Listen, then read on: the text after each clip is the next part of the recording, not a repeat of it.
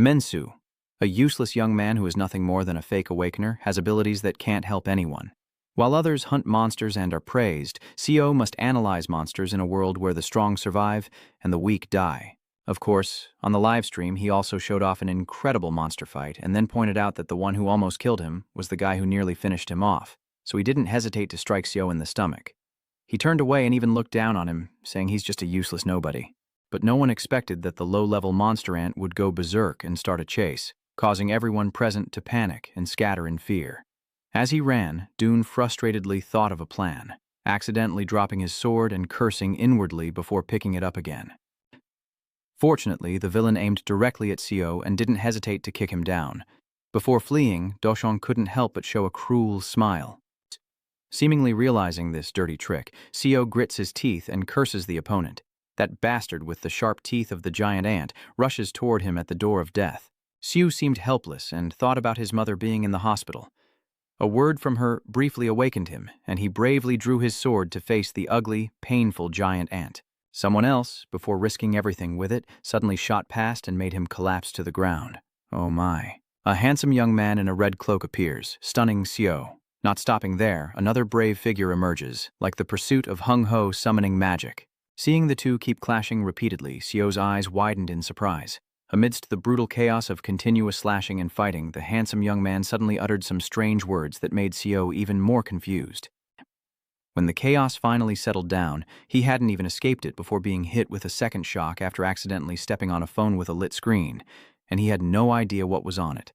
It appears as countless people with hollow black eyes and darkened faces on a strange tuber screen. Currently, 3 days have passed, and the bright mountain scenery outside the cave is peaceful, as people rush out and collapse to the ground, all panting heavily. Dune, breathing heavily and annoyed, muttered, "What the hell is with this darkness, and how did I end up encountering a high-level monster in a C+ dungeon?"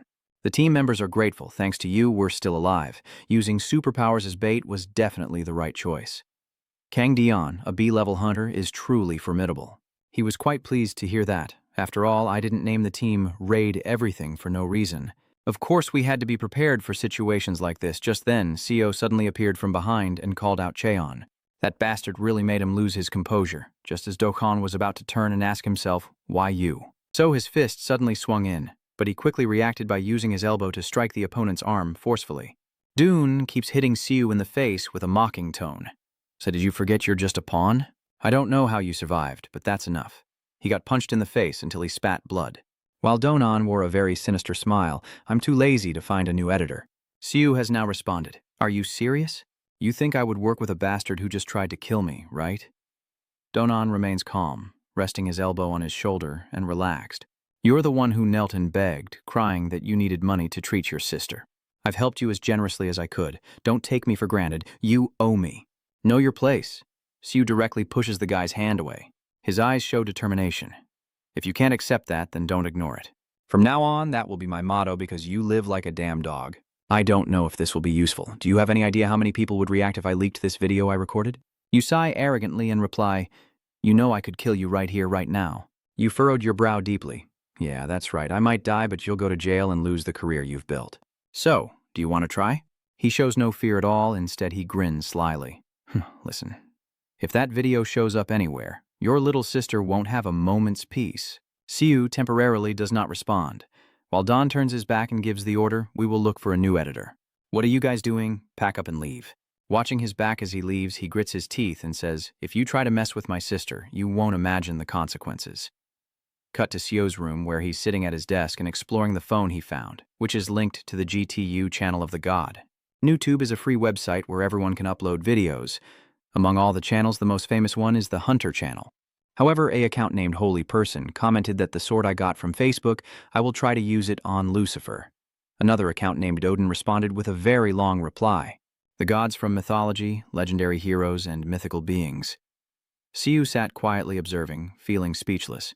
Did they activate this? In my subconscious, I somehow remember that guy from back then. So, who is that person? Why did he give me this phone?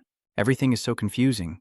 But if it's real, if they really opened Sio's YouTube channel and said it out loud, there would be at least 1 million subscribers.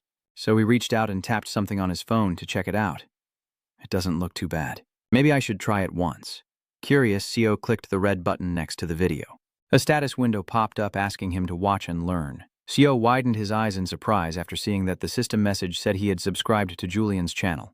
He even received a notification that he had subscribed and gained knowledge, making him look utterly clueless. Huh? S+ only exists as a classification, not an actual rank. The 13 heroes who fought against the Demon King are believed to have S- level traits, but I got it just by pressing the subscribe button. Sue raised her hand and observed. No way.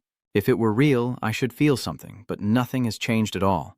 Is it just because it enhances your observation skills and intelligence? If so, then it's really hard to notice the difference right away. Suddenly, Hack Queen's video suggesting a free personal training session on how to break into houses for the 10,000 subscriber event made him hesitate before clicking the red button.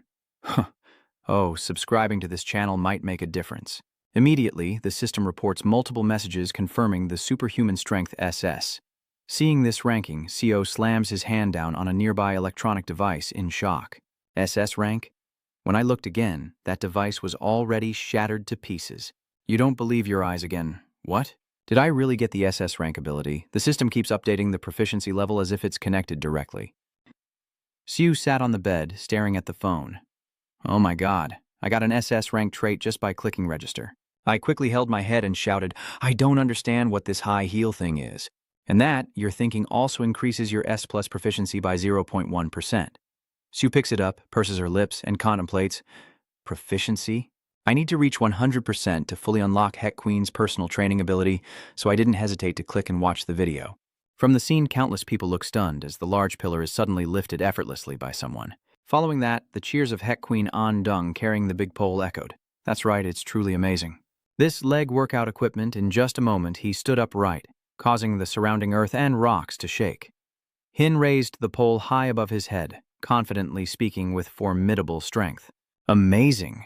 Sue watched with her mouth open in awe. What is that? Oh my god. Oh my god. He's so disappointed and shocked that he hurriedly canceled his subscription. Oh, how could I do the same? I understand why he only has one subscriber. I could never do that. But then a cold splash of water slapped him in the face. He couldn't cancel the subscription. Huini saw him smiling happily and thought this skinny guy could come at any time, but he wouldn't be able to leave. The more he pressed, the system kept telling him it couldn't cancel the subscription, making Seo feel like he was about to lose his mind. I can't cancel the subscription? Hacken on the screen even shows bulging muscles. See you tomorrow, then. Just at that moment, she called with the number from the bastard calling. Who's calling me? Seeing the name, Seo gets angry. Why is this guy calling me? He shouted loudly after answering the phone. What do you want? Dune here chuckles softly. Oh, when I actually answered the phone, I thought you had blocked me. Sue calmly and patiently asked.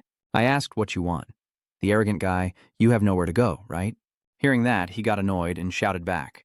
Did you call just to mock me? I just wanted to have a quick chat. Sue didn't even bother to listen and instead cursed at me. That bastard still acts condescending. Don't be so vindictive.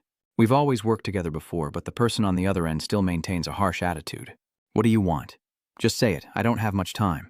This made Don Qian a bit annoyed, so he decided not to waste words and explained that SH Group wants to cooperate and stream together. Do you want to join? Sue looked surprised. SH Group, South Korea's #1 financial company.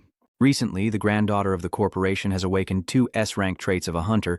I guess they want to enter the hunting industry. Meanwhile, this Dune guy still told me to guess that they want to expand their business, so they want to see how this industry works. It's SH Group, what do you think? Sue on the other side firmly replied, no way. He quickly offered a huge price. Is that really true? So, I will pay you 5,000 for each video. Hearing that, he was even more amazed. It's 5,000, huh? Dune played on his obsession with women to keep him going. Do you want to join now? But Seo still remains firm in his decision. Still not. He seems to be gradually losing patience. Hey, that's 10 times higher now. This is a win-win deal. Both sides benefit. So, how much do you want? He immediately named his price. 50,000. The girl eavesdropping looks shocked. Huh? 50,000? Are you crazy? Do you really think you're worth that much? He wondered if she knew that the SH Corporation paid him a lot of money. The system has notified that your proficiency and understanding have increased slightly. Sue took the opportunity to smile. Let me guess, why does the SH Corporation want to stream with you instead of S-rank hunters? Dune was a bit surprised to hear that. Guess what I think? I reply with a confident tone. It's very clear. His granddaughter has awakened 2 S-rank trades, the chairman of SH Corporation. Han will definitely not just sit and watch. He wants his granddaughter to learn the basics first. And what is the basic rule for hunters? It's how to kill monsters. The reason your channel has thousands of subscribers and can make money is because of my unique analytical skills. So the reason Chairman Hanta-san chose you is not because of you, but because of my knowledge. Hearing that, Dune pursed his lips with a look of horror. But 50,000 is still too much. Siu's face instantly changes. You don't want to? He seemed to struggle between two choices, gritting his teeth, then he slammed the phone down. If you can't borrow money or something, find someone else. The next day, both of them were inside a B-class dungeon. As soon as Sio saw him, he frowned in displeasure and questioned him. When will you transfer the remaining money here? Dune, already annoyed, became even more irritated when he heard him ask that. I told you I would transfer it when this was over. When did Han Shurcharen arrive? Suddenly, a noise from behind caught both of their attention, and when they turned around, they saw her brightly introducing herself. I am Han Shurcharen, the participant in this raid. Let's get started. My heart skipped a beat, and I was even more amazed, thinking to myself, is this girl Han Shurcharen? She's so beautiful. Her proud demeanor makes Sio realize she will be difficult to approach. Thinking of that, a faint smile curled on his lips. Well, as long as he gets paid, he's just doing his job. In front of them now is a monster wielding the dark power from a B-class dungeon. Everything is ready. Everyone recognizes the massive beast standing before them. It's a black crow. Seeing the opportunity, he started to show his understanding again. That's right, that monster is ranked B+. Among B-ranked monsters, it may be a B-ranked creature, but with a recovery ability close to immortality. Those who don't know how to attack will die. Just like Mu told him, the strategy everyone knows is to target the heart and cut off its head until it can't recover anymore. As soon as Dune finished speaking, Charon charged forward without hesitation, her eyes showing no fear at all, only a determined and strong-willed expression. Charon tightly grips her sword, leaping higher than the black crow.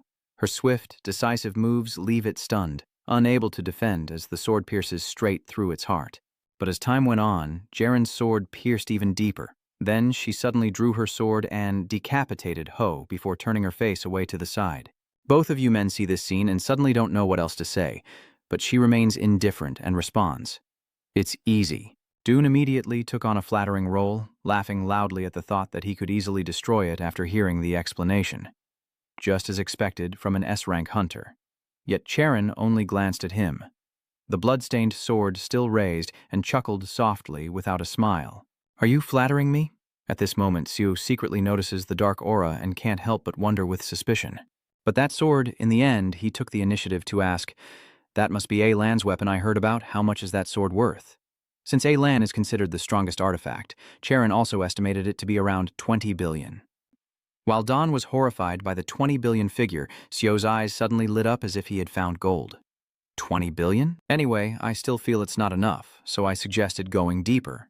They continued along the narrow path deeper into the dungeon until an hour later when Charon's feet were soaked in Ho's blood plasma, and she finally felt a hint of satisfaction. I think I'm getting the hang of it now. It seems there's nothing left to bury. I guess we should end it here. Dune suddenly appeared out of nowhere, gripping her hand tightly and bowing his head.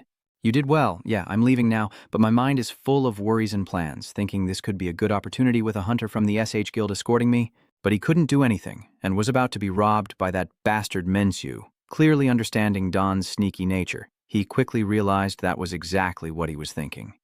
Which was good for him. I don't know why. Just as they were about to leave, the surrounding atmosphere suddenly seemed to shake violently. Charon stood there stunned, wondering what just happened. What was that? Dokhan, who already had his own plans, was even more delighted. This was his chance. Based on this size, isn't it a high-level monster? But according to my intuition, I don't think so. No, this isn't a high-level monster because its size, shape, and the source of its power all are very different. Therefore, Sio guessed that it was a boss. Its sudden appearance and fury seemed to turn everything upside down. In that moment, Charon suddenly had a bad feeling. But her gaze remained strong and determined. Facing a boss that was almost overwhelming in every aspect, her strength seemed even smaller. At first he planned to take this opportunity to deceive the others, but when he couldn't even fight back, Dion started to hesitate. And then, without wasting a moment, he abandoned everything and ran away to save himself. Damn it, run away. But the fire of rage in Bosro's eyes still keeps burning fiercely. It charged forward in a frenzy of rage, knocking her down to the ground, and that was just the beginning of what Boss Cho had set in motion. A series of ranged attacks are launched continuously, culminating in a fatal blow from behind those who just tried to escape. When things got worse, Don, who valued his life more than gold, kept running headlong without caring about his teammates behind. Until the most dangerous moment, only one thought ran through his mind. To hell with the SH Corporation, and her, I have to survive first. Don has to run, he's running, damn it, he can't die. He has to run away from here as fast as he can. But his instincts suddenly tell him that something is terribly wrong. As soon as Don turned his back, the boss was already ready with claws to destroy him. His face darkened, trembling all over as he muttered in fear, I'm doomed. And surprisingly, even though Dok Cheon ignored Jaren's life or death, in the end she was still the one who helped her husband escape. However, that didn't last long, because from the very beginning, Cheren was no match for it. And it only caused her to suffer more injuries before being pushed out of the fight. Cheren was almost unable to resist, gradually losing her balance and falling hard to the ground. It was also the most critical moment when Boss Crow was about to seize the opportunity to deliver a finishing blow, and her mind kept echoing with the thought that she had to dodge. Then, at the most dangerous moment, Cheren managed to get back up against its ferocity and narrowly escaped with her life. She took the opportunity to circle behind, but Boss Crow's eyes lit up as if he could see through her intentions. But she completely didn't realize it, still stubbornly trying to rush forward again. Its knowing-looking eyes seemed to be giving a warning. This leaves Cheren a bit stunned, not yet able to regain her composure and stay alert, as the distance between her and its destructive fist narrows dangerously close. Then it clenched even tighter and rushed straight toward her, but she still refused to give up hope. Even if it's just a small threat, and Boss Crow as well, it will destroy everyone present there. Until the very last moment, it becomes berserk and unleashes its fury on Cheren.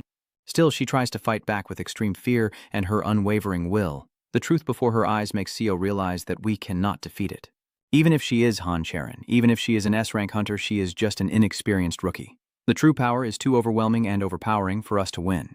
Basho also quickly turned his fury towards Seo, and in that moment he thought that his only option was to ignore Han Cheren and run away. If not, he will die, and that would be a sad ending for Seo, but Seo still believes there is one more way to save him, or trusts in Gotup's SS superpower whose rank he doesn't know. Suddenly, a familiar figure rushing past broke his train of thought, as Dune was running for his life, despite the sacrifices of those helping him still being in danger. Everything that happened suddenly left Seo in a daze, unable to believe what he was seeing with his own eyes, while Dune was still silently blaming himself in a frenzy. This happened because of his pointless investigation. Die menu when you see him struggling and in trouble. I don't know what Seo was thinking, but his face suddenly turned pale and his eyes looked terrified like a lifeless person. Despite its overwhelming power, Cheren still tried to resist. Unaware, in his subconscious, there was only one thought. We cannot win. So it kept urging Seo to abandon everything and run wildly away. Either he will die a shameful death and then rush forward, or Seo will shout loudly so she can hear from this side, threatening her with money and power. And for him, when you die, those things are useless. But in front of a major boss, who is almost the one deciding this situation. If he leaves Hancher Cheren here and runs away no matter how hard she struggles, Seo is no different from that damn scumbag Cheon who abandoned him and ran away just out of fear and selfishness. Even Boss Crow was somewhat surprised that he could face the terrifying punch head-on. Cheren was even more surprised, filled with doubt, wondering, can he really withstand its punch? What kind of monster is he? Then he stood behind him, staring intently at the creature as if Seo was wrapped in a wave of spiritual power, then straightened his back and stepped forward toward the monster. Suddenly he paused for a moment, lowering his face to steady his breath as if preparing for something. In that instant, he seemed to have grasped the incredible power of Hack Queen. I don't understand why Boss Crow suddenly punched the wall so hard, but in an instant it pulled back its hand, clenched into a fist again, and changed direction to attack. Seo knew this, but still made no attempt to dodge, instead facing it head-on. In that punch, it poured in a lot of strength to knock out the opponent, but he remained resilient. Even Bosro had to look at Seo differently because of this. His intuition told him that the right moment had arrived, and Cheren seemed to realize his next move, immediately focusing all her skills. Then, just like before, she jumped from behind to ambush, but suddenly his face turned pale and his eyes were still dazed, not understanding what was happening.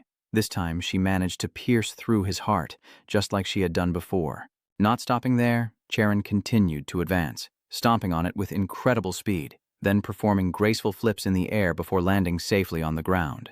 Finally, Charon clenched her sword tightly and charged forward to deliver the final blow. She was able to cut off the head of Boss Crow with her legendary sword. Thanks to their perfect teamwork, they were able to turn the situation around. Still, Seo kept doubting and wondered, is it over? Clear-headed S+ indicates that something is wrong. Many types of bosses can change form, so transformations happen naturally. In this case, too, a bad feeling suddenly arose in his mind, and he shouted a loud warning to get out of the way. But it seemed he was already too late. Charon has been caught. No, if Han Charon dies, everything will end. But he couldn't do anything. If all the traits Seo received from Gotup were real, even if they are weak now, and if they are his strength, Seo could buy some time, so he had no choice but to step forward and tighten his grip on its finger to turn the tide. Seeing how stubborn he was, Charon couldn't bear to, tremblingly saying, "Run quickly." In that moment, Seo continued to aim for its heart. Even though she was restrained, she still struggled to break free. Seeing her keep fighting, Boss gradually lost his composure and let go. Charon's eyes shone with determination as she confidently replied, "I understand." Then she leapt high again, ready to face him head-on once more. Seo kept encouraging him, saying, "Trust me and move forward." Boss, who had to control both of them at the same time, was starting to lose patience. His eyes darkened as if he was about to unleash his fury, and his domineering presence made him look so oppressive that hatred filled his eyes. Seeing that, Seo only smirked and tightened his grip around him, further distracting Boss Cho so Charon could approach more easily. Every move she makes leaves a long slash, causing it to scream in pain non-stop. Charon still keeps a safe distance to seize the opportunity to strike, and finally, a stab through Boss Cho's deep chest. Seo could hold on for half a second longer, but there was no time to explain how to attack Cho.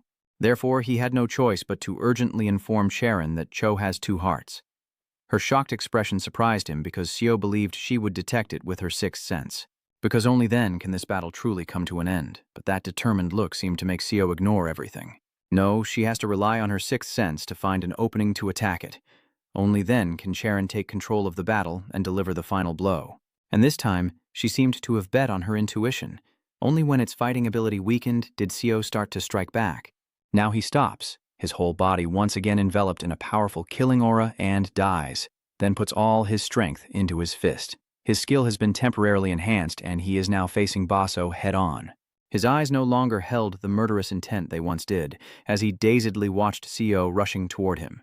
In an instant, his punch seemed to carry a seismic force that completely swept everything away, marking the end of the battle. The surrounding atmosphere seemed to shake violently. Charon was surprised and amazed, thinking to himself, "We've won." Suddenly, emerging from the hazy smoke, Seo, covered in blood and slowly staggering out, made her scream in shock. Then Seo nearly drained of all his strength and fainted. Charon was still stunned, wondering who he was. I don't know how long it has been, but I slowly opened my eyes, and seeing the unfamiliar scene before me, Seo faintly guessed what was happening. Hospital? Just as he was dazed and confused about what was happening, a sudden voice rang out. "May I ask?" Her sudden appearance was enough to make Seo gasp in surprise and shout out loud, "Hanjur Charon, what are you doing here?" With that half-hearted look as if you can't believe it. "Don't you see the transmitter? I brought you to the hospital because you're seriously injured. All your muscles are torn apart and your ribs are broken. How do you feel?" But the only thing on his mind right now is that she's sitting too close. Charon kept staring intently, making Seo suddenly go speechless and unsure of what to say. But then she suddenly reached out and touched his forehead, causing him to jump as if struck by lightning and his face to flush bright red. Seo froze stiff, letting her do whatever she wanted, making the atmosphere suddenly become tense. In his eyes, only the image of Charon carefully tending to him appeared, as if he was slightly feverish. "Come to think of it, we haven't introduced ourselves yet. What's your name?" "My name is Menu." That kid suddenly made him feel a bit confused and wonder. Didn't she already know about that? Well, she must have known your personal information when you were transferred to the hospital, right? But somehow Charon seemed to see through that thought and calmly replied, "I need to confirm it myself." "What? Does she read your mind or something? I heard that her special ability is a sixth sense, and it's not some kind of trick. You must be tired from waking up, but I want to make you an offer. Everything is happening unexpectedly." Seo, somewhat skeptical, asked, "An offer?" "Yes." She looked straight into his eyes and asked, "Do you want to join my team?" "Your team? Is it because I opposed Chow?" "What do you think about the 1 billion salary and the 1 billion military? Moreover, we will negotiate the profit sharing of monster items based on your contribution." "That's crazy. 1 billion in salary and items from monsters. And I heard your sister has a blood disease. She's been taken to our hospital, right? We will provide free care for your sister at SH Hospital. Charon's appearance at that moment truly brought many surprises along with his growing suspicion. His eyes gradually became wary, his brow tightening as he waited and asked, "What do I have to do to deserve that price?" Hearing this, Charon immediately suggested, "Come up with strategies to deal with all the monsters I prepare to hunt." As night falls, Seo is alone in the cold room. Tranchok can't sleep and keeps pondering. Should I have refused? At that moment, Seo replied without hesitation, "I want to decline your offer. I understand. If you change your mind, let me know. I still owe you my life, so I will repay that by paying your brother's medical bills." And I told myself I must not. I have to believe in Godup's abilities. The wisdom of S+ and the superpower SS he possesses there. Got to exists. A channel of the godly can make low-rank hunters become supporting characters without having to limit themselves by accepting the offer. Moreover, Seo's deadly illness, Seo must find a way to cure it at all costs. Your brother Menno's sister. She was once caught in a dungeon explosion and suffered from a blood disease. This blood disease currently has no cure, only symptom relief. But with Gotup, if Seo learns their traits, he could definitely cure SE's illness. However, usually the materials used in treatment are red earth, and this is also a rare disease. Ku also promised himself that he would need a lot of money. Now let's just finish editing the $50 million video. You keep lost in your thoughts as you review that clip. Suddenly, the scene made Seo gape in amazement. At the right moment, Charon examined the sword in his hand and guessed its value to be around 2 billion. So Seo suddenly had an idea. What if he created equipment and sold it? He could make billions instantly, but he only had one registration ticket left. If you want to register more, you need to sign up for a membership card which costs 1 million. The only way to create weapons is to learn metallurgy. Johia's 99 level was transferred to Facebook. Johia was stolen from Tho and upgraded to Plon 99. Despite still feeling uncertain inside, Seo decided to register for this alchemy channel. Suddenly, his phone received a notification that made his eyes widen in shock. You have subscribed to the Facebook channel. You have received the Divine Alchemy Technique. SS Grade Alchemy Technique. The first thing Ku did after registering successfully was to watch the research video with a calm voice and then focus on forging the weapon. Facebook typed and said, "Don't be afraid of failure when upgrading your weapons. These days, no one has any courage." No courage. You have to be prepared for your weapon to be destroyed. Why should you be ready for it to be destroyed? Why do all the gods behave like this and the system keeps notifying me that I've corrected my incorrect knowledge about alchemy with a slight increase in proficiency? The next day, in a corner of the exercise yard for patients, Seo was already there early, diligently doing pull-ups. Even in the hospital, he didn't want to miss a single precious moment of training. The patient's body menu looks better, right? Really? I don't know about that. Do I look better? The doctor says his recovery is so fast it's hard to believe, even for a hunter. He might be discharged tomorrow. Discharge already? Faster than I thought. Seo needs to train more before leaving the hospital. Even though his superpower proficiency is gradually improving and showing positive signs, if Seo uses his superpower too often, his muscles will be destroyed like before, so don't forget to train. Suddenly, a familiar voice from behind speaks. "Are you okay? I heard you'll be discharged tomorrow." "Yeah, somehow. When I was transferred to the hospital, I was really worried because you looked seriously injured." But as he reached this point, a hint of sadness appeared in her eyes and she hesitated. Weren't they saying he needed at least a month of treatment? So he was discharged after just a week? I guess you're probably the most disappointed that he left the hospital early. Seo also had no choice but to helplessly smile and give up on his sister. Don't neglect your treatment because he's not here. You don't have to worry about the money. I know that. You received free treatment thanks to Charon's request. His face was full of disbelief and amazement as he asked. Charon told me that. She said she has no siblings, but you look like her. What? Han Charon? When was that? No, have I ever met Han Charon before? Of course, she just drops by sometimes. She visits her. Why didn't you notice? Sometimes she comes while you're training and just says, "You're doing fine," before leaving. Shit, that suddenly made Seo curious. Someone busy with hunting work at SH is visiting? Does she still want to recruit me? So what? He asked with a smile. Maybe she did it because she liked you, but you immediately denied it. No, I don't think so. No, I'm quite famous. The nurse keeps telling you to forget it. Stop talking nonsense and go inside. You have to go somewhere. Where to? Sue's lips curl slightly, his determined face answering. To make money. At the Goban Cave, a high-level dungeon. The Gobans with glowing red eyes and sharp claws on their hands all move forward together. They rush wildly, swinging their claws to tear and shred. Seo quickly dodges their attacks. I muttered, even though I know goblins act in groups, there are too many of them. The goblins began to draw their weapons. One goblin swings a spiked club at Seo, who immediately sits down to dodge. Shu clenched his fist and swung it straight ahead. The goblin receiving Seo's punch was cut in half, blood splattering everywhere and splashing onto Seo's face. He's a bit surprised. Explode completely.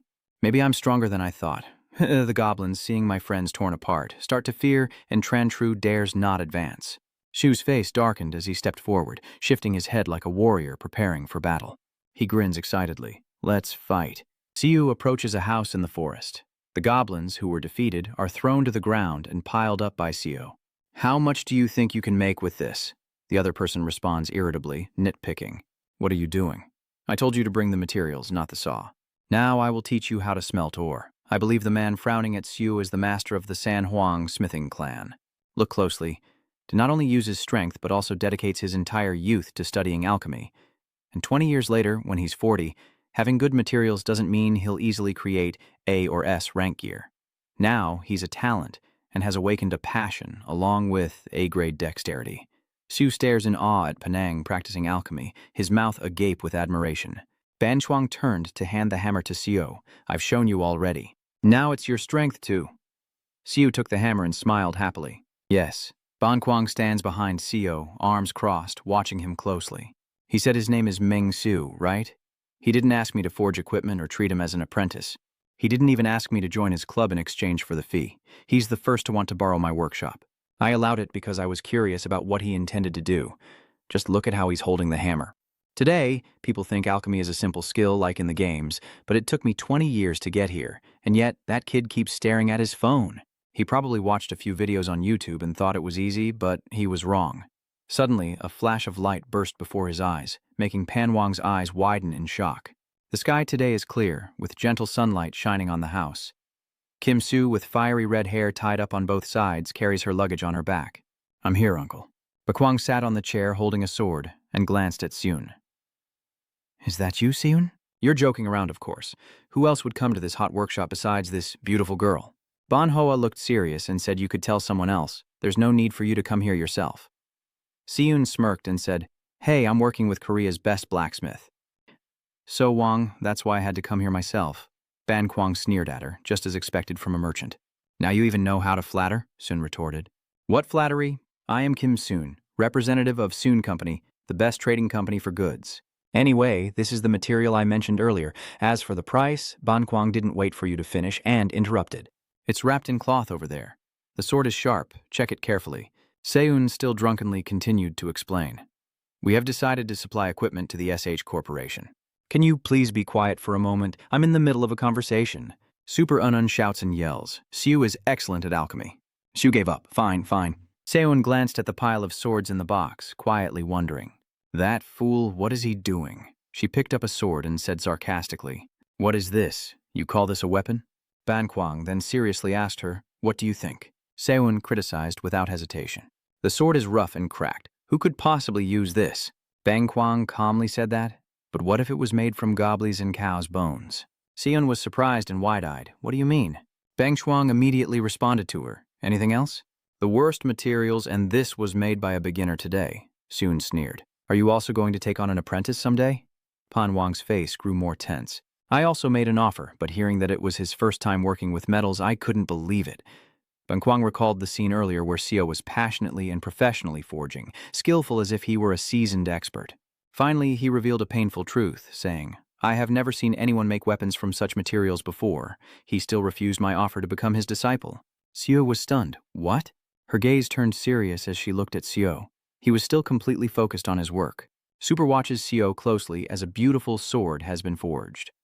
The system displays a series of notifications indicating a slight increase in the mastery of the SS God's alchemy skills.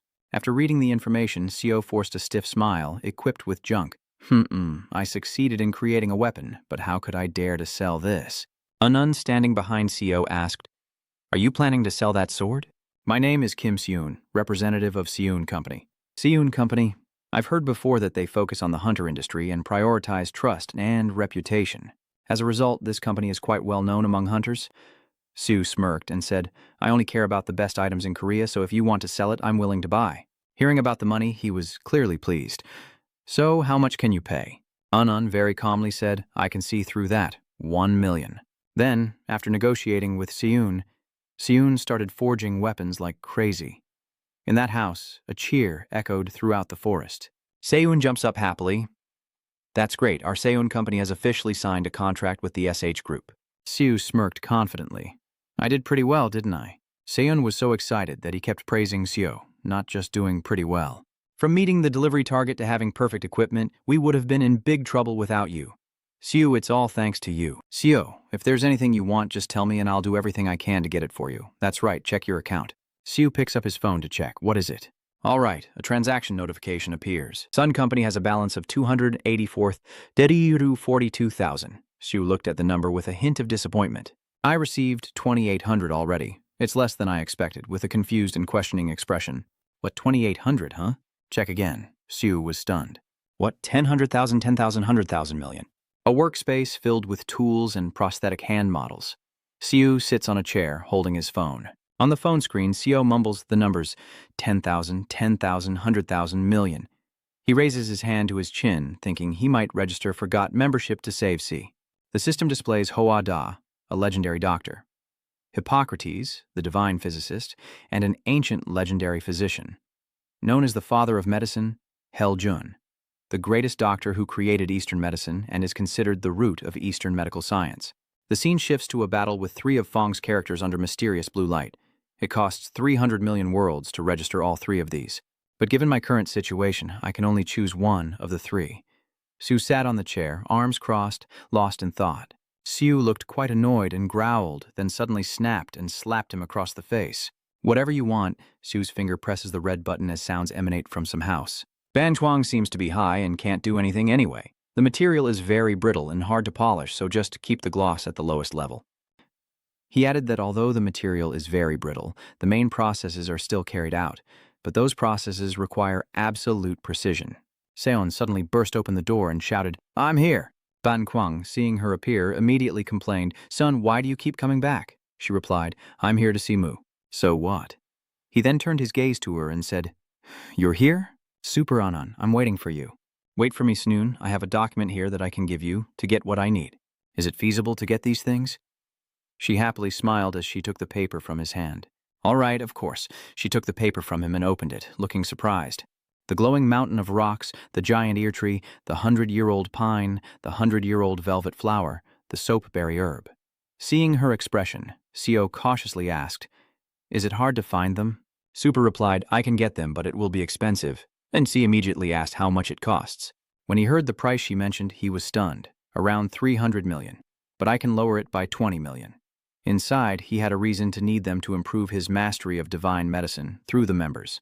Through the guild members, I registered for Huatuo's Divine Medicine SE+, and thought of a man who would be very difficult to master on his own because I don't know where to find those herbs, or who sells them. If it weren't for Soon, I wouldn't know how to find them. He was slightly startled as a voice suddenly rang out. Should I try to get them? He replied with tears in his eyes. Yes. Shu thought he received 280 million from Seun, but he also had to pay her 280 million and would lose 4 million by the end of the month. The membership fee is 100 million W. I need to consider the registration fee I have to pay at the end of the month. I need to make money right now, but even if I earn more from forging weapons, how can I make 100 million? Suddenly, Seo was startled, his eyes wide open. There was someone who had once raised a finger in his imagination. Ladies and gentlemen, his head suddenly lit up with a name, then he smiled with envy. The scene shifts to a bus carrying many passengers. There's a red-shirted older brother staring intently at his phone, angry. Nothing at all, really calm. Suddenly, an image of Seo with a blue megalodon appears on the screen. What's wrong with him? He clicks on the screen showing his image. The video then shows a scene of a green meadow with many blue sharks submerged in water. Seo appears, with half of his face visible, and a blue hyena costume, stepping forward before a hyena mouth appears, and growls. He takes off the crocodile mouth, glances through the lens, and says, Do you know that crocodiles are not horses? When half of the clip is shown, the red-shirted older brother with a shocked face immediately says, What is this kid doing? Disguising as a hippopotamus? Then the video shows Seo looking at the blue hippopotamuses. The monsters you're seeing are called hippopotamuses in Korea, but elsewhere they're called hippos. As you can see, they look like hippos with hippos, and the term or code is used, but the hippopotamus is not from the horse family. When hearing the previous clip, the man in the red shirt put his hand on his chin and thought about the character. Or is the code used for the hippopotamus? In the next clip, CO raises 2 fingers. Actually, they belong to the cattle family. More precisely, they are part of the Iodictyla order. Going deeper will give you a headache, so I'll stop here. Anyway, Shio just snatched the red cloak away. Let me show you how to conquer the hippopotamus. First, make them interested in a red cloth. The cow is not disturbed by the red color, but is attracted by it. He eagerly shows the red cloth as a challenge. At this point, the hyenas are all calm, just standing and watching without moving. Suddenly, their eyes turn bloodshot and the hyenas charge forward. They march straight toward the spot where CO is holding the red cloth. He smiles cunningly, revealing the way to conquer the hippopotamuses. Second, just hit and catch them. The red-shirted older brother sitting on the boat felt a chill run down his spine. Is this his tactic? Sue laughed fiercely as he charged quickly toward the hippos. He smiles confidently and challenges as he charges in. The hippos open their mouths and head straight for CO. And then a flash of light appeared. The battle between CO alone and the herd of hippos erupted. The ground is quiet and still, with a lone figure standing there unharmed. The image of the monsters lying there and him raising his finger. What do you think? It's easy, right? The man in the red shirt stands frozen in shock, mouth agape, unable to believe or speak. There are still other beasts raging with glowing red eyes, and CO excitedly rushes forward to punch the spicy, sour noodle hot pot. He didn't hesitate to land another blow. The third noodle hot pot made Sue feel more and more dizzy. Lao misoba. The older brother in the red shirt stares closely at the screen with wide, surprised eyes. He raises it again with a confident look and a satisfied smile. If you find this tactic helpful, please like and subscribe. The notification bell rings again. A flood of comments appears. Wow, this guy is crazy. Went to the Englishman's apartment but couldn't speak English. Damn it. Defeating them with bare hands? That's too much. The kids are knocked out. Our hippos have all fainted. When they're happy, they bark. Go, go, go. What the hell is this? Views 3628. The boy who conquers the world has 243 subscribers. The scene shifts to a hand holding a phone ringing, and he smiles contentedly as planned. The image shows CO's follower count on his personal page. He quickly swipes on the phone screen and smiles like a winner. It seems they like this video's content. Siu pondered. This time the positive public reaction is due to the power of media. I can't keep fighting low-level monsters forever. He looks eager for battle and a bit funny. Good, I need to take advantage of it while he's popular. Shu, when angry, punches gold pin monsters in the face to boost his power, because the high demand requires increasing stimulation to keep viewers interested. That's my expertise. Analyzing monsters and devising strategies is my job anyway. Having 1 million subscribers is no longer a dream, and a little blood is flowing from my hand, but there's a problem. Siu is quite surprised by his own health issues. A nosebleed? I'm a bit dizzy, my head is pounding like a hammer. Siu clutching his head in pain. I need to edit the video. His eyes are bloodshot, his nose still bleeding, looking very frightening, with dark circles under his eyes. Siu staggered as if about to fall. His head slammed hard against the edge of the table, then he fell to the side, hitting his head against the chair again. Siu collapsed, hands on his forehead, crying out in pain. I've worked too much. He opened his eyes, looking unsteady as the ceiling appeared from Sio's perspective. Where am I? My ceiling. He sat up and held his head. Did I just faint? Thanks to HQ Queen's superpower, it only fainted. Siu pinched her nose with a small piece of paper and then raised her eyebrows as she looked at her phone. I need to quickly edit the video. How long have I been unconscious? The phone shows the time. He was shocked and surprised to realize he had been unconscious for so long. You've been unconscious for a day? Siu lowers his head, grinding his teeth in thought. If this keeps up, I'll die from exhaustion before making any money. He sat up, staring with a vacant look. I have to hire an editor. The scene shifts to a coffee shop. Siu is sitting in a coffee shop drinking water, and his phone shows a notification looking for an editor. I didn't expect there to be so many applicants. Applying for the editor position. The boy conquering the world is applying for the editor position. Are you still hiring an editor for the application documents? I really want to be the editor for the boy conquering the world. You said it's because of the high salary? There are as many candidates as there are idol competitions, huh? Siu smirked with a quite satisfied smile. The base salary is 3 million won, plus bonuses based on views. As expected, having money is the best. He looks at his phone, resting his chin on his hand, so I need to choose someone who can help me make more money. He quickly scrolls through the video, and the sound effects in this one are more fitting and humorous. His editing skills are even better than mine. The phone screen shows a clock, but he suddenly gets furious and starts yelling. Why hasn't he arrived yet? Siu feels disappointed. He said he's Peru. The phone screen shows the chat window between him and the job seeker. Candidate 14, can we meet tomorrow at 1 o'clock at the cafe? Yes, I understand, you glare angrily. The appointment is at 1 o'clock, and the job seeker has arrived now. Sorry for being late. I'm Peru, not only his name but also his way of speaking. Isn't he like an uncle? Siu looked at his phone, so that's even better. He must be very experienced.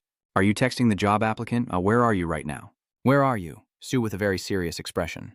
He didn't read the message. Is he on his way? Siu closed his eyes and crossed his arms, waiting for the person to arrive, asking to wait a little longer. He remained silent for a long time, until Siu suddenly snapped and stood up, pounding the table in anger. Damn it, you bastard. Sorry for being late behind the building, he glared with an angry face. I am here for an interview. Backdock you arrived in a hurry. Are you the menu? YouTube editor candidate. Backdock you. Siu was quite surprised, looking very shocked. What do you mean? That's right. What kind of backdock you is that? I thought he was a boss. The other person awkwardly apologized. I'm sorry. He sat down, resting his hand on the table, straightened up, and asked, Why are you so late? You didn't even read my message. She shyly bowed her head and said, I stayed up late editing a video, so I forgot to make lunch for my brother. I couldn't read the message because I was rushing here. I'm sorry. Siu was quite stunned. What? Editing a video? Director Yu bowed his head, then looked up with an apologetic expression. It's the video attached to my job application. He was stunned, so you only edited it in 1 day? She quickly waved her hand. No, just 3 hours. 3 hours? She is worried. What's wrong with him?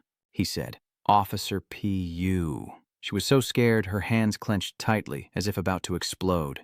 Yes. C.U. smiles triumphantly. When did she start working? Dr. Yu was extremely surprised. Aunt? Right now? Yeah. He smiled slyly. Min Thuong takes 8 hours to edit a video, but only 3 hours.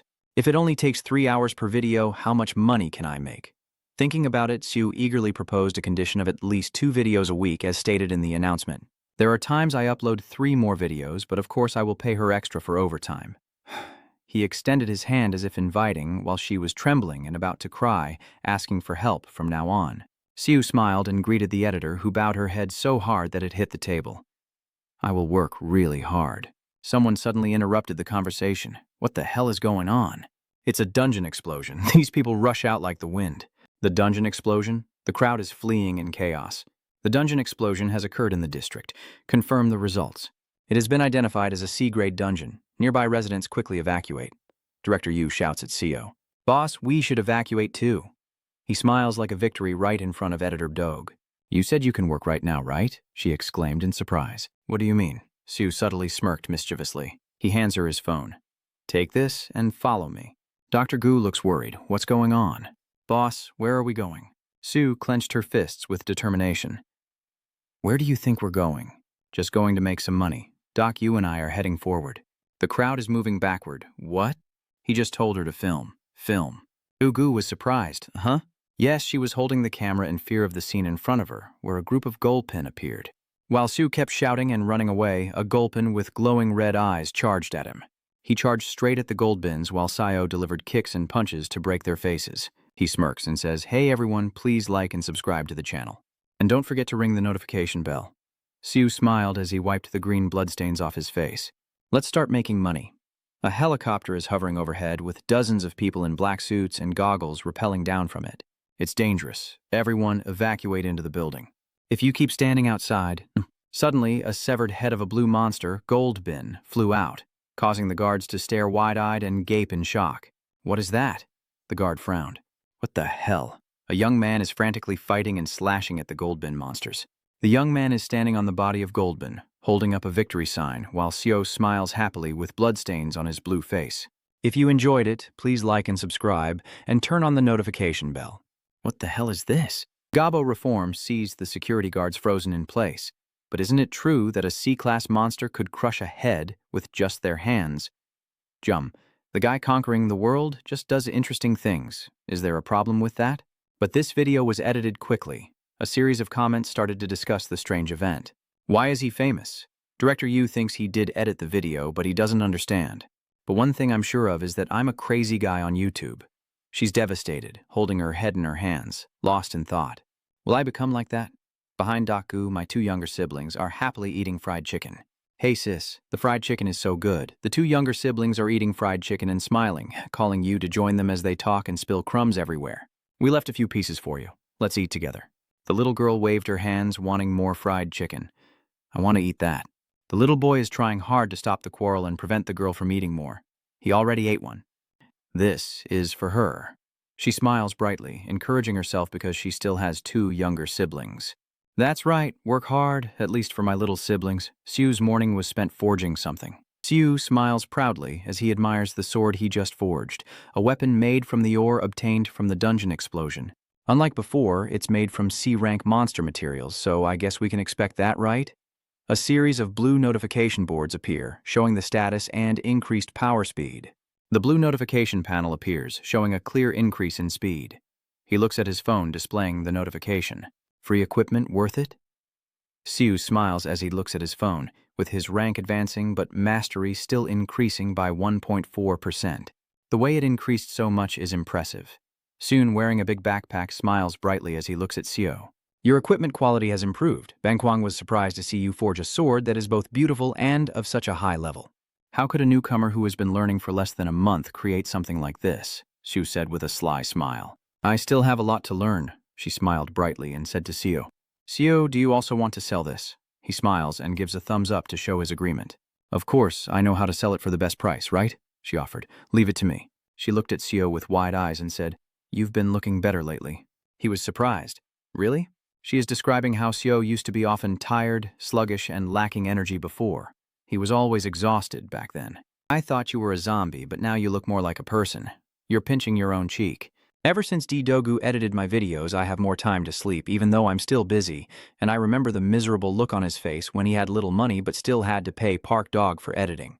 Although last time, after paying a lot, I realized my living expenses were almost gone.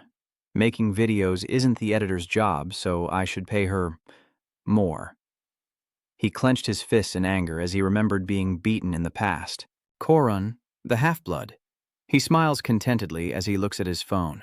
There's nothing to complain about her editing skills because she's very diligent. I'm really happy. Siu asked her about the herbal medicine. That's right, Siun, and what about the herbal medicine I mentioned last time? She slapped her hand suddenly as if she remembered something. Sorry about that. Seun, with a proud and confident look, raises both hands to hang a small bag. Of course, it's all gathered. That was Siu's first request. I was quite surprised by her ability. Is that enough? That's amazing. She is confident, of course. Seun confidently smiles and raises both hands in front of him. Unun only exchanges the best items from Korea. He asked, Why do you keep saying that? Seun glanced at Siun, who was holding the bag, and asked how much money it was. How much is it? She looks at the price quote on her phone. The total is 2,124.440 million, and he stiffened when he heard the large number. That 212.440 million is a huge amount. But since this is Shu's first request, I will reduce the extra charges and sell it for 200 million. Next time, I will give you a discount. Hearing that, he also nodded. Thank you very much. Super tilted his head and raised his hand to his lips, asking, What are you planning to do with so many herbs? Siu paused, then smiled as if eager to learn, perhaps about medicine. Herbs are considered the medicine of heaven and earth, derived from animals, plants, or minerals. They are mainly prepared as decoctions, powders, pills, or ointments. He sat cross-legged writing. This is a talented doctor, Hoa Da, and these are the most common forms. He is a famous doctor. The mixture of English words intertwined with Vietnamese made him silent and confused. He's sweating bullets. What is he talking about? He frowns in anger. At this rate, I won't be able to increase my mastery of divine medicine. A series of notifications appear, indicating you have gained advanced knowledge. The proficiency of Clarity S+ has increased slightly. You're increasing your proficiency level in front of the computer screen without realizing it. There is an image of a brown ceramic jar containing herbs and leaves. The proficiency of Insight S+ increased by 8.7% plus 1.4%. The images of herbs such as wood, leaves, roots, and plants relate to learning how to use medicinal herbs for healing, research, and combining knowledge of their functions. The notification appears, showing a clear increase in power. CO is confused. Really? A series of notifications keep popping up one after another. This just makes him frown like he's about to blow up. What does he mean by making everything so complicated? Behind is the image of a locked window frame. You have prepared a good prescription for yourself. Siu stood up. His mastery of Divine Medicine S+ increased slightly. His mastery of Divine Medicine S+ rose by 0.9% to 0.5%. A pale blue-black liquid is bubbling up in waves of bubbles that look like poison rather than medicine. Can I drink this? The system says it's good for your health, so doesn't that also mean it could be harmful? Be brave and drink the entire vial of the medicine you just prepared. Just try it and you'll see. It's only medicine from divine healing arts. How could it kill me? After drinking, Sio lay sprawled on the ground with the liquid spilled on the floor. He cried out in agony, his mouth still stained with a few drops of the herbal medicine from losing money. My money, the price of the herbs. Siu rummaged through his pocket for the phone. He looked at the screen, tears welling in his eyes. You have absorbed the medicinal decoction that is good for your health. The proficiency of SS superpower has increased slightly. He sat up, eyes wide and staring intently at his phone. Raising the proficiency level of superpower, it should still have some effect, right? Should I lick it all off? Shu goes to a place where a bunch of red-eyed fallen angels stare intently at a red-eyed fallen angel curled up in a hanging bamboo, which is an E+ class vampire monster among the fallen angels. There's a reason I came here. You filming with your phone caused the flying creatures to wake up and scatter in all directions. First, film a video about whether the falling creatures are rats. Second, use the corpse of vampire falls as equipment. And finally, studying the disease from the vampire dragons. Sue looked up at them because they live in small groups or at most hundreds of individuals, and all kinds of diseases originate from them. He holds the camera and looks seriously, but even the fallen creatures are not immune to disease. If they carry pathogens possibly related to blood illnesses, then we need to find out why they can resist the disease. It could lead to clues about Seoa's blood disease treatment. It won't be easy, but with divine medical skills, it's possible. Suddenly, something rushes from behind, feeling something. It's not from the falling creatures, but from something else. Sue quickly turned around to see if there was anything behind, hiding behind large rocks for now to avoid detection. 3 people with shields and swords slowly entered the cave, looking around. Aren't those guys Kangdoon's subordinates? How did they get in? Siu looked down and thought, as long as he was assigned to the dungeon by the Hunter Management Bureau, other hunters would not be allowed to enter. Of course, sometimes I happen to run into Kangdoon's followers like this. Yeah, those guys are charging forward aggressively. They must be C-rank hunters. What are they doing in the E+ dungeon? No matter what happens, it seems like they're tailing me. The dungeon is an isolated space with no network connection. Behind CO, meaning you won't know who might die in here. What should I do now? His feet step back slightly. Why am I thinking about this now? His eyes turn wild, his hands clenched into fists like a predator ready to strike. When I beat them to a pulp, I'll figure it out.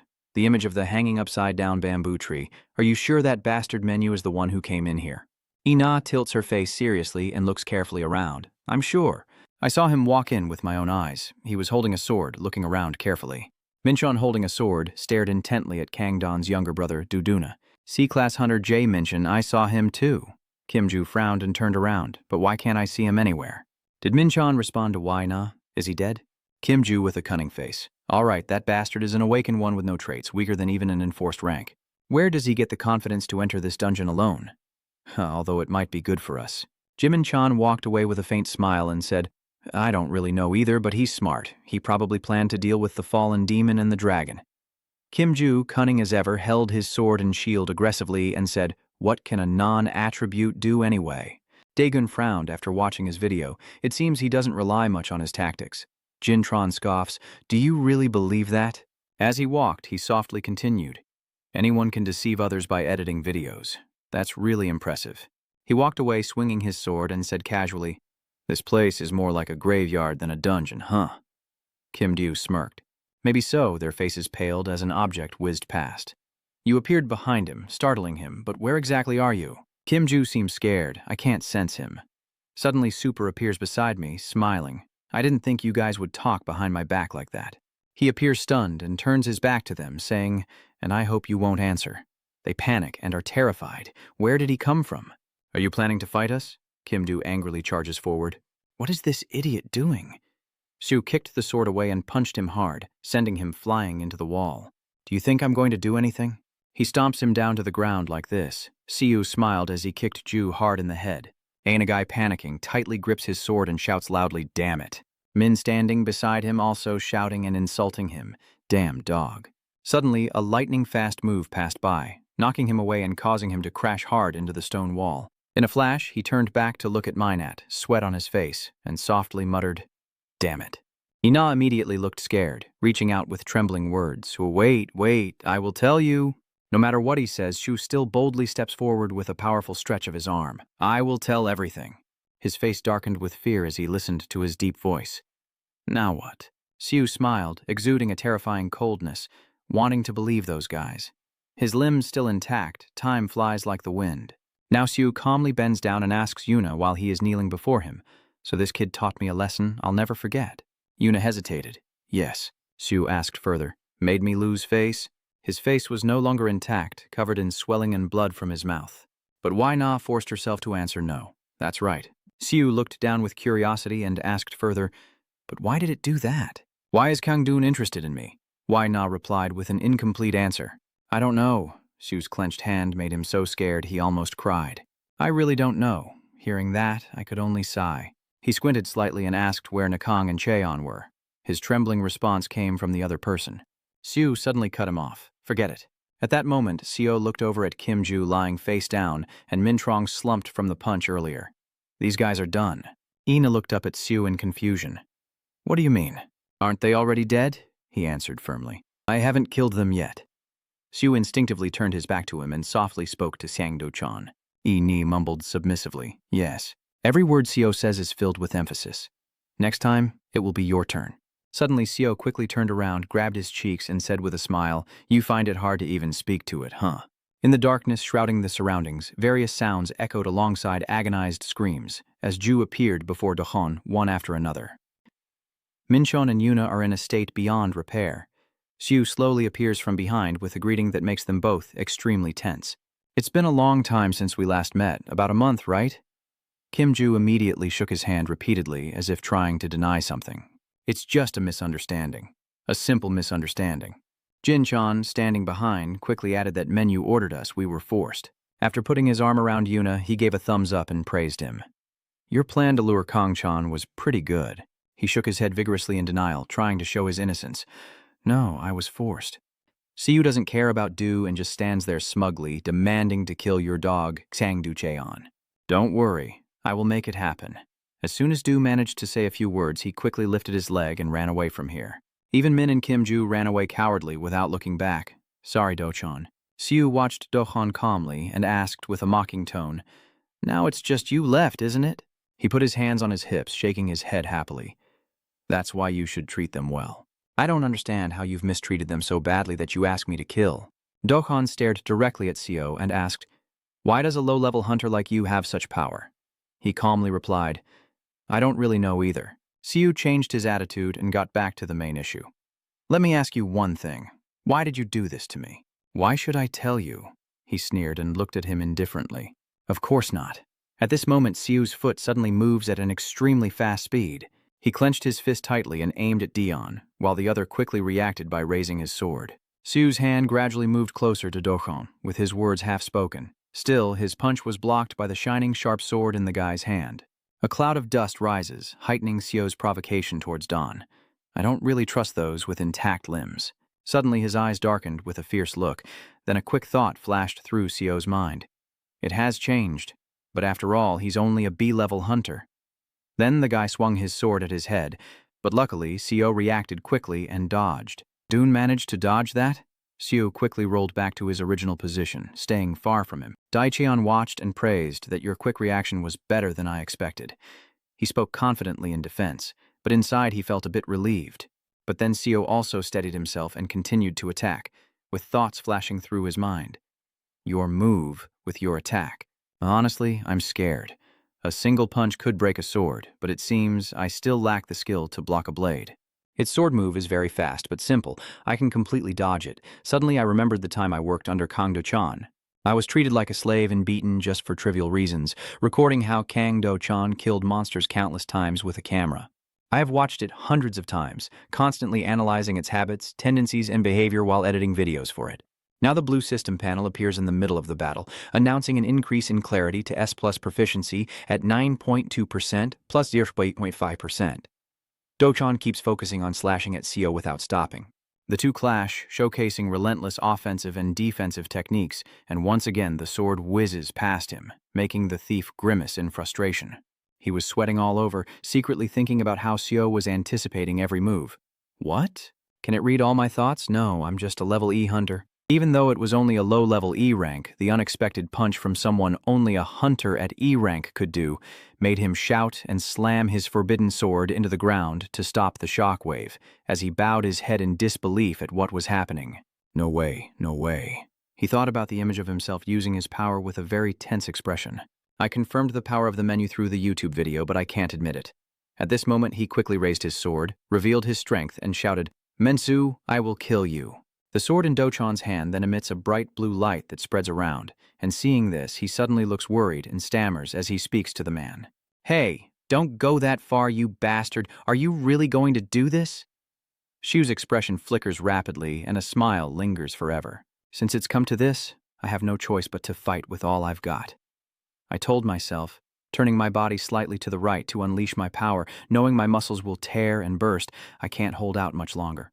Xiu used all his strength to leap so forcefully that the stone floor shattered, aiming to defeat him in one strike. Within seconds, he appeared right in front of Dion, launching a fierce attack. He clenched his jaw and swung his fist with overwhelming power at him, causing a huge explosion to erupt instantly. The sky is pitch black, covering everything here. The buildings are all destroyed, nothing remains intact. At that moment, Mindung arrived with other members and sternly ordered to seal off the area, confirming if anyone was still inside. They resolutely responded, yes. They kept asking each other from here to there among the wreckage in front of them. "We are from the inspection agency. Is anyone inside?" Xiu finished the fight quickly and stood in another corner, watching carefully. When Xiu stepped out alone from the wreckage, a group of people was already waiting outside. As soon as Mindung saw him, he stepped forward and asked, "Are you Mensu?" He still held his sword tightly and calmly replied, "Yes, I am Li Minung, captain of the 4th Guard team under the supervision of the Bureau. Just here to talk at the Hunter Management Bureau. So a hunter named Kang Dion intends to kill you. Hunter menu? Yes, I have a video as evidence. I've verified the video, and this is not something that can be ignored. But the hunter menu is reported to be an uncharacterized awakened person. The guards are police protecting hunters, but in other words, they are hunting down murderous criminal hunters. I heard that team leaders are at least rank A hunters. Her demeanor really does seem like a butcher. Does the rank of the trait relate to the hunter's rank? I also know that the hunter is ranked E+, but your attitude is somewhat determined in questioning. That's how it is. Even so, I have to answer that question. Oh, I am the victim. I apologize. Because of my job, I tend to suspect others. So based on the evidence video from the Eric dungeon and the abandoned area you sent, we will handle it properly. Kang might never see the light again. Let's end the interrogation here. Thank you for your cooperation. Hearing that, Xiu also decisively stood up and spoke. So I'll be leaving now. As soon as he left, the door suddenly opened, and Xiu stepped in surprised. "Captain, are you inside? The hunter menu just left, so I thought you weren't here." "That's strange. What do you mean?" Minung then asked curiously. "Xiu, what is your rank?" Even though I don't understand what's going on, she still honestly answered. Why did she suddenly ask that? I just got promoted to rank B, and the atmosphere in the room suddenly became suffocating, causing Zhuei to lose her balance and kneel down. Everything was peaceful, but Mindung's behavior only made her more confused, questioning the captain, yet she remained mysterious and confident, just as expected. She couldn't stand it anymore. Wasn't it obvious? The captain isn't an ordinary guard, and there's a rumor she's about to be promoted to the rank of butcher, a rank E hunter, not affected by anything. What? Isn't a rank E+ hunter an E rank hunter? Strange, if that's true. Why did she let him go hunting without clear hierarchy? Because he didn't act strangely. He has the scent of a human. Luckily, everything is settled now. I don't know when this will happen again. If Xiu's YouTube channel becomes more popular, he could become a target for a criminal organization. With his current skills, even fighting Kang Dion would be difficult without any information about Kang Dion's strength, behavior, or preferences. And with S+ wisdom, Xiu has been gone for a long time. If you think about the difficulties ahead, the most important thing here is SS superpower. Thinking about this, he sighed in frustration and wondered why it hadn't increased, why it was still 1%, but suddenly received a notification saying congratulations on completing the personal training event with Hack Queen.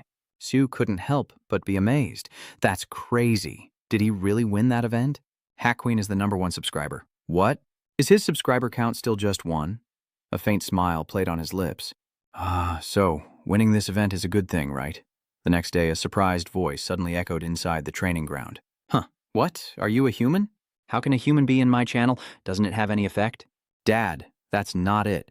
But if it goes on like this, I can't give you a training program. That means I can't be trained. As I said, I can't come to your place, so I can't train you directly.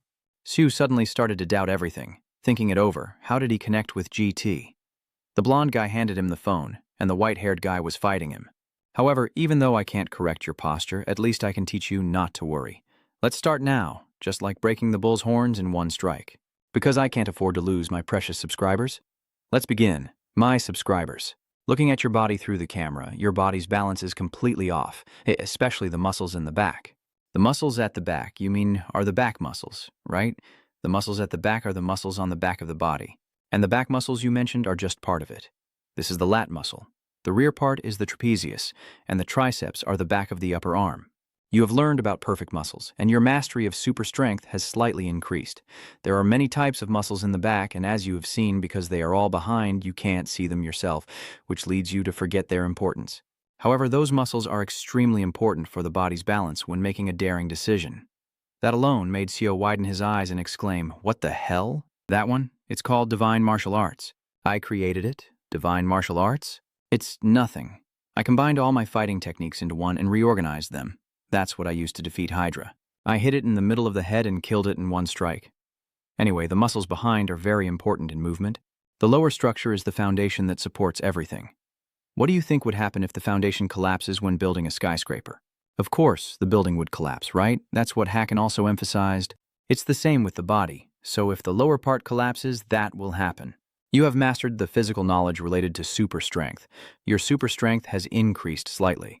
I'll show you the right exercises for you, so pay attention. The basic way to breathe is to inhale when pushing up.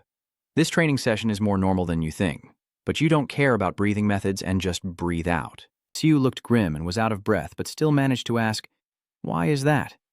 Look at yourself first. You should focus on what you're doing before asking.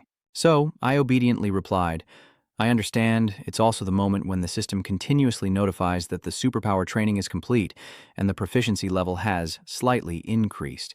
The computer screen now displays the work revision message that CO assigned."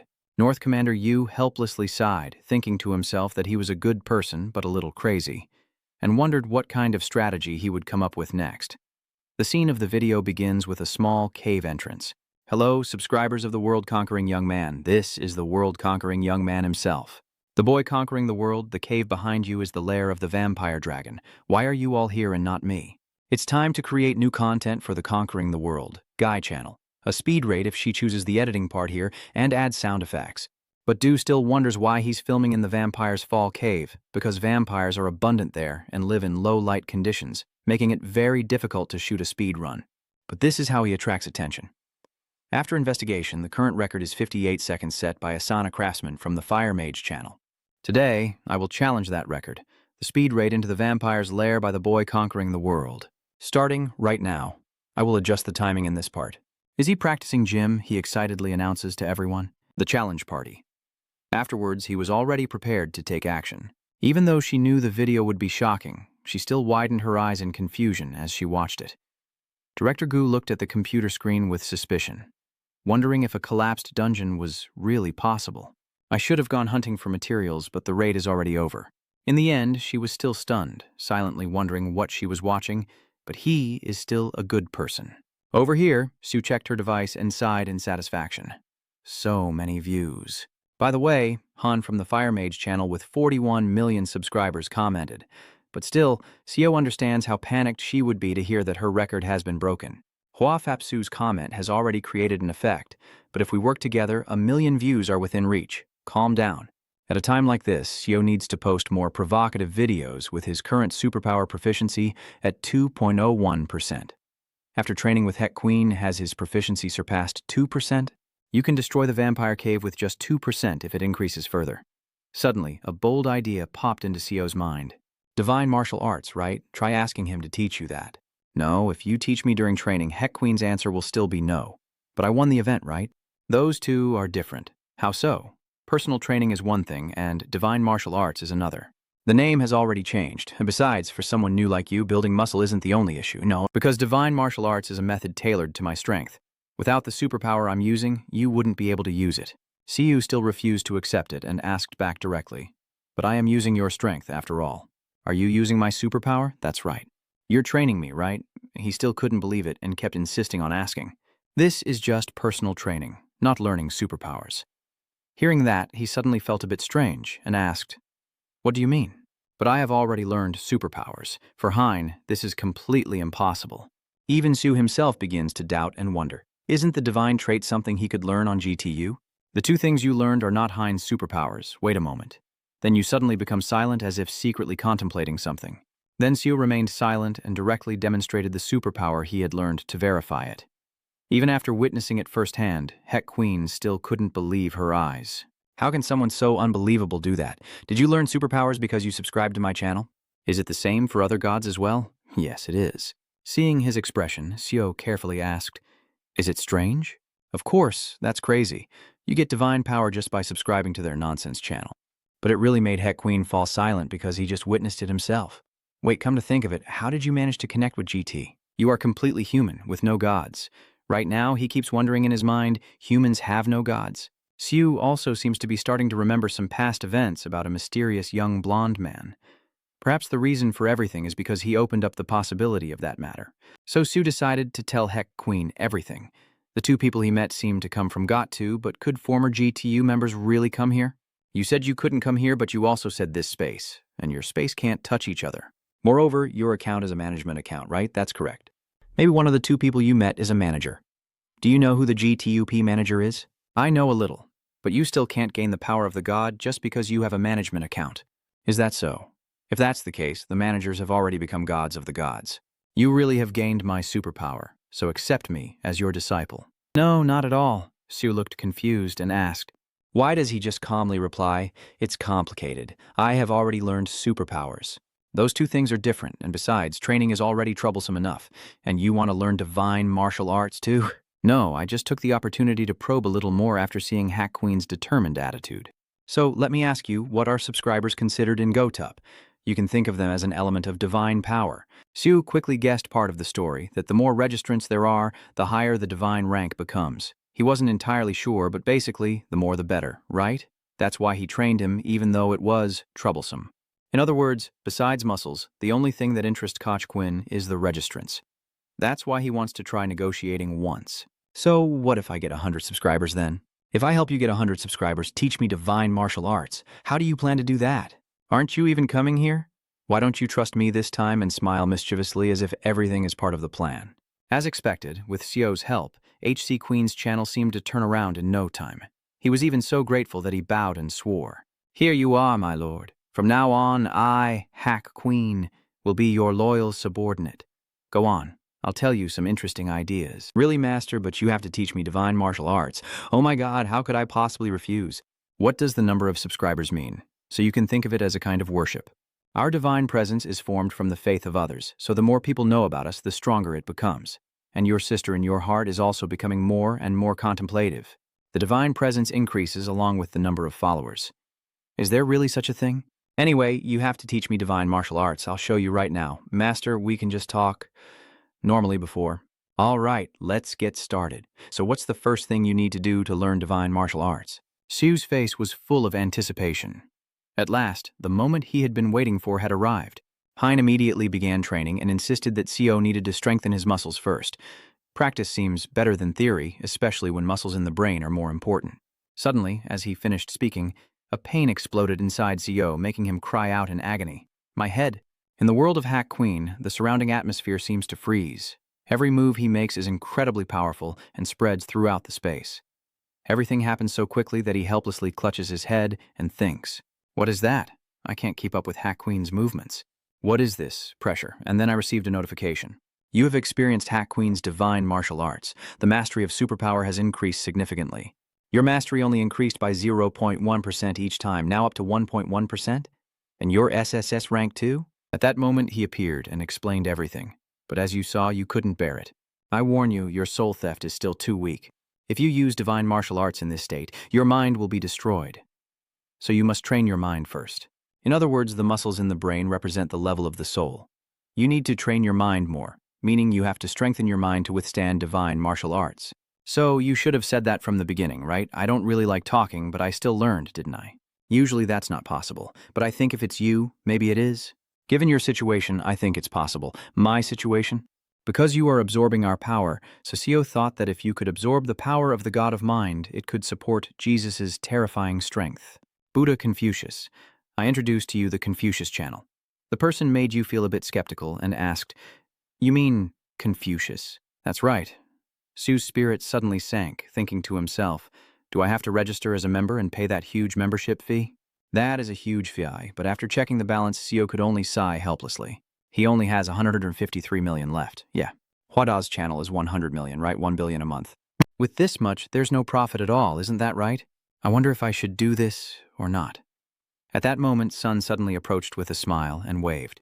"I'm returning it now. You're here, huh?"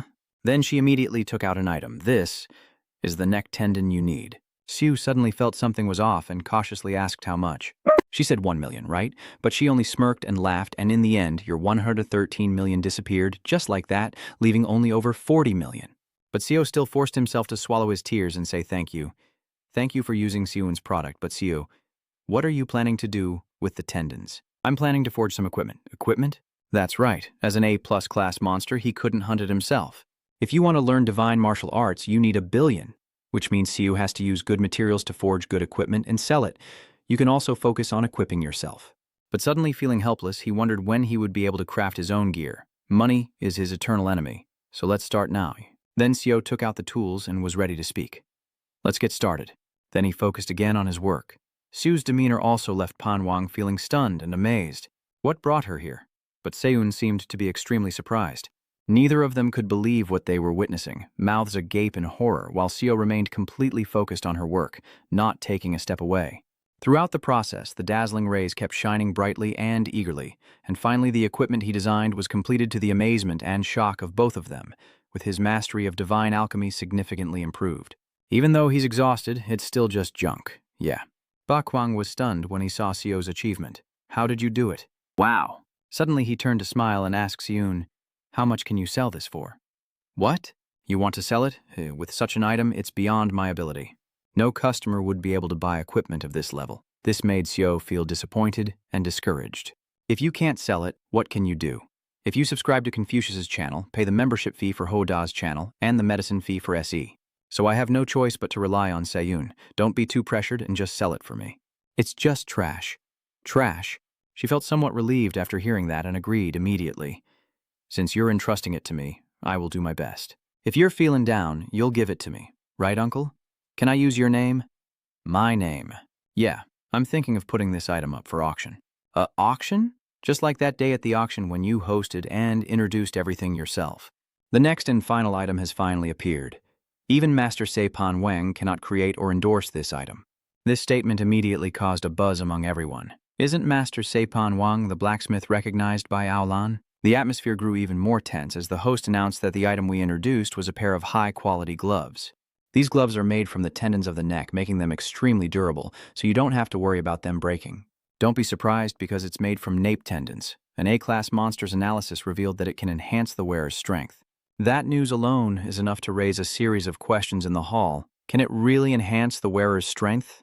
Is it a reinforced equipment? Isn't it only the Master Aolan who can create reinforced gear? The rumors have gone too far, so she had to clarify. Sorry about that, it's not an upgraded equipment, it's just believed to slightly boost strength. About 5%, it still has a special effect, and gloves are also an effective accessory. Based on your reactions, if I keep stalling, I'll get beaten to death. Let's start. The starting bid will be 10 million W, increasing by at least 5 million W each time. 10 million, 15 million, 20 million, 25 million, 30 million. The amount keeps increasing until 50 million when the host announces that we will raise the bid by 10 million each time. And so the bids kept changing from 60, 70, 80, 90, 100 million, then adjusting to 150 million, 200 million, 300 million, until the number rose quite high, and she excitedly asked 350 million, 350 million, does anyone bid higher? Suddenly a calm voice rang out, causing the entire hall to fall silent. 2 billion. Although everyone knew those gloves had special functions, no one expected the bid to escalate so dramatically. But when it was revealed that Han Shisharan was the bidder, everything suddenly made sense. She herself is a familiar auctioneer who looks confused and displeased. 2 billion? Does anyone bid higher than 2 billion? Mindung calmly raises her paddle without hesitation. 2 billion next. Her appearance makes the atmosphere even more heated than ever. Whispers and murmurs start to spread. Is that Lai Mindung? Lai Mindung, the butcher, Lai Minsdung. Despite her burning anger, she sits right behind. However, Charon had no intention of losing it, so she continued to bid. 3 billion. At this point, Minung's face also darkened, but she still struggled to continue the fight. 3 billion, one more time. Her eyes were full of determination as she lightly said, 2 billion. She nervously looked around and quickly asked, does anyone bid higher than 4 billion? Bid one more time. Bid a second time to finalize. Ah, the gloves were sold for 4 billion. After securing the item she desired with overwhelming victory, Charon confidently strode up to the stage. A smug smile of a winner curves her lips. At the same time, elsewhere, after hearing the news, Xiao is in disbelief, trembling uncontrollably. I didn't think it would sell for that much. The auction reached 4 billion, but after deducting 5% for taxes, fees, and service charges for Seun, it totals 36 billion. I love you. What Sun are you talking about? Wait a moment. Your power. He held Seun tightly without noticing her desperate, pleading face. Xiu, I can't breathe. Finally, Xiu lets go of her, awkwardly scratching his head in apology. Maybe I was too happy and wanted to give her something, but she simply refused. No, you've already paid for the service, and thanks to you, our Seun company has become a VIP client at the auction house. That's enough. So, Mr. Pan Wang, I'm fine. You are the one who created it. I didn't do anything. That's why Xiu decided. So you will teach him how to forge a grow, the technique you learned from the Facebook video. There are 4 beats. Anyway, you should do it, and the membership fee for the 2 channel is 1 billion per month. If Xiu wants to learn divine martial arts, he has to sign up. It's not regret, it's a large sum of money. Even though I tried to remind myself when I received the notification that I had registered as a Confucius member, I still clenched my teeth and felt heartbroken. Seeing me brought to such a place, I couldn't help but wonder and ask, isn't this place very expensive? I don't need to stay here. We should try living somewhere like this. Then he smirked, thinking to himself, 600,000 worlds each. Who would care? I still have 2 billion in my account. Now the membership fee for the Hoda channel is 100 million and for the Kongtu channel is 1 billion, totaling 1 billion. And I keep drinking my tea, telling myself, don't think about it anymore. Maybe he's just sitting there watching until the food arrives. And C was still staring in amazement, looking around this place. First, Xiu had entered the channel of Confucius. Although he speaks slowly and unclearly, he acts very quickly, and my first reaction is shock. 34,000 subscribers? That's quite a lot. Are all of Confucius's disciples subscribed to his channel? So there are also online classes on GTU. He said I need to train my mind to learn divine martial arts, so I think it will be SS-Rank. It's not a combat channel. SSS-Rank means it is higher than divine martial arts. To increase proficiency, watch a video first and gain a deeper understanding of it. The scene inside the video is very quiet, with a calm voice. A gentleman is someone who cares about those around him, but just that is enough to make him grimace because he can feel extreme boredom. However, the system keeps notifying that your proficiency in the basics of Confucianism, benevolence, righteousness, and wise manners has slightly increased. You mean even though you received the spiritual power from Master Confucius, you haven't fully mastered it yet? That's right, I need to improve my proficiency first. As I said, divine martial arts are not something you can use at your level. How should I put it? It's like bending the laws of the world, not just using superpowers. You will need to focus your magic on your tendons, and magic power is the source of supply. To use it more actively, you need to amplify your internal organs. To contain your intention and make it easier to control the magic, Eastern mythology calls it internal energy. But from his expression, HQ can also guess, roughly. You probably think it's boring and don't understand what I'm saying, right? Suddenly a flash of light appeared, startling Xiu and making him exclaim, damn it. Hachkwai refuses to give up, keep nagging in my ear. You want to learn divine martial arts, you want to achieve this strength, not complicated techniques. Isn't that right? Even if you want to say no, I don't think you can. You're right, so think about it. An easier way for you to learn divine martial arts. The answer is your muscles. What do you mean? If your body isn't in good shape, your mind will also be wounded. Otherwise, you can learn complex skills through your own muscles. Let the headache transfer knowledge to your muscles. But your expression still doesn't look much better. At the same time, Eshtan Corporation suddenly inquired, I heard you bought an equipment. Charon couldn't hide his surprise. Yes, sir, I am very satisfied with it. I heard it cost 4 billion, although it can't compare to Sir Alan's sword. It is a perfect support equipment. I feel like I have reached a different level just by having it. He was pleased to see his little niece so happy. A faint smile curling up at the corners of his mouth with excitement. I am very glad to hear that. If you need anything, just tell me. Charon is even more grateful knowing you always support her. Thank you, sir. I think we can start now. Tasan's face suddenly darkened, her brows furrowing tightly. But she remained determined as she spoke.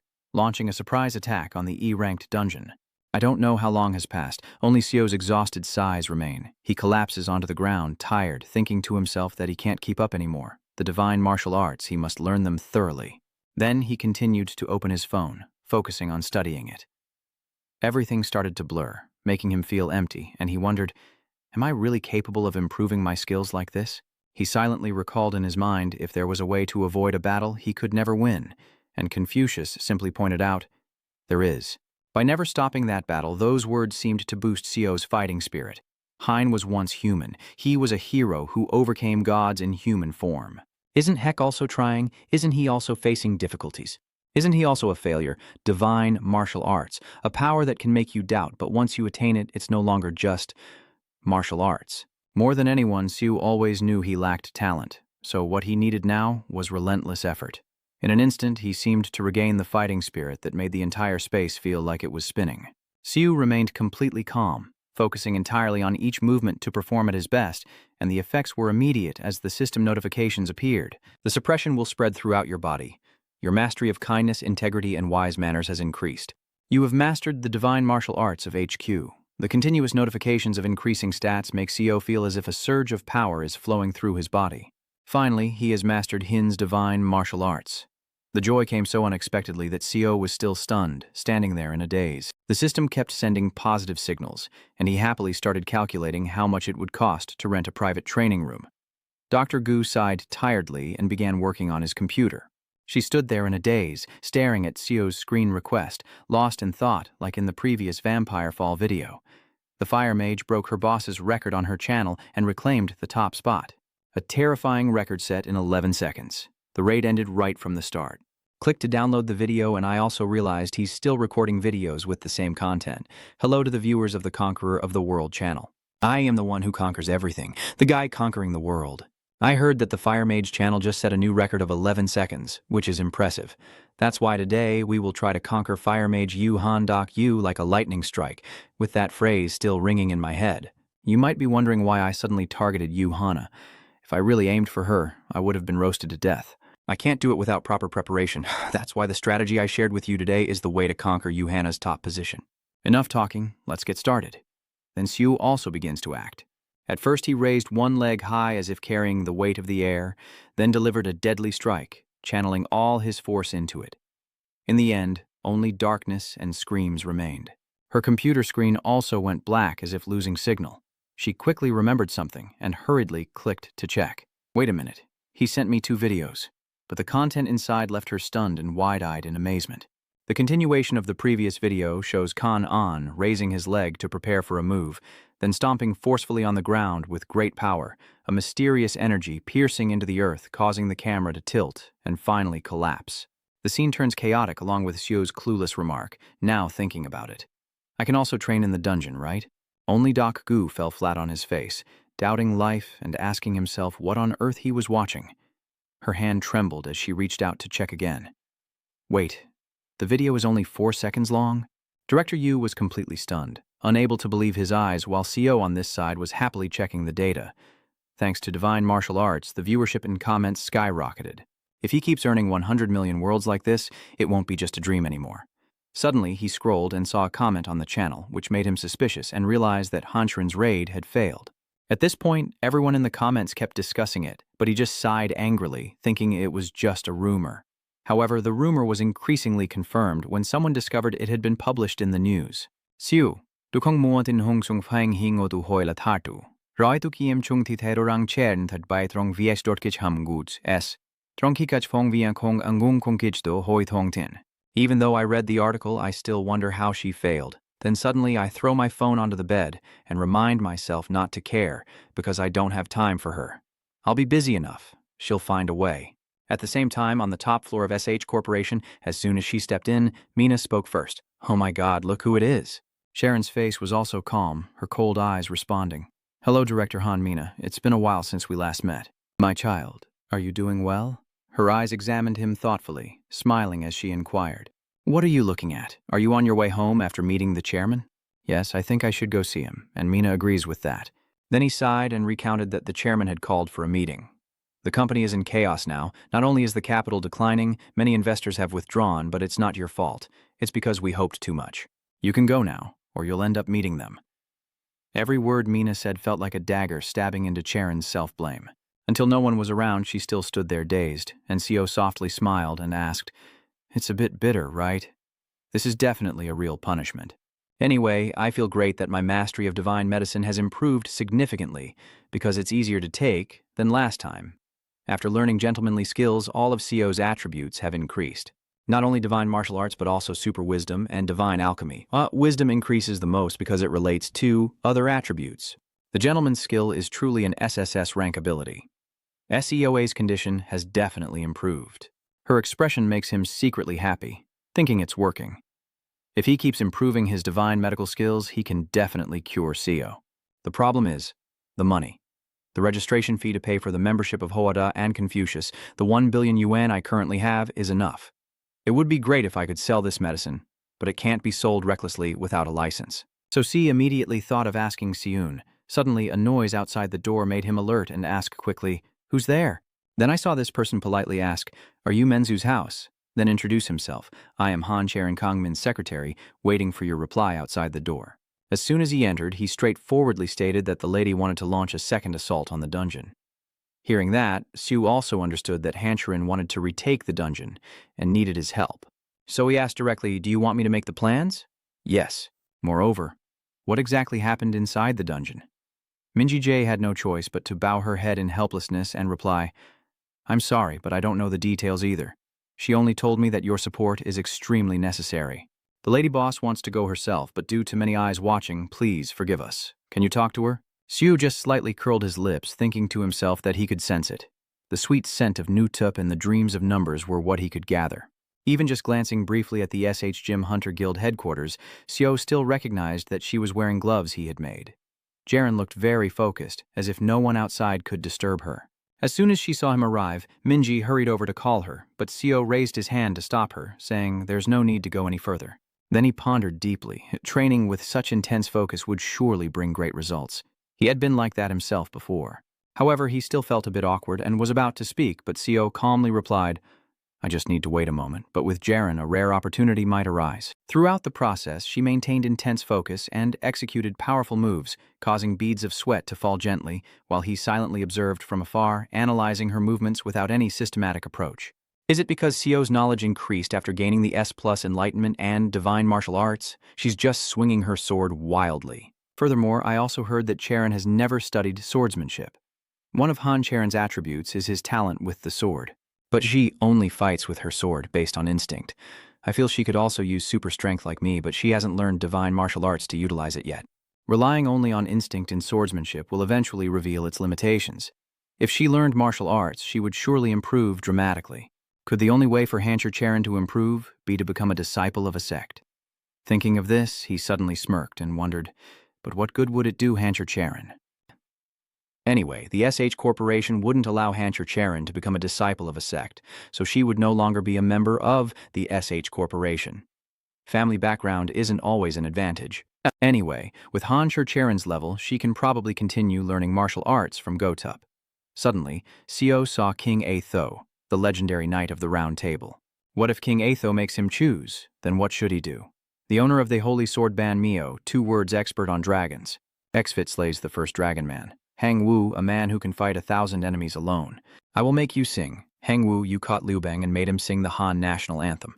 Even if those videos are a bit crazy, what if Han Charon actually learns their martial arts? But she can't watch God, not to mention learning. It seemed like it was over, but Seo suddenly had an idea. Wait a minute, so you watch and then teach her yourself. Even if I have to pay a membership fee, I can make money from Han Charon, right? Whether it's 1 billion or 10 billion, it's nothing compared to the SH Group's granddaughter. Maybe you'll even get paid for teaching her. Around 10 billion would be enough. The dream of those numbers made his eyes light up with anticipation. It's a steal, the plan to retire with Hannerin. But the problem is whether an A-rank hunter like Hancher Charon would let a D-rank hunter like Seo teach her. Moreover, he can only teach her what he has already learned. Can he teach the divine martial arts that Seo learned on his own? Seriously? He just stood there with his chin resting on his hand, lost in thought, thinking that giving up like this would be a waste. Shouldn't I have told Jaren to come instead? Seeing her look a bit displeased, Min quickly apologized. Sorry, miss. Siu said he didn't want to bother the young lady with training. Hearing that, Charon didn't ask further, wiped his sweat with a towel, and gently replied, Ah, yes. At this distance, with 4 eyes looking at each other, I can't help but blush with embarrassment. Seeing that, she turned away awkwardly and said, I'll go wash my face first, leaving Sio amazed and sighing, She's really beautiful. Reflecting on what just happened, Sharon suddenly asked, You've probably been waiting for me a long time, right? But he immediately denied it and got straight to the main point. No, and more importantly, I heard you need my help. What happened inside the dungeon? When asked about this, she suddenly became hesitant and answered vaguely. There were no monsters in the dungeon, which made Sionu unable to believe her ears. What did you say? Sharon lowered her head and began to recount. When I entered the dungeon with my team, there were no monsters, but we did encounter some kind of creature. So there is a monster? Yes, there is. Remembering its glowing red eyes, she couldn't help but tremble, but since it looked like a wolf on the outside, it was hard to call it a monster. I've never seen a creature like that before. Based on those descriptions, Siu also started to suspect that the wolf monster, a fairly common beast among wolf-type monsters. But as far as he knew, there are no wolf monsters in S-rank dungeons. Charon's small hands unconsciously trembled with worry. I don't know how to deal with it. Hearing that, a hint of doubt suddenly crept into his heart. Even with an S-rank dungeon and Hancharon's A+ level strength, she probably shouldn't have said that. But Sio still asked again. She can't handle it? Then she firmly replied, yes. Connecting everything together, he started to have more doubts, and he wasn't going alone either. She still had talented teammates and powerful equipment with her. So they still failed? No, they didn't fail. Everything was beyond their control. Then he carefully asked, in short, there is only one monster in the dungeon, and that monster is so powerful that even she cannot defeat it. The only monster in the dungeon is strong enough that an A-rank hunter cannot kill it.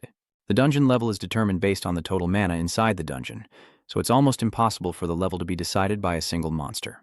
But there is a special case where the dungeon level is based on the single monster.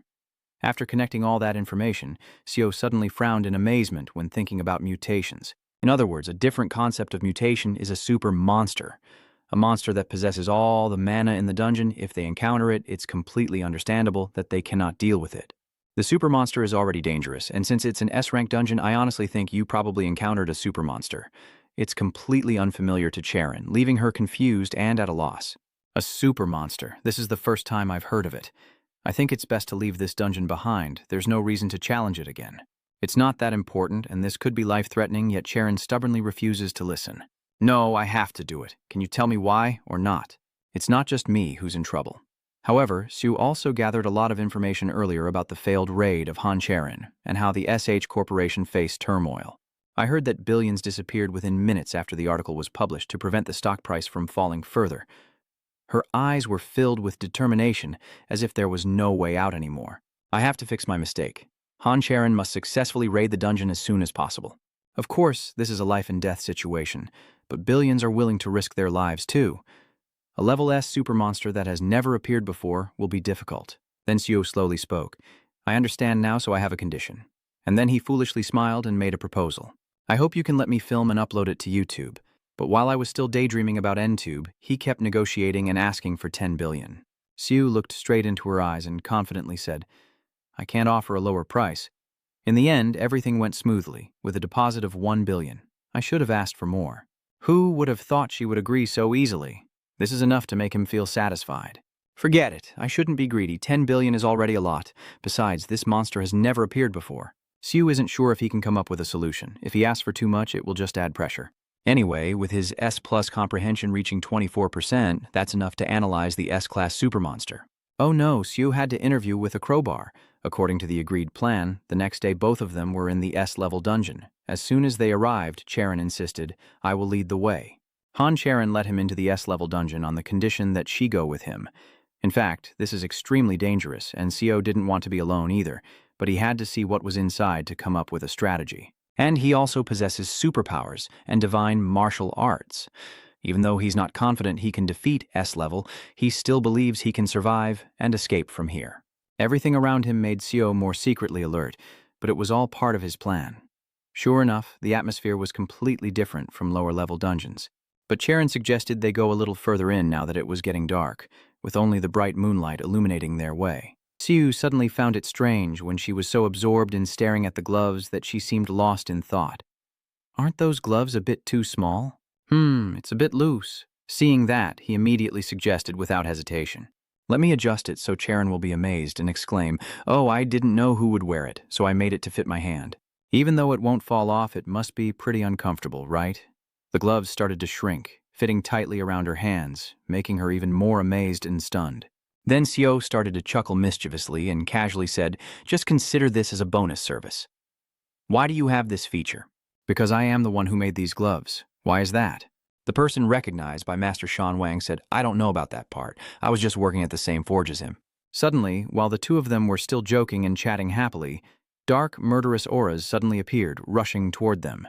It was so powerful and fierce that he had to stay alert, frowning anxiously and wondering, what is this? What is this energy after all, and why does it make Sio feel so threatened? Everything happened so quickly that he felt a bit stunned and overwhelmed. The monster finally appeared with blazing red eyes as if to swallow both of them whole. In just a moment, the super monster almost overwhelmed everyone and seemed to help Sio realize a truth that set it apart from him in a different realm. Despite the danger, Charon still shielded him and firmly said, "Sio, hide behind me." Even the pressure it exerted suddenly made me wonder, is this an S-class super monster? Suddenly, a series of questions popped into my mind. Can Hancher Charon defeat this black wolf? What if I intervene? It's more important that we're not ready yet. Shu only came here to identify what kind of monster this is, so we carefully considered that we shouldn't confront it. Su's eyes suddenly flickered with a light, preparing to retreat. Both of them quickly looked for a way to withstand its fury. Before the rage of the super monster erupts, he quickly grabs Charon by the shoulder as if calling her back, then hurriedly warns, "Run." Yes. In that state, they no longer cared about their surroundings and desperately ran away. Under the lonely night, that dangerous dungeon became even more terrifying than ever. After creating a safe distance from it, they opened a portal to escape. In the end, Charon and Sio managed to escape from the dungeon. Based on initial observations, he could only guess that because he didn't face it directly, he wasn't entirely sure, but it would take at least 5 S-rank hunters to confront it. Only after escaping did she stand there in shock and awe. "Sio, what was that power just now?" But Sio didn't answer right away, only hurriedly asking, "How did you survive and return with all your team against that monster before? Were we really lucky that you would attack again?" But after everything we've been through, Charon's attitude remains as resolute as at the beginning. "Yes, I have to do this. If you can come up with a plan, we'll handle the assault." So both of them suddenly fell silent, looking at each other but each carrying their own thoughts. Siu decided to suggest, "I will contact you after I finish analyzing it. Luckily, when I entered the dungeon, I recorded it with a camera, so now I can review the footage." Still, Siu couldn't figure it out no matter how long he thought about it. What kind of monster could this be? High-level creatures are considered upgraded versions of normal monsters. There must be a species of monster that they evolved from. The documents were published by the Encyclopedia Society. Sio has researched a lot of information online. He also couldn't find it. Even after using S+ intuition, Sio couldn't find any clues, right? After Heck Queen finished training, "All right, we'll stop here for today. You finished the HQ training. Your proficiency has improved, but you're exhausted and lying on the ground, gasping for air." Seeing this, he approached and asked, "You're already tired after just that?" But Sio paid little attention and only focused on his phone. Hein, increasingly curious, stepped closer and asked, "What are you looking at?" "This is a monster I've been studying recently." "Studying?" "That's right, today is the 3rd day and I still don't know what it is." "Really? Let me take a look." Then he hurried over to get a clear view of its image. HQ's eyes showed surprise and shock upon seeing that monster. "Do you know what it is?" "Wait a minute, this one. Isn't it Fenria?" It left Sio utterly stunned. "What?" "Fenria is a mythical monster that appears in the underworld. The other name is Demon Wolf, a god-killing wolf. The reason Fenria is called that is very simple. The creature responsible for the destruction of the Ragnarok Empire is Fenria, with its claws reaching the sky and the ground. Fenria destroys everything. In the end, Fenria devoured the world and bit Odin to death, the chief god of Norse mythology. What is Fenria doing here? How did it get here? What? How is it possible for it to be there? Suddenly, Sio realized something. The anonymous person gave him a phone connected to God, Tup, and Fenri. Hakwin is probably the only one who doesn't know how to get here. "Is it really Fenri?" "I think so. I fought it once, but of course I won." "Really? So maybe if I fight Fenri, what would happen? You and Fenria?" "That's right, I'm not sure. Maybe just a second of moonlight? A second? Until you were torn apart by the bite, it suddenly left Co speechless. But when I looked at it, I wasn't sure. From this angle, it seemed extremely weak. Its shape transformed into a wolf pup. A wolf pup? It's still about the size of a small mountain, but compared to Fenrian legend, it definitely has jewelry I've never seen before. Jewelry? Heck Queen found it a bit strange, and even showed it to him in person. Look, it seems like this has sealed Fenria's power. Its shape makes you wonder, so you quickly ask, what is this? Gulnya, I heard it can't be cut off by anything in the world. With this kind of Fenria, I guess you'll be torn apart in a minute. How did Fenria get here? And why, if this black dragon really is Fenria? Then there's no way. Hecken suddenly spoke up. Dad, at least I should tell you its weakness, right? Should I say it or not? If you tell me. I will share a video worth 200 subscribers. I will go gather materials and bring them here right away, sir.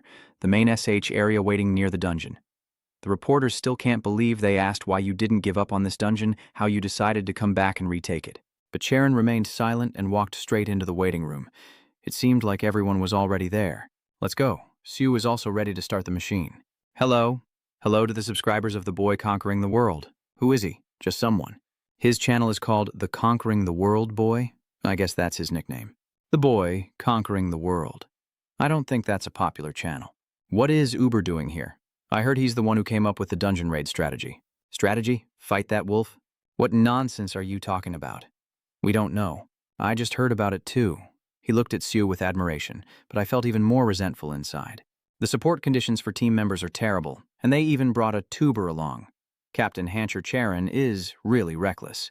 Earlier, Senior, what will you do to end things peacefully with me once this is over?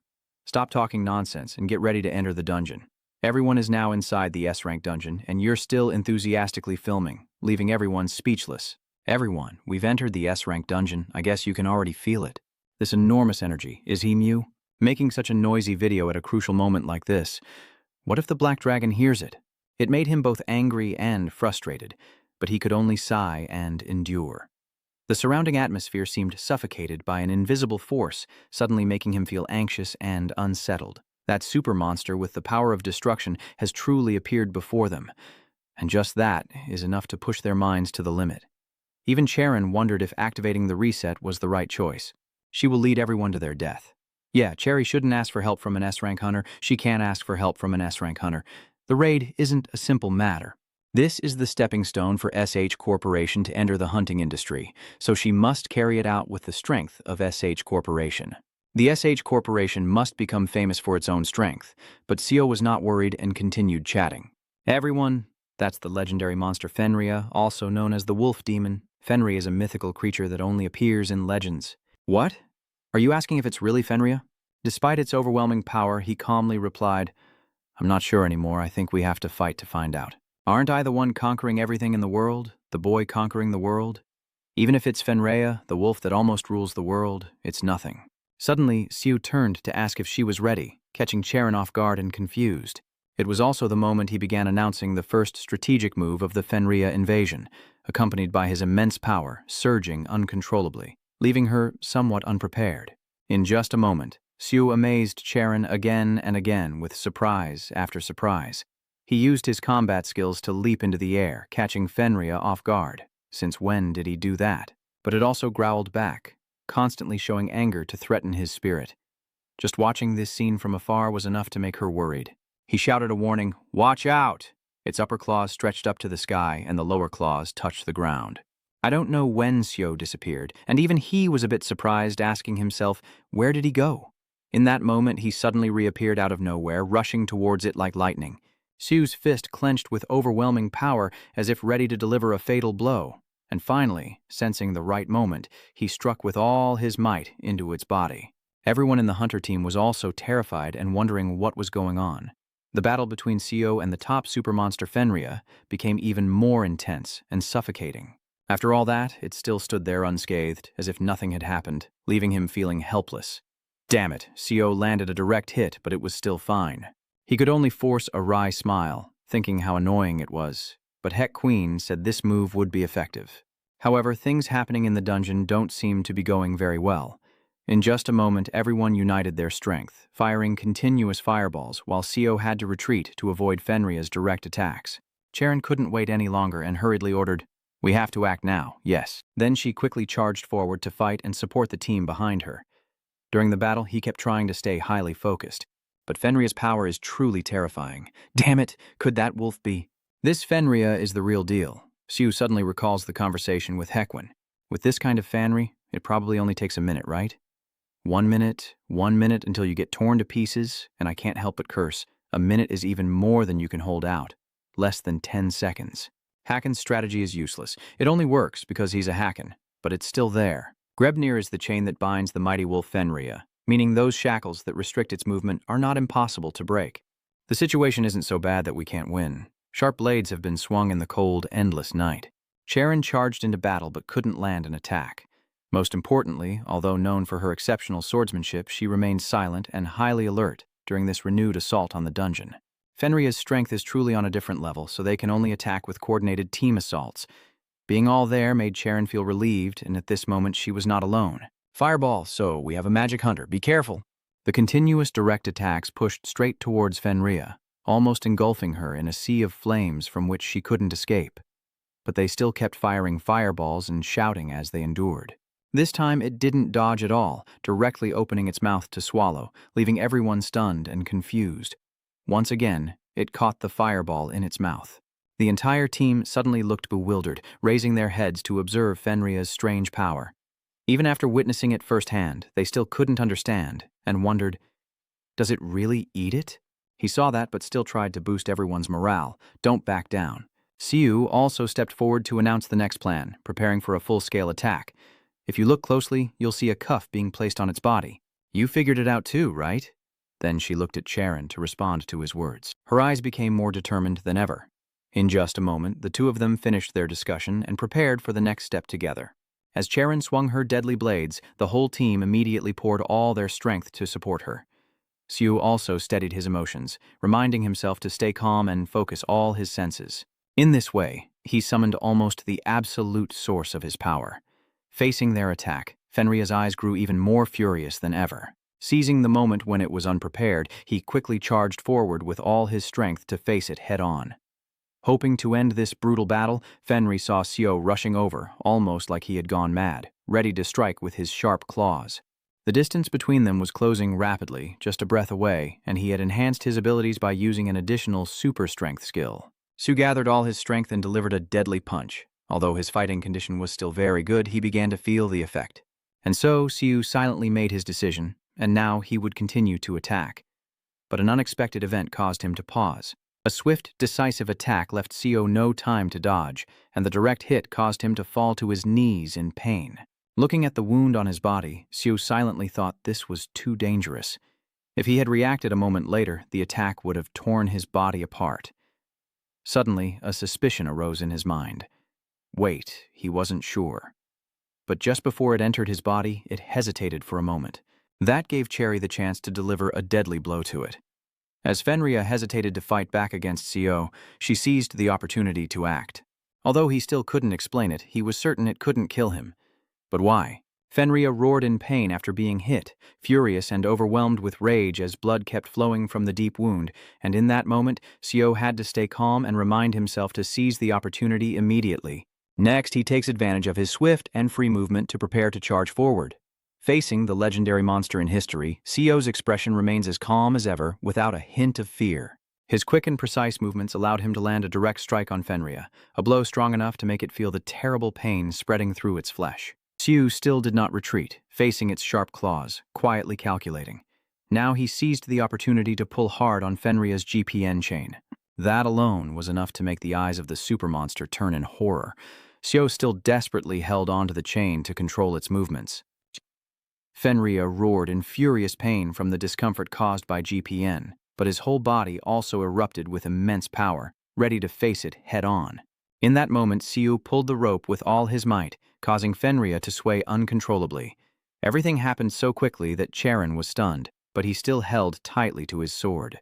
After he had defeated the super monster as he wished, he was ready to take the next step. As soon as their eyes met, both of them knew what the other needed to do next. The hunter group from the SH Corporation couldn't help but be amazed as the sword was swung forcefully and decisively, embodying a hidden inner strength that seemed to merge into a great power. Oh my God, this is crazy. Under the bright full moon, the atmosphere suddenly becomes eerily silent, accompanied by heavy echoing breaths. I'm alive, I did it, but those are just their vague illusions. Under that moonlight, Sio seemed powerless, slowly falling to the ground.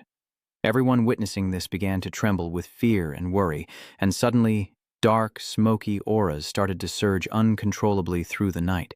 Then it transforms back into Fenria, a supermonster they thought could hurt it, with a face full of worry and panic. This is a battle we cannot win. In this return, Fenria's murderous aura has become even heavier and more overwhelming than ever. Even as Sio collapsed to the ground, the question kept echoing in his mind. Why? Why?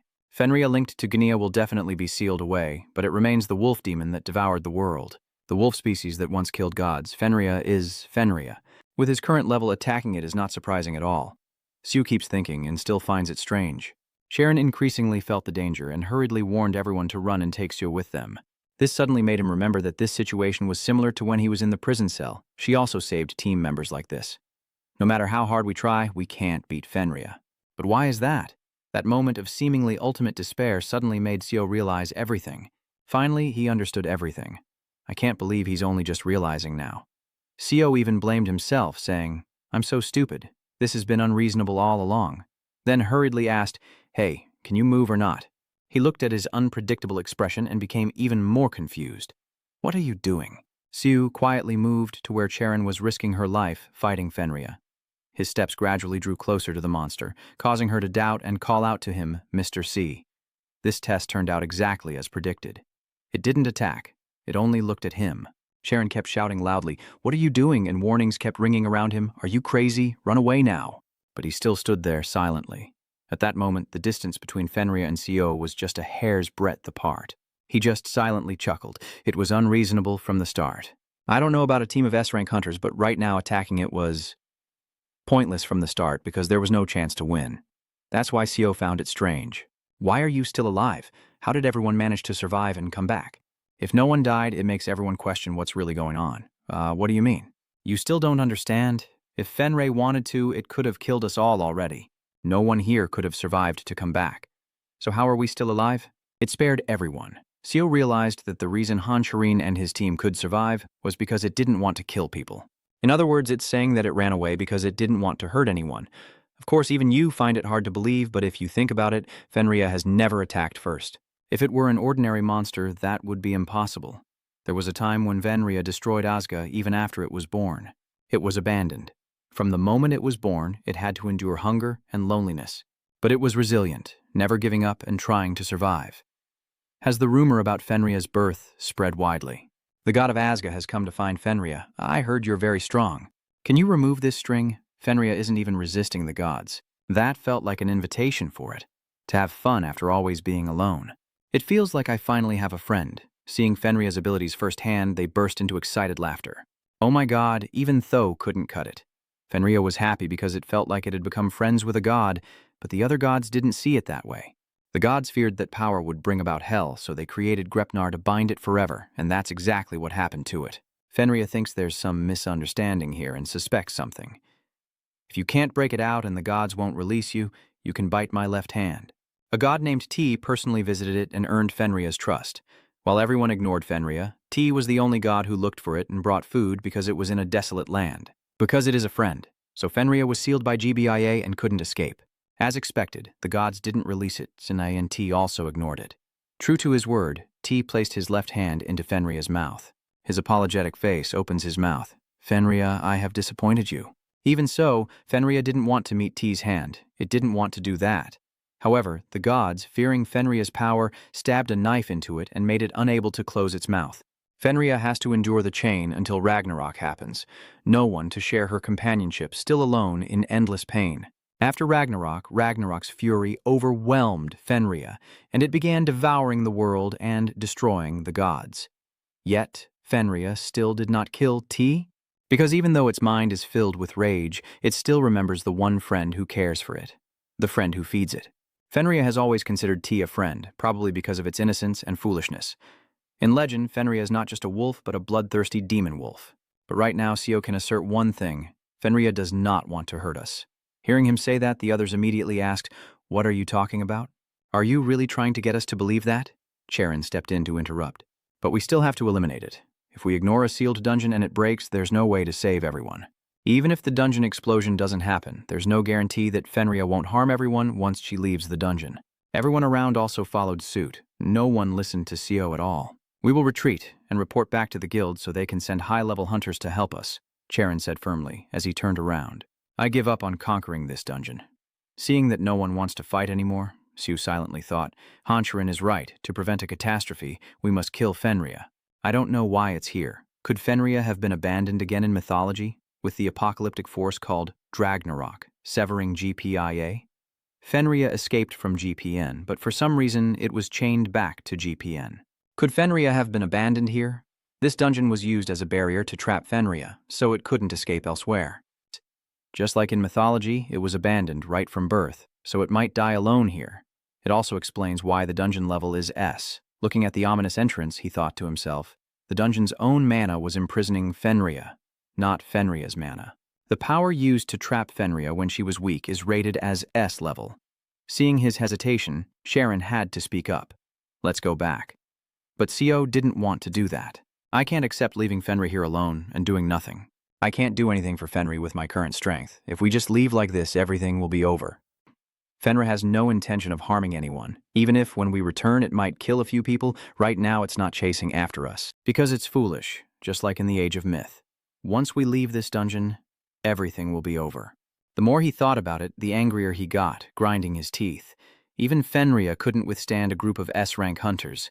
They could gather an S-rank team and purge this dungeon. If Fenria is bound like this, she will definitely be attacked. That's enough. So it won't be able to harm others anymore. Fenria must be eliminated. Even if we leave, it's okay. I just need to be like this to return to my normal life. At this point, he clenched my hand tightly, showing his determination to craft equipment and make YouTube videos to earn money, training the traits of the heel to take care of Se. That's enough. That's all I need to do. But why can't I move forward now? Suddenly, a voice rang out. Sue! Charon shouted in horror. Sue, what are you doing? At this moment, Sue couldn't think anymore. He ran forward and stood in front of the fiercely roaring Fenria, but his face remained completely calm. Seeing how pitiful it was, he felt compassion, a wolf discarded and abandoned. Fenria has never hurt anyone. It hesitates to harm anyone even when it could be harmed itself. But in the end, both dungeon monsters and demons are threats to humans, so we must eliminate them and let none survive. Unfortunately, there is no other way. The gods of Godup never give up in any situation. They never failed in an unwinnable battle, never giving up even as the fight dragged on endlessly because they overcame the impossible and ultimately became heroes.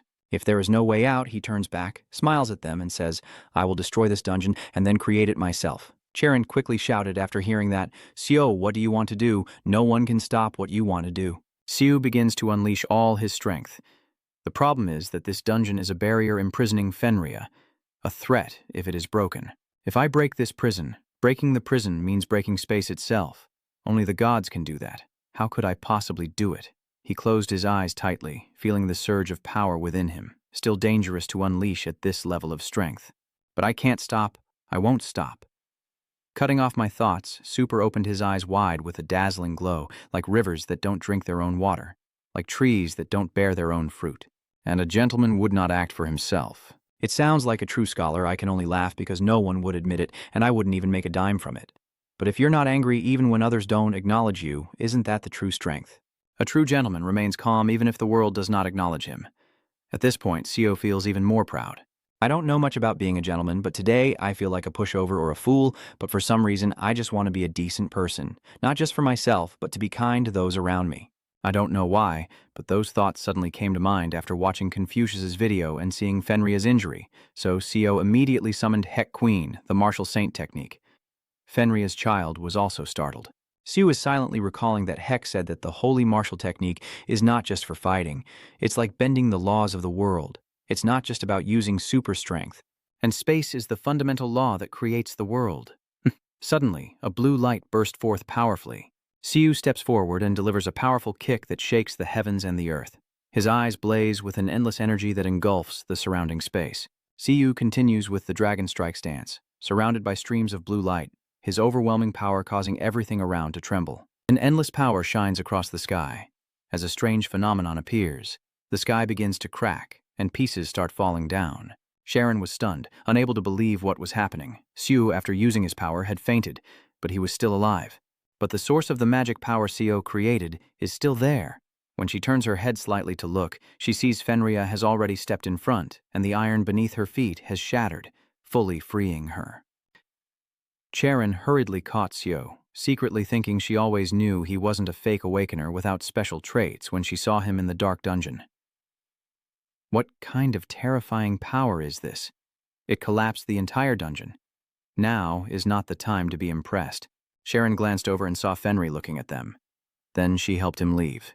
Before the dungeon completely collapses, we have to get out of here. After a coma, Seo suddenly woke up, wondering to himself if he was still alive. Then he immediately sat up, seeming to realize he was in a VIP room at SH Hospital. Jaren beside him asked with concern, "Are you okay?" Sue looked at her and asked again, "Why are you here?"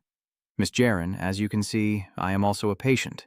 You're uncomfortable lying there." But Seo looks at Sharon with a biting gaze, smiling to himself, of course. If it were her, would she be comfortable? Who wouldn't want to be with a pretty girl? No, it's not true what Confucius said. After 7 years old, boys and girls no longer sleep together. Boys and girls don't share a room after 7.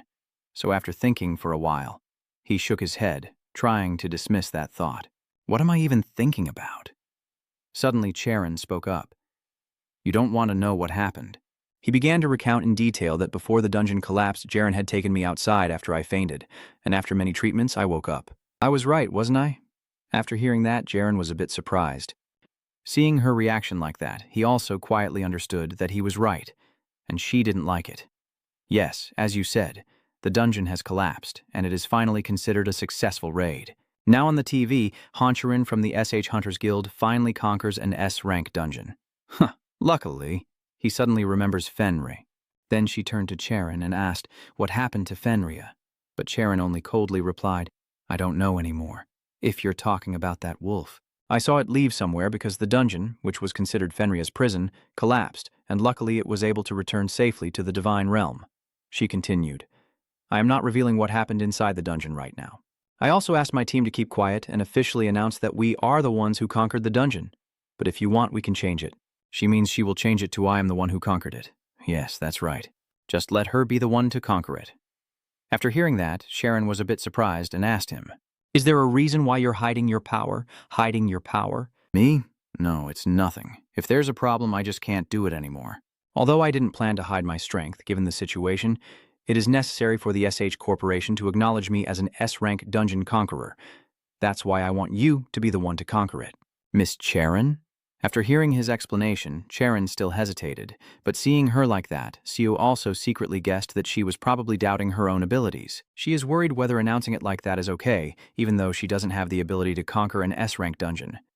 Seo then said, "The dungeon this time is just special. Jaren is fully capable of raiding an S-rank dungeon." Charon said seriously, "Are you trying to comfort me?"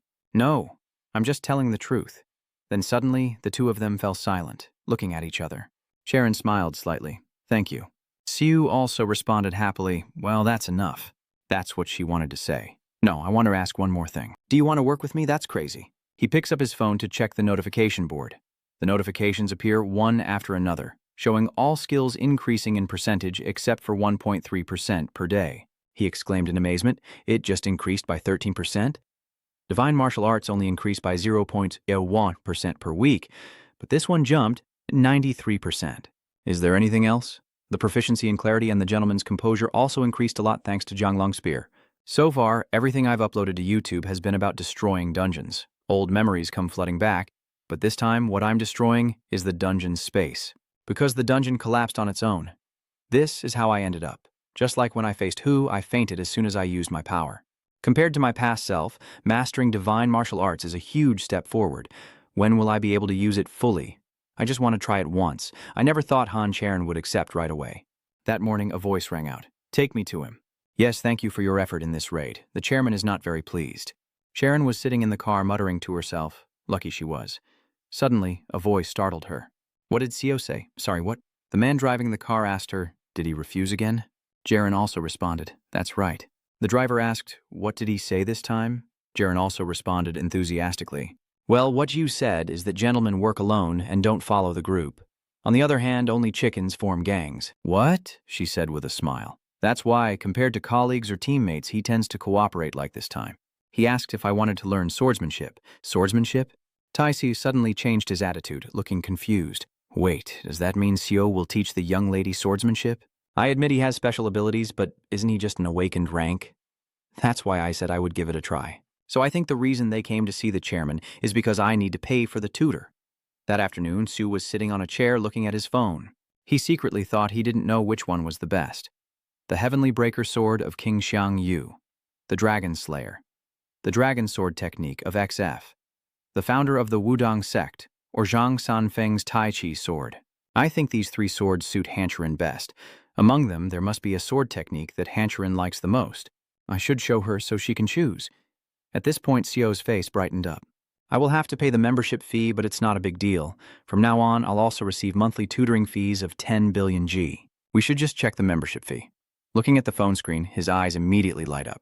200 million each? Wait a minute. 2 billion? What the hell? It's not 200 million, but 2 billion. Why set it like that? Seeing the number, Seo was immediately stunned and kept scrolling through his phone to double-check. The Confucius channel lost 1 billion, but it's even more expensive than that. Wait a minute, don't tell me the last time I checked it cost 100 million, right? The fee has increased to 2 billion. So does that mean the number of channels I subscribe to will increase the membership fee? Hundreds of numbers keep flashing through his mind. Siu keeps going from one surprise to another. So next time it will be 3 billion? No, it could be 4 billion or 5 billion or even more. Wait, if it keeps increasing like this, at this point I feel even more devastated. I can't choose all 3, even if it increases by 1 billion. The total membership fee is already 9 billion, so I can just register once and cancel. But can I do that after registering as a member? Otherwise, I won't be able to cancel. So, I don't have to pay 9 billion every month? No. But if I don't pay, it will automatically cancel, even if I only choose one swordsmanship to teach Hancher Charon. The membership fee I will pay is also increasing, because the channels I subscribe to are adding up. No matter how much money I make, I never feel it's enough. Just as I was overwhelmed by the rising costs, Sue sensed something. This energy and feeling don't belong to a human. So he stood up, took a few steps, and then what did he discover? A dog? Seeing the dog, Seo was taken aback. And the little dog keeps wagging its tail at him. It's very adorable and already likes Seo very much after just meeting him. Seo also gradually recognized it. Fenri crouched down in front of it and asked, Fenri, why are you here? You look so happy to see me? Is that really Fenria? It seems to have gotten smaller. Suddenly, Fenria turned around and spat out a mouse. A mouse? Sue also guessed what it meant. What is this? Are you trying to make me eat it? Seeing the trembling, frightened mouse, Seo was also startled. But is it still alive?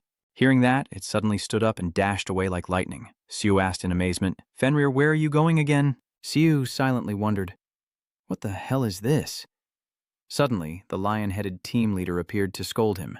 Why is that? Didn't I already teach you how to tame Fenria? You really don't know, do you? But I did teach you after all, Sue began to explain. You only pointed out that its weakness was on both sides, and that if I grasped its tail, it wouldn't be able to unleash its full power. But there was no useful way to do that. Yet that guy kept criticizing me. That's because you're too weak. You should have told me from the beginning. Oh no, at least you should have warned me. I'm going to die. Who would know that you are the weaker one? Sue angrily turned to the side and said, Anyway, this time doesn't count. I told you to teach me something suitable for my level, not the way you do it. Henhin immediately shouted. It's really unfair, but I can accept it. Look, even my muscles are protesting. Seeing him behave like that, Sue also had no choice but to feel helpless. Luckily, in the end, everything went smoothly. I can't believe it. I almost lost my life, and even more importantly, he silently cried inside. The video I filmed in the dungeon has disappeared. Not only the one with Fanray, but also with Hancher Sharon. At least when it was released, it got 1 million views. But now it's gone. Feeling down, Seo suddenly hears a familiar sound. I also guess it's probably coming again. It's Fenri, the little dog waddling over when he sees it, and Het Queen sighs, It's so unfair, so unfair, unfair. In that situation, Fenray outside kept calling out a few times, making Seo wonder because they had fought each other before. Does that mean Fenria still fears Quine because of that memory? Am I Fenria? Probably, so get up quickly. After finishing, he placed his hand on the exhausted dove. It immediately came back to life, then spun its head 360 degrees effortlessly and made eye contact with Seo. As soon as it saw his gaze, it was frightened and quickly flew away. Hein then asked, Why is Fenria here? So, what exactly is that dove? Seo also replied, I don't know. Maybe Fenria wants me to eat it. Yeah, eat the pigeon. It's not a cat, it's a wolf, right? So HQ looked around and then asked Seo, so if it really wants you to be safe, then this must be what it hunted, right? Seo quickly shook his head and said, I guess it doesn't want to hurt other animals, so then why bring it back for you? Does it want you to deal with them? I'm not sure anymore. How did Fenria get here? Why would it bring food to you, that thing? Hwin hesitated, recalling the scene when Seo stood in front of the dungeon entrance and the image of Seo using his power to transform into a dragon form. From those events, Heck Queen gradually understood the truth. But it's strange. Why is Fenria in your space? How can it exist there? Hearing the question, Seo looked worried. I'm also very curious, but aren't you the only one who doesn't know how to get here? Hack Queen interrupted immediately after. That's impossible. My space-time and yours cannot intersect. Then why is Fenria here? Turns out you're the only one who didn't know. Heck Queen listened to me and then sighed. Don't believe me. It's so unfair, see? Even my muscles are protesting. Yeah, for sure. So you still survived after using the dragon stance? That's really something. How did you manage to use that move already? Sue scratched his head and smiled foolishly. It's just luck. Hein once again finds it hard to understand. Lucky or not, mastering the dragon strike isn't just about luck. Now then, Seo smiled and said, I just remembered, you should teach me the next move. Simple. Hecken scratches his head in response. But shouldn't you give me something in return as well? I understand now. I'll let you know what happens in the next video. As I thought, it's the master. That night, Zhang casually hugged both the girls while the other person said, I have a new mission. He's a D-rank hunter. Diang immediately slammed Manli onto the table and shouted, Let us talk privately. The tall girls from earlier then stood up and left. At this moment, he reveals his true nature, laughing wickedly and asking, A D-class hunter? Are you kidding me? Pandemonium, we must be joking. Member of the Pandemonium server, Mi Zhuang. That man looked at his face with a hint of fear and replied, He's not an ordinary D-rank hunter, but Zhang is covering for him. D-rank is D-rank. What are you talking about? Surely you've heard that Hanchurin from SH Corporation just raided an S-rank dungeon. Of course I know. It's all over the internet.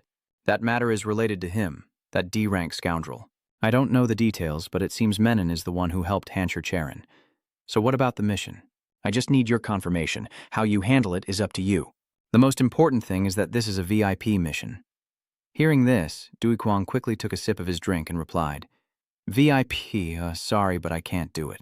Lai Mindung changed her mind. Hearing that, the man suddenly jumped in surprise. Lai Mindung is the butcher of the inspection department. Duiquang wiped his mouth with one hand and snapped, I don't know what she found, but she's causing trouble for us. But a Pandemonium member shouldn't have to worry about a bodyguard or the child from the inspection room.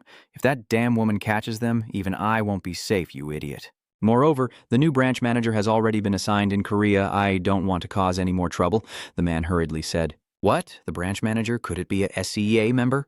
Key members, also known as Pandemonium members, are divided into male levels. Sets V, Fracture, RER, Old Bruce, and the mysterious leader of Pandemonium, who is said to have killed one of the 13 heroes, Blood Shadow, an SCEA level member who can survive by cooperating with Blood Shadow and only bears scars. The man continued. Are Kupska members in Korea? Dequang told him to keep it secret.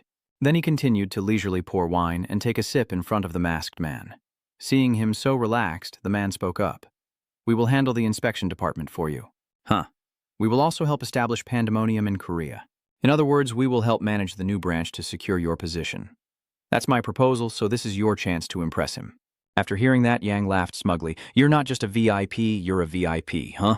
What's the mission? Just don't kill him. So beating him into a cripple is okay, right? Dequang said as he crushed the glass of wine in his hand.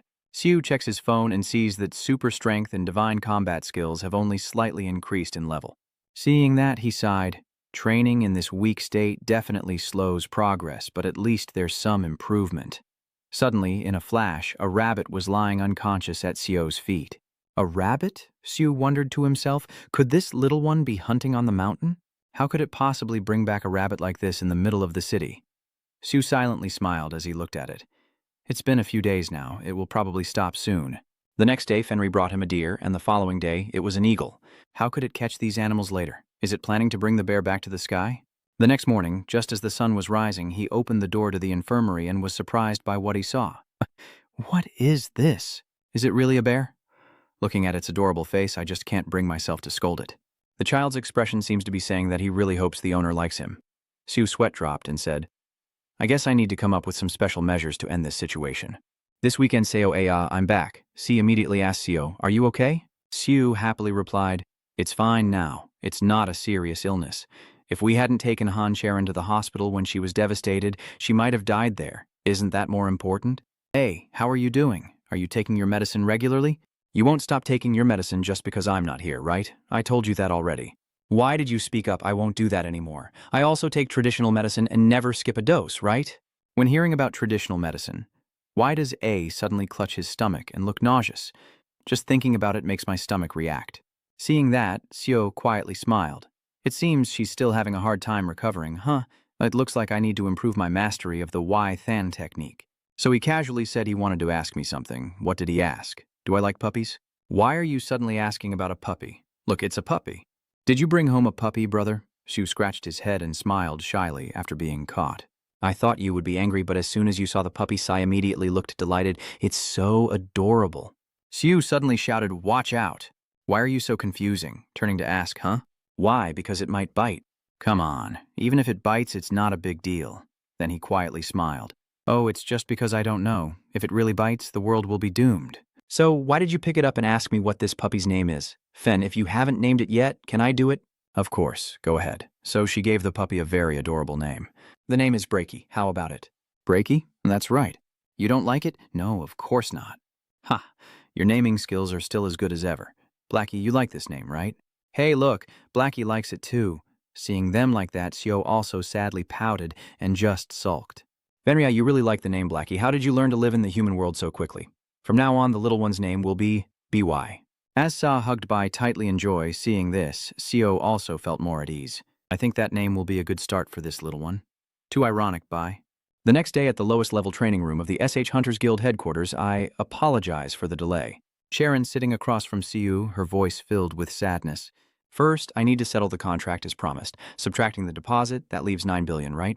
If you check, it has already been sent. After that, she immediately transferred the money to him. Yes, I received it. The account balance is 106 billion. Although Seo appears extremely calm on the outside, deep inside he is constantly dancing with joy. 16 billion, which is equivalent to the savings of a family of 4 over 277 years. Also, Cherry said seriously, if nothing unusual happens, I can discuss the tuition fee with you, about the teaching you mentioned last time after you demonstrate your swordsmanship skills. Seo also quickly agreed. Yes, you can watch my live demonstration and then decide. Actually, I'm not sure how much I can ask for or how much she can pay, so it's better to let her see and decide for herself. So, could I borrow a real combat sword? Seo solemnly said, I will demonstrate 3 types of swordsmanship for you right now. Upon hearing this, Charon quickly asked, 3 types of swordsmanship. Seo explained, I have filtered to choose what suits Sharon, but it's hard to pick just one, so tell me which one you feel is the most suitable. I was thinking about joining the guild, but it's too expensive. Plus, the longer I stay in the guild, the membership fees will keep increasing. I've only just looked at these moves. Can I actually perform them? The first type of swordsmanship I showed you is called the Heavenly Spirit Sword. The Divine Windbreaker Sword tears through the sky as he raises his sword high, steps forward, and strikes down with a stunning slash. Seeing Charon's amazed expression, I couldn't even see the movement of the sword. Sui was still enthusiastically showing her how to move and use the sword. He kept swinging his sword into the air, then suddenly struck down with a powerful blow that caused the surroundings to tremble slightly. Seeing that, Sharon secretly admired Seo's strength.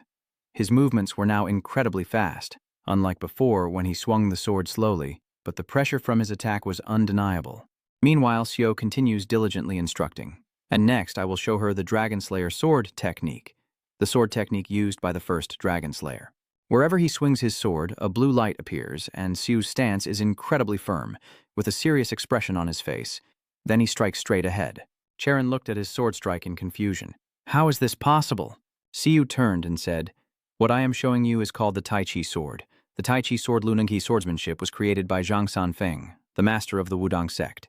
Then Charon was once again amazed, her eyes wide as she looked ahead. Seo was continuously sweeping his sword around her, unleashing power wherever he went.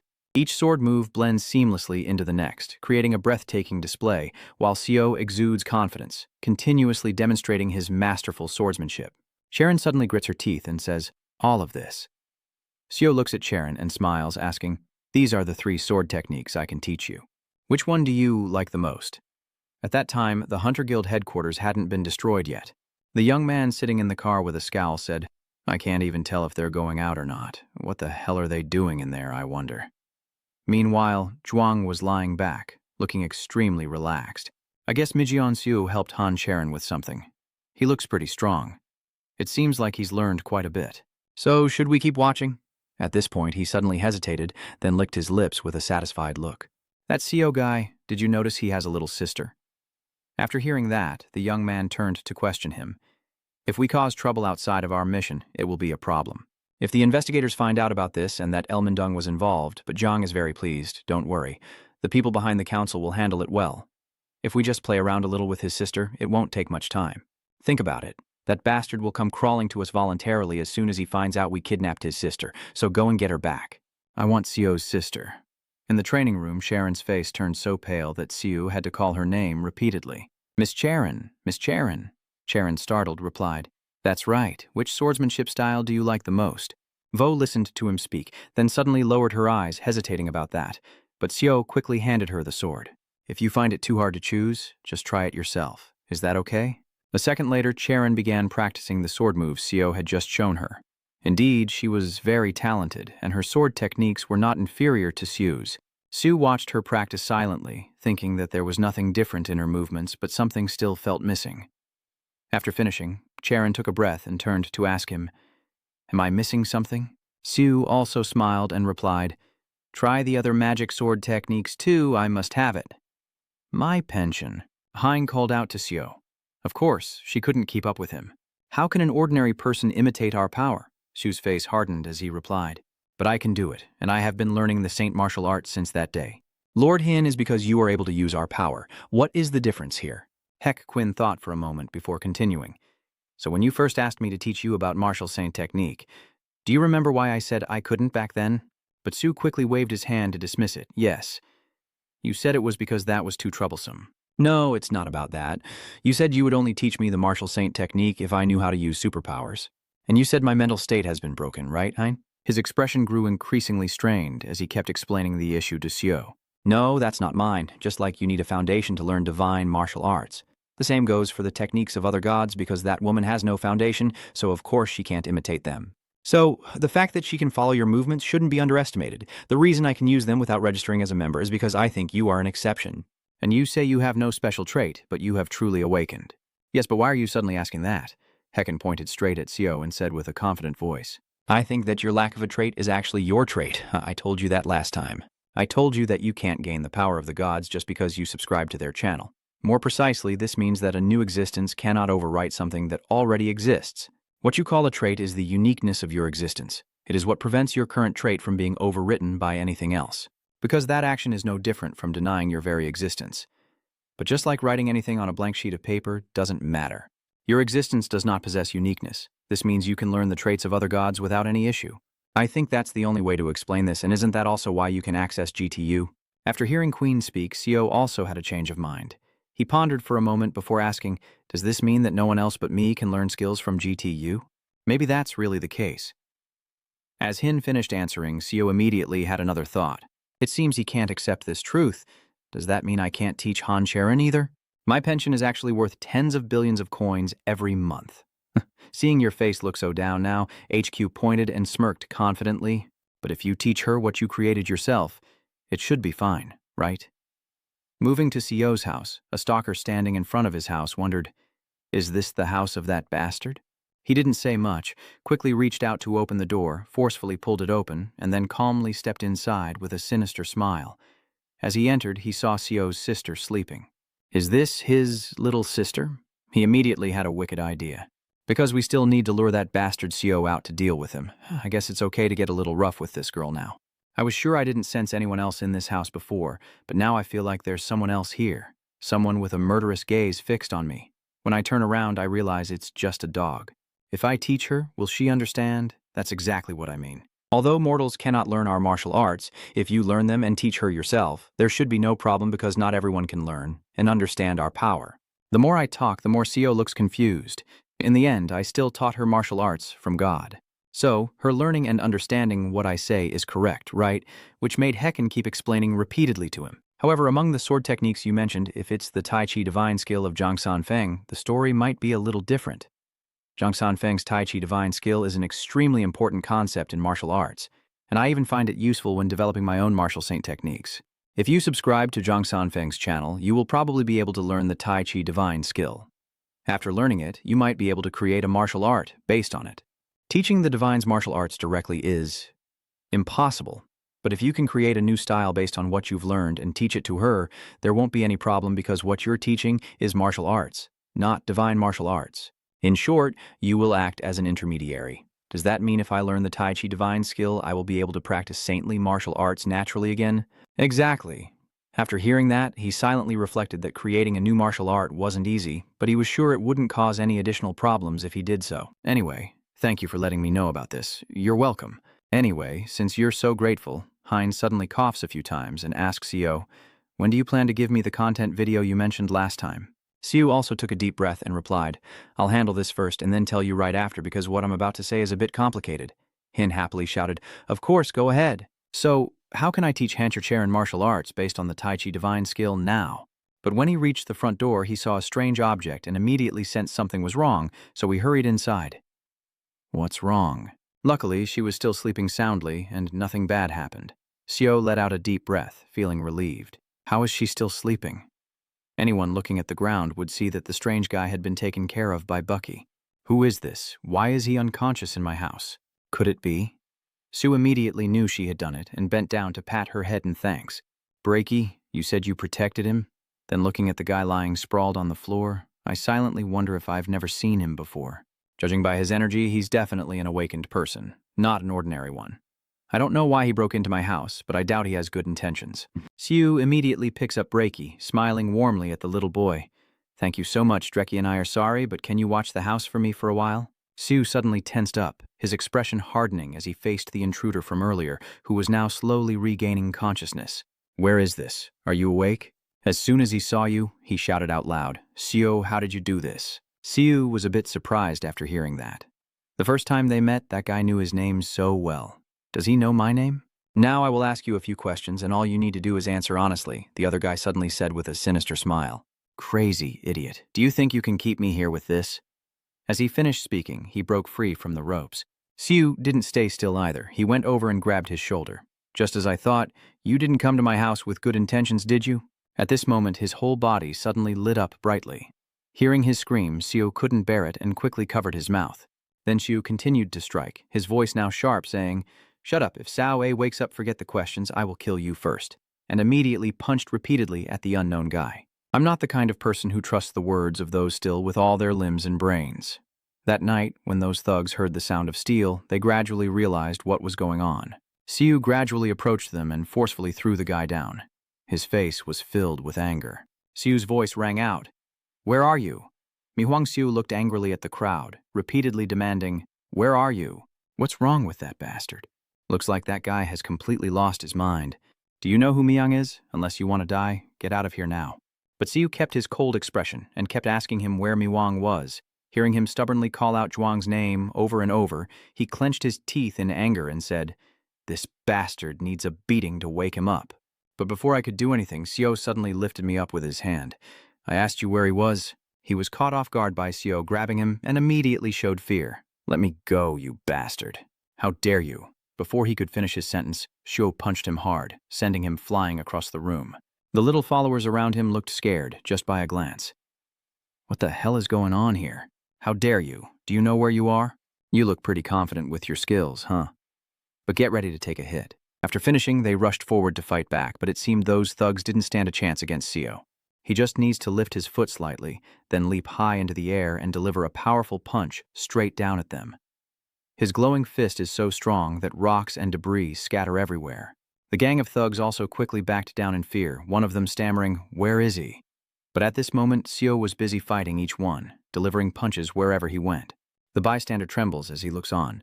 At this moment, Seo steps in front of him and asks again, Where is Mi Wang? Captain, Vandermorum has moved. What? Have you confirmed the location yet? Shuei frowned and said, Not yet, but the traces are clear, so we will find them soon. After hearing this, Mindung pointed and ordered to immediately assemble all 4 team members and request aid from all available resources. Yes, sir, Captain. Mobilize even the guards who can no longer move. Upon receiving the order, Shu quickly ran off. I understand. I have to go too. Captain Lai, wait a moment. I'm sorry to do this while you're busy. One of the inspectors chuckled and said, but a new urgent matter has just come up. It seems you'll need to handle this. But Min frowned and replied, I'm very sorry, but I don't think I can do that right now. This is a special order from the Chief Judge, she asked in surprise. Chief Justice, he replied cheerfully, a level C prison riot has broken out in Sangdodong. I think you should go get her quickly. Mindung turned back and asked again, do I really have to go?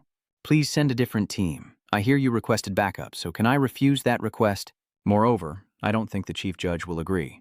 I'm telling you that I can't take responsibility for the aftershocks of this incident, so you should be prepared before moving out. Hearing him speak, Mindung's face grew even more grim. She grit her teeth and cursed, unable to believe that this bastard was the chief of the Hunter Inspection Department, whether I get fired or not. Then Mindung left without hesitation, and he called Captain Lai Mindung back. But Mindung still insisted that the decision should be made as he wished. Should we cut to Shu's side? What are you doing? Kill that bastard. Seeing the crowd of Dukhan growing in front of him but Seo remaining fearless, he growled and thought, there are about 100 fake awakeners here. This won't be an easy fight, but have these bastards really provoked C? If I ignore this and show weakness here, these bastards won't hold back and will go after SEOA next, so I have to crush them here. These beasts with their broken humanity act more on instinct than reason. I must imprint fear into their instincts rather than logic. Make them remember that they should stay away from me, so they will scream in fear when they hear my name. Thinking of this, it seems Sio's anger has erupted. His strength gradually surged forth. Seeing Sio growl and stare at them, Dukhan immediately spoke to suppress him. How dare you? Do you even know where this is? But without wasting words, Sio immediately charged forward to attack. All he needed was to punch with both hands to send them flying away. The remaining guys looked at him in panic. He's not an ordinary guy. Don't be reckless and rush in, surround him and attack. But at this moment, Sio was extremely angry, and all he could think about was how to eliminate them as quickly as possible. In a battle with many enemies, rushing in with 3 or 5 at a time is considered too many. Knowing more would lead to chaos and getting in each other's way, making multi-target attacks less effective than one-on-one combat. Sio quickly drew up an attack plan. Dozens of young fighters formed a large formation, attacking evenly to avoid tripping over each other and acting in harmony within a military strategy. Of course, this is too shameful to be called military strategy, but they are at least using it in some way. As expected from a bunch of criminals who beat people more than monsters. He then remembered his master's words. The key to breaking the enemy's formation is simple. The door of life and the door of death. You can start by distinguishing between the two. Ending his thoughts, Sio charged forward, a bright light cutting straight through the gang of thugs. My master's words once again echoed in his mind. There are countless types of battle formations, but they all share the same origin at the end of the 16 celestial gates and at the heart of the 12 earthly gates. Even now, no matter how hard I try to remember, I still don't understand what he said, but I can somewhat see it. A small path among those rushing towards me, clearly the S+ of Zhugliang telling me. That is a very large life gate. Sio used his own strength to burn through each of them, leaving them all in shock. How is this possible? At this moment, Sio still radiates with strength, ready to attack the next enemies. The words of the master echoed once again. A person's body has countless weak points, remdwants, shawan at the vital energy points. Just thinking about the warning, Sio combined it with his practice, swiftly taking down each enemy as if death itself was approaching. Sio silently thought, death is everywhere. I don't see any way to survive, but the more I fight, the more enemies there are. Sio was now exhausted, breathing heavily while they kept increasing in number. That damn little bastard. Finally, we caught you. Sio closed his eyes tightly, silently sensing that no matter how strong he was, facing hundreds rushing at him would still be very difficult. Then I remembered Heck Queen's warning that no one can stand against an entire group, because even a gathering of just a few people can be complicated enough. Are there times when you can't see the way out, trapped behind a glass shield during a fight, and at those moments, what do? You have to forge your path with your own strength. Continuing to attack like a monster, charging from one wave to the next. The blue light source kept flickering intensely because of it. That tracker is trembling with fear now, unable to keep attacking like a beast, tearing into each of them one after another. The monster continued like that as you took down each one. Only then did Chatiang appear. He frowned and asked, "What's all that noise?" Di Wang, the strongest, will appear last. As soon as he saw Sio, he started cursing. What now? Who's that bastard? I don't know why. Seeing the continuous flashes of light, his face gradually darkened, but the leader always appears at the very end. Jang gently turned his head back and saw Seo right behind him. When he saw that bastard, without saying a word, he punched him square in the face, hitting him so hard he couldn't react and was sent flying away. Hedgequin's voice now sounded like urging to him, "Kill him." Jang was knocked out by his punch, and seeing his boss beaten badly by Seo, his underlings began to feel afraid. Could it really be that Mr. Duiquang's fake eyelash fell off and he was defeated with just one punch? This can't be true. At this moment, Sio's eyes were filled with fury when Zhang suddenly spat out a mouthful of blood, then struggled to stand up. Seeing that he finally managed to get back on his feet, he loudly shouted to his men, "An Myung, you're still alive!" He narrowed his eyes in bitter hatred towards Seo. This guy looks like a bum on the outside and in his demeanor, but that punch earlier, even though it was a surprise attack, if I hadn't dispersed the damage right then, I would have been dead for sure. Thinking of this, Diwang gently adjusted his face with his hand and asked, "Who are you?" Seo also answered seriously, "Is it you? You were the one who ordered them to kidnap Seo, right?" Seo? Hearing this, he immediately recognized. "Are you Seo? I'm asking if you or your boss ordered the kidnapping of Seo. Looks like it's really you." Duiquang's face hardened as he thought to himself, only now realizing this was the face from his mission, but he had heard it was just a D-level hunter.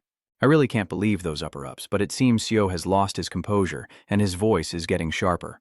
"I'm asking one last time, did you order those guys to kidnap the car or not?" Jang doesn't hide it anymore.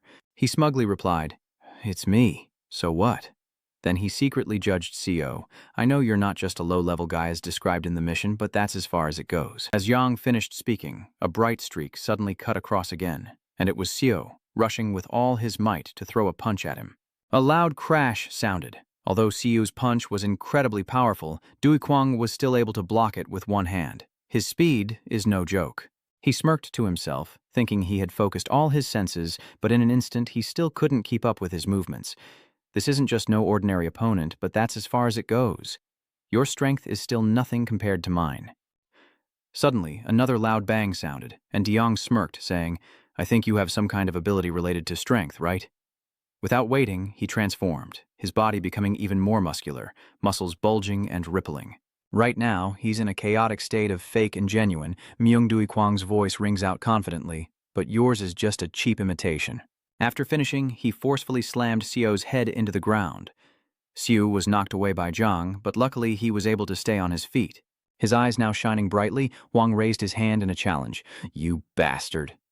Seo secretly looked at him and guessed, could he have counterattacked in just a moment? "No matter how I look at it, you don't seem like a D-grade handyman. Who's talking nonsense like that?" Zhang smirked and said, "So you're Seo, huh? I will close my eyes and overlook everything you've done." Seeing that, even the henchmen were just as stunned. Mayan Duiquang rolled his eyes, pointed directly at Seo, and ordered, "Do you have to join the chaos?" The henchman of his quickly interrupted after hearing this. Mien glared fiercely, his mouth dry. Seeing that terrifying look, they all shrank back. Duiquang confidently said, "If we have that much power, how can we live an ordinary life? We are especially those superior beings beyond the insect-like humans. Don't you think it's unfair? Why should we follow the rules set by those inferior beings? All those laws are just for their own benefit. Why should we extraordinary beings have to sacrifice ourselves for the weak? It should be them selling themselves, not us, because we're extraordinary like this. The strong will oppress the weak. Power is everything." The more he talks, Diang becomes more passionate, believing that justice lies in strength, not in any law. If you like something, take it. If you want it, you have to seize it yourself. Seeing him rambling alone all this time, Seo immediately interrupted. "What are you rambling about? I was just silent because I saw you had too much to say, but I didn't want to listen to any of it." "Are you done talking nonsense?" Zhang immediately started questioning. "Is it because of your little sister? Because of this shaky love that wavers?" Stupid Seo quickly replied, "If love makes you waver, where is the stupidity? If a few fleeting feelings can't hold on, then you're clearly weak. Don't come here." Seo refused to back down and directly faced him. That's what it means to be human. "A creature like you would never understand." But Zhang laughed with a wicked pleasure at his words. "You're really stupid. I only gave you a chance because I value your talent. But if you want to ruin your life completely," Duiquang's anger grew even more intense. "Don't regret it later. You can't fight me." As he finished speaking, he delivered a decisive blow at Seo, but it has to catch him off guard. Huang thought he had hit Seo, but instead Duiquang's attack only hit the air and he was pushed back. "I got pushed back? No, did I actually get hit? When did that happen?" Suddenly Seo appeared out of nowhere. Zhang shouted. "Don't even think about using that move on me again." Then the two charged at each other, but no matter how big or strong Duiquang was, he couldn't match Shu. In this moment, Duiquang suddenly realizes he's no match for him? No way. Suddenly, Xiu appeared out of nowhere and delivered a fatal blow to finish him off. Zhang was stunned, his eyes wide open. This was a level entirely different, one he had never encountered before. Then the strong one stepped back. In extreme fear, Deng pointed and said with difficulty, "Hon Mang, I won't let you go. Do you think this will all just go away quietly for us?" But Xiu just glared and replied, "Try us and see how I personally deal with Hon Mang." "What? You want to declare war on us? You only have yourself. Open your eyes wide and look clearly."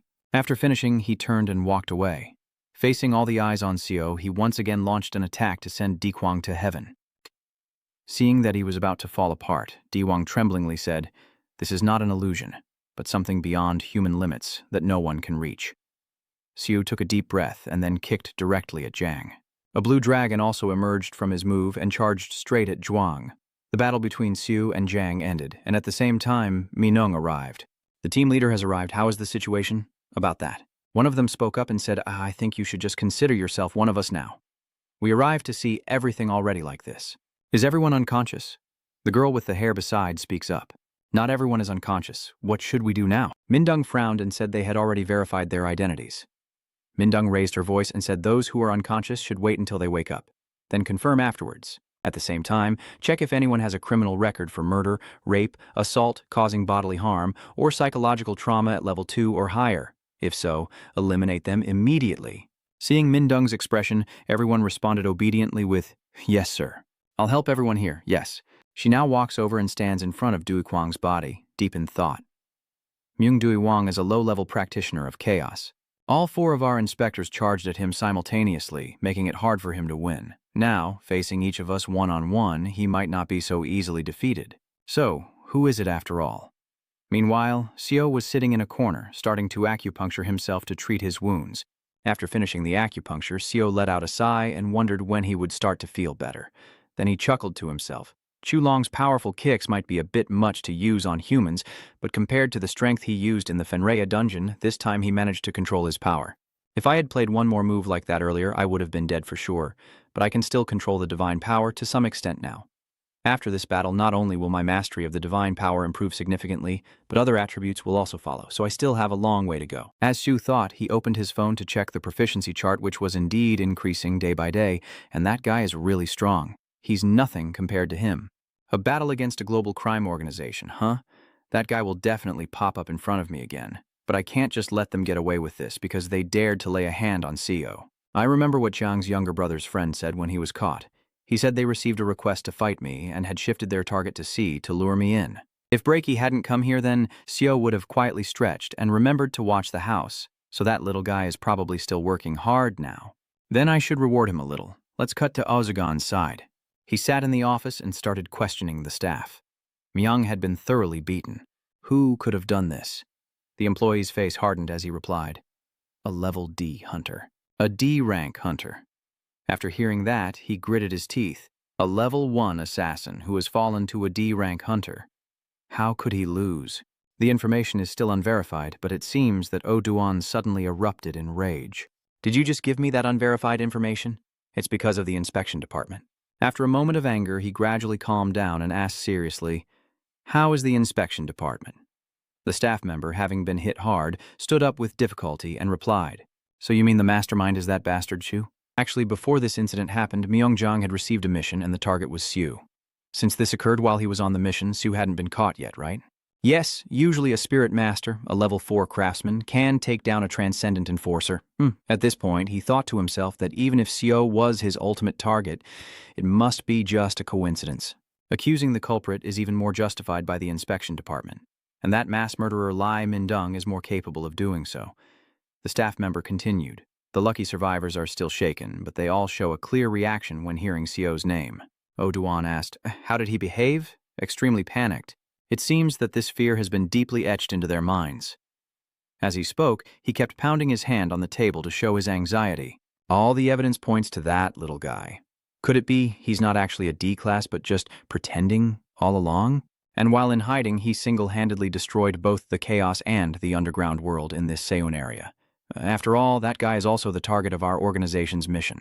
Suddenly, Odugo burst into crazy laughter. Is this his warning? That arrogant bastard, should we chase after him? Hearing this, Ozugon pointed and ordered everyone in the chaos to closely monitor Seo for me. He frowned, thinking that normally he would catch that guy and deal with him all at once, but with the inspection department involved, now is not the time to act rashly. I don't even bother to care about Lai Minung. But then he spoke up. The inspection department has already intervened in this matter. The staff suddenly said, Bongdae, the chief inspector has also taken action. Are you crazy?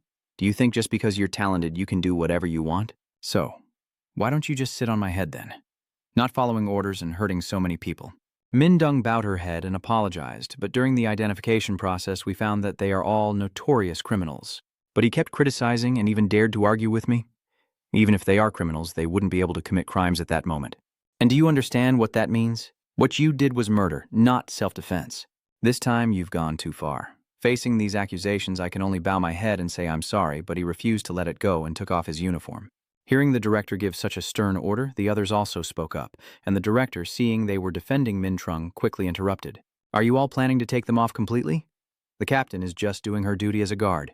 He pointed decisively and said, Be quiet. Quiet as always, and I will fire all of you. But out of respect for Captain Lai Mindung, this will end here. So get out of your uniforms and stop complaining. Yes, Captain. The people behind her all responded in unison because of Mindung. It's really unfair. Director Kim, you're only doing this because you're afraid of being caught for bribery and covering up for criminals. After hearing that, JP slammed the table and stood up. Who's the bastard? Then Mindung suddenly glared at him. Director, I'll just laugh off the uniform and you can let them print it. Seeing her change her attitude like that, the director also felt a bit intimidated by her. Fine then. Suddenly a voice from afar approached and said, I think everyone should leave the captain alone. Everyone turned to ask in surprise, What? The general director, why are you here? Songdoi laughed and said, If Han Mang has become so aggressive, how could we be missing me? Then he approached JP and said in a stern voice, 2, as a director, you should know how dangerous Han Mang can be. It seems I just heard someone say you were covering for a criminal. Hearing that, JP straightened up in panic. It's just a misunderstanding. Or is it really a misunderstanding? Once the investigation is complete, everything will be clear. After he finished speaking, a group of people in black suits appeared behind him. Suddenly he turned to smile and said to Minung, Isn't that right, Captain Lai? Yes, sir. Songdae wanted to continue. I want to talk to you for a moment. Is that convenient for you? I'll get straight to the point. Is that your doing? After seeing it, she thought to herself. Chief Inspector Bitch Kong, a key figure who has stopped countless criminal organizations in Korea, is a wealthy man and also the son of Baeon Pyong, one of the 13 heroes who saved humanity. Mr. Songdae laughed and said, I've heard everything already. Some people must have lost their lives during the crackdown, right? Hearing this, Mindung felt a bit uneasy, but Songdae quickly interrupted. Before the demon realm invaded this place, the awakened were the hope of humanity. After the world became more stable, those powers became just tools for making money. But my father said that it is also a trend. Unlike my father, who has had to struggle for decades to achieve peace. There are those like Chaos who only know how to abuse their power. My father always complains about that, but he would never go against others. He said that if you step up yourself to oppress and take control of the world, it's no different from them. He doesn't see himself as justice at all. But I think differently.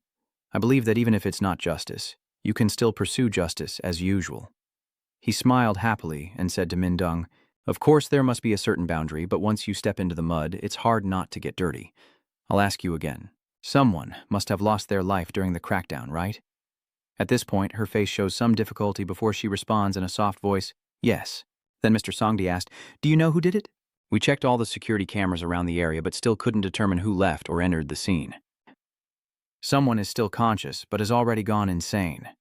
Suddenly, Songdae slightly furrowed his brow when he heard Mindung mention this.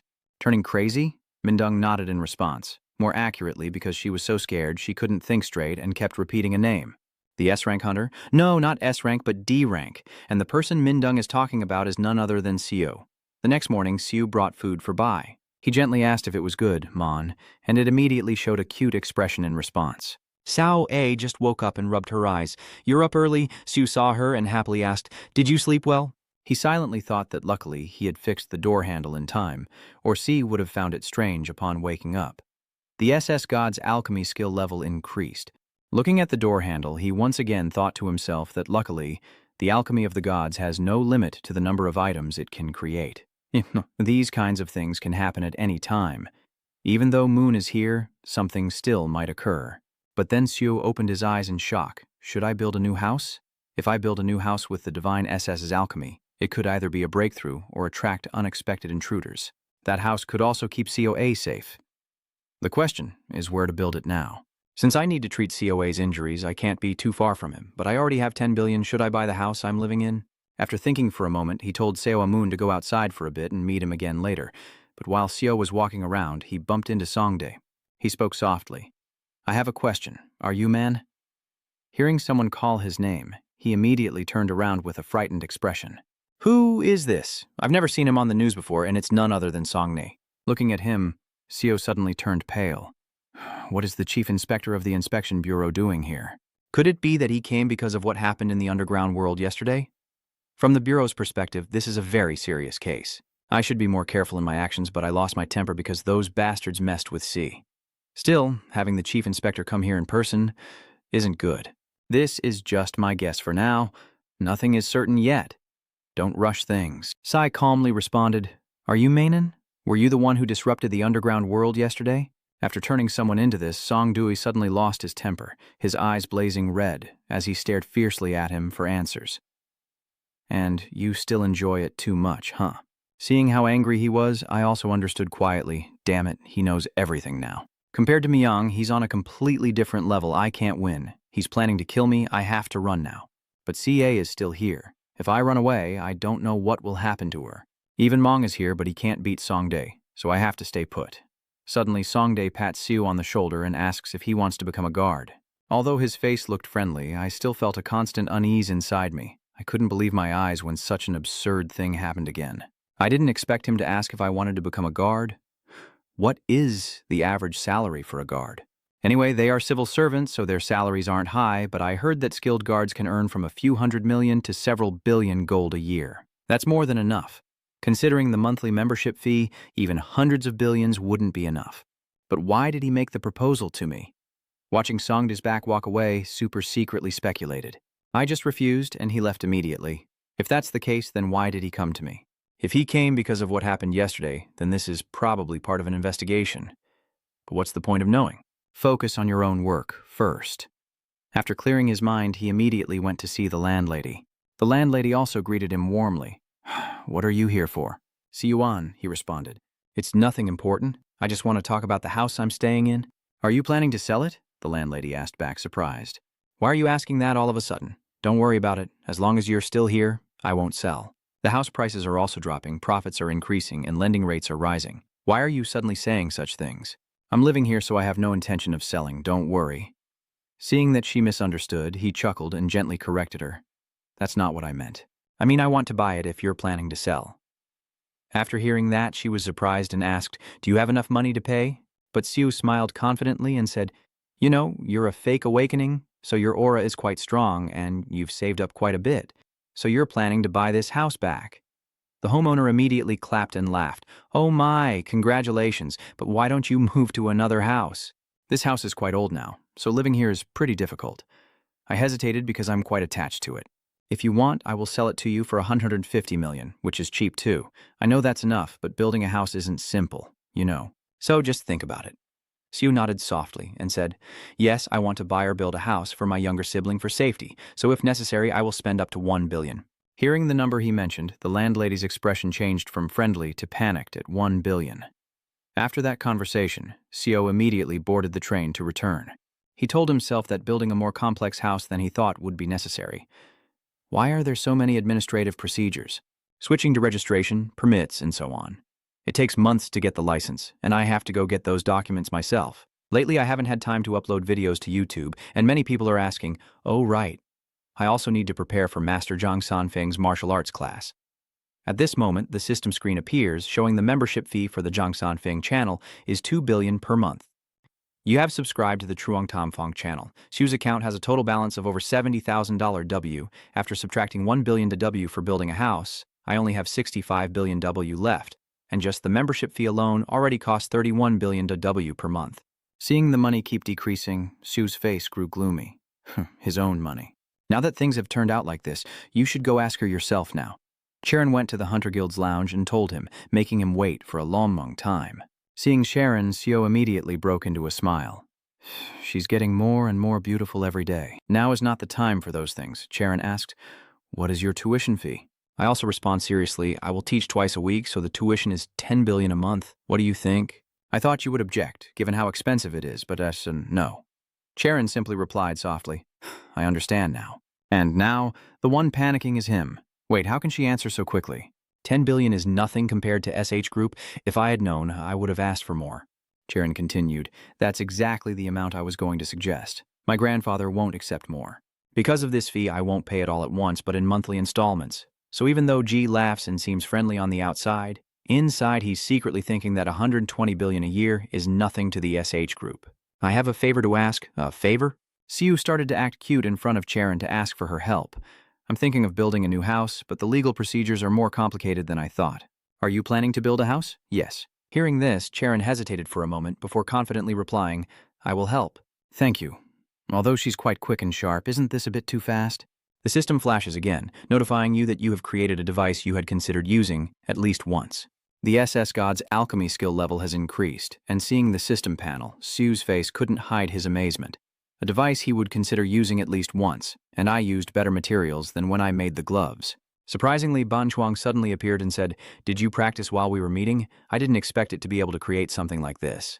Since I already handed over the complicated procedures to Hanchurin, the remaining task is not only that Pan Wang shows up unexpectedly, but also Sayu. She walks over and waves to everyone. Hey, I'm here. Lately I haven't heard any news about you. What are you doing here? I just suddenly thought of you when I passed by here, Siu Unun said with a big smile. It's been a while, hasn't it? What have you been up to lately? I just do some trivial things. What kind of things? At this point, he suddenly remembered that all he did was either fight or torment others, so he forced a smile and said, to let it go, don't worry about it. Super also understood that he had something difficult to say, so he accepted it. I understand, just call me if you need any help. If that's the case, before Seo Un could finish speaking, he cut in. Can I ask you for a favor? It's nothing special. I just wonder if you could help me gather some building materials. Building materials aren't that hard to find. But why are you suddenly asking for that? Oh, are you planning to build a house? A house? Wait, don't tell me you want to build a house for yourself. Seeing that Seon guessed correctly, Seo shyly replied, Yes. I know you have good crafting skills, but creating weapons and building a house, these are the materials I need. After receiving the list of materials, she immediately asked, But those aren't building materials. Wait, this is Seon shouting right now. Are you planning to build a house using materials obtained from monsters? Yes, I am trying to equip the house with the best things. Cut to Songda's place. What's going on? Captain Paran is not showing any reaction. Maybe he's just hiding this because he's afraid of you. And the speaker is the head of the North Teeman Urban Investigation Department, Inspector General of Sand Workers. After hearing this, he looked visibly shaken. Really? That's a shame. Why are you looking at me like that? Do you also want to drink? Do you know how good it is? But Tenmin asked seriously. Why are you ignoring him? Do you mean Su? It has to be Mindung. The captain of the 4th Guard team said that, but for Songdae, Seo isn't really a concern. He smirked in response, outwardly calm, but the smell of humans on his body was stronger than anyone else's. By the way, how long have you been working at the inspection department? This is my 7th year, quite a long time, isn't it? I awakened at 11 years old and was trained by my father for 8 years. Songdae bowed his head and told Tenmin, then he told me to go outside and learn more about the world around me. So I traveled everywhere for the next 5 years. Then I was appointed as an inspector and have been in this profession for 20 years. I have fought many criminals and have taken many lives. The number of people I've killed is definitely more than all the monsters I've ever encountered. I don't know why, but I'm really tired of humanity. They are even worse than monsters. Honestly, I now understand why you have the saying, save the creature. The creature repays, save a person. A person repays with revenge. Basically, I don't trust people, so I always suspect anyone I face. In my eyes, anyone could become a criminal, but there are still some people I can still trust. Do you know what kind of people they are? Hearing the question from the old man, Tenmin simply replied, I don't know. Song Duyan continued, those are the people who have to support their families. You know it's not easy, right? But sacrifice is just part of it. That's also why the parents in this world are truly remarkable. But in Seo, there is one more thing. He has to save his sick sister. At this, Tenmin immediately frowned and objected. But his hiding his rank is still very suspicious. More importantly, he is the one who wiped out the entire underground world himself. Songdaya suddenly interrupted. Who could be sure that he was hiding his rank? At this, Teminin's eyes widened in surprise. What does he mean by that? Songdui Liam explained to him that people usually call them slaughterers, and that's not wrong. But don't forget, our swords are always aimed at criminals. I like a world where everyone lives peacefully like this. The same goes for the place my father protects. Seeing the goat leave, Temin asked in a calm voice, Where are you going? SH Group. Hearing the answer, Temin once again appeared surprised. SH Group. At this moment, Songdai turns back to look at Temin with a smug look and smile. Didn't I just say to always keep the sword pointed at the criminal? Turn back to CO. I will equip the house in my own way. I haven't tried, but I think I can do it. Are these things hard to find? It's not too hard, but the issue isn't just money. There are also some problems with the cost.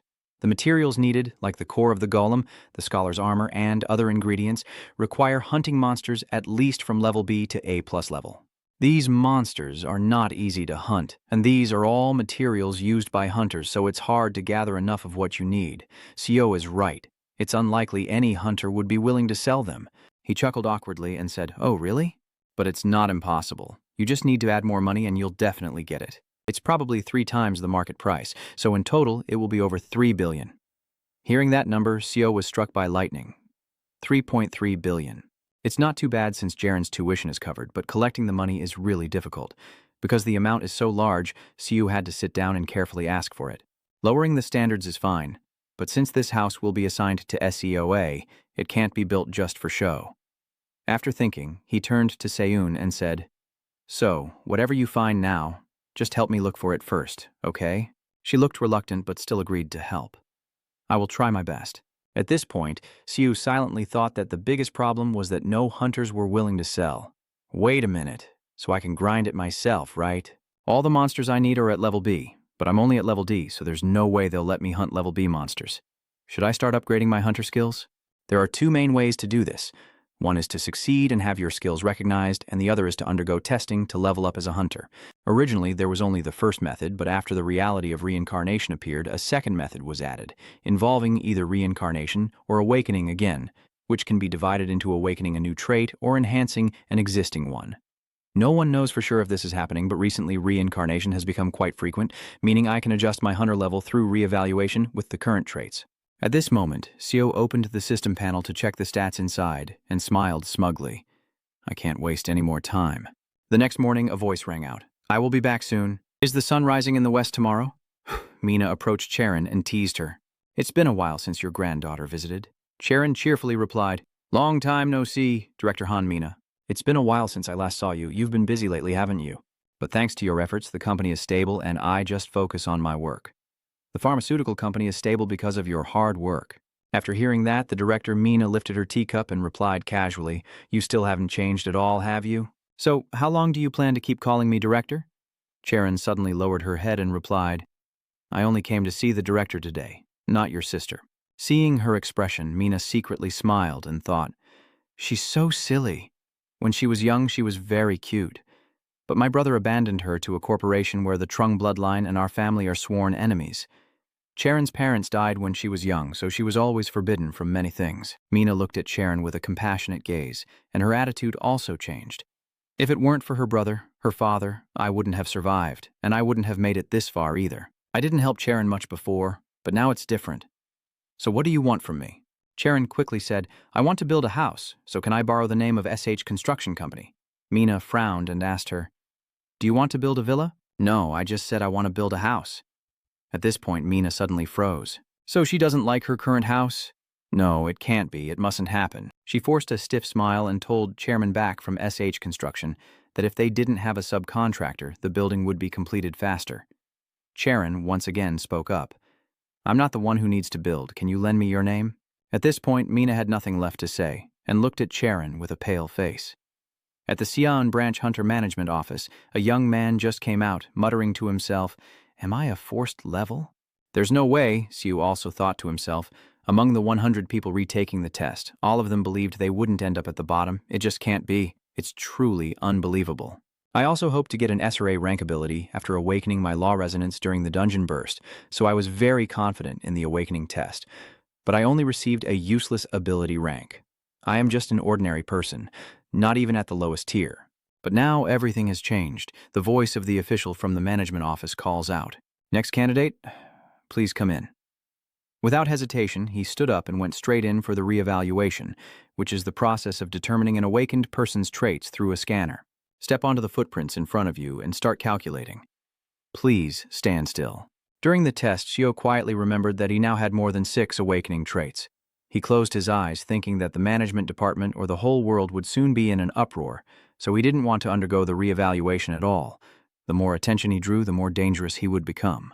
But the battle with the Chaos Realm has given me more courage. I can protect myself and have enough strength not to back down from anything. That's why I shouldn't avoid the world anymore. Suddenly, everyone around shouted loudly, "Oh my God, what is happening this time? You are the first SS-level awakener in the world, right?" The SSS-level awakener has awakened now. Sue suddenly sighed and looked ahead, then stared in shock at the screen and shouted, "Isn't the awakening trait supposed to override the lower-tier attributes? Someone who awakens shouldn't have any traits? How can this be? It just can't be." Sue is growing more and more agitated, sweat pouring down his body. Wait a moment. There must be some mistake somewhere. Everyone is only allowed one reevaluation. Please step outside. After a while with no results, Seo, feeling helpless, said just one more time, "This is the last check." He tiredly slumped down. Why hasn't anything changed at all? This makes no sense. Could it be that because the highest trait only reaches level E, it can't detect the divine traits? But the screen shows I am below the required level. It can't be just because of that. If the awakened trait doesn't evaluate below the forced level, then if it can't be scanned, the result should be unrecognizable. Maybe, like Hein said, my trait is actually no trait at all. I think that no trait has always been your true trait. Because my trait doesn't change, the test results remain the same. The more Seo thought about it, the more it seemed plausible, it sounded reasonable. But he couldn't be sure yet. Could it be that I haven't yet achieved 100% mastery because I still haven't fully mastered any of the gods' traits? At this point, Seo leaned back and sighed, not understanding anything. How am I supposed to learn and then use the powers of the gods with this method? Sue once again recalled HQ's words and quietly wondered if HQ Queen said that because his trait was non-trait, so he could only learn from the powers of the gods. Who exactly was that blonde guy? Could it be that he already knew who I was when he came to find me? Seo remembered the words of the blonde-haired guy. "Did you give me a chance? I am very sorry for involving you." Those words don't really sound like a good reason. Oh well. Shu gazed intently at the phone screen, so now the reevaluation no longer helps.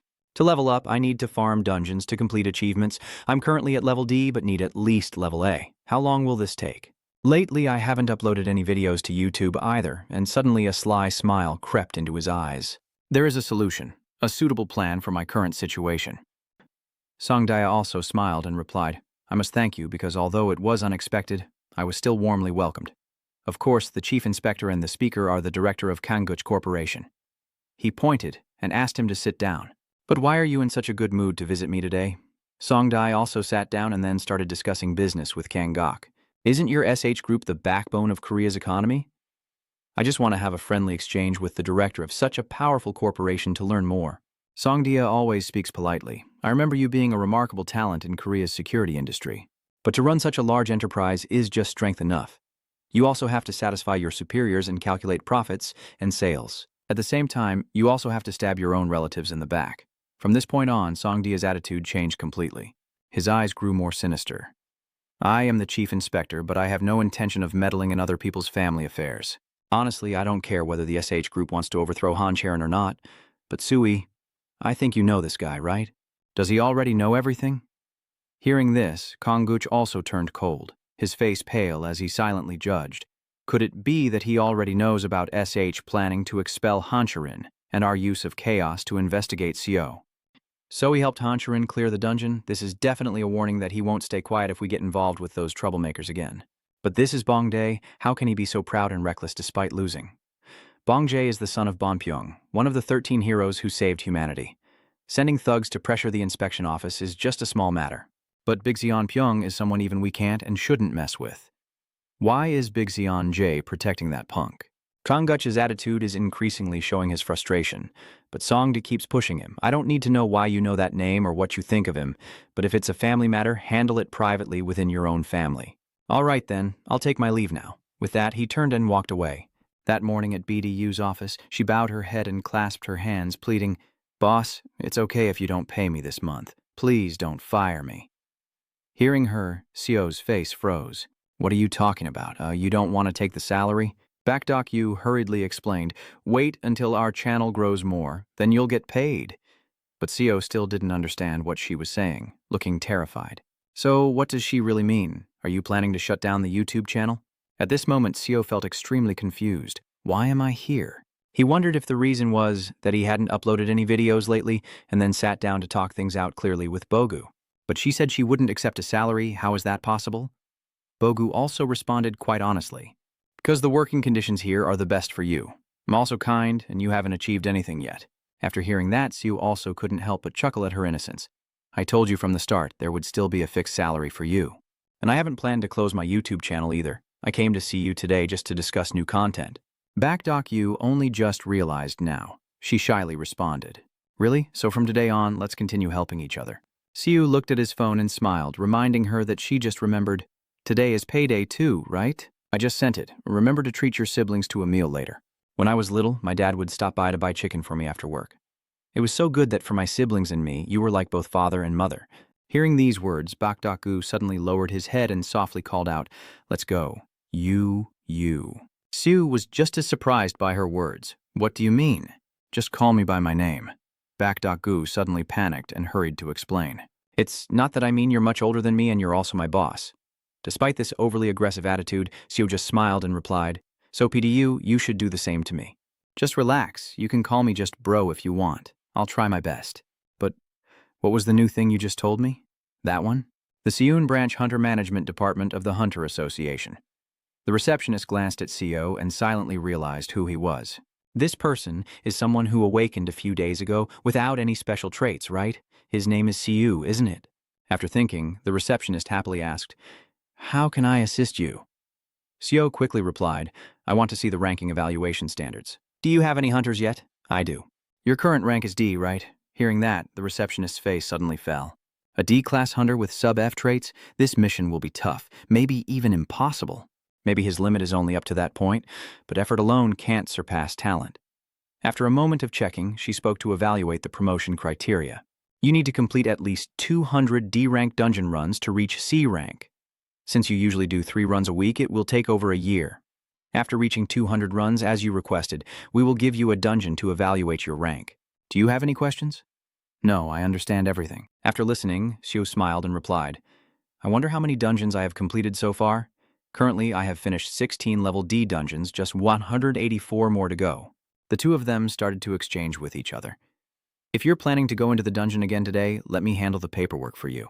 If possible, I'd appreciate it if you could do me a favor." "Which dungeon would you like to choose?" "I don't have any specific preferences, so just pick the closest one for me. The nearest D+ level dungeon is only 5 minutes away." Although she appeared cheerful and enthusiastic on the surface, the receptionist thought differently inside. A level D dungeon is still quite a distance from a D+. I wonder if he's going to be okay. Shu also speaks up.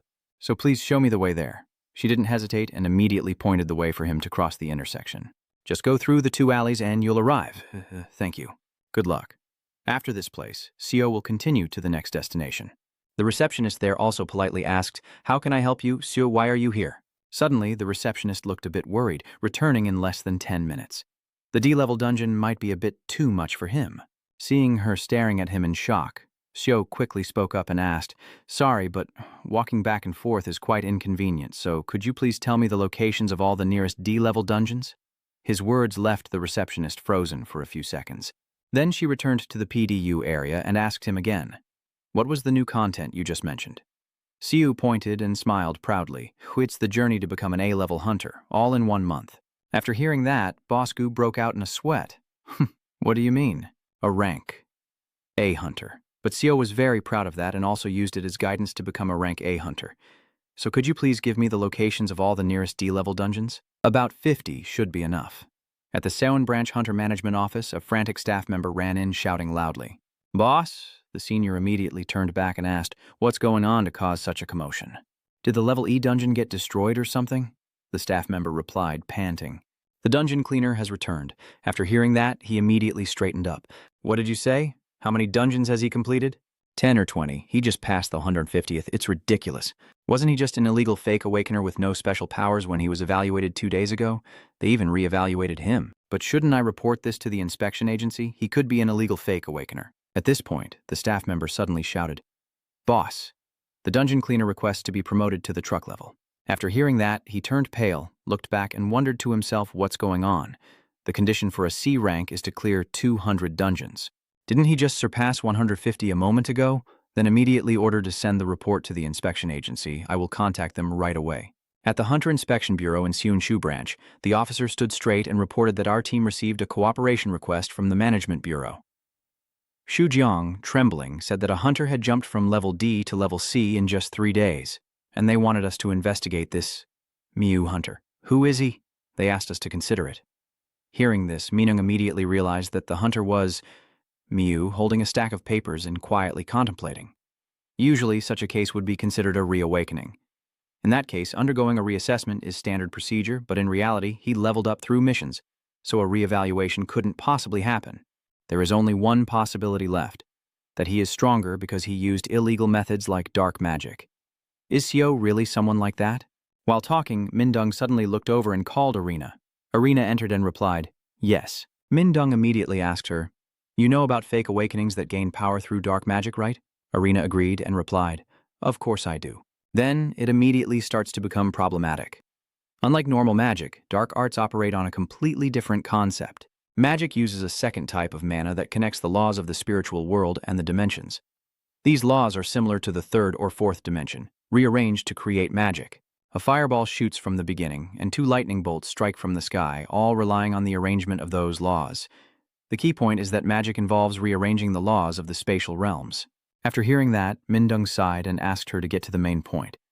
Arena explained to her once again. Simply put, dark magic originates from negative emotions.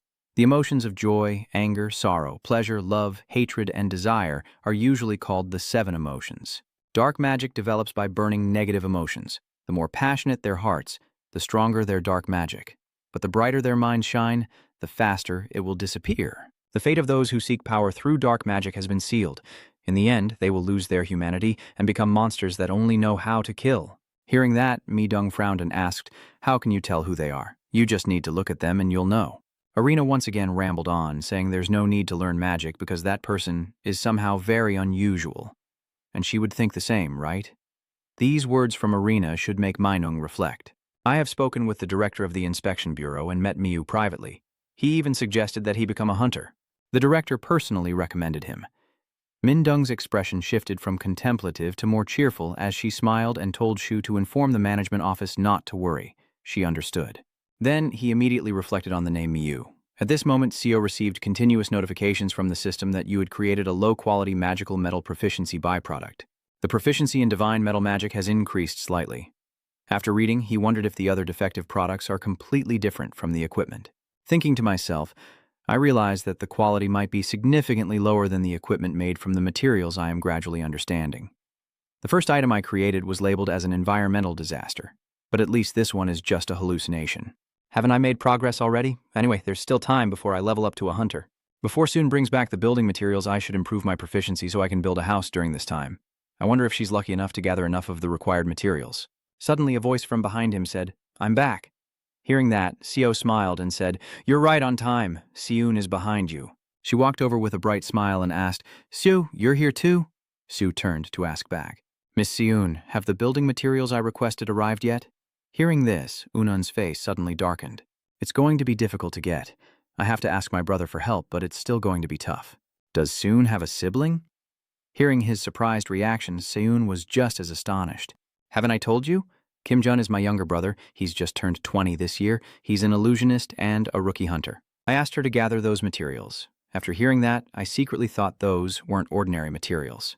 Then I asked Seun, at least it should be from a B-level monster. I still can't do that yet. Your brother is a what-level hunter? He's a B-level hunter with an A+ ability rating." Xu was once again stunned speechless. That A-level ability is really impressive. Seeing Xiu's attitude, she became more and more smug in her words. He's been awakening for a long time, so he's still inexperienced and often gets injured. But her awakening ability is super recovery, so I'm not worried. Super recovery. That super recovery ability basically means enhanced regeneration power. It sounds like a hack. She can even regrow her leg if it gets cut off. Don't worry, CO. I also asked my brother. It might not be much, but he can gather a little. The two are chatting happily when Penang suddenly comes over and asks Seun if he's back. As soon as he saw him, Siu Unan also cheered. Has the equipment I asked for the World Metallurgy Conference been prepared yet? You're still working on it? Go ahead and check over there. While the two of them were talking, Seo here was quietly reflecting. It seems the materials brought back last night are not enough, so I have to gather more myself to level up as a hunter. Then Siu politely asked to leave. I'm heading out now, see you later. Siu excitedly shouted as she returned to the PDU. Finally done, this time was really tough. Each video already has 184 clips, and combined with the length it's over 22 hours. But I didn't work on it last month. An ordinary person would take over a year to go from level D to C, but you only took 3 days. You're really impressive, boss. Suddenly, a message from Myung-Soo appeared on the computer screen. Yeah, this is the file for the upcoming video content. The attached video file has just reached 300 views, and Gu immediately looks surprised. This means I need to edit it again from level C to level B. Another message appeared. Miu received 10 million views, and her face suddenly showed shock upon seeing the amount. 10 million views, I already paid her extra for the video. If the views are high, I'll add more too. Indeed, money really motivates people. Gu turned to look at his 2 sleeping siblings, silently telling himself to work harder for their sake. At this moment, Siu's video was also uploaded with the title on how to upgrade from a D-level worker to an A-level hunter episode 1, which gained a lot of views. Everyone downstairs keeps commenting non-stop. Seeing the lively interaction, Siu looks at the screen and smiles, praising herself. Captain Gu is really good at editing. In just one day, the video reached 840,000 views, which I didn't expect to be that high. Filming myself is quite challenging. With so many cameras breaking down, I can't just ask someone ordinary like Diog to film for me. Should I ask another fake awakening to film for me? Unan here is constantly worried. Why didn't you answer the phone? Seun went to ask. What's going on, Siu? I just can't get in touch with Jun. Jun is your younger brother, right? Seun's face darkened as he explained to him. Ever since I received the message saying she was with Kwai Long's dungeon, I haven't heard anything else. Siu immediately suggested a place for Seun. Have you checked with the management office yet? All right, they said they cleared that place on that very day. Hopefully Jun is okay. Seeing Seun so worried about his younger brother, he quickly reassured her. It's probably nothing, unless there's something inside the dungeon. If they've cleared it out, they've likely celebrated with the members. Anyway, he's already 20. But Jun isn't that kind of person. Siu, as a brother, didn't say anything to help Seun calm down. He has the ability to recover super fast. No news is good news. Everything will be fine. To be safe, she should report it to the inspection bureau. Thank you, Seo. I'll be on my way now. After finishing, Sen hurriedly left, watching Siu Unun's back and silently thinking, I can't stop worrying. Now we just have to wait and see. The scene shifts to a dark underground cell where a young man is chained up. He shouted in panic, What is this? Clearly I was trying to hunt the Qilong with the team and the person tied up is Jujun. I quietly remembered that we had hunted the Kulong, then the team suggested going for drinks, so I joined in. My memory, was I kidnapped? Suddenly, someone spoke up. This isn't easy to break. These are specially made shackles. Even an A-rank hunter can't escape easily. Du looked at him in panic. What do you want to do? Are you curious? Really? Are you curious? Dune rushed forward, close to Dune's face with a sinister smile and asked, Have you heard of the illegal fake awakening? Dujun also wondered and asked him back. The illegal fake awakening instantly drove him into madness. They are my creations. Then he screamed loudly, Why? Why die without appreciating my efforts? And what about me? I said I would make them stronger. If I pour a little more blood, they'll scream in pain and die. If I cut off their legs or arms, they would scream in pain and then die. Suddenly, Dune grabbed Junrun's mouth and said in a cruel manner, But if it were you, you'd be different. You'd definitely be different. You have to be different from them. At this moment, Sue and Sharon face each other on the arena, their swords gleaming with a dazzling silver light. She lifts her head and looks directly into his eyes, saying, Tai Chi is based on the concept of yin and yang, where yin and yang are two opposing qualities that create heaven, earth, and all things. Siu smiled confidently, his sharp eyes and deep voice echoing. Although yin and yang seem opposite, they actually depend on each other to create and define everything. He silently thought that at first I had planned to create a new sword technique and teach it to her myself, but I need to understand everything clearly first. Although I explained it to her like this, I still feel uncertain myself, so I chose to use the concept of Tai Chi as the foundation for my swordsmanship and to leverage Hanchurin's S-level sword talent, which can turn a normal swing into a powerful sword technique. To help Han Charon create her own swordsmanship, of course. By then we can't call it Tai Chi sword anymore. A sword style that no one else possesses, at least level S. Suddenly, Seo rushed quickly towards Charon. He shouted sternly that if she could understand the principle of yin and yang and apply it to her sword techniques, she would be able to easily counter her opponent's attacks. Like this. Charon narrowed her eyes slightly, feeling it was all so complicated. Seeing that, he gently comforted her. You did very well. After speaking, Sue stared intently at Charon, unconsciously smiling. Actually, if I hadn't explained it, she wouldn't have understood anything. But just by hearing my explanation, she was able to gradually apply it. Sue added, I'll keep reminding you until you get used to it, so don't worry. She replied softly, Thank you. Then Seo scratched his head awkwardly. That's all for today's lesson. I'm leaving now. She suddenly interrupted. I think everything will be resolved within a month. Hearing that, Sue looked at Charon with wide eyes. What do you mean? She asked seriously. I'm talking about the thing you asked me about last time. She vaguely guesses. Is the thing I asked you about last time the building permit? Thank you very much. It's nothing. Despite her calm demeanor, Seo couldn't help but feel a bit confused. How could she say it so easily? Oh no, that's actually pretty normal. SH Group might even be able to manipulate Korean law. A month is enough time to finish preparing all the materials. Meanwhile, Zhu adopts a serious expression. She spoke quickly without a chance to think. Commander, regarding Kim Doon's disappearance report, Mindung immediately looked up. What's going on? She hurriedly hands over a piece of paper. Please take a look at this first. These are the members who entered the dungeon with Kim Doon. At this moment, Mindung clenched the piece of paper in her hand, frowned slightly, and her voice sounded heavy. Are they fake awakeners? Sua interjected to clarify, saying that they are suspected illegal fake awakeners, including all of them except Kim Ru-dun. Hearing this, Mindung looked confused. Are they deliberately targeting him?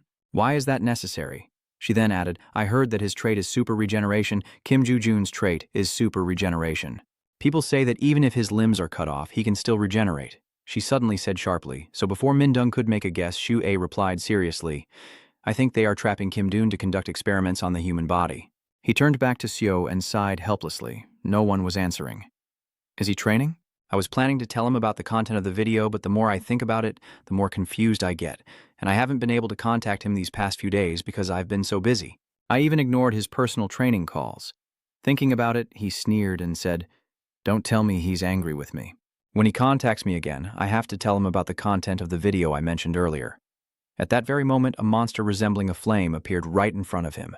They open their mouths and roar loudly, a B-grade mineral golem. Seeing that, Siu does not react. He quietly bows his head, sensing the Tai Chi SS of Zhang Sanfeng. This power is different from HQ's SS super strength. In martial arts, there are three important elements: the mind, mana energy, and the body. Corresponding to the mind, superpower of Haken and the Tai Chi of Zhang Sanfeng respectively. At the same time, a cold aura begins to emanate from Siu's palm. He closed his eyes tightly and extended his hand forward. Instantly, the golems were blown apart by an invisible force. The energy flowing inside them gradually moves into Zio's body. He quietly contemplates that the power awakened by the fake awakener uses mana, which is the vital force existing in all things in this universe and can be found in nature. The process needed to absorb that power is called purification, and its effectiveness varies greatly depending on how this process is carried out. But what allows mana to be fully absorbed into the body without going through the purification process is the Taiji. Looking down from above, a beam of light cuts across the dense forest, and suddenly the space shifts as Sio closes his eyes tightly. After a while, the smoke and dust gradually cleared, and he opened his eyes. At this moment, numerous golden orbs appeared all over the ground. Faced with the unexpected scene, Sio was momentarily stunned. He muttered unconsciously, I really am crazy. A thought crossed Sio's mind that Heck Queen said this would help him. He smiled excitedly, but she never said it would be this effective. After saying that, Sio looked down at his trembling arm, but he had only combined it with super strength. The recoil was already so powerful that, in his current state, Min couldn't even dream of combining it with the martial saint technique. Thinking of this, a faint smile appeared on his lips. After all, Tai Chi was never a power the human body could withstand. I've been lucky. Sue couldn't help but feel a bit excited. Who would have thought that Hoada's medicinal divine art would actually help me? It is said that if you use the ultimate power of the divine medicine technique, an ordinary person can be reborn into the body of a god. Right now, I can only use a part of its power. But thanks to it, I can control the power of Tai Chi. Although I only subscribe to Hoada's channel to treat S, the divine medicine technique is really useful. He immediately stood up, his eyes fixed on the system panel. I feel much better now. Siu was surprised to receive a notification that his divine medicine technique mastery had reached 30%. He chuckled with excitement. Am I now capable enough to heal Si so she can start college? Thinking of that, Siu instinctively turned around and looked behind him. That's right. I definitely need to find someone to help me record the video. He couldn't help but complain why he couldn't use divine metallurgy to make a camera. Night fell quickly as Sio walked and pondered. Today he cleared 15 level B dungeons, but he needs to clear 500 to reach level A, which will take longer than expected. I also need to gather materials from level B dungeons, so I can't speed up. Maybe I'll collect enough materials in a month. Thanks to the system, I can comfortably clear this dungeon. I should also buy some more meat to reward it. Wait, a piece of meat worth 700,000? Nikki can't be called a little, right? Just the cost of the food for Mun alone is already 2 million worlds a day. In other words, 60 million worlds a month. So why is it as expensive as the registration fee for Got2? But since it's for Mun, it's not really a problem. Oh, it's not really an issue, so why wouldn't it be allowed? Meanwhile, Se eagerly looked toward the front door, as if his older brother had already returned. Sio quickly stepped inside and asked Han anxiously, "Si, are you feeling better yet?" She smiled brightly. Of course, there is. But more importantly, a guest came to see you, big brother. Hearing this, he suddenly felt confused. A guest at this hour? Siu hurriedly heads straight into the living room. He peeks his head in. Who is it? Mindung suddenly turned around. I've been waiting for you all this time. As soon as he saw her, Siu's mind almost shouted out. Li Mindung was furious. A moment later, in front of Mindung's horrified gaze, Breaky desperately gnawed on the piece of meat. Witnessing this scene, she swallowed hard. Seeing that, Sio instinctively smiled and said, "That's interesting.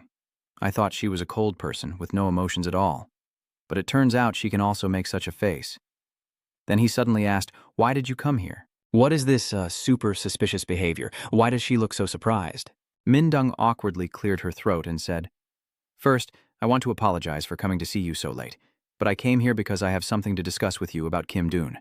Why did A instinctively turn to look at Sio?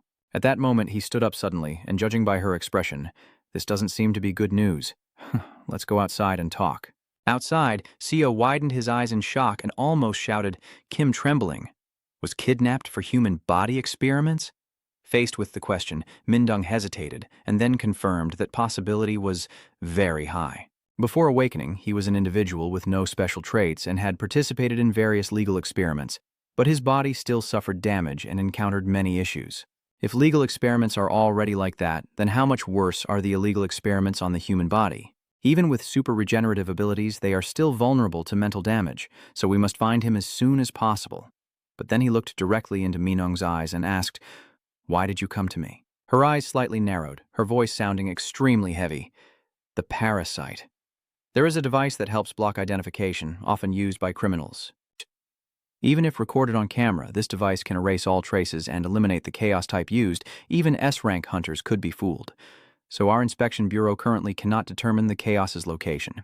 But recently, the entire chaos realm and the underground world in Seun have been destroyed in an unprecedented event. Very sudden and with no clear culprit.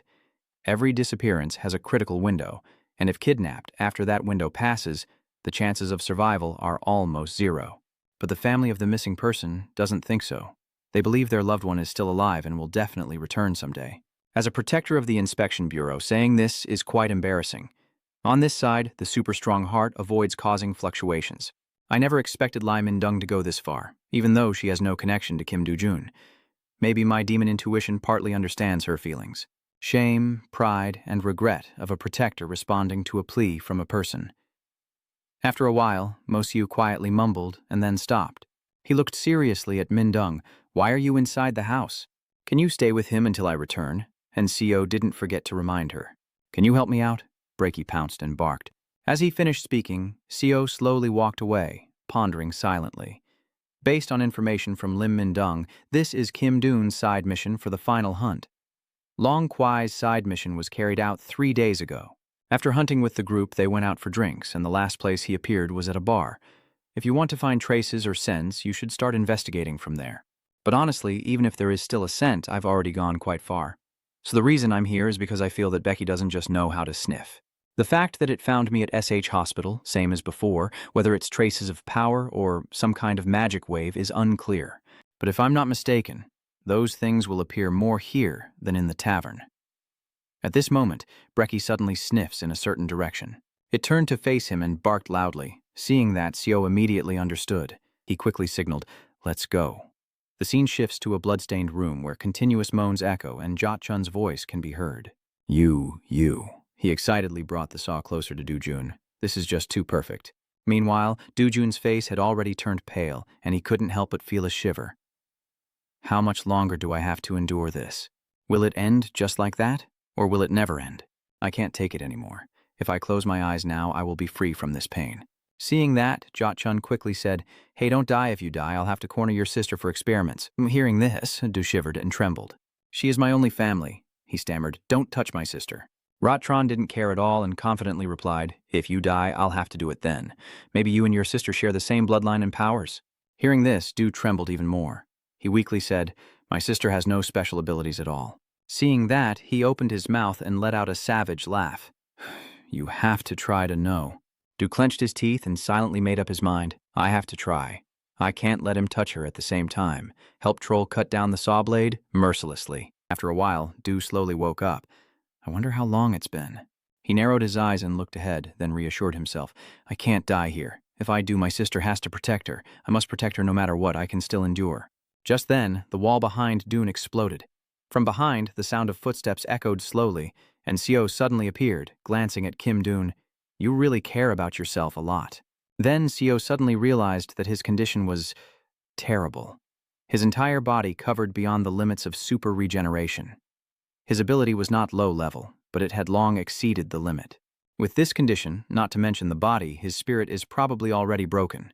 In that moment, Du Jun softly called out, Sister, can you hear me?"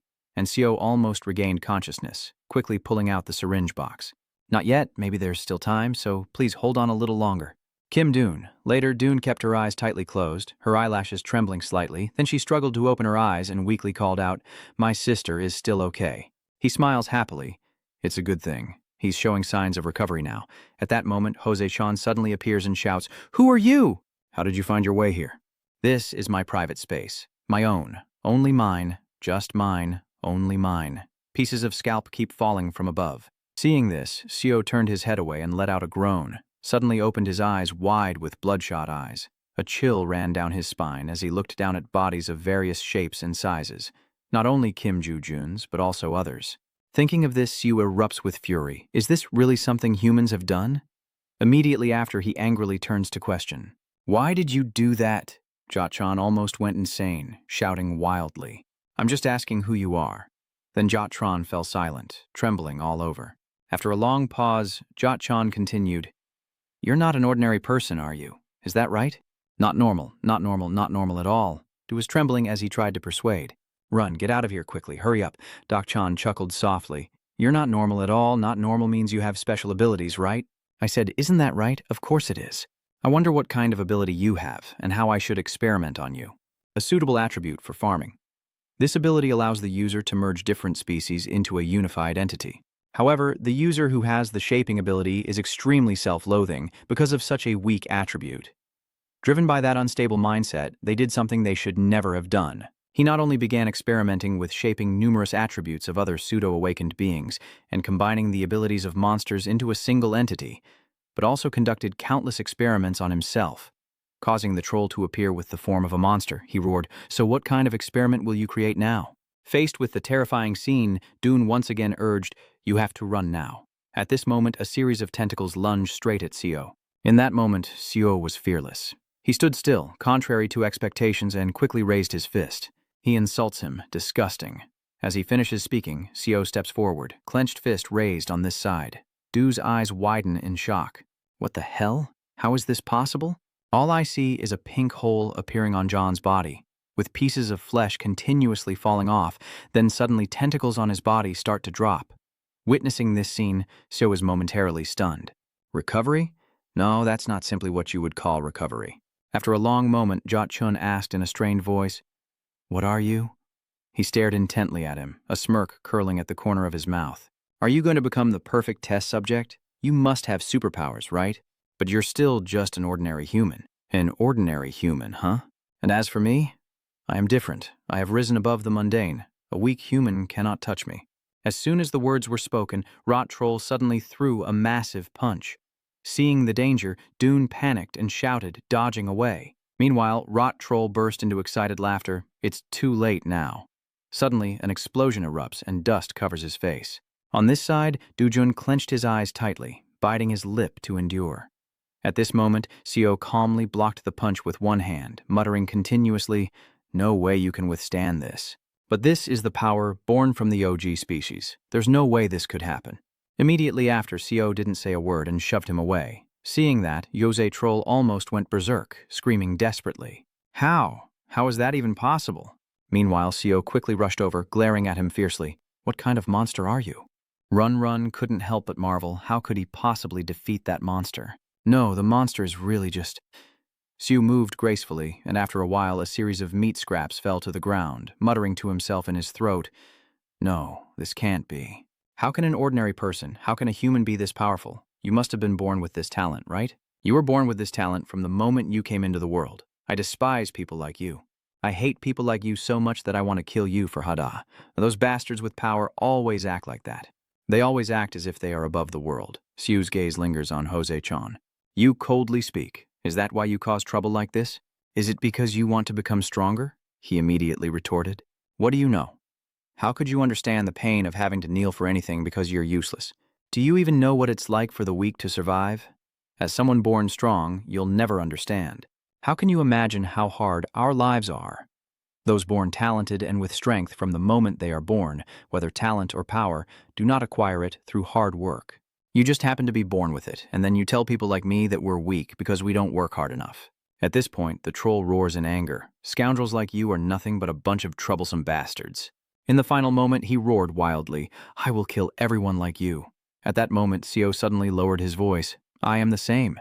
I used to think like you do now," Seo asked excitedly. "What did you think about when you completed the 12 feats?" Did he seem excited? Faced with the unexpected question, Heck Quinn hesitated, and then whispered, "I just wanted to throw myself into death at that moment." He suddenly felt a bit creeped out. Is he teasing me? His voice kept echoing in my ears. At that moment, I was overwhelmed by a burning rage that led me to destroy my entire family. The darkness within me makes every day feel like hell. I feel like I no longer deserve to live. However, Siso stopped me and asked what I had gained from attempting to take my own life. So the challenges I face are not driven by any great desire, but are all about atoning for myself. They are all very painful. I almost died a few times. Back then, I thought I wouldn't be able to do it. I think about giving up every day. Sounds unbelievable, right? Siu stared in amazement, always believing that Heck Queen was an incredibly steady person. A person who can easily overcome challenges and hardships. Then, Heck Win returned to the main point. He cleared his throat. Of course, the result is important, but if you ask me whether the result is the most important thing, I would say no. I think the most important thing is how you achieved that result and the process you went through. People say I can complete those 12 challenges because I am Heck Win and I have achieved such great accomplishments. Because I am a great person. When I was born, no one was great, only big challenges. And greatness and success are not as complicated as you think. Of course, there are many desperate situations and certainly some that cannot be cured or overcome. But greatness and success are not about overcoming those complicated situations. It's just one thing. Why do you need to become great and successful? Your personal reason doesn't matter, no matter how childish or silly it may seem. Remember that it's not about having 100 or 1,000 reasons why you can't do something when you want to achieve it. Just one reason why it has to be you, and that reason will take you anywhere you want to go. Just like how I am standing here now, greatness is only like that. Returning to the present, thoughts began to creep into Sio's mind. The barrier between strength and weakness is not simply logic or innate power. He angrily questions, don't just look at the results in front of you. You only want to create reasons for yourself. At this moment, the latch roared loudly and a stream of energy slowly entered Sio's body. Gentleman's mind, Confucius, Tai Chi, Jiang Sanfeng, super strength, the harmony of mind, chi, and physical strength. At the same time, a scream of agony echoed throughout the cave. Siu slightly furrows his brow, muttering in his throat, the holy warrior technique of HQ Queen. Siu raises his fist straight ahead and issues a command. In the next instant, a pillar of light shot straight down to the ground, erupting into a fierce blaze that spiraled like a tornado, swallowing everything around it. The air trembled, dust and smoke blown away. leaving behind a hazy void and an eerily silent scene. From afar, Du shivered and looked up in horror, his voice trembling.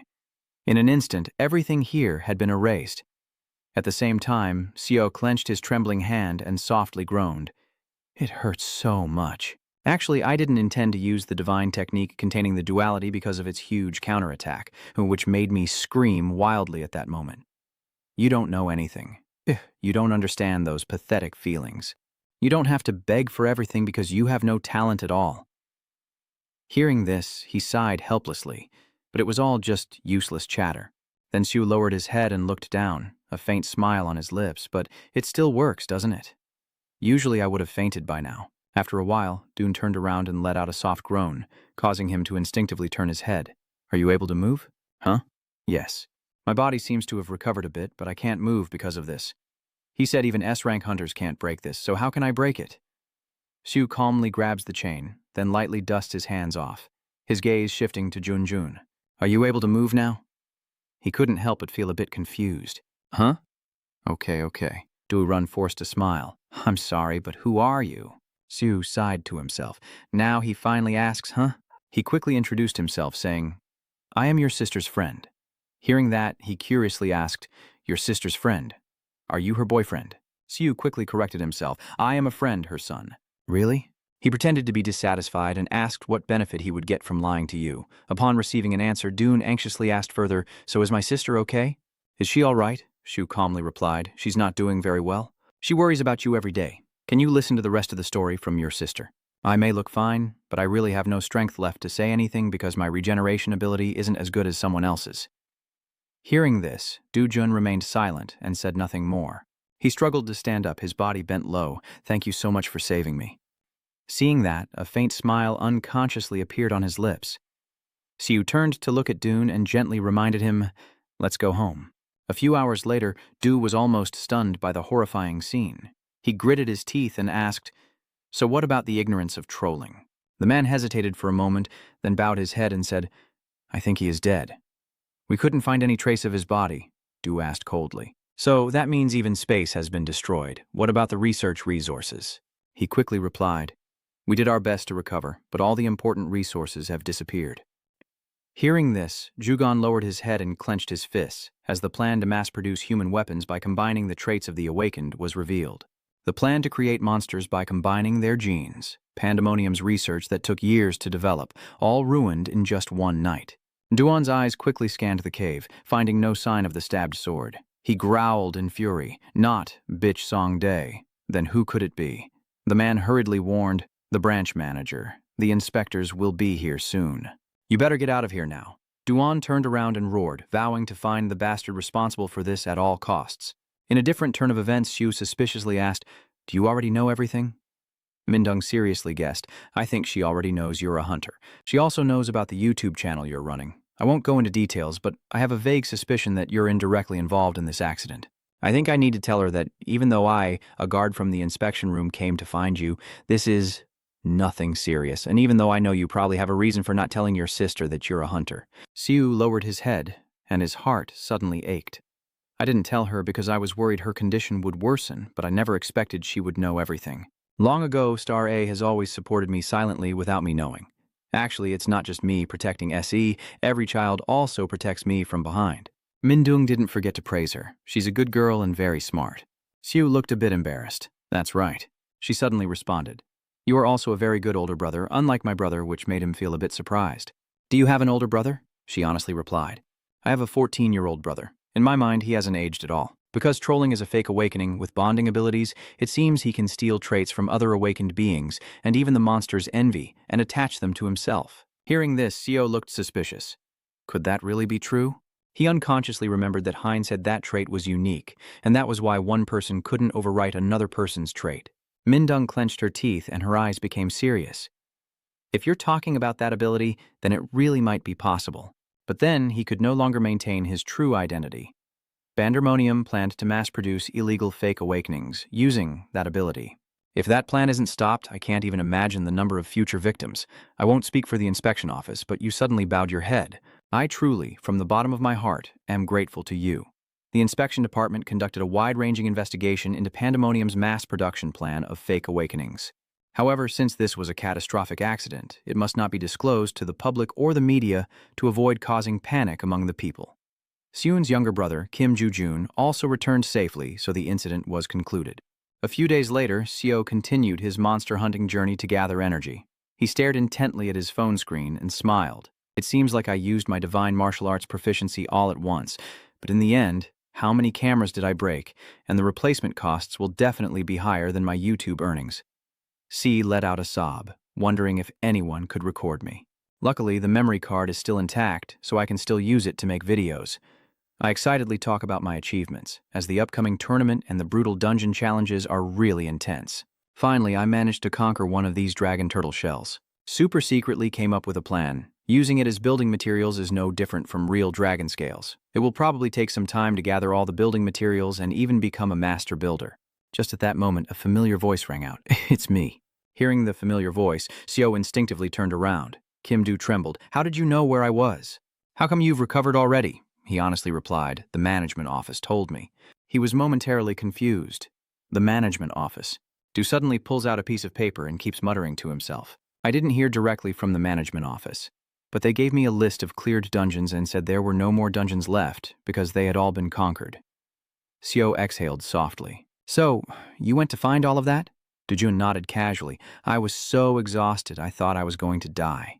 He helplessly added, if you called me, he would have interrupted. I wouldn't know your number. Hi, Nim. He couldn't help but curse. Is he crazy? You could have asked your sister. Hearing this, Rundi suddenly snapped out of it. He's a genius. Hi, Nim, Sue asked seriously. So, what do you want from me? Du asked seriously again. He sincerely made the offer, and after asking her, she knew he was looking for some monster loot, right? He's the one who saved my life. Hi, Nim, I came to help you. Sue fidgeted slightly, trying to keep his distance. I really don't need your help, just call me Hung Nim. Besides, you're a level 1 hunter, so I might get you into trouble with those things.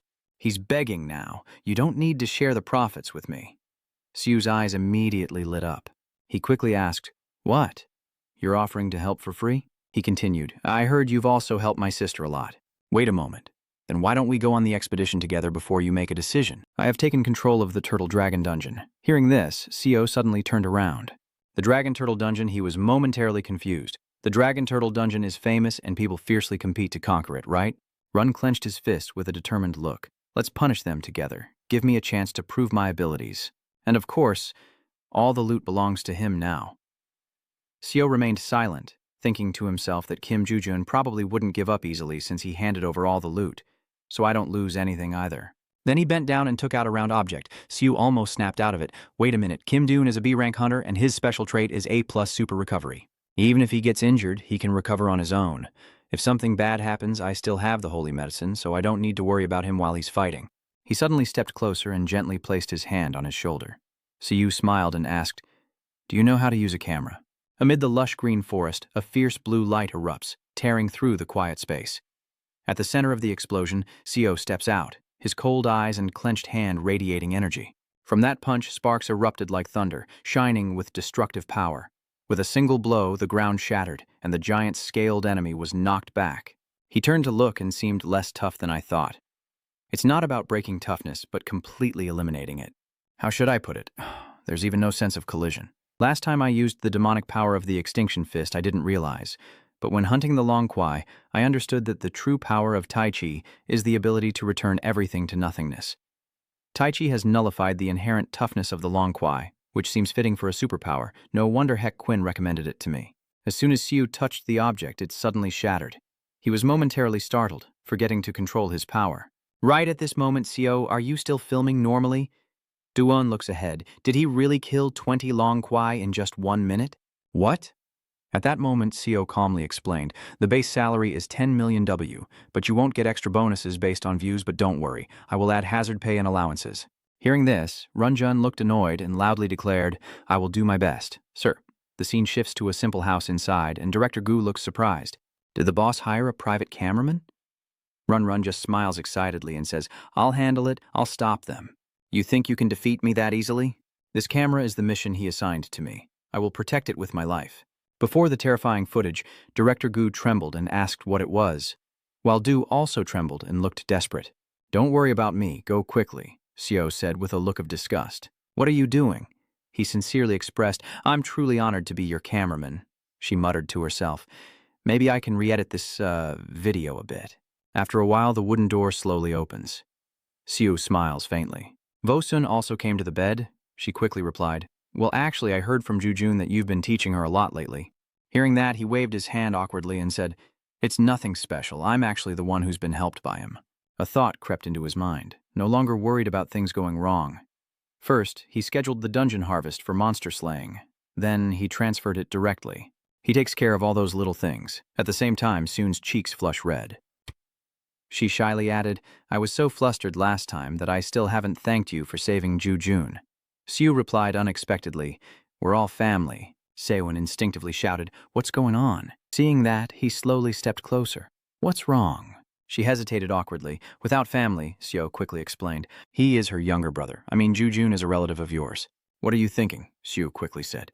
"It's nothing. Dune just called me brother-in-law, so I," Seo asked confusedly again. "What?" She waved her hand to deny it. "It's nothing." After saying that, Soon turned and ran away. "Don't mind it, Uncle, this is just how this equipment is." He couldn't help but feel a bit confused. What's going on? Siu lowered his head and looked down. After all, he was about to become a hunter, and his followers were nearing 100,000. He was alone in his monologue. The materials needed for building were almost collected, and the construction permit was nearly finished. The more Seo thought about it, the more excited he became, as everything was almost ready for building the new house. The next morning, he looked at the screen with suspicion. Huh? Who's calling at this hour? The system suddenly announced that Huine requested a video call. Do you want to accept it? He was startled. That's right. Hack Queen Siu clenched the phone tightly. He's been so busy lately that he missed a few calls from him and forgot to call back. He slowly reached out his hand. She must have been really angry that day, right? No, if it was just a warning, then it's lucky. At this point, Siu trembled uncontrollably, hesitating whether he should answer the call. The system continued urging him, and Hack Queen requested a video call. Do you want to accept it? Seeing that, Seo reached out without hesitation and touched the screen. Forget it. The familiar voice of Hack Queen immediately reached my ears. My dear followers, I haven't seen you around lately. Hearing this, Seo was filled with extreme confusion. Why does that voice sound so calm, or is it not paying attention to that? He continued with a reproachful look. Do you know how worried I was? Why did you ignore my call? He gasped in shock. He's really angry now, Seo shyly explains. Actually, I had something very important to do, so I just checked with my hacker friend again. That's right, if not, you wouldn't ignore me, right? He muttered to himself. I really didn't mean to do it on purpose. I was just too busy and things kept piling up. He seems to understand. I know how busy he is, and I can also guess that he has more important things to deal with than me. Even when my channel had only 90 subscribers left, I still said nothing. Shu was momentarily stunned. Wait, hasn't the latest video already reached 100 subscribers? Why did the number drop to this level? All right, I get it. It's in the past, just forget about it. We've had enough rest these days. Today we need to do a full body workout again. Are we ready to start? Seeing that, Siu forced a smile, his eyes full of fear. After a while, he lowered himself to the ground, and Hotch Quinn kept complaining. Hey, your posture is wrong. No redo, secretly cursing inside. This crazy guy, he shouted in frustration. If you don't do it properly this time, it won't count. Facing Sio's exhausted body, Hein coldly ordered, Too lazy to add another, In the silent scene, his voice echoed steadily. It took a while, but Sio kept panting heavily. Did you quickly check your phone to increase your level? Siu thought to himself. Just this workout already boosted it by 3%. I could feel a different kind of power running through my whole body as if a new surge of strength was flowing from within, and then I couldn't hold back and shouted repeatedly. Siu's inner self begins to resist. I can't take it anymore. If this keeps up, you'll really be joining the ancestors. Better to use your divine skills and Tai Chi to finish off quickly than to collapse now. Hin suddenly spoke up. My dear team member, the workout isn't over yet. Who said you can stop halfway through? Is anyone forbidding you from forcing your will? He stared wide-eyed at him. Even if it makes my muscles tear apart, I am sure that the workout will kill me. There's no way to be wrong. Today, this old man really intends to destroy me. Hein claps calmly. The workout has only just begun. Let's do 3,000 push-ups. Siu shouted sharply, and the next scene will show a desert with step pyramids directly in front. From above, the Sphinx slowly descends and lands below. It lands on one of the tower's peaks, and the Sphinx's eyes widen in amazement. What? Why are you here? How did you get here? Hachiu sneered with a slight smile. It's nothing serious, I just want to challenge you to a riddle.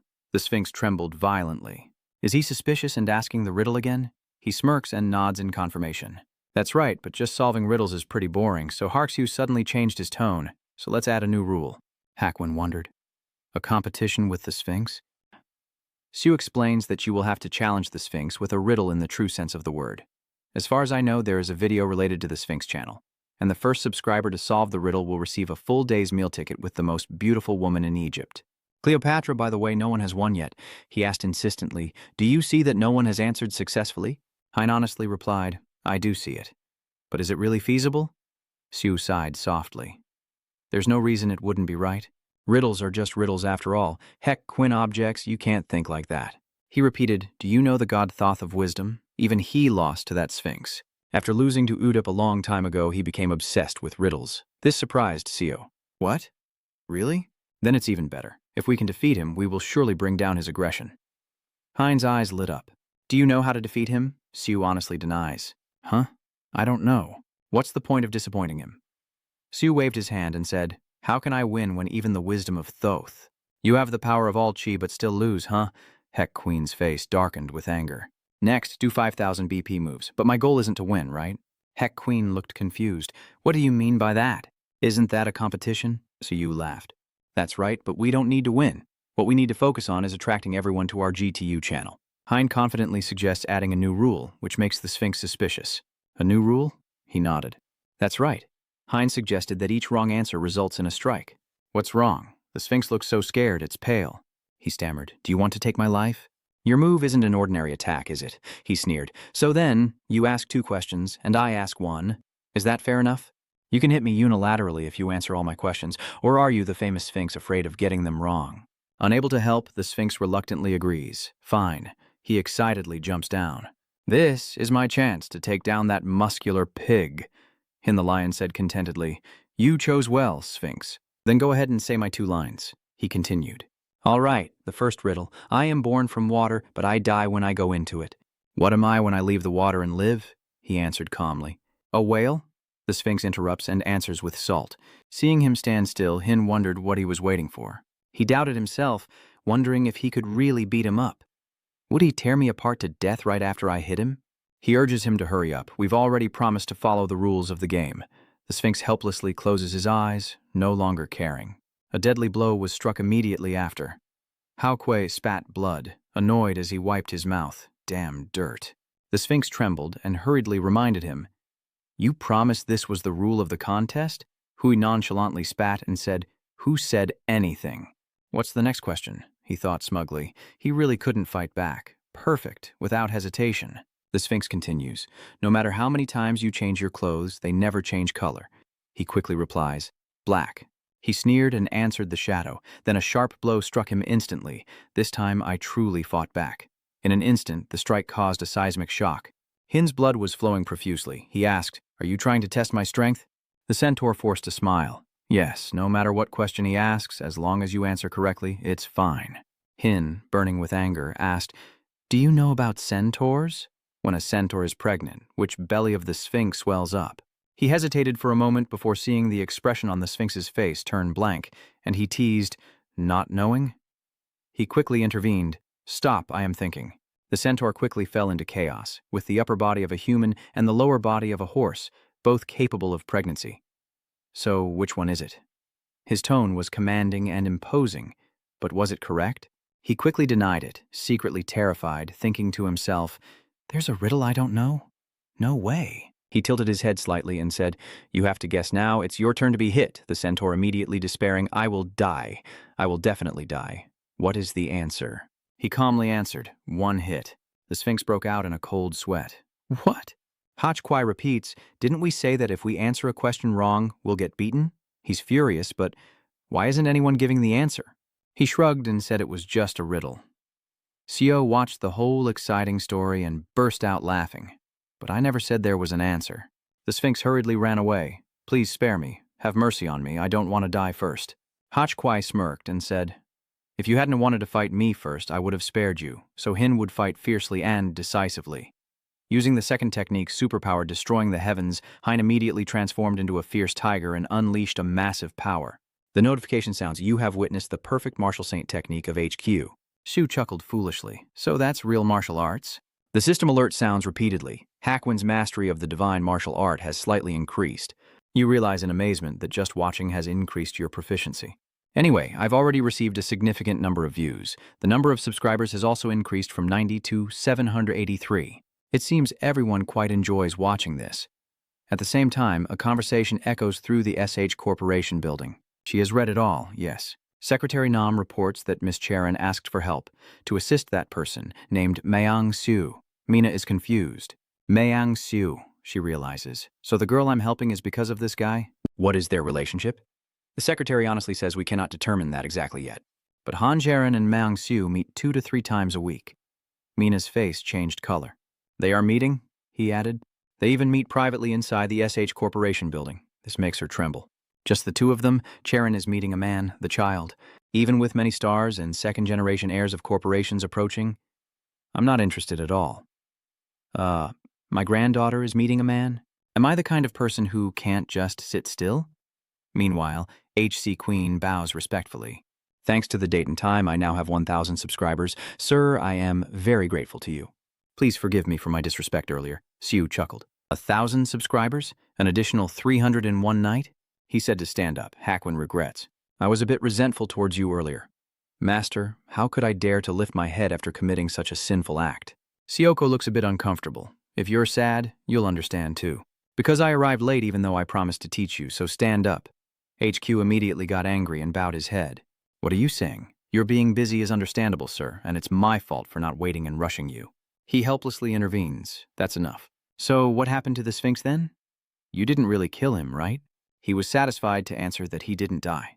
My heart trembled after hearing him beg for his life, so I lowered my strength and just gave a gentle punch. Siu frowned. You lowered your strength and still punched lightly? Hein continued, then tore him apart. No, he willingly gave me this to show his gratitude. A notification sounded. Hin had gifted you a subscription. Siu suspiciously realized it was a subscription. Huyn smugly continued, I initially earned my membership to the Sphinx channel by tearing it apart. I was gifted the channel, but what did I do with it? I suddenly thought of him and decided to steal it, or rather exchange it. Siu's eyes lit up, meaning I could register for a channel for free. This increase in funds is worth at least 10 billion. I really hit the jackpot. He happily claps hands with Het Queen. As expected, it's the best gift. He's satisfied. I am very happy that you like it. Sir, the Sphinx also gave me something else. I will give it to you as well. The announcement rings out. Het Queen has arranged for you to dine with Cleocha once. Siu was stunned, eyes wide open, and Vocho was about to have a meal with Cleopa. Hein shyly rubbed his nose, hearing that she's insanely beautiful. People say she's as beautiful as Aphrodite. Please go meet her just once. But at this moment, Siu was so frightened he turned pale, sweat pouring down his face. What is this? The scene shifts to a fancy restaurant where a hesitant waitress bows awkwardly. Your meal is ready. Siu hesitated before replying. Thanks, he said awkwardly. How did it come to this? The person across from him greeted warmly. Hello, Siu. Boyle looked at her, feeling conflicted while Cleopatra watched the screen from last night's dinner. Anyone else would think I'm crazy, but she really is beautiful. Siu sighed helplessly. Confucius taught that a gentleman values wisdom over appearance, and he took a small sip of water. What? Her beauty can actually improve the proficiency of the gentleman's heart? Fa Cha quietly leaned in and whispered to Siu, suggesting we get married, and Siu's face immediately changed color. What? I suspect he's doubting whether this girl is even sane. Fa Cha must have guessed he's thinking she's abnormal. I admit it. I don't deny it. Her head was stunned and exclaimed, So harsh.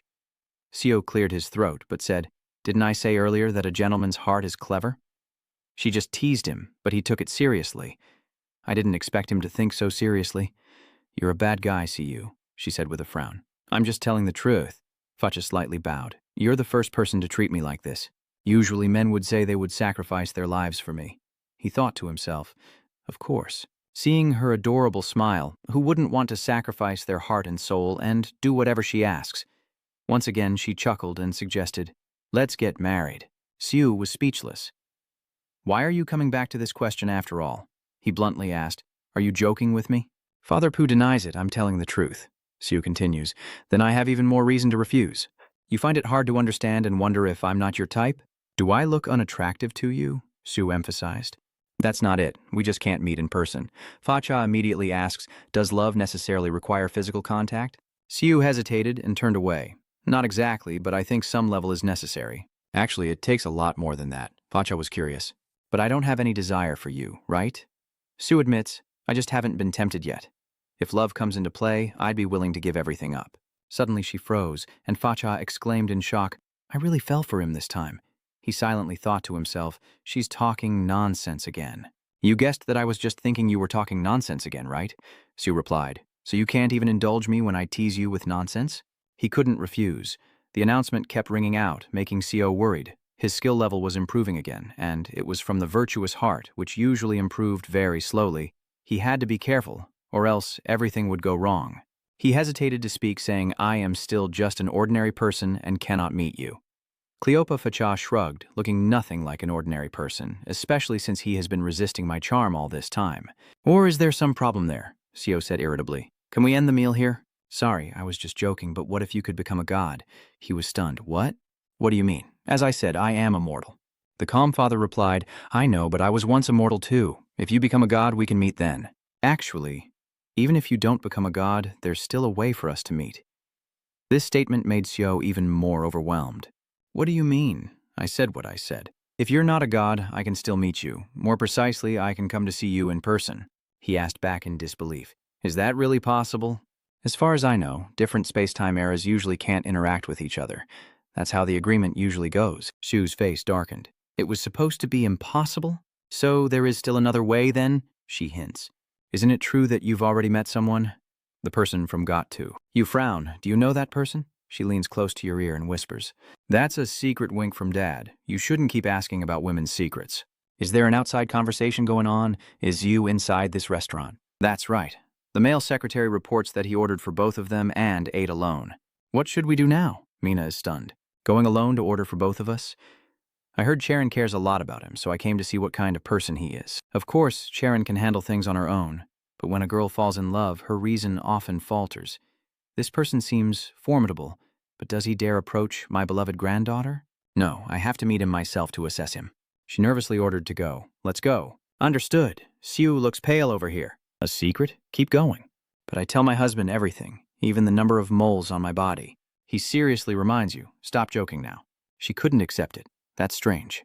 Men usually get so excited they start drooling when they hear this. Sue hesitated. The way to meet me in this world, you're not planning to tell me, are you? What do you think you're doing, mocking me? I wasn't planning to say anything because if I told everything, maybe you wouldn't see me anymore. I'm a bit disappointed. So you really weren't planning to tell the truth after all? She chuckled softly. You're thinking I won't say anything anyway, right? Sue admits. Yes, Father Fa sighs. You're being so straightforward. Are you really not wanting to marry me? He is determined. No, I don't want to. Sue suddenly stood up. He suggested we end the meal here. I have nothing more to say. Besides, if this keeps going, everyone will think I'm crazy. Others would just see me talking to a black screen on my phone. She pouted and said, I really want to see you again. Shu, can you follow my channel? Shu, are you annoyed? So that's her real intention? No wonder she's been openly flirting with me. She used to blush at first, but now she doesn't. I really want to see you again. You're curious. So what does that have to do with tracking the channel? Facha explained. Because it's the only way for us to meet. To show my sincerity, I will tell you one more thing. Not every god has a GOT channel, Siu said as he walked, unable to shake his doubts. Not every god has a GOT tup channel, right? You frown and say, what's so unreasonable about that? So, well, what does she really want to marry me for? Never mind, anyway, my proficiency in being a gentleman hasn't changed much, and it even increased by nearly 7% after just one dinner. Gentlemen, maybe going on a dinner date once in a while isn't so bad. Plus, you get free surveillance at the same time. What am I even thinking right now? How many more dungeons until I reach rank A hunter? I have to go hunting right away. An unexpected call makes CO pause. Really? Is it a call? A message was sent. Hey, today is my birthday. Can you come home early? Siu immediately froze. Today is C's birthday, isn't it? I've been so busy lately I almost forgot and almost missed it. Today isn't just her birthday. Mina hesitated for a moment.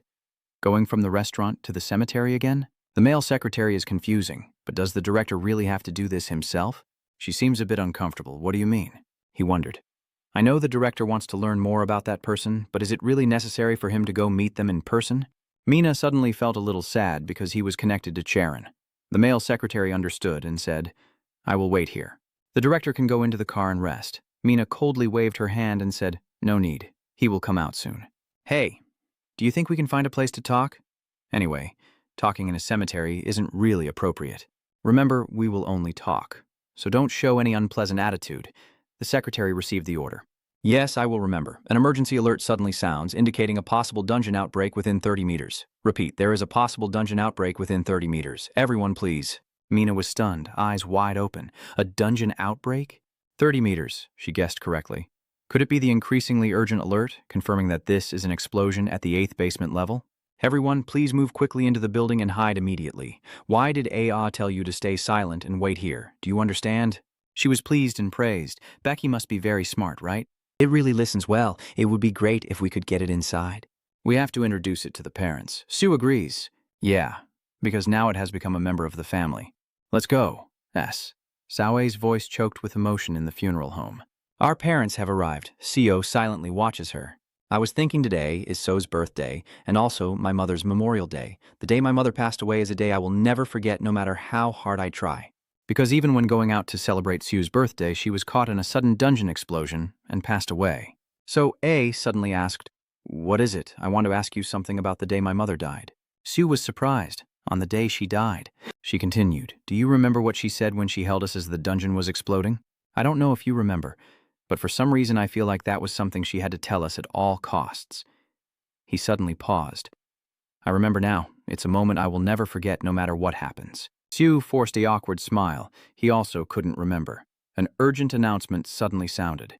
"Attention. A level B dungeon explosion has been detected." Attention.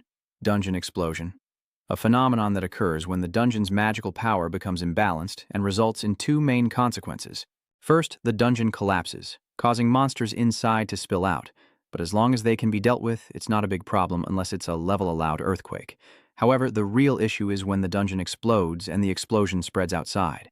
Not to mention the damage caused by the explosion. If ordinary people bear the consequences, they are very likely to die.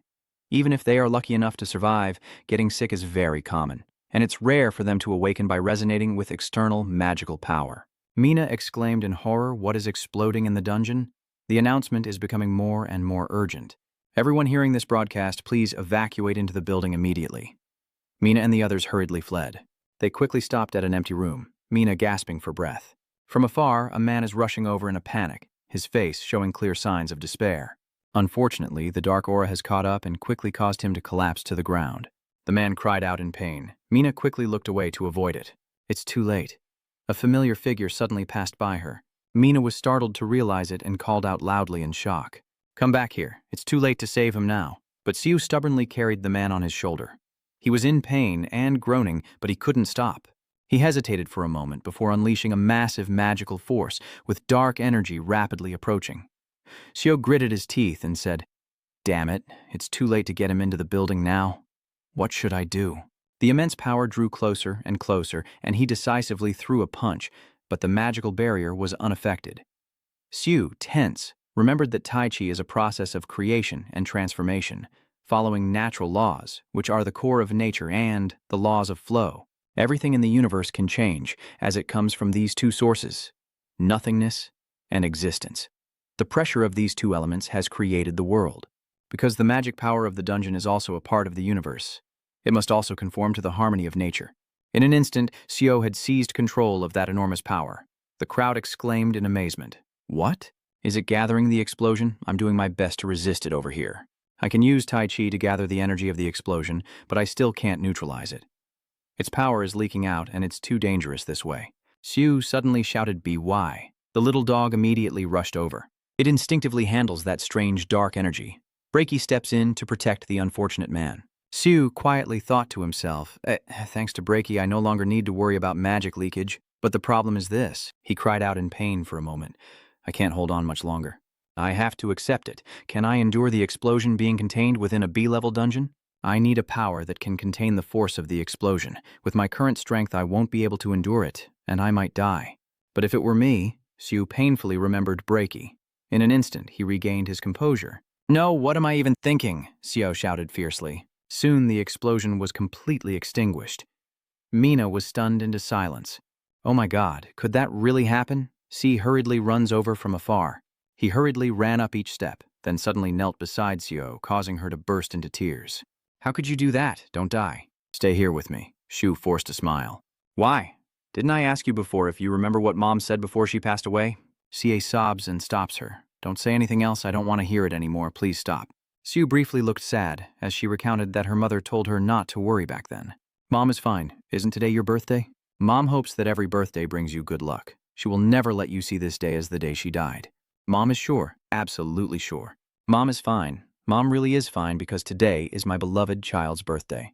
Back to the present, Seo's heart aches as he silently thinks that thanks to her absorbing all the explosion's power, he was able to survive safely. As she said, she miraculously survived that day and passed away a day after Zio's birthday. In exchange, her birthday turned into her mother's Memorial Day because they had to hold the memorial one day after her death. It seems she just didn't want her Kuoe's birthday to become the day she took her last breath. Thinking of that, Seo forced a smile and said, "She said so then." Then he pointed to the man beside him. Even in the final moments of life, he shouted loudly that he couldn't die. Today is my daughter's birthday. Today is my daughter's birthday. I can't die. But when he realized there was no way out, he broke down in tears. Dad, I'm sorry. Sue felt a fleeting sadness. He also said the same thing, and suddenly I remembered my mother, and so I couldn't just turn a blind eye. Sue sat up, chuckled softly to himself, and thought, I'm back in the SH group hospital again. I must have fainted earlier at the channel building. Is Hanurin bringing me here again? Only then did he pay attention to the person in front of him. She suddenly felt like a lightning bolt struck her, making Seo wake up and think. In an instant, he realized that this must be the special room at SH Hospital he usually visits. Is it a VIP room or something similar in size and structure? Seeing Seo still confused, Mina smiled and explained, she is Shireen Han Nina's aunt. She went to the channel building earlier because she had something to discuss with you. Then she awkwardly smiled and asked, so you don't plan to ask what happened earlier or what I was doing in here? Siu chuckled softly, trying to brush it off. After all, this wasn't the first time he'd faced something like this. Suddenly, he looked worried and asked loudly, more importantly, have you seen COA's sister anywhere? Mina frowned and replied, my sister seems to have suffered quite a big shock. After you collapsed, she also collapsed. The answer made Seo anxious enough to want to stand up, and at that moment, Sao A also collapsed. Oh, so where is she now? Is she okay? It wasn't until Mina calmed him down that he was able to breathe a sigh of relief. For now, she's okay. The girl is receiving treatment in the next room and is recovering very quickly, so you can rest assured. Then he looked up at her again and asked, so you just said you came to see him. Is there something you want to tell him? Mina simply nodded. She agreed. Siu looked confused, not understanding what was happening. What do you mean? So, when you say you agree, what does that mean? Oh, I see, she's confused about you and Sharon. She's talking about the relationship between me and Sharon. Aren't you two meeting each other very often? You just know how to force an awkward smile and not explain? Yes, that's right. We only meet twice a week to practice swordsmanship, but why the sudden change? Mina still maintained her attitude, making Xiao even more confused. She agreed. So, what exactly did she agree to? Meanwhile, another thought suddenly crossed his mind. Hancher Charon's sister is a close relative of the SH headquarters owner and a key executive of the group. Her monthly training fee for Hancheron's tactics is 1 billion yen. Many people probably oppose this budget detail, but even without understanding, Seo still thinks it might be a good thing. Thank you very much. Her agreement surely means she believes she is qualified to train Han Charon. Mina chuckled and said, but even though you agree, you don't know if your brothers agree with it. That said, Sue understood early on that I understand, of course, those people have every right to disagree. Then he casually answered without realizing anything. In fact, getting the chairman's approval is quite difficult. Really? Charon told me that the chairman already gave her permission. Mina suddenly jumped and asked again, what? It said so? Sue explained anxiously. Yes, that's correct, I'm sure of it. She is saying that her grandfather has given permission to Ha. Hearing that, Mina finally breathed a sigh of relief. Chuchua lulling nuo si. Come out and see, since when has the girl been asking for permission from her grandfather as well? Then she happily exclaimed, then I won't need to interfere anymore. Is that kind of expression normal? Suddenly remembering, Mina turned to him and asked, if you need to go home, just tell me. And if I can help, I will. Do you need anything? Siu looked at her in surprise and asked, how did you know that? You run SH Construction, a subsidiary of the SH Group. I was even more surprised to learn that Charon was the one who helped me. Charon is not the type to ask for help easily. So you see, I was really surprised to ask for your help. Mina carefully asked, have you gathered all the necessary materials yet? Actually, building the house requires more materials than you think, and they are also quite rare. So I've been busy attacking dungeons lately. She looked at him in surprise. What do you mean? I'm building a house. Then why are you attacking the dungeon? Sue happily explained it's because he's planning to use the monster byproducts to build a house. Is that really okay? He said with a forced smile and a gentle tone. Maybe even though I don't know when I'll be able to build it, if I try and it doesn't work out, I'll reconsider your offer to help. Mina said she would bring building materials back for me. Are you saying that you will do this for me? I love hiding things. Mina smiles softly. She secretly loves her stuff. I don't understand why, but it sounds convincing. Then she signals her decision. Then let's go with that. She will cover all the costs related to building the house, regardless of whether it can be built or not. At this moment, CO realized she was telling the truth. What do you think? It's just an approximate estimate, but it's already about 3 billion. But for the SH group, that amount is probably just chump change. He instinctively asked Mina, but why did you do this, my love? Clearly it's because this new house will be the home for you, me, and Han Jaren, right? Immediately, CO felt like her head turned to stone. Did she say too much? As Mina spoke, she happily wrote something down on a piece of paper. Anyway, she would handle that as quickly as possible, right? Wait a moment. Without hesitation, she directly shoved it into your hand. This is her number. She wanted to give you her business card, but the owners of the SH group run many subsidiaries, so there's no separate list. It's actually to bypass trade regulations. Then she turned and walked away. After all, she just gave you the hotline number connected directly to her phone. If you need my help, just feel free to contact me, but for now, go rest. Even after Mina leaves, Seo still doesn't understand anything. What kind of family home is that? A little while later, he and C went to the park inside SH Hospital to sit and rest. Sue gradually recalled what just happened. Both Han Charon and Han Mina had very special feelings for him, and he needed to clear up some misunderstandings with them. Seeing Seo A happily beside him also made me feel more at ease, but it's thanks to them that we can stay comfortably at SH Hospital. Thanks to that, Seo A's condition has also improved. However, Seo still feels a bit worried about how he should explain this to COA, and he frowns in difficulty as he thinks. Lai Mindung said that C already knew a little about her life as a hunter and Intruder, so at least I should explain this incident. But I don't know how to start or where to begin anymore. Suddenly, a voice interrupted his thoughts. Sorry, what did you say? The uncle who was rescued has no idea how long he's been there. Your brother's uncle smiles and asks how he's doing. So, you're also at this hospital. How are you feeling now? The old man sheepishly scratches his head. That's right, thanks to you I'm fine now. Luckily, the hospital also said I wasn't hurt at all. Just as the two were talking, another voice rang out. I'm glad you're here. Who is this man's father? A little girl holding a candy stick looks at him in surprise. This is the person who saved her father's life. Are you this guy? The girl suddenly looked confused for a moment. Realizing this immediately, the girl smiled happily and said, Thank you so much for saving my father's life. Then she suddenly turned her head excitedly. Look at the puppy. The girl excitedly ran over to Breaky and called the puppy to go play. Breaky happily played along with her. Take me away. The girl's mother left after she was born. Looking back on the past, Uncle's eyes welled up with tears. If I had died there, I really wouldn't know what would have happened. Tears kept falling to the ground, and I truly didn't know how to thank you anymore. For a moment, Sue didn't know what to say. Thank you for saving my daughter. Thank you so much. Until the father and son gradually left, the puppy said, See you again. Becky also felt sad watching you leave and looked after you. Suddenly, she spoke up. The other day, I had a dream. I dreamed of the day my mother left this world. In my dream, my mother's appearance was often very sad, with a faint look of deep sorrow in her eyes. My mother looked very sad, as if she had something to confide in us but couldn't say it. Then suddenly she smiled, but this time she said, Thank you. Siu looked at her silently without saying anything. When you asked what your mother was thankful for, she just replied that she was thankful. I just quietly sat down beside Si. I think from now on, Mom won't visit you in your dreams anymore. Siu sighed and looked up at the sky. All right, but I still hope she will visit sometimes. That's right, because our mother left us first. Sela still smiles with squinted eyes, but she's okay now. Even though she's sad, she has her brother. Then she lifts Breaky up and gently caresses him. Siu gently looked up at the sky, instinctively wondering why, but feeling that starting from Si's birthday next year, everything would be a little different. Returning to the hospital room, Siu silently thought that he could save him without having to endure the explosion in the dungeon with his entire body. He smiled, imagining that if it were a win hack, he could probably stop the explosion right then and there.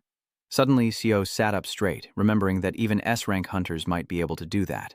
I just got a free registration. Should I learn the specialized movement skill? He frowned at his phone, but in the end, Seo decided to go for it. At a moment like this, I should have asked HQ for advice. As soon as I sent the message, Quinn the guest appeared right in front of him. Are you calling me? Master what? He gasped and replied to Seo. Are you training right now? Today is Big Ba training day, so I almost died coming here, Seo asked with a frown. He skipped the Big Ba training session to come here right away.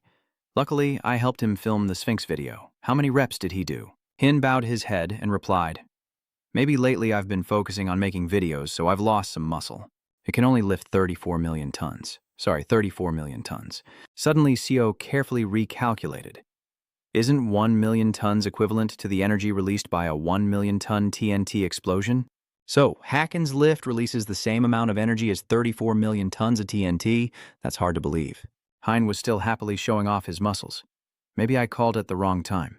Of course, I have to come right away when you call. Just speak freely. Seo worriedly asked him. How can I feel comfortable? I can see you're not comfortable, so let's have a relaxed conversation. At that moment, H-Queen got to the main point. So why did you call me? After hearing everything, he carefully replied, Honestly, I don't recommend learning individual movement techniques. Haken suddenly remembered, Aren't you studying my martial saint technique? My martial saint technique includes not only movement skills, but also full body coordination techniques. Seo then carefully reconsidered.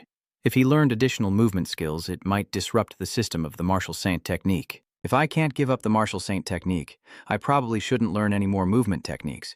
Suddenly, HQ offered an idea. But if you just want to increase speed, it will be fine. Seo looked at him in shock. Just increasing speed? To throw a punch, you need more than just arm strength, HQ carefully explained. You also need coordination of the entire body from the lower back to the shoulder muscles.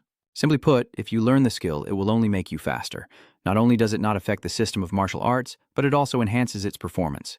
Hearing that, Seo gradually understood that the attribute only increases speed and doesn't affect movement, which sounds reasonable. Maybe then you could even use divine martial arts better than me. Just as he was about to refuse, Haken cut in.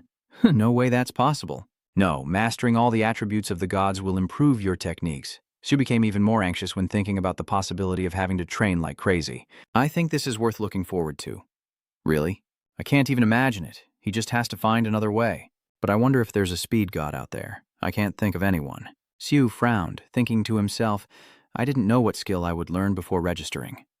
I wish I could cancel my registration. Suddenly Hack Queen suggested, should I suggest it to you? Try subscribing to Hemet's channel. Seo looked at him in amazement. Hemet, even I couldn't catch Hemet if he decided to run away. In Seo's mind, images of Hemet, a god from Greek and Roman mythology, appeared, like Hywen, one of the 12 Olympian gods known as the god of theft. He is the messenger for the gods of Olympus thanks to his exceptional speed. But that also makes Seo very worried. Besides speed, I also remember Hemet has another famous trait. Hakwin is still complaining. Every time I tricked him, I got chased, but I never caught him. That's right, the god of deception. Hemet confidently responded to the question. I'm not lying, I'm just ignoring the truth. At that moment, Rot went berserk and attacked him, but missed. After tricking Rot with that statement, Rot threw a punch at him. But maybe they just can't catch him. Seo could only smile wryly when he remembered that his speed was no joke. Think carefully. After a moment of consideration, he decided to find Het's channel. If even Heck Queen has to admit it, maybe there's nothing to worry about. But suddenly Seo remembered, wait a minute. What if the skill I learned isn't speed, but deception? In the end, he just chuckled and let go of his worries. Well, whatever. Since Heck Queen suggested it, if anything happens, I'll just reclaim the registration from him. An instant notification appears on the screen, confirming his successful channel registration. Seo opens his eyes wide in shock. Z-Speed FS+. Lucky, it's not a fire skill. Then he carefully watched the videos. What? These videos are all about scamming others on the channel. I tricked a little apprentice into dropping his axe into the pond with a gilded shovel. He was very happy to deceive everyone. I tricked Solomon into guessing which of the two fake mothers was the real one. He even went back to film everything and post it online. I tricked him into falling while I was disguised as Hera and made him pay for his appearance. Haha. Seo blankly stared at Damdam on the phone. Is this all just a scam? He pondered for a moment. It seems I can't improve my proficiency just by watching this video. Maybe I can only increase my SS Plus super speed skill by actually using it myself. Then Seo goes to the hospital park to train. My body seems to be okay now. He smiled, determined to see how fast he could go with super speed, even though his proficiency was still at 0%. Suddenly, a blue light emitted from under Seo's feet, allowing him to accurately measure his current maximum speed. He then took a running start and sped off. Seo, like an arrow, disappeared in the blink of an eye, and only when forced to stop did he catch his breath. Exhausted, he looked around. Because the recoil from mass X times velocity put pressure on his body that was no joke. Suddenly he opened his eyes wide in astonishment, and for a moment Seo hesitated. A mountain of stars? This familiar scene, Wanzan? Don't tell me he successfully looked behind him, and I can't believe it either. Did I really run from the hospital to Onan in just one step? Seo was terrified as he looked behind him. Super speed is truly insane. What kind of speed is this? Then he took out his phone to study it again. What if I improve my skills? Would I be even faster than I am now? Maybe I can control this speed, but in the end, Seo just put the phone back in his pocket. Probably the only way is to become more skilled to know. Still, I should limit pushing my speed to the maximum. I've been lucky enough already. Thinking about the worst cases, he could only smile wryly. If I crash into a building, not only will people get hurt, but the building could also be destroyed.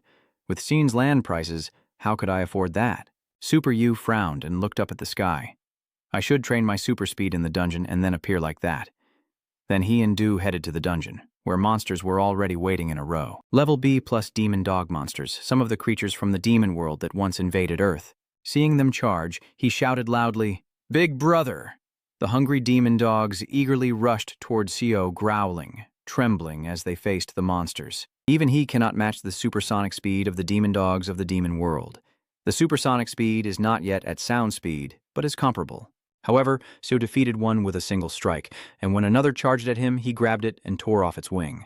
Dune stared in horror, Seo like a mad demon attacking, and in the blink of an eye, he rushed quickly toward another one. Runjay, trembling with fear, holds the camera. What is that? Big Brother's speed surpasses even the supersonic speed of the demon wolf realm. The demon wolves were completely wiped out in an instant. Seo then casually dusted off his hands, having taken them all down by himself. Seo smiled and asked Jujun, "Have you finished recording everything?" Seo was pleased to see his progress and increased mastery, happy to think that his maximum speed and body control at that level would improve. I was already fast, but could I really be faster than this? Seo couldn't hide his smile anymore. If I master this skill completely, wouldn't I be able to be faster than Hacken? It's like this, but when I watch the video again, I get annoyed. What should I do? I'm sorry, boss. Seo frowned as he looked at Dam on the camera. No matter how I edit it, I just can't fix it. I kept rewinding the video, but still couldn't figure out a solution. Only loud buzzing sounds going up. Who would want to watch that? Is keeping up with my speed a bit too much for him, huh? I need to improve my proficiency so I can't slow down to record videos. Then he frowned and looked at Jun, who was crying helplessly beside him. It seems he also needs continuous training. I can help him become strong enough to keep up with my super speed because he's an AC+ level hunter by nature, Seo suddenly thought. Hacken once said that when the body is tired, the head is the place that feels the pain. If I keep training him continuously, he will learn to adapt on his own. While hesitating, his phone rang again, so where should I start? Seo looked at the screen in surprise. Strange number inside our messages. Hello, my name is Park Jan, chairman of SH Construction. I got your contact information from Director Han Min. I just wanted to inform you that the building materials you requested have been prepared as expected from the SH group. They've already gathered all those rare materials? Seo smiled excitedly. Finally, it's time to build the new house. But suddenly I wondered, did I give out any contact information? I remember only receiving contact info from the corporation. She asked Han Che-jin, then Seo and Jin went to pick up the items. You really found everything. I took them out of the warehouse because Director Han Min specially asked me to. He asked in surprise.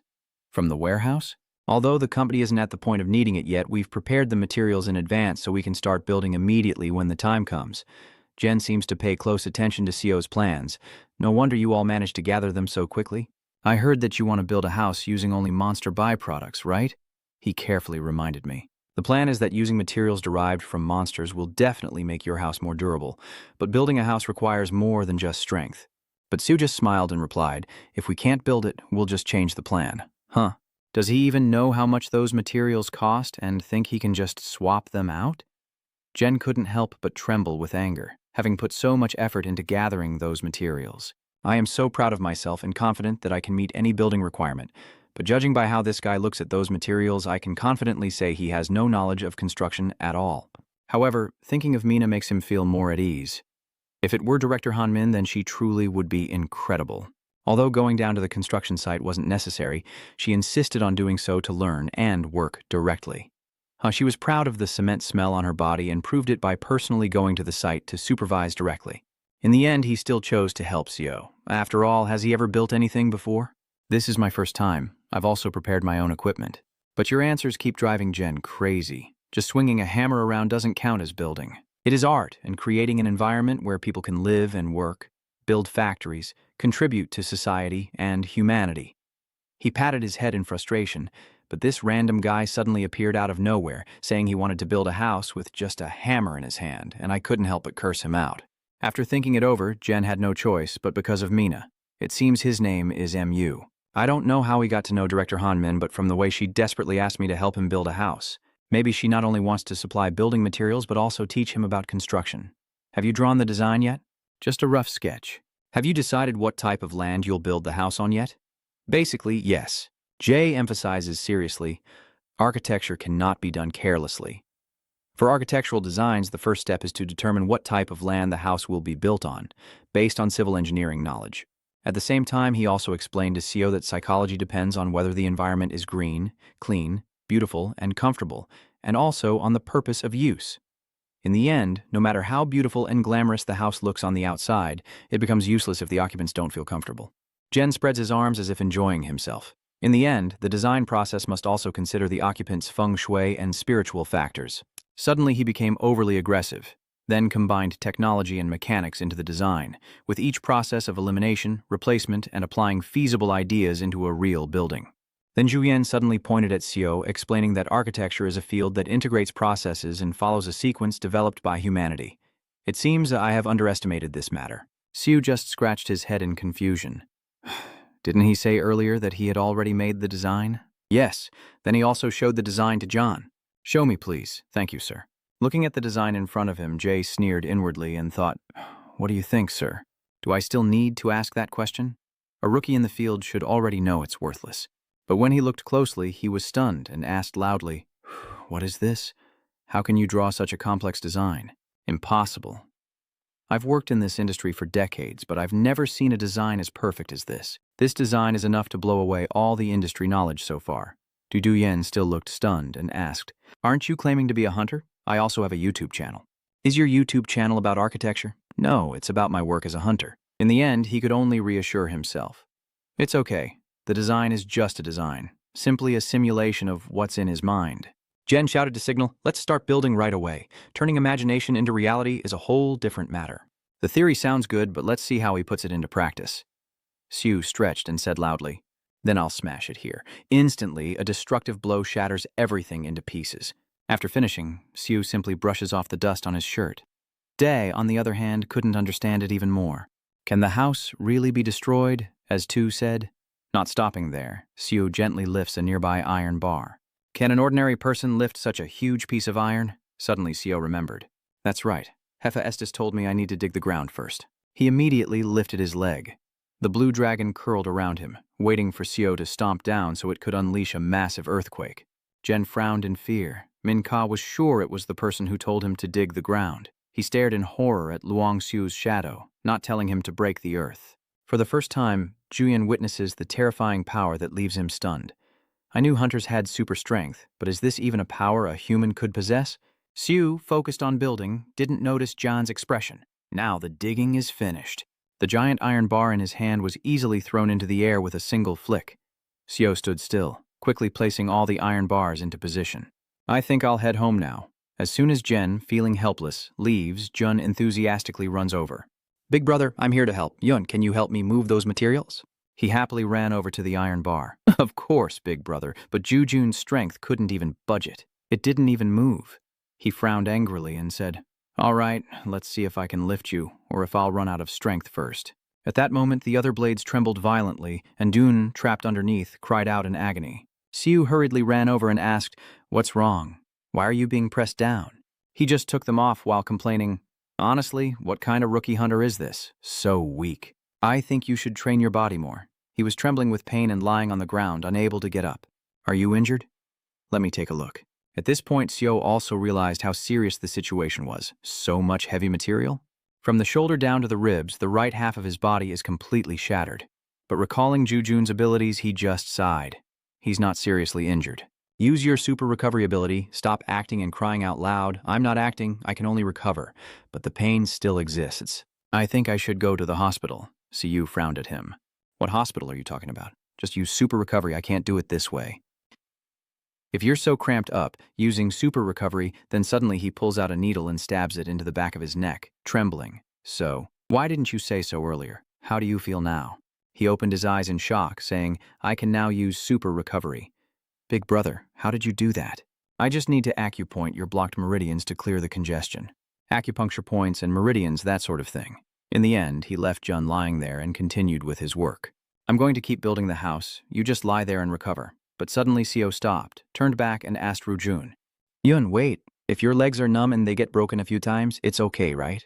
His next words made Rujun gasp in horror and suspicion. I will treat you right after, so break it a few more times. Huh, what did you say? Then Seo grabbed the iron bar nearby. Since things have come to this, I will help you become stronger. How long will it take before you get another chance for me to teach you like this? Before Juj Runjun could speak, Thon Sat was already rushing towards him. Big brother! Amid his desperate screams, Siu only smiled sinisterly. This is also for your own good. Looking at the pile of corpses in front of him, Super was satisfied. I thought it would take at least 2 weeks, but in the end, only 3 days were enough. Second, behind him, Jun's agonized scream echoed again. He was crying and trembling as he begged, Big brother, save me. This time you only got hit on your right hand, right? Siu suddenly had a new idea. Maybe there's a way to make it less painful. I'm doomed. After training with that pile of iron rods as usual, he helps Rujun with acupuncture. The guy helplessly cries. Anyway, I feel like I'm not helping you at all. You're helping, and you're also making progress. Yu smiled encouragingly and looked at him. Before, you couldn't even lift one properly, but now you can lift 2. You're right. Somehow, I feel like I become stronger every time you treat me well. Seeing you improve little by little, Siu is also satisfied. Although his learning speed is slow, he is still progressing little by little. Now Jujun can support the iron bar without struggling anymore. Even though he's learning through a different method than Han Charon, I'm glad he's gradually able to grasp Tai Chi. However, Siu still has some concerns about him. Although I am currently only teaching Charon, Tai Chi SS is an ability that cannot be learned even with an S-rank talent, so Kim Jun cannot learn it with his A+ talent. However, it turns out this is possible because he secretly channels his power during acupuncture. Thanks to Kim Jun's super regenerative ability, I can forcibly infuse Tai Kuk into his body and heal him with my holy medical skills whenever his limbs break. But ultimately, seeing Jujun get stronger is what Seo is striving for. People say that the body affects the mind, but Jijun was able to move from Class B to B+ without suffering at all, so he took out his phone to check his stats. Although he doesn't seem to care much about it, that allowed me to improve my mastery of holy medical techniques. Looking at the phone screen, Seo felt confident that with this level of healing arts, he could improve Kyoa's condition. Just as I was lost in thought, Jijun's desperate cry echoed again. I will try to formulate a new herbal remedy, or I will have to make him drink it. You are lying among the scrap metal, trembling and calling out, help me. Please. Let's stop here. Su carefully moves the iron bars to another place. Jun then, he gently reached out his hand to Jujun. I will finish the house so you can rest now. But when it was finished, Seo was so amazed he couldn't believe it. Is this really a cozy home, Hefa Estes? In front of the two people stands a tall, imposing building built entirely by Seo himself. Did he really build this house? You saw it with your own eyes. That's right, but it's still hard to believe. The phone suddenly buzzed with a series of notifications that startled Seo. Could it really have increased that much in just one try? He furrowed his brow and had a bold idea. Should I start increasing my proficiency by building a house? I just need to keep smashing and building until my proficiency reaches 100%. But in the end, Seo still thinks it's better not to. No, building this house alone isn't easy. Creating your own building materials isn't possible here. Boss, aren't you planning to throw a housewarming party? Durun looked at him in surprise and asked again. A housewarming party? I just built a new house, so of course I have to hold a housewarming. Then Seo carefully considered it. That's right, isn't it? The people close enough to send invitations are few. I've received a lot of help from others to build this house, so he happily agrees immediately. What you said makes sense. So when do you plan to organize it? Seo looked up thoughtfully and said, I still have things to prepare, so I'll probably leave in 3 days. Du nodded and waved goodbye. See you again in 3 days. Big brother, I will also tell my sister. Are you really leaving now? Before Seo could finish speaking, she quickly ran away on her own. At least let me buy you something to treat you. Are you okay? Just prepare some good food for me on the day of the party. All I can do now is watch helplessly. Why is he running so fast? Does he think I will make him work too hard again? After thinking it over, Seo still decided who to invite to the New Year's party. It's not like they would come just because I invited them. Maybe only Moon and C will be here. Meanwhile, John has arrived at Mina's office. I am Director Bakjan. Please come in. She asked in surprise how far along the house construction was and if it was still proceeding smoothly. Jan hesitated about the construction, but Mina couldn't believe that everything was already finished.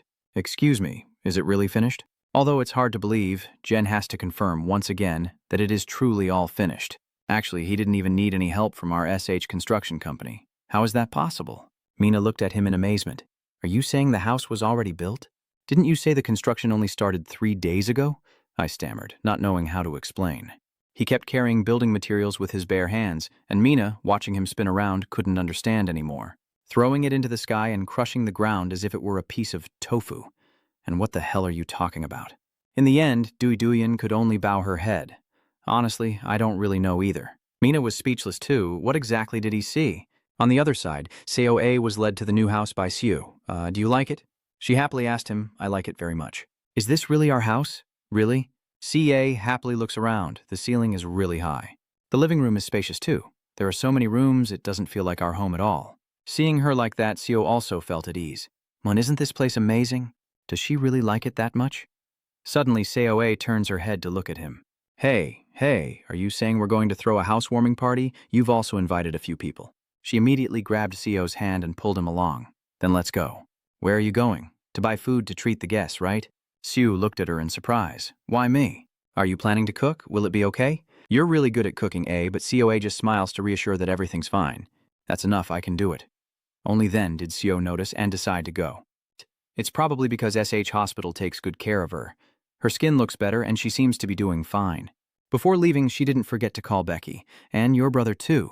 On the other side, Duon was burning with impatience. Sue clenched his fists, wishing he could tear Sue apart. That bastard destroyed the Pandemonium branch in Seun and even ruined our years-long plan to mass-produce illegal fake awakeners. Sue then looked up at his assistant and asked, where is he now? He quickly replied, we have located him, take me there. The assistant asked in surprise.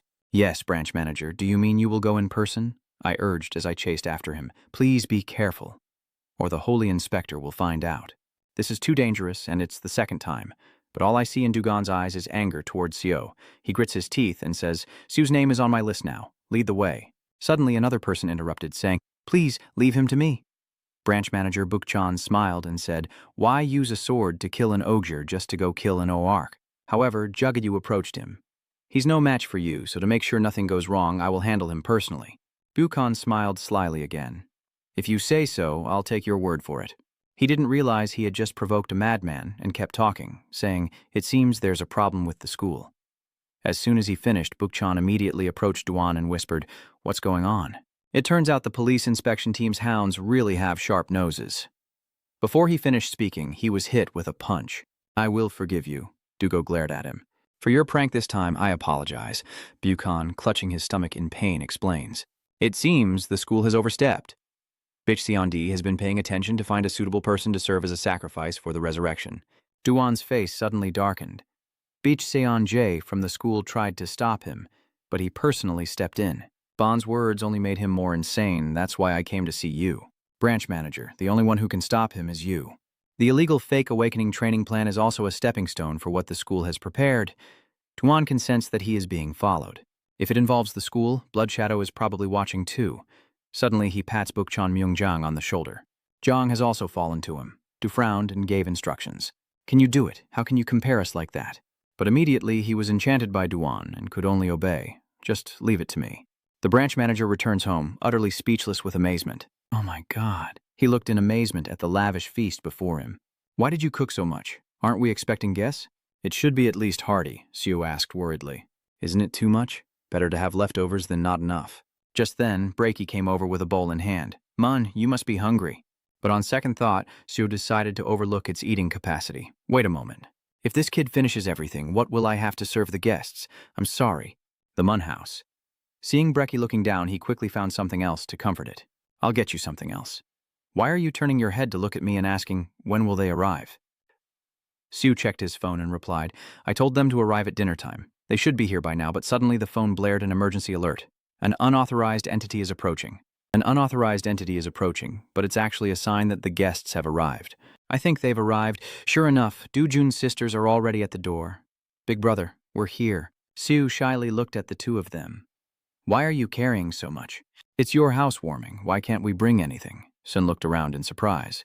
Did you really build this house yourself? I hope we didn't arrive late.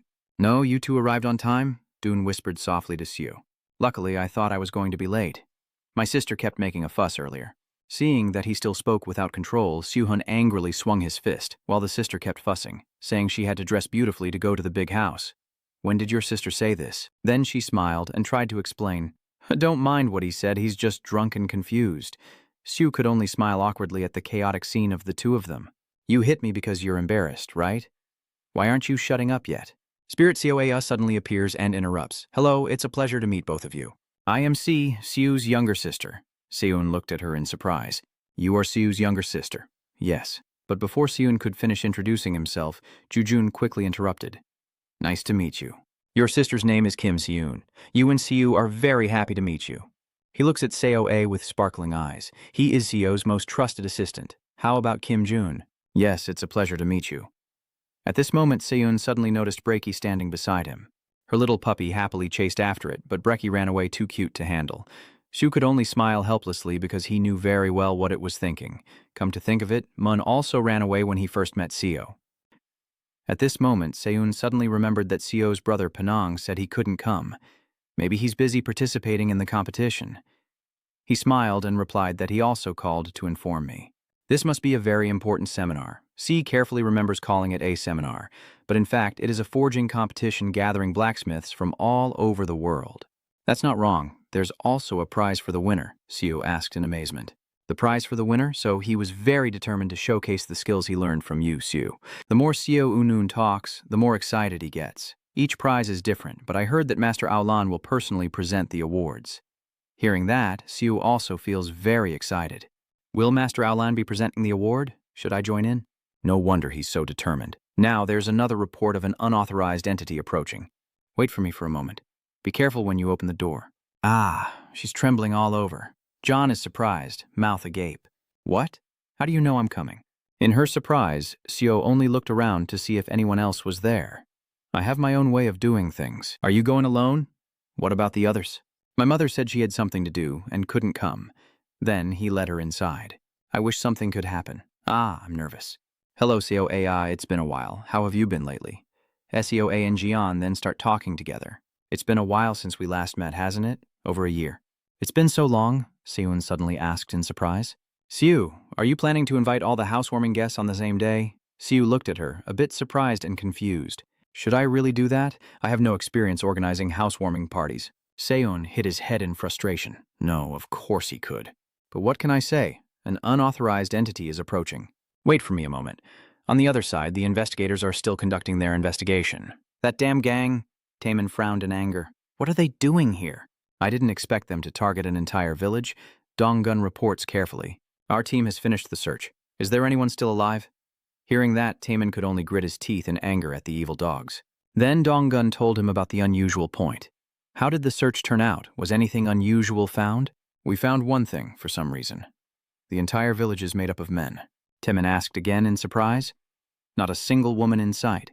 Did you find any of their belongings? We couldn't find any clues related to them.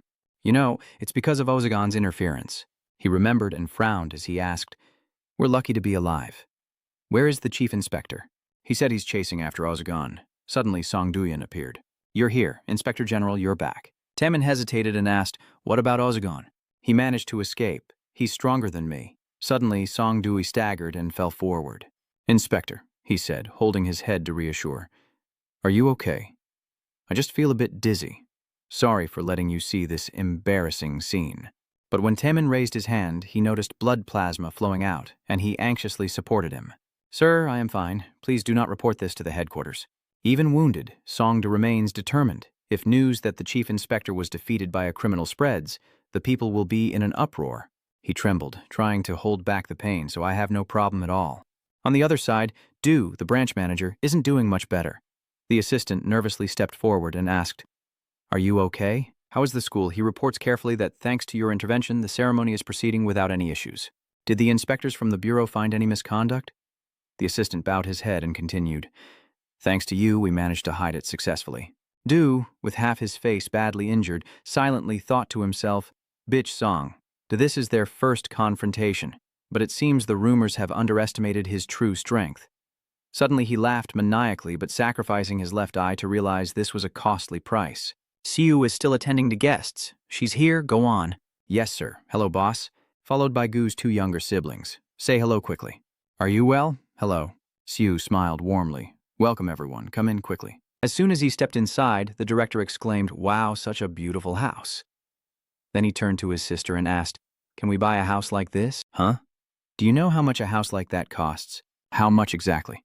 "Maybe more than 1,000. Han was terrified and raised his hand to count.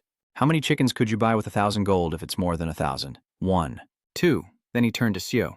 "Hey, Gi, you're so rich. What are the kids talking about?" "It's okay." Only then did Sio realize that most of the people had already arrived. "Look, Panwang and the others can't make it, so I'll be the one to lead everyone inside. Everyone's here? Let's go in." "I don't know if she's coming. I invited her out of politeness, but she probably won't show up." Seun looked around in surprise. "You still haven't bought the furniture?" "Oh, well, it's only because the house has just been built. I just managed to quickly make the tables and chairs. You made them yourself." Then Sue's phone suddenly rang with a notification. He suspiciously looked toward the door. Wasn't it supposed to be everyone arriving already, but an unauthorized entity is approaching? At this moment, Bupchan looked annoyed, and the man asked irritably, "Who did that bastard call?" "They are who?" The man quickly replied. "I guess they are someone he knows, but I still don't know their identities." Hearing that, Bupchan sneered, seeming to think that bastard still didn't understand his situation. He appeared serious and anxious. "I just need to make one wrong move and everything will spiral out of control. What should we do?" Bupchan replied calmly. "What else is there to do?" He clenched his fist and smiled coldly. "We have to eliminate them all." Well, with that, Bupchan suddenly gave the order. "Everyone get ready." Meanwhile, Unan couldn't help but feel a bit uneasy. "Didn't you say everyone was here?" Siu replied briefly. It should have been like that. But suddenly an alert appeared indicating an unauthorized intruder. After a while, the group gathered around the dining table, only to see Daku and Jujun with very serious expressions. Meanwhile, Due and Siun bowed their heads in silence. Seeing that, Seoe cleared her throat softly. "What are you doing?" He was momentarily stunned. Maybe after a moment of hesitation, Siu quickly spoke up. "Shall I introduce myself first?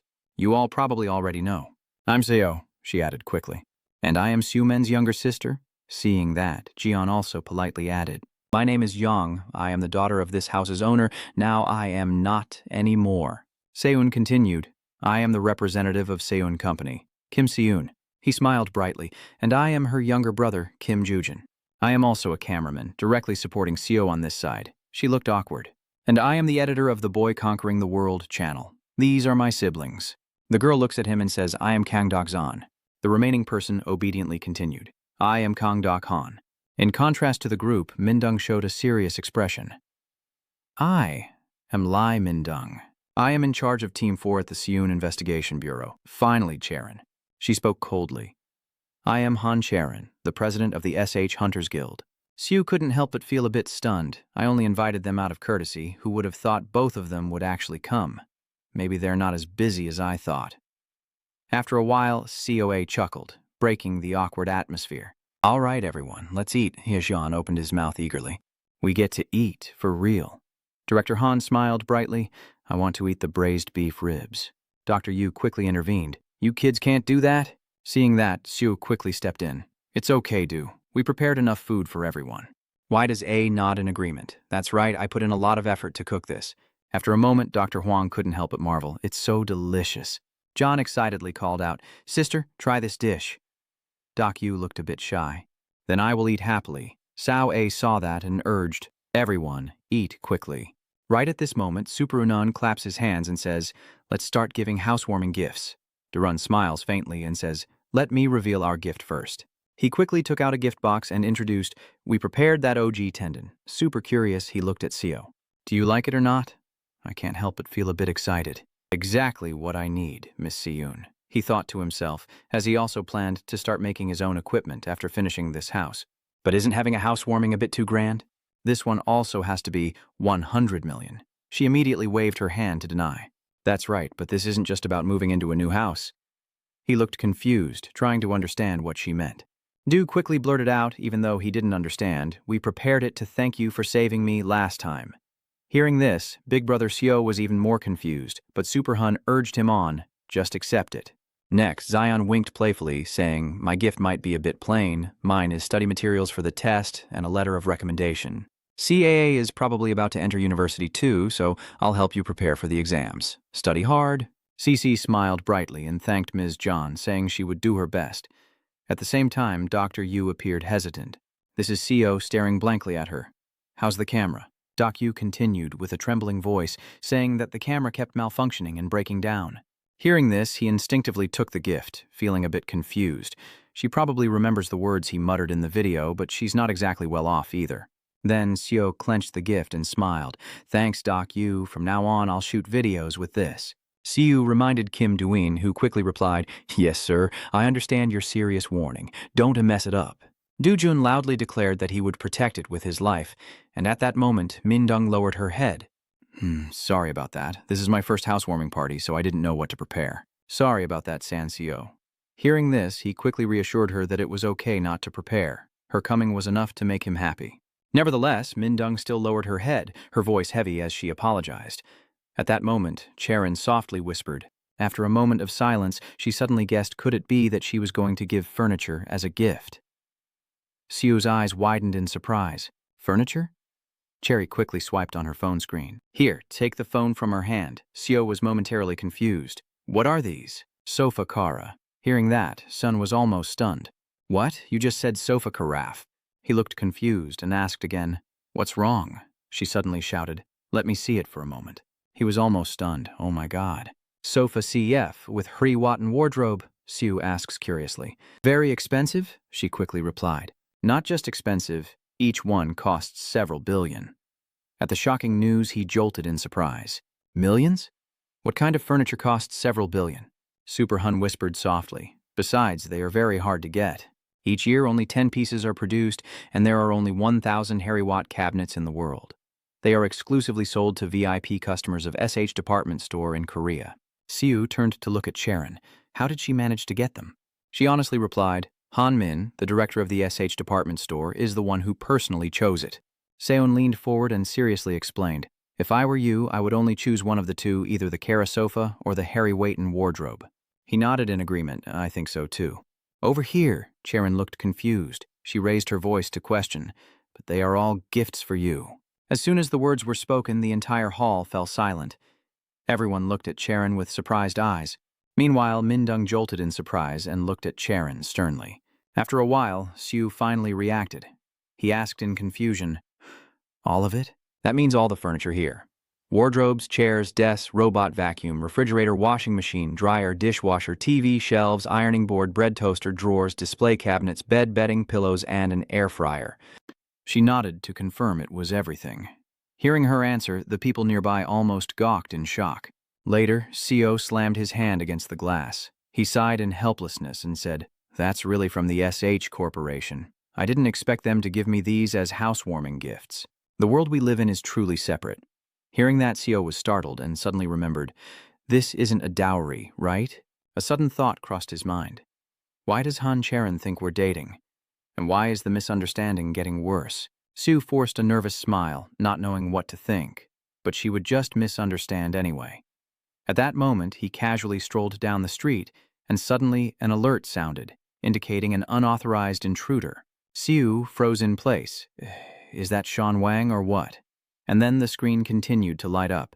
An alert detected a huge magical force, switching to emergency mode. In the face of the sudden scene, Seo froze completely, almost shouting, "What the hell is this?" Only to see the building across suddenly explode. At the same time, Bukchan's men arrived one after another. He looked up and said, "That bastard is in that nice house." Bukchan narrowed his eyes at the glowing building and sneered, "Sue!" Immediately after, Bukchan gave the order without hesitation. "Break it open for me," the man shouted loudly. Yes. I only saw him suddenly pull the door handle hard, then the man's body started to tremble uncontrollably. Bukchan irritably asked, "What are you doing?" He hesitated. "No, it's just that," he gritted his teeth. "Really? Trash like you can also be members of the Soul Clan." Immediately, Bukchan clenched his staff tightly, suddenly swung it behind him and shouted, then disappeared. Bukchan suddenly froze, turning to look in one direction, aware that attracting attention could bring the inspectors here right away. Thinking of this, he grinned, but as long as he handled it before the attack arrived, it would be fine. After a while, the dust kept rising. Bukchan slowly stepped outside, not forgetting to remind them to finish quickly. Just then, his subordinates looked terrified. "Big brother," hearing this, Bukchan looked annoyed and glared back. "What?" Bond's doubtful gaze lingers on the door, still normal. Witnessing that scene, he couldn't help but feel a bit confused. "What's going on?" At that moment, Mindung slowly stepped outside. She spoke coldly, openly committing such blatant crimes in the neighborhood. The man looked at her with a terrified expression. "Lai Mindung," Bukchan repeats, "Lai Mindung." He quickly reports that he is the infamous butcher inspector from Seun. The man angrily asked again, "Why is that woman here?" Mindung lowered her head and whispered, "Normal criminals wouldn't dare commit such bold crimes. You must have some purpose for coming here." At this point, Mindung suddenly raised her head and loudly questioned, "Are you the one from Chaos?" Just then, Run stepped out curiously. "What's going on outside, huh? You have another guest?" Bukchan was completely stunned when she saw him. "Are you Han Charon?" Standing before him is the real Charon in the flesh. Bukchan's face turned pale. "Why is she here?" He suddenly shivered. "It really is Han Charon from the SH Corporation." The man hesitated, then turned back. "What should we do now?" Bukchan cursed inwardly. "Damn it. Getting involved with the SH Corporation in Korea is very troublesome, but at this point, there's no turning back." Immediately afterward, he shouted, "Except Han Charon. Kill them all for me," as a group of people with swords rushed forward. It took a while, but Dujun finally looked surprised. "What's going on? What's going on?" At that moment, Mindung suddenly stepped in front of her and quickly fought back. Mindung almost shouted, "This is a gang of chaos demons." "What?" He becomes even more confusing. "Chaos? Why is a criminal organization here?" She looked serious. There's no more time to explain. Then Mindung charged straight at the crowd without hesitation. She stomped her foot hard on the ground and then leapt into the air. In that moment, Mindung's body almost seemed to float. She quickly swung her sword, and Mindung immediately struck down a soldier without hesitation.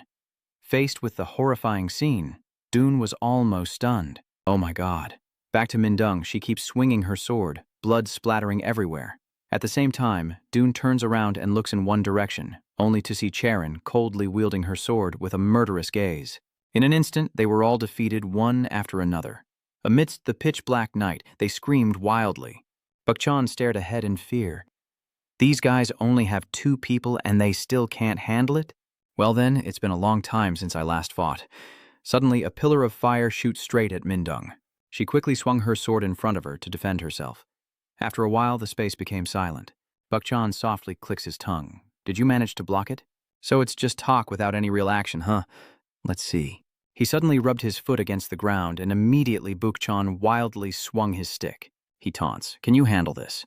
In that moment, Bukchan opened his mouth and laughed wildly. "It's so hard." Seeing Mindung's grimace, he looked excited. Has he reached his limit? "Buy me some more fun." Seeing that scene, Du's lips trembled as he whispered, "It's dangerous." He silently wondered what was really happening. But those guys are criminals trying to break into his house, and Charon is also struggling against them. If I had known about this, I would have brought a shield. What should I do now? Then suddenly Jujun's eyes widened in shock. A clattering sound echoed from inside the house.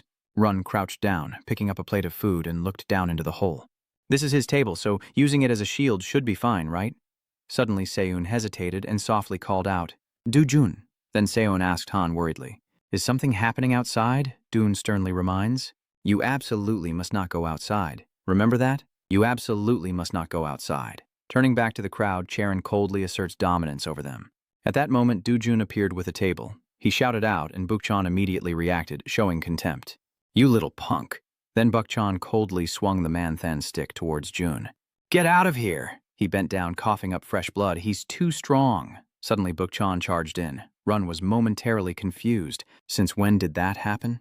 He frowned anxiously. "He's too fast. I couldn't dodge in time." At that moment, the villain slashed off Dune's arm. Over here, Mindung immediately turned around and looked behind, only to see Buchan frantically punching and kicking him. The guy was tangled up and struggling too much. Then he coldly pushed him away, sending him flying high, and not stopping there, Buchan reached out his hand towards him. Death awaits. The madman spins his staff in the air, creating a ring of fire. At the same time, Charon stomps hard on the ground. In midair, two pieces of metal are grinding against each other. Buchan glances at her and then laughs. Can you block it? Not bad skills, and you also have a good sword. At this point, Buchan changed his tone, but luckily he was still inexperienced.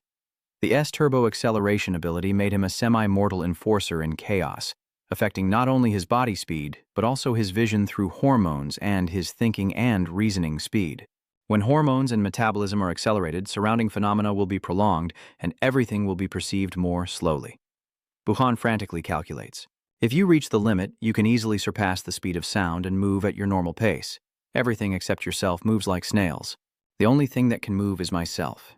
In this frozen world, I am the god. Suddenly, Buchan's face grimaced. What's going on? His body involuntarily trembled uncontrollably, and Buchan couldn't help but feel a shiver run down his spine, a tingling sensation spreading all over his body.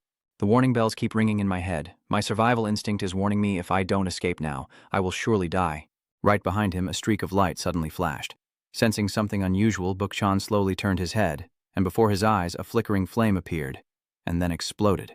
Suddenly, Buchan was pushed backward. He was momentarily stunned. What is this? I already reacted. Still not quick enough? No way, that can't be true. In this world, I dominate like a god. At this very moment, a bag drops to the ground. Buchan looked stunned and confused. Ice cream? Siu crouched down, his hand reaching the ground, and softly clicked his tongue before wiping off the ice cream. He suddenly turned to stare intently at the guy. Who are you supposed to be? He looked around in confusion. What's going on now? A head peeked out from beside Du. He stammers, and Xiao Bang Huang looks down. Du-jun, why are you holding the dining tray like that, and where is your left arm? Looks like I've also guessed the general situation. The question is, who are they, really? Mindung immediately reported, it's a criminal from the chaos, and he immediately hardened his tone.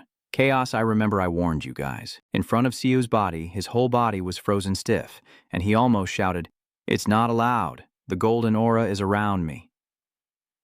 Standing amidst the night scene, Xiu slowly turned back, his voice hoarse, as he said, I remember I warned you guys. Xiu's voice grew heavier and heavier. No way.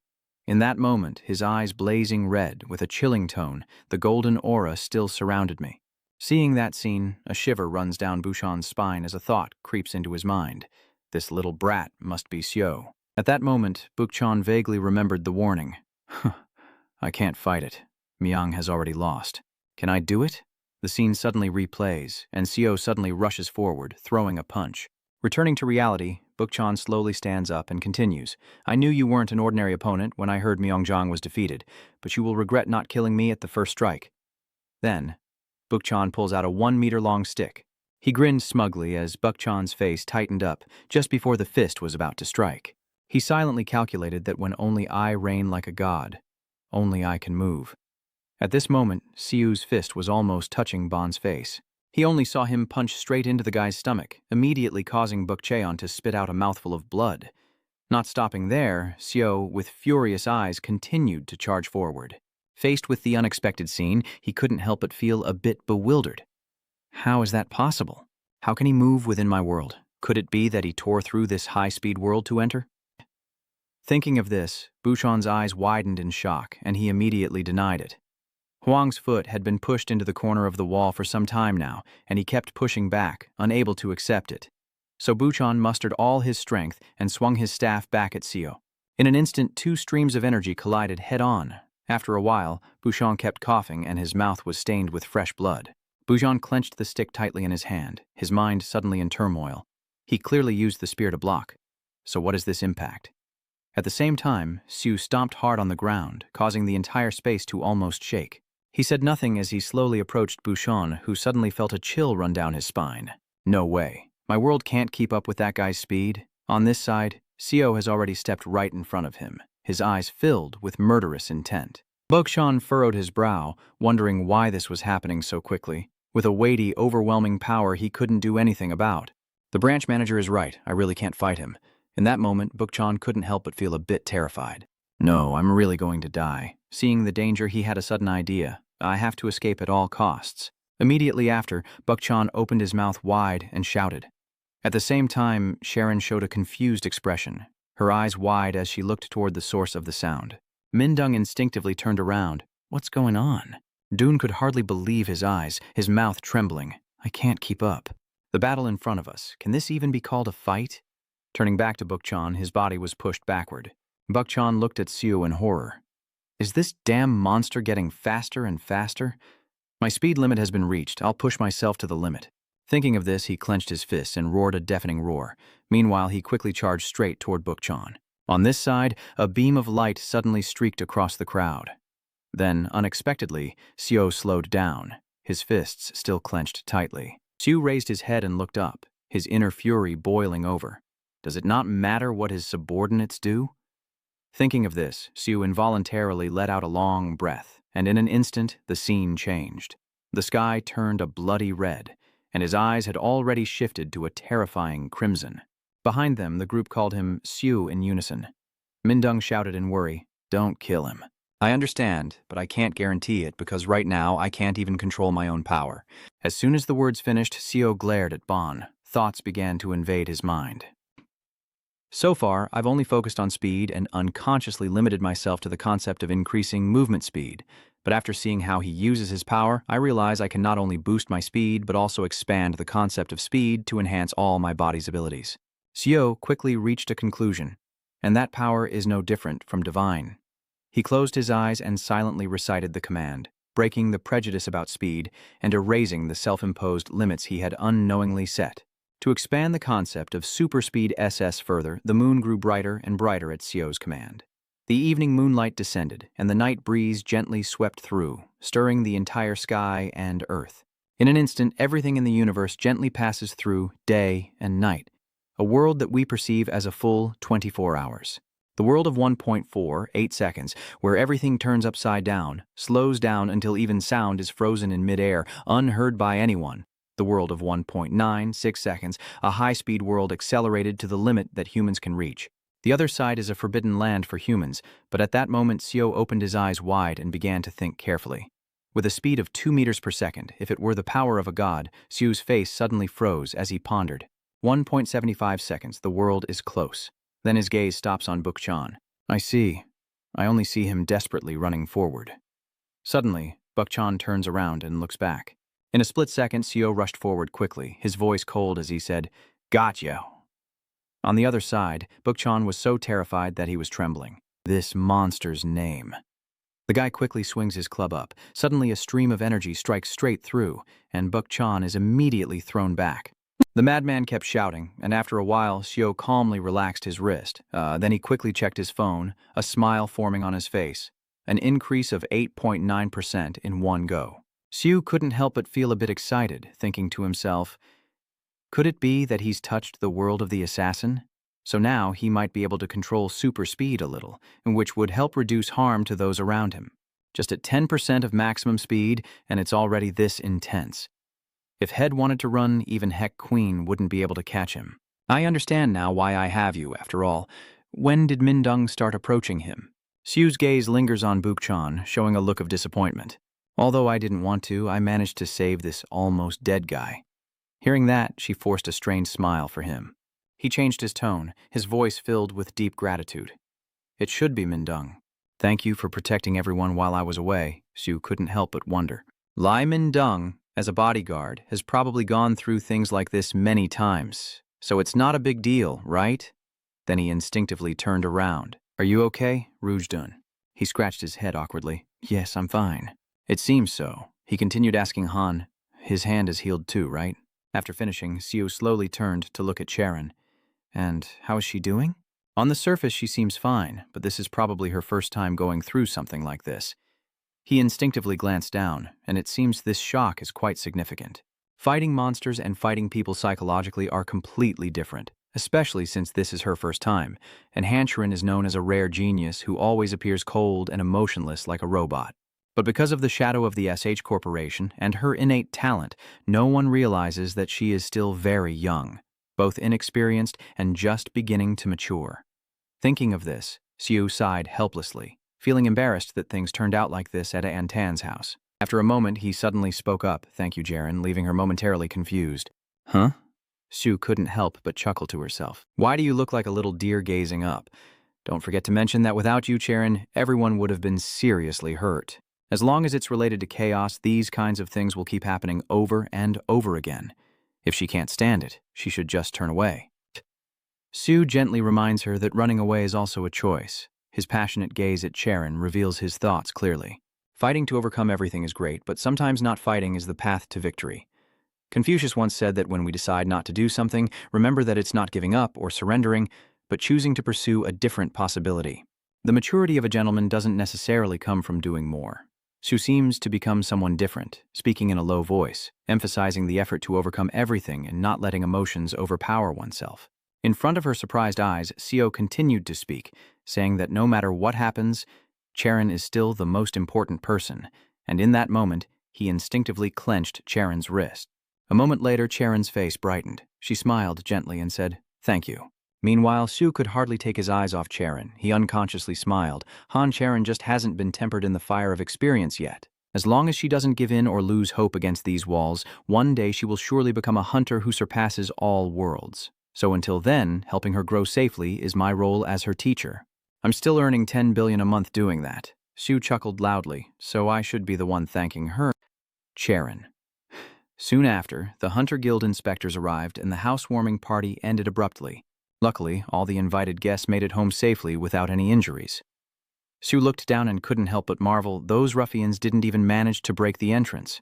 Then Minzdung, Charon, and Jujun stepped in to stop them. Otherwise, Becky would have had to intervene herself.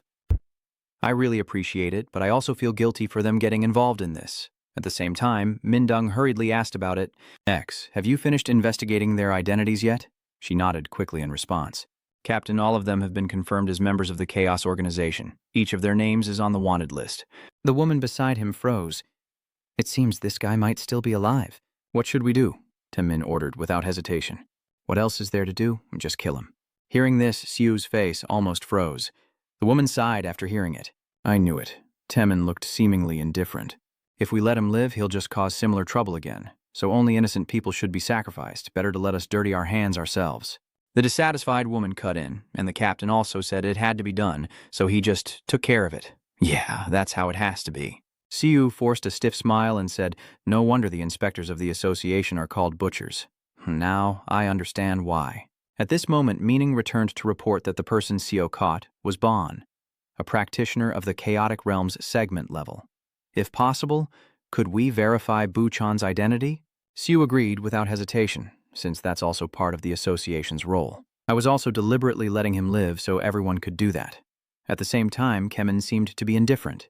He arrogantly shrugged his shoulders and complained. After the fight, he suddenly craved pork chop. The woman immediately suggested, so today let's skip the usual and have that instead. Siu couldn't help but feel a bit uneasy and proposed a plan. I was also planning to handle it myself, but it's better to leave this matter to the experts. Then he glanced back. By the way, if it's not too much trouble, could you let me know if you find any evidence of the chaos? Mindung quickly replied, her face showing curiosity. If it were Seo, there wouldn't be a problem. But what's wrong? In an instant, Seo's expression changed. He emphasized each word with a stern tone. I have to make them understand what will happen if they ignore my warning. I see Seo clenched his fist tightly. Mindung hesitated for a moment, then agreed. I understand now. And on the way back through Tanjia, could we instead patrol Mr. Su's house regularly? Suddenly, the group of people stared intently at Shu and hesitated. Captain Shu glanced at the group. So, is this okay? He immediately sensed something was wrong. It seemed the team members hadn't reached an agreement yet. You shouldn't use your authority for personal purposes like that, Mindung replied firmly. The patrol of the managed area is the inspector's duty, and Sui the hunter's house is within our Seun branch's jurisdiction. He awkwardly smiled and said, that's indeed the case. At this point, he didn't forget to remind her, but also, he is currently the target of the chaos.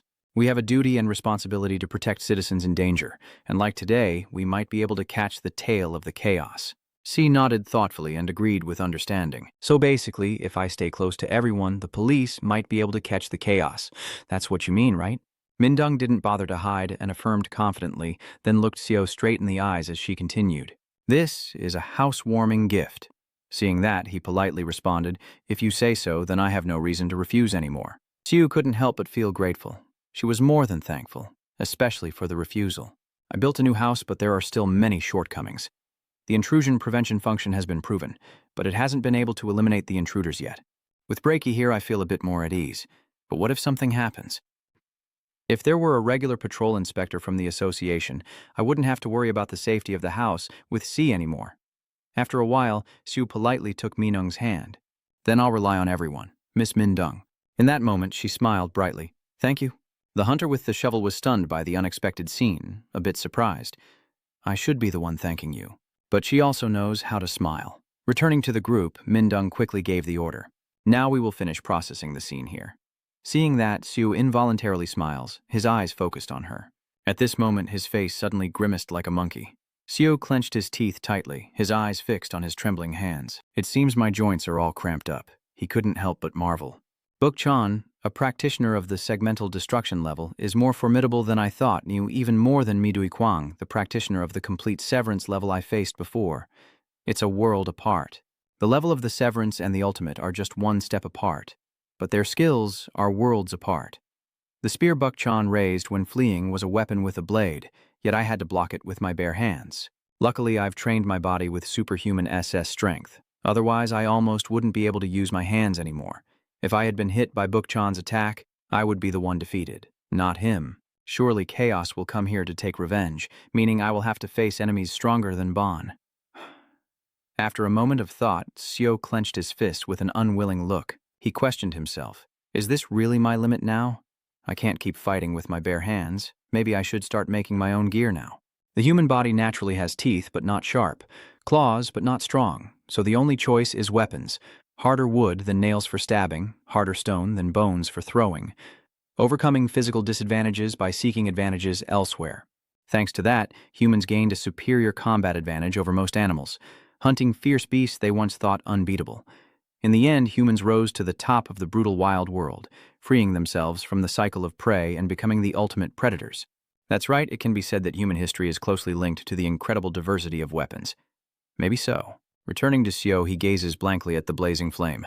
What should I use here? The armor is definitely the best choice. Seo looked bored and then assessed that it suited martial arts better than weapons. After a moment of hesitation, he concluded that with the SSS-grade divine skill from HQ, equipment that can enhance the body is the most suitable option. Thinking of this, Seo decided without hesitation. Then I'll choose the armor. It's made from the same material as the gloves I crafted before. The tendons of the giant starstone. But the biggest difference is that the SS god's current metallurgical skill is nearly 6 times higher than when he crafted the gloves before, using the same material but with completely different results. Then Seo raised his hammer high and loudly declared, "Let's begin." Immediately after, Seo forcefully struck the blazing metal bar, holding the object tightly with one hand, while the other kept swinging the hammer up and down. In that moment, Seo silently pondered, refining and smelting to find the perfect harmony between them. After a while, the system sent a notification that he had successfully created an equipment with quite high stats. At this moment, Seo carefully examined the iron glove. He couldn't help but marvel. No way. Seo immediately tested it.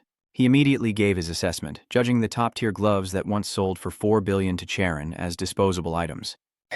If Hefa Estes also thinks it's not bad, then I wonder if I could get more than 10 billion selling it now, so maybe I should sell it. No way. I'm not really short on money right now. He quickly put on the gloves, muttering to himself, "Let's try it on." Seo widened his eyes in amazement, feeling so comfortable that he no longer felt like he was wearing it. Then suddenly cracks appeared all over the glove. Faced with that scene, Seo was momentarily confused. In an instant, the glove shattered into pieces. Seeing that scene, his face turned pale, his lips trembling.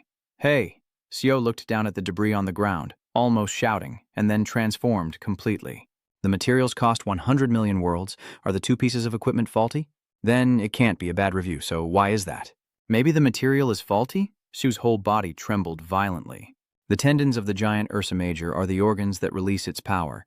They are made of the hardest material in the world, capable of withstanding the strength of the giant Ursa Major. So why is that? Just then, the system screen suddenly lit up, and he quickly made a judgment. Could it be that the giant star beast's tendons can't withstand the superhuman SS strength of HQ? So, does that mean I have to use a higher grade material than giant starstone? Super seriously thinking, he kept muttering, is there any monster stronger than an A-class giant demon? After a moment of thought, Xiu Huang concluded, "Is that really impossible?" His mind almost collapsed. Are there any monsters that can withstand HQ's superhuman strength? No. Wait a minute. So Hacky can't use any equipment at all? But it seems that's not the case. The most typical example is the Nemia lion universe. Nemia lion, with its extremely thick and sturdy skin, was unaffected by Hack Queen's attacks, so he used the gelatin neck choke for 30 days on Nemia lion.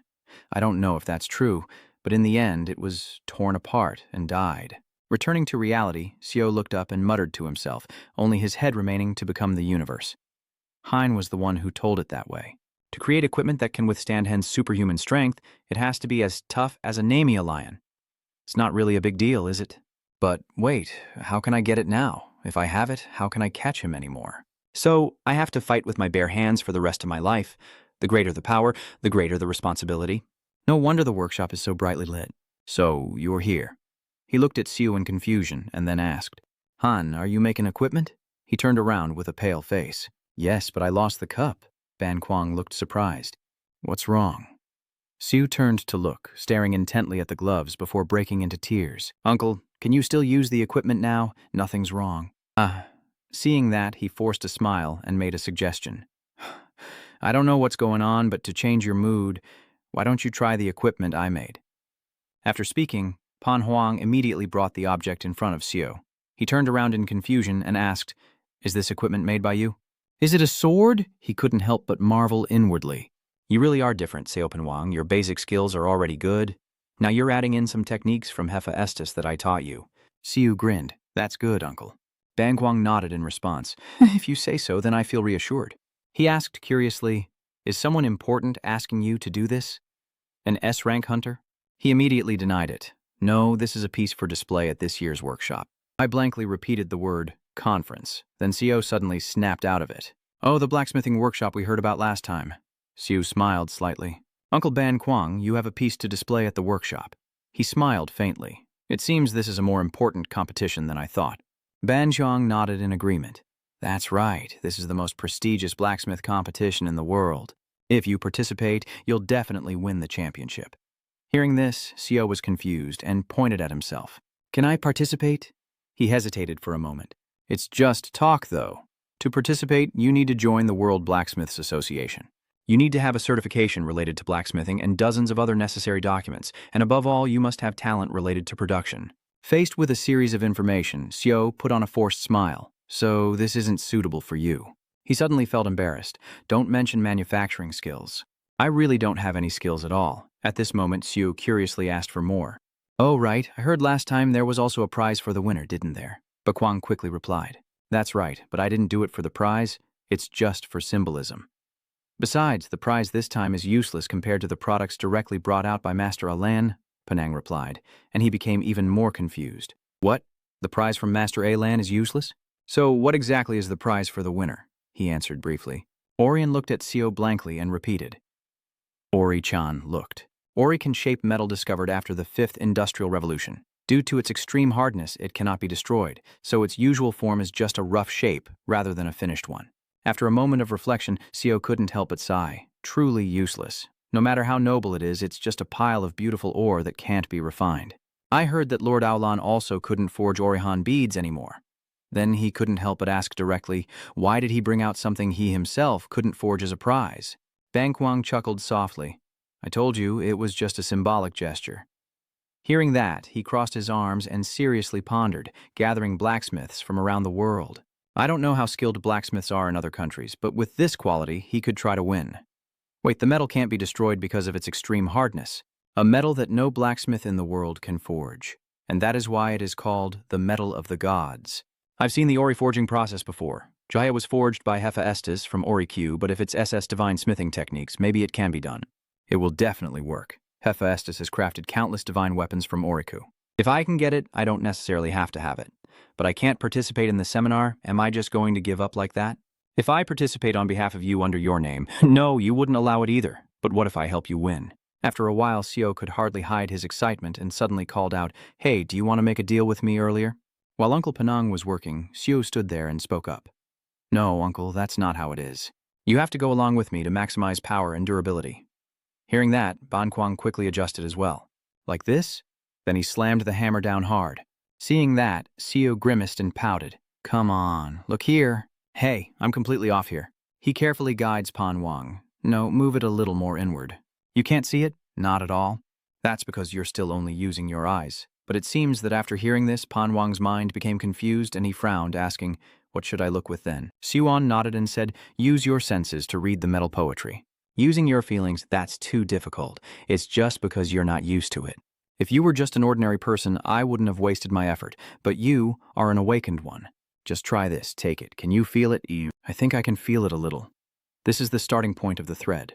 You have to hit this spot harder. How hard exactly? He raises his hand and signals. About this much. Breakthrough. A burst of intense light erupts from the forge. Banchping immediately shouted, how can I do this at this size? Seeing Ban Chuang shout like that, Xiao quickly pats his shoulder and reminds him, don't worry, you'll get it with practice. Just try it now. When guided by him again, Ban Chuang tried once more, swinging with all his might, but still nothing happened. What training? Why does it suddenly happen like this? Su smiled and said, if you want to learn the technique I will teach you, you need to build some muscle first. After hearing that, Ban Chuang rolled his eyes and replied, but there's less than a week until the workshop.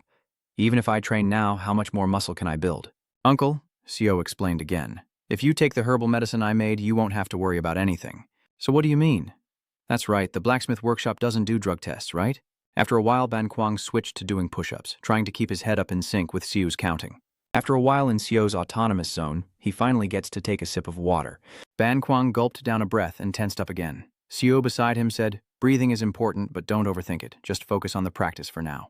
But it seems Panang couldn't withstand being in this autonomous zone. He collapsed under Seo's demands and remained like that for a whole week. The special training session for Espang Panang took place a week later. O.B. proudly turned to Seo and said, it's finished. It's finished. Its hilt grips the sword in its hand, and Seo couldn't help but marvel.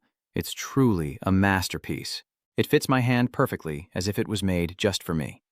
Hearing Seo's compliment, he also felt more confident. The hilt of the sword was made from the facial muscles of that clone. Seo immediately thought of the clone as a monster that can copy the appearance of a chosen target, and he had integrated the clone's ability into it. The hilt will adjust to fit the user's grip. Integrating the abilities of a monster into equipment should not be something a human can do. Bang Shuang praised him. Seo, I have learned a lot from you. More than my combined 20 years of experience, this week of training is even more valuable. And Seo is also very pleased with his older student.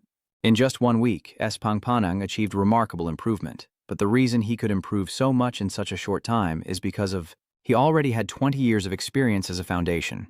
And although not perfect, he turned it into his sacred craft. Previously, Confucius said that among the 4 noble plants, plum, chrysanthemum, orchid, and bamboo, bamboo is one of them. The time for a bamboo tree to mature is 5 years, but during those 5 years, the sprout remains underground and unseen. So after 5 years, when the shoot finally emerges, it grows straight up to the sky in just 5 weeks. So is the tree growing in 5 weeks, or is it one of many? Of course it takes 5 years. Even a noble person will grow up that way. It's also like a child's development. The more I recall the lessons from before, the more I realize that even if the results aren't immediately visible and others think it's not worth much, dedicating yourself fully to what you want will eventually become a true asset. After some thought, Seo scratched his head and shyly replied, it's just that I stay close to my sister and uncle. That's all there is to it. It's thanks to your efforts. But B did not show any arrogance about this. He humbly said, yes, thank you. Seo also nodded and said, no, this masterpiece is more than enough for the seminar. Now we can only rely on fate's decision. In Paris, France, the Gan Palace at the Blacksmiths' Workshop Conference, a gathering where the greatest blacksmiths in the world exchange ideas and discuss. The host is standing on stage, introducing. Now let the 51st Forging Forum's main event begin. The first piece to be unveiled is a sword crafted by Master Blacksmith Antonio. Everyone in the audience started whispering among themselves, if that is Master Rainer Antonio, isn't he the greatest blacksmith in Italy? The MC on stage now pulls back the curtain to introduce the main piece, called Dragon Tusk. As soon as the Sword of Victory appears, everyone below keeps applauding and cheering. Indeed, Master Antonio never fails to impress. Oh wow, have we already found the winning piece? But where did that voice come from, contradicting it all? Trash, trash! Who dares to insult like that? At this moment, Aolan sat quietly, watching below. Given the man's attitude, Aolan appeared equally angry. Is this called a masterpiece? And you are Aolan's master blacksmith? The man immediately retorted, But calling it trash, surely that's going too far. Whether or not he's a master like Antonio, it's still the product of another artisan's powder. The man was explaining when he suddenly interrupted. To achieve that red color, the surface of the sword has been dyed with a red pigment, because painting it would cause the color to fade more quickly. But that caused it to become very brittle, though it still retained some flexibility. However, with that level, it would break after just a few swings. If they truly wanted to showcase the red color, instead of this method, they should have used the bones of the Crimson Bone Dragon, or the Crimson Shadow Dragon. Aolan's words increasingly mock the skill of the man, as obtaining such a sword isn't that difficult. So if they didn't choose to make it, it means their skills are too poor to refine those materials. And what's with that pointless, dragon-themed design? Does this handle actually serve any purpose? Is it really meant to be used? Or is it just for display? If it's only for showcasing, then I guess it's also considered a crafted piece. This is also a waste of food, non-recyclable and useless. Then he turned and walked away without making any more sarcastic remarks. Well, at least this one is okay. It's suitable as a disposable tool. Its name is unnamed, but Aolan once again interrupted, calling it the nameless equipment. Everyone felt something strange after hearing that. It has a bit. But suddenly Aolan dropped 2 empty sticks, panting heavily, and his voice became more strained. Who was the one who crafted this sword? What? Master Aurelian is coming to Korea. Why are you only reporting now? The staff member immediately bowed his head and replied that Master Aurelian suddenly said he wanted to visit Korea. Suddenly? No, even if it was sudden, what should we do now? At this point, Chu's face looked a bit contemplative before he asked again, what is the reason he wants to come to Korea? The staff member bowed his head and replied, I am not sure about that either. Then when will he arrive? He just arrived at Incheon Airport. Hearing that, Chu immediately slammed the table in a panic. What do you mean by that? Then order to cancel all my plans for today. Yes. But today there's a meeting with artist Kim Sang-Kae. After hearing that, John Gu turned and pointed at the staff, shouting, Do you think the meeting with an important senator is more important now? No more words, cancel everything for today. No, as long as Lord Orion is in Korea, cancel all my plans. Then he walked away, reaching the pinnacle of life and the greatest achievement possible. An S-Rank hunter, an elite group consisting of only a very few people worldwide. In Korea, there are 6 members, and now the A+ level monster, Bai-Tran-Tin. The white Tran-Tin monster roared in front of Seun, but he remained remarkably calm and used his magical power to control it. The white Tran-Tin roared even more fiercely, but Seun only gently pushed his glasses aside. Somehow, did the Bak-Tran-Tin not get affected by lightning magic? Bak-Tran-Tin, without hesitation, charged forward and delivered a punch right in front of him. Seeing its reaction, Seun wondered to himself, is it resistant to lightning? Then he simply snapped his fingers and drops of water fell as a blazing fire suddenly appeared and burned it. Bai-Tran-Tin was burned and collapsed, while Seizun, with a calm expression, said, It seems it doesn't resist explosions. Or maybe it just doesn't resist backlash. Suddenly, behind him, a voice asked, Do you really have to make such a loud hit? You know you won't gain anything from that corpse, right? And the speaker is S-Rank hunter Heron. Seizun looked over at the scattered monsters she had taken down outside and sighed. Just as I expected, you're amazing. You always aim for the head every time you attack. Isn't that right? That's right, Heron. Have you heard the news? What news? Master Orion has arrived in Korea. After hearing this, Heron frowned and asked why Master Orion suddenly came to Korea. I'm not sure either. I just overheard it before coming here. I don't know the exact reason, but maybe it's because of Hanchurin's device. Heron asked Seizun seriously, Is there something special about her? Why does everyone keep talking about Hanchurin? She's just a rookie who hasn't even reached S-Rank yet. Seizun suddenly chuckled and said, Everyone has their starting point. You weren't a top-tier hunter right from the beginning either. But she coldly glared at Seizun and said, Are you defending Hanchurin? No, I'm just telling the truth, feeling inferior. Me? With Hanchurin, you think I would be afraid of that girl? No way. No way. Weren't you the one who said that Hanchurin getting weapons from Orion made you uncomfortable? That was a bit uncomfortable. Why was it just a gift for Hanchurin that day? So you really do feel inferior. Hearing Seizun speak evenly, Heron widened her eyes in anger and shouted, Why is that considered being at a disadvantage? It's just uncomfortable. It's really frustrating to think that such a thing was given to an unworthy rookie. Very annoying. Seeing her attitude like that, he once again spoke evenly. So you're jealous and envious. Seeing Seun becoming more and more unreasonable, she turned and asked, Do you envy you, Han? Everyone often compares the two because they are both mages. At this point, Seizun could only smile awkwardly in response. I actually think Hannah is way better than me, so does that count as jealousy? Hearing her sigh sincerely, she just never wants to talk to the mages. She naturally wants to go somewhere. He doesn't need to know. After saying that, Heron also waved and left. Now only he was left here. And he muttered to himself, if she left the monsters she just hunted behind, was she planning to find Master Oral? Maybe it's not just Lie Heron. I wonder if other S-rank hunters are also on their way here. Should I go check it out? It would be great if he could give me a magic cue. The scene shifts to the SH Hunters Guild headquarters in the underground training area, where Charon is still diligently practicing.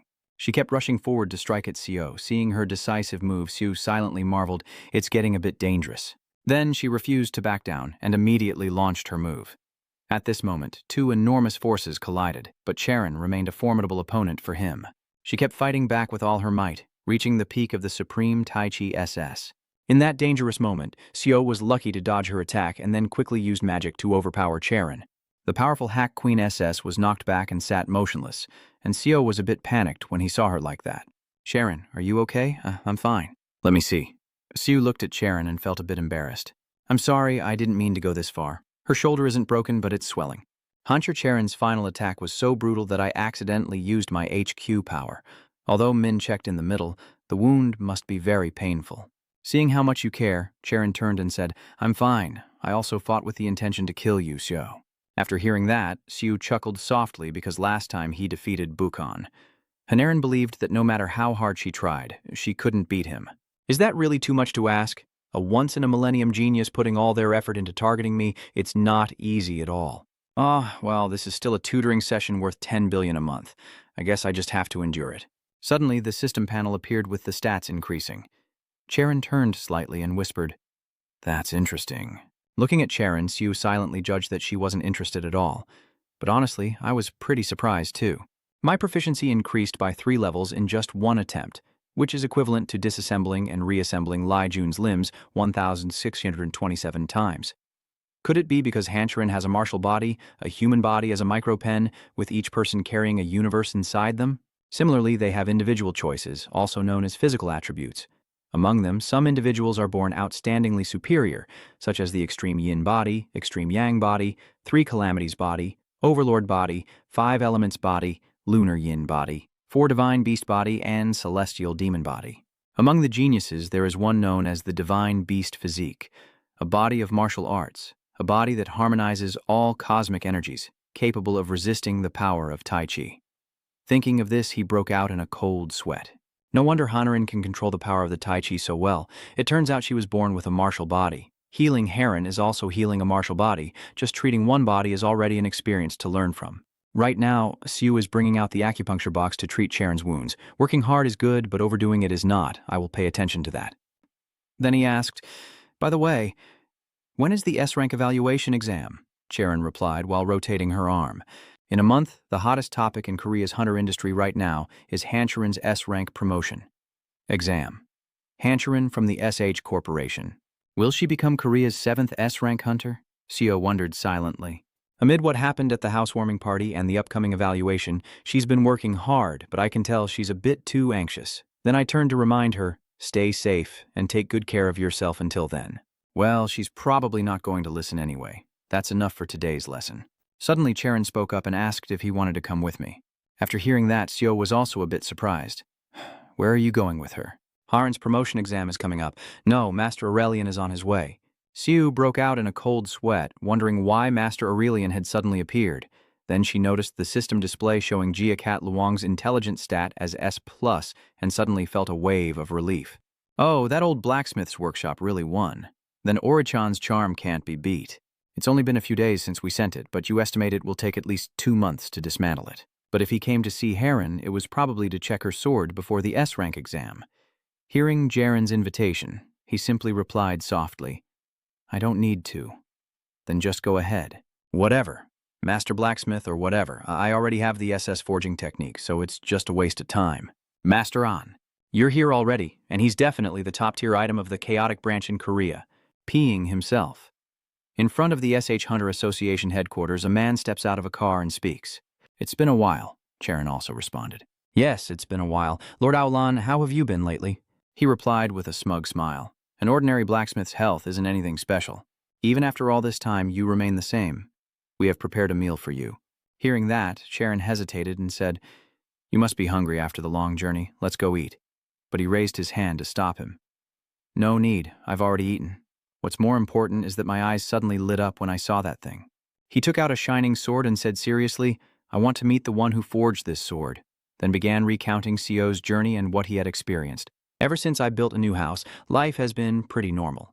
Making videos to break through dungeons, crafting equipment from the materials I gather, even doing hack training exercises. That's normal. Maybe because of this schedule, my Crafting Master channel has a 185 subscribers, and my YouTube channel reached 170,000 followers. Seeing the number of subscribers then, I couldn't stop smiling happily. After posting the A-Rank strategy video that took a month to make, it became a huge hit. I uploaded that video right after I became a B-Rank hunter. At this moment, the system panel displays comments. If you only do dungeons, anyone can reach level 8 in 2 weeks. Someone else wondered, wait, no one could complete a quest in 3 seconds. Anyway, counting the dungeons I've broken through, it's surprising that the editors are still keeping up. He chuckled to himself, saying he should reward himself with a generous bonus. I heard there's even a fan cafe called TCB Club or something like that. After a while, Shu started moving his hand and feet while thinking that his business has been doing pretty well lately, and he's about to become an A-level hunter. Heck Queen's training session is also going smoothly. He sighed to himself. Now what I need to do is upgrade my gear. That old man has to win.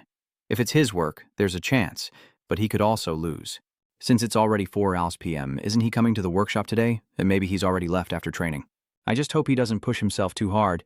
If he comes, I'll test him with the S+ spirit analysis. So should I focus on practicing the forging technique first? First, I need to review the materials I've collected. And unexpectedly, somehow collecting the materials was much more difficult than breaking through a dungeon, transporting, and writing. They were just as exhausting. A light appeared, revealing a new item. Siu looked up and quietly said, "A storage bag would be pretty great if I had something like a space pouch, but I don't know how to make one." A space bag is not just an item, it is a type of magic. Space is simply a connection through a portal or a special deep hole. It is a separate space from our universe. A space bag is a type of magic that allows access to that space. Even Hepha Estes couldn't do any of it, so space magic is something only high-level mages can wield. At this point, Siu suddenly paused, but with the super speed of the 2S+ meters, he would greatly enhance his divine power. Hein once said it was a power beyond oneself. In other words, if I add Gotup's strength, the power of the divine could be greatly amplified. In that case, I could also add something to the divine forging technique, Siu thought with a smile of joy. In other words, if I can incorporate magic into equipment, maybe I could create a space bag. I think it could work. Should I study it further? A power that can support forging techniques. As SS arrives, he looks at his phone and wonders which attribute he should learn. If I want to enhance an SS-level attribute, I need overwhelming power.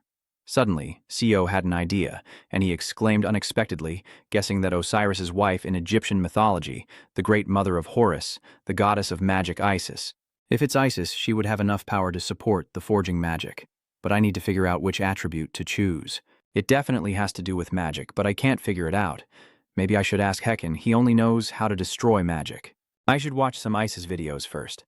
As I was lost in thought, I suddenly heard footsteps approaching. Someone?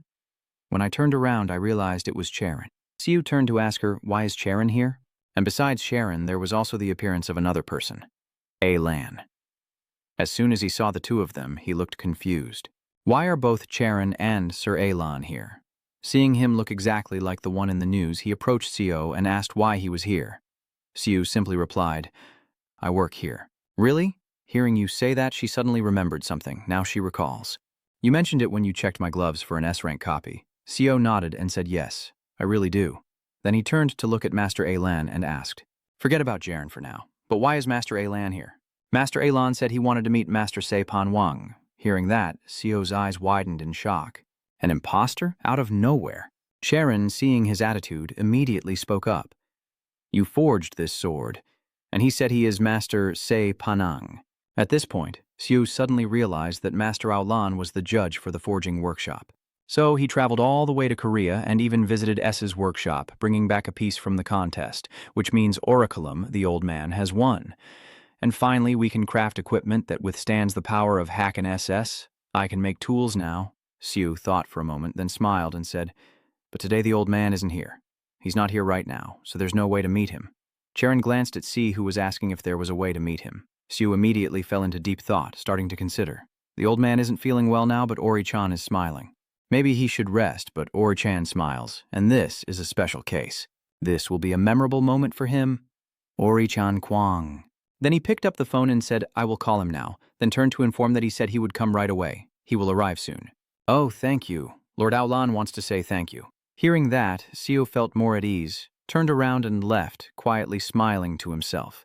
Once he got the Orion Pearl, he would start making the equipment while waiting for the old man. Should I finish watching East's video, or should I just open the video again to recover it? It's not hard. As Siu watched, he smiled, thinking about restoring that. Even Hua Tuo said if you do it wrong, it might be impossible to fix, right? Inside the video, she is beginning to introduce the viewers. Dear audience, the goddess of magic Isis.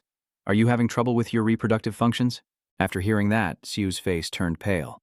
Mythology doesn't touch on certain topics, especially not that one, right? The goddess of magic in the video continues. Sexuality is a sacred power that leads to life being born.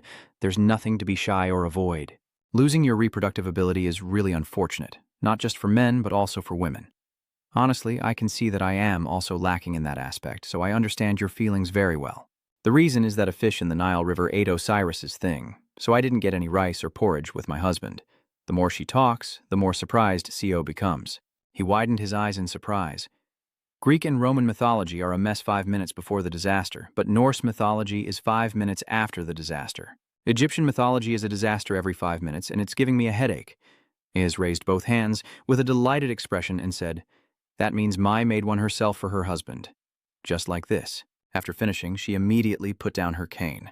This action made him curious. What is she doing? Is this some ancient Egyptian ritual or something? Oikuna. Turns out behind that cane, Ice kept swaying her hips, jumping around to the 2-minute dance, and even shooting hearts at the screen. Seeing this, Sio shouted, "Where did that come from?" No, really, what is actually being improved here? After that dance, Ice continued to use magic to lift the cactus up.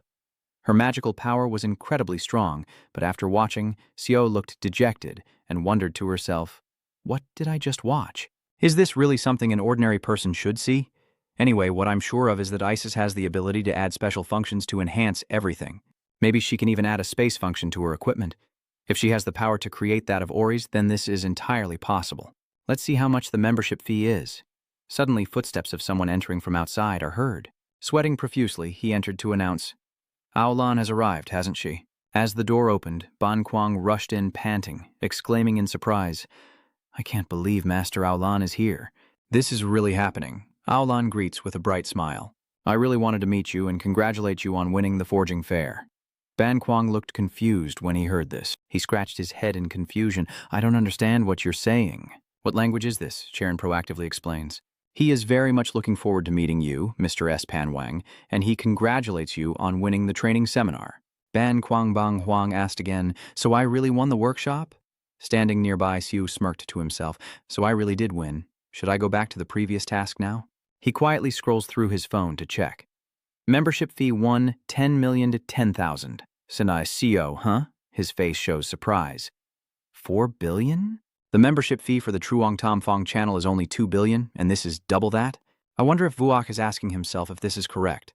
Now I only have 8.44 billion, and with my current income and expenses, my total income is 10.3 billion from tutoring Hanchurin, about 300 million from equipment production, and around 8 million from YouTube, totaling 10.308 billion. Now my expenses are 3.3 billion and 17 million, so my total weekly expenditure is 3.3 billion and 170 million, with a profit flow of 6.9 billion and 910 million. I have enough money to register now. Direct tutoring from Han Shirin and Ham Tien is really great. All right, I'll register now. Thinking it through, Xiu quickly grabbed his phone to register. He suddenly froze. Damn it, it's not 400 million, it's 4 billion. It's too unreasonable. Xiu trembles as he miscalculates. If a family's living expenses are 3 million per month, this amount is enough to live comfortably for 111 years, so does that mean the money will disappear with just one click? Above all, if I add the membership fees from other channels, it already totals 7.1 billion a month. Xiu cursed helplessly. Finally, he made up his mind, and the screen displayed, "You have subscribed as a member of the ISIS channel." He painfully closed his eyes tightly. It was only after a long moment that Xiu slowly opened them. The notification sound means I will disappear with 4 billion G every month, he exclaimed in despair. This is crazy. A notification sounds, you have gained reality manipulation. What the hell is this? Is it just giving a special ability? Essentially, reality manipulation is the ability to change the surrounding environment within a small range and alter the laws of the universe on a larger scale, deforming reality according to the caster's will through magic. He couldn't help but wonder, is it really SSS level? Given Isis's reputation, it's understandable. Although not widely known, Isis is the most influential goddess in the ancient world. Anyway, I need to improve my proficiency now. Currently, there are 2 ways to do so. The first way is to watch videos related to the traits. I widen my eyes. Do I also have to keep exploring the demon world further? The cosmic nightmare exists beyond the abyss. This cannot be accepted. It's not worth even a second of hesitation. If you're not careful, your mind won't be either. It can even destroy the core of virtue, righteousness, and propriety at the SSS level, super helplessly making a final decision. So there's only one last way left. He clenched his fists, smiling confidently that he had to try using it himself first. For now, he should test it out and create the space bag as originally planned. The system quickly activates S+ level knowledge. Space is magic, and its principle is reaching into the air and pulling out an object. There's no need to integrate it into a device. Bending reality to create a space is enough. Looking at the source of power in his hand, Super sighed in frustration. It seems like he can't do it just because he wants to. The strength of his reality manipulation changes exponentially due to the counteracting effects from the universe. And in serious cases, the caster's existence can collapse and completely disappear. My head is pounding. I need to create a bag-shaped form to help me get used to the concept of storing something. This is my first time sewing like this. Should I check out other channels for reference? Thinking to himself, he reluctantly made up his mind and said, "Forget it. Just do it. I can't register just to make this. No one cares what I use to make it. I just make it as solid as always." Meanwhile, Aolan calmly praised the sword's durability and strength, along with its perfect balance while maintaining its sharpness. Above all, what impresses me most is the handle.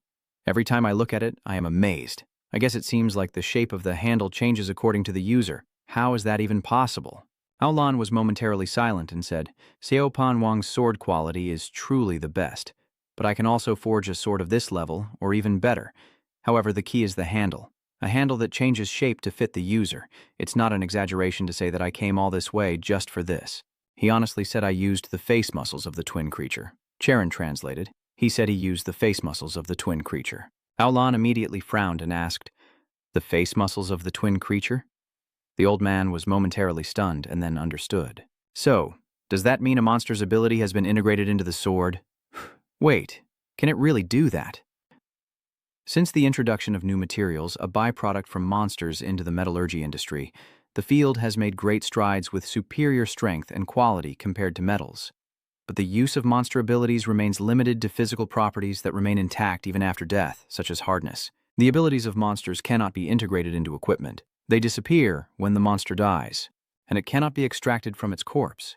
Yet, unless he is a god of metallurgy, Aolan questioned in amazement. "How did you transfer the monster's ability into the equipment?" Charon continued to relay the question, asking how you managed to combine the monster's ability into this sword. Banquang immediately pointed proudly into the distance, saying I was taught by Master Xiao over there, which made the old man even more astonished. Did he learn from that young boy? Are you mocking me? Charon relays, Master Aolan asks, are you mocking him?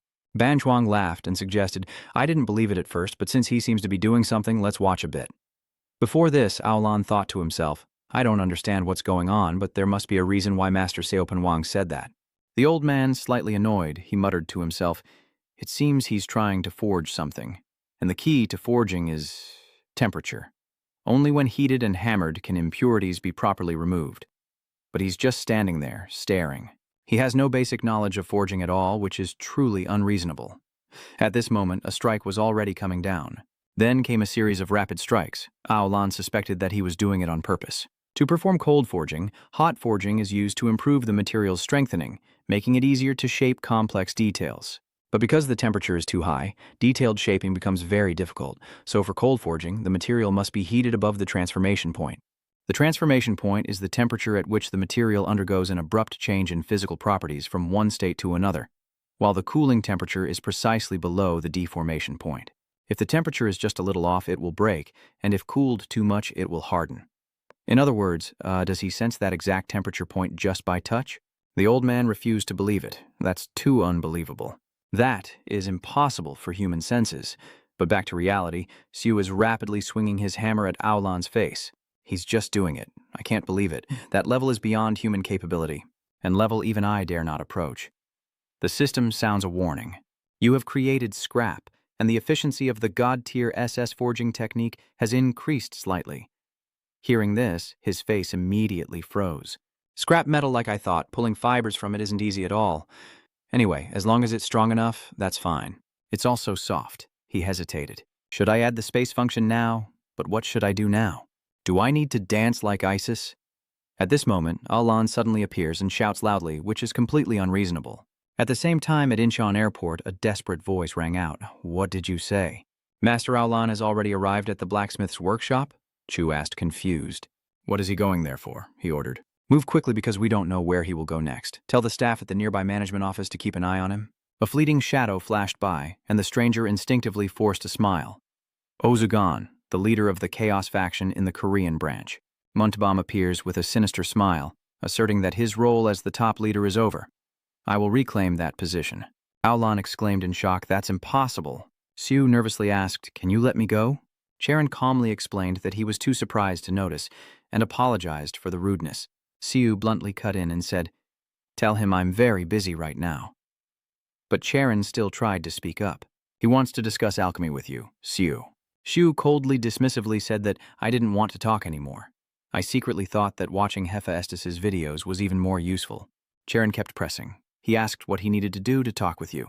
Siu cleverly replied, I will consider it if he gives me the Orion gemstone ore. She then relayed, is that all he said? And why do you want Orion Quum? Siu confidently asserted, I will refine it to make equipment, secretly pleased inside. Great, another Orion gem ore. Aolan froze upon hearing that. Can you refine Orichan Cum? Charon asked. Did he say if the Orion gem could be refined? Siu hesitated, pondering if it was possible. Aolan suddenly shouted loudly, too unreasonable it made him furious and lose his mind. Charon continued, saying he would return immediately to get it. Siu was startled and turned around. Aunt, where are you curious about? France and Asia? She admits it. That's right. Siu raised his voice to gently dismiss him. So when he comes back, we'll talk then. Charon is rushing off. I should go too, Mr. Siu. He suddenly paused, then Siu sincerely bowed. Sorry, uncle. I didn't mean to do that. I believe meeting Aolan was a glorious moment for you. Ban Chuang cheerfully waved his hand and said, it's fine. Don't worry about it. Working with you in the forge is even luckier than meeting Master Aolan. The system display shows the S+ level divine healer skill. Siu secretly guesses that he might be sick, but he's glad that overall his health still seems okay. Ban Quang left on his own. I've finished my business here, so I'm heading back. Siu reminded me, don't overwork yourself during this time. He agreed. All right. He finally let out a sigh of relief and was able to focus again. The notifications kept ringing non-stop. Manipulating the reality of Isis S SSS level. Knowledge of Zhuge Liang S+ level. Space is the fundamental law that creates this world where matter exists and phenomena occur. Ku decided to expand the space.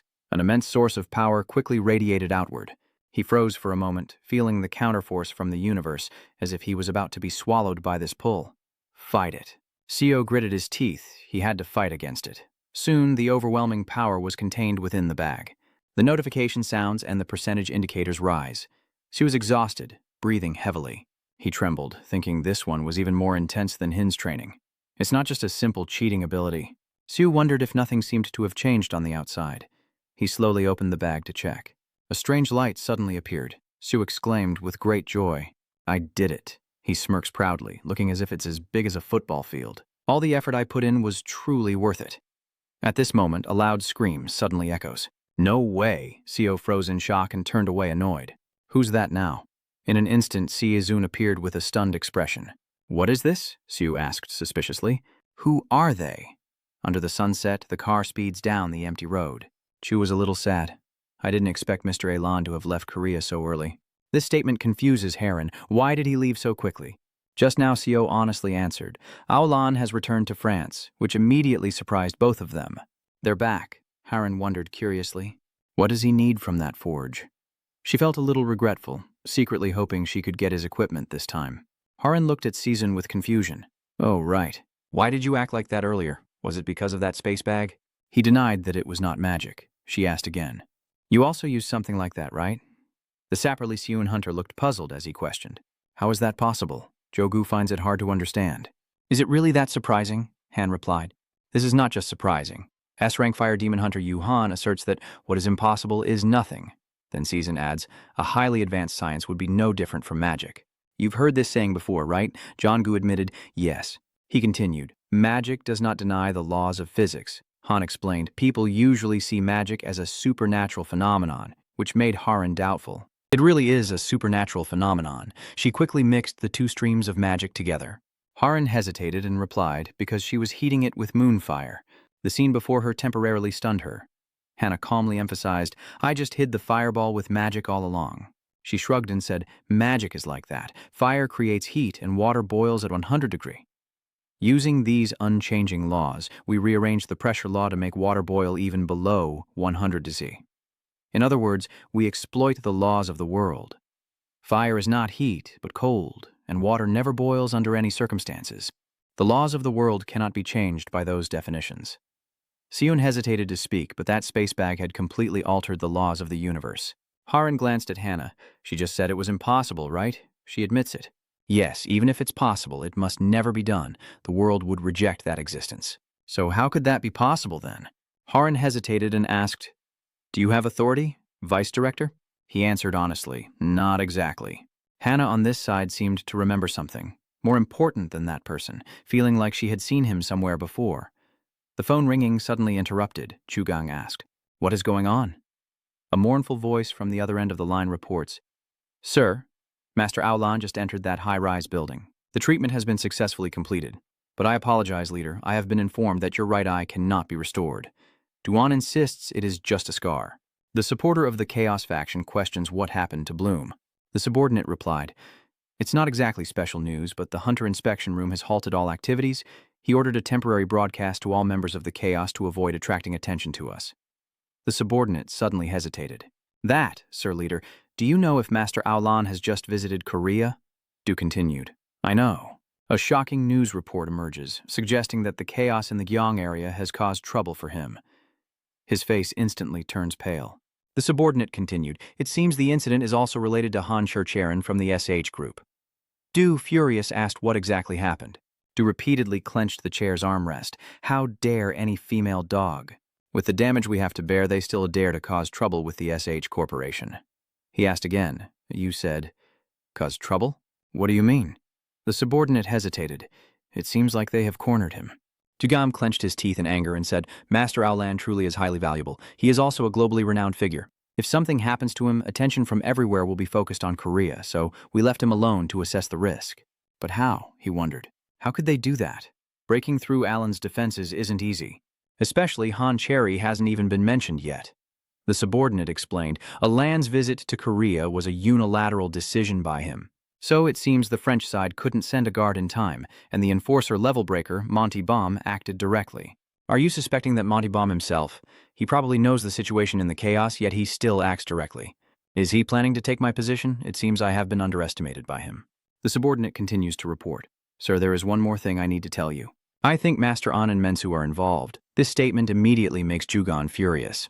An arrogant monster roared loudly. It is the B+ level Snake Demon Prince, unleashing a series of relentless attacks. The snake monster let out a desperate cry of pain. With a single move, Xiao easily defeated the creature. This scene left Sai stunned. He wondered in disbelief. He cleared a B+ level dungeon in just 47 seconds. A loud call suddenly rings out. Rudu! Xiu raised his voice and told him not to just stand there staring. Put it in your bag. Xiu was a bit startled. What? Yes, brother. He quickly slung the corpse of the venomous snake over his shoulder. This one's too heavy. Looking at the tiny bag in front of him, Xiu Kong couldn't help but feel confused. Did I hear that right? Does he want me to put it in this? Well, if he said so, I might as well give it a try. The monster was immediately stuffed into the small bag. He exclaimed in horror. What? Xiu continued. If you've finished putting everything away, could you step aside for a moment? I quickly hoisted another, much larger monster onto my shoulder. Xiu looked blankly and asked, Do you really made this yourself? Xiu proudly admitted, Of course I did. Do you think Master Aolan did this? He chuckled softly. Of course not. I didn't think Master Aolan could do this. Xiu whispered. Done. Xiu wondered, Don't you think this feels heavy? Be honest, since it's in another dimension, it shouldn't be this heavy. Siu asked, do you want to try holding it? He quickly refused. No, I'm fine. Siu was confused, recalling that last time he said building materials weren't heavy at all, but this one is even a little heavier. He suggested, hey, let's do the next dungeon. Siu slowly stepped forward, so we have about 4 more dungeons left, right? Siu quickly ran after him, saying, just 3 more. Remember, don't forget to handle the camera carefully that Dyokagu gave you. He continued, yes, I understand. The scene shifts to another city here, and Siu recognizes Minung. He puzzledly asks, why are you here? Mindung said, Thosu, do you mean we can talk for a bit? At the same time, at Incheon International Airport, Chu was stunned and asked, what just happened? Does he suspect that Aolan was kidnapped on the private plane? He guessed that the culprit might have been on the plane earlier, and Chu asked suspiciously, could this be true? If that's the case, one of Aolan's close associates is the culprit. We also suspected this and checked the airline staff list and took statements. But Jong-gu immediately examined the document carefully. He suddenly froze. Jong-gu paled and called out the name Muntabelm, a longtime associate and friend of Anne. But there is no one named Muntabelm on the list. Seun slowly approaches from afar. It seems he has been brainwashed. He looks confused. Brainwashed? He explained it more precisely. I suspect that he was affected by a mental magic spell and there are no signs of a struggle on his private plane. He looks guilty. And Hanchurin, who is almost an S-rank hunter. Being with him suggests they were captured without resistance. Seun thinks the culprit might be a powerful mage capable of using very strong mental magic. He realized that you even mean an S-rank hunter was defeated instantly. Heron interrupted. Which S-rank hunter? Hanchurin is still just a rookie. Shu continued. Isn't it a bit too early to conclude that the culprit used mind control magic? Hannah reports that there are a few remaining traces of teleportation magic. She looks serious, and at least it's certain that there is a wizard among the culprits. Chu admits helplessly that if they are all so sure, then it's probably correct. In this case, can we track them down? Seun turns away. From what we've seen, this isn't the first time they've done this. To avoid being tracked, they deliberately disrupted the magic signal. This case doesn't seem simple. There's a high chance there's a high-level mage among them. They might even be better than me. In another place, as a glass of wine still swayed, a voice called out. Seo Do-go is annoyed and thinking to himself that this is the 4th time he's heard that name. He would deal with him directly now if he could, but he needs to restore order first. Now is not the time. However, the subordinate reports that Seo seems to be connected not only with Anne but also with Hanchurin. Du guesses that Seo is likely to step in and handle it. He's furious, thinking that both Seo and Montabel are thorns in his side, but in the end, they will definitely cross paths. Du unconsciously chuckled. Things aren't as bad as I thought. Whether Seo handles Muntabelm or Muntabelm gives Seo a hard time, I won't suffer any loss in either case. At this point, he slowly stood up, excitedly thinking that the bigger the battle, the greater the profit he would gain. The screen shows the content of Bond's death, the one you captured. If successful, I will let you know where Aeon and Hanchurin are. Mindung handed it to Seo. This is a video posted on YouTube this morning because it mentions Bukhan, the brother he once captured. She suspects it might be related to the chaos, so I came directly to you. Seo was puzzled why the kidnappers went this far, and wondered if they really needed to attract public attention like this. Mindung hesitated and replied, I'm not sure. The inspection room suspects the culprit is chaos, but maybe they just want to cause chaos worldwide. I agree, their demands are indeed unusual. Super Yu secretly thought, usually they would ask for someone to be released, but demanding his death, if this really is the work of chaos. The announcement rings out with knowledge on par with Jiagat Long S+. You suspect he might have learned something, or they wouldn't have made such unreasonable demands. So Sue asked Mindung, what did the inspection department decide? She honestly replied, usually you shouldn't negotiate with criminals, but this is about capturing the Master Ion and Hancher Charon from the SH Corporation. Because the video is uploaded, attention is drawn to this case. Not only in Korea but around the world, if either of them gets into trouble, the inspection room will face immense pressure. In reality, we will have to accept their demands. Siu sternly urges, please don't agree with them. This causes Mindung to go speechless. But Mindung interrupted. I understand what you mean. I believe you have experience with many cases where hostages are used to threaten. So what is the perpetrator's usual demand then? She immediately adopts a serious expression. 9 out of 10 cases involve ransom demands. They specify an amount of money and a deadline to deliver it, promising to release the hostage if their demands are met. Mindung suddenly realized. Seo continued. They usually say they will release the hostage, not give away the hostage's location. It means they can't control the situation. The only thing they can do is provide the location. At least the person who posted the video isn't the mastermind. Mindung wondered if that was the case. What was the purpose of posting the video? Sue was suspicious. Maybe they wanted the situation to worsen, or they had some advantage from this. Trackniche confirmed, I'm not sure who they are. But if we accept that demand, we'll be no better than being trapped. Still, we can't ignore this case to see if we can turn the situation around. At the Zune Branch Hunter inspection room, a familiar voice rang out. Captain, you're back. Are they worried about how things turned out? She suddenly froze, surprised to see the hunter slump. Where is Buchan? He is in the interrogation room. Mindung turned to look at Seo. Let's go. Then he seriously ordered, go do your job. Soon after, Zio entered a sealed room. Buchan, shocked, demanded, Who are you? He suddenly sat down in front of the guy. What is that? Are you planning to do something? Siu didn't respond, but gently touched his hand, then decisively broke a finger, causing Buchan to scream in pain immediately. The two outside were instantly alarmed by this incident. What is this? Isn't the interrogation room supposed to be soundproof with magic? There's no way the scream could be heard outside. Seo has truly gone mad, threatening the human body at many vital points.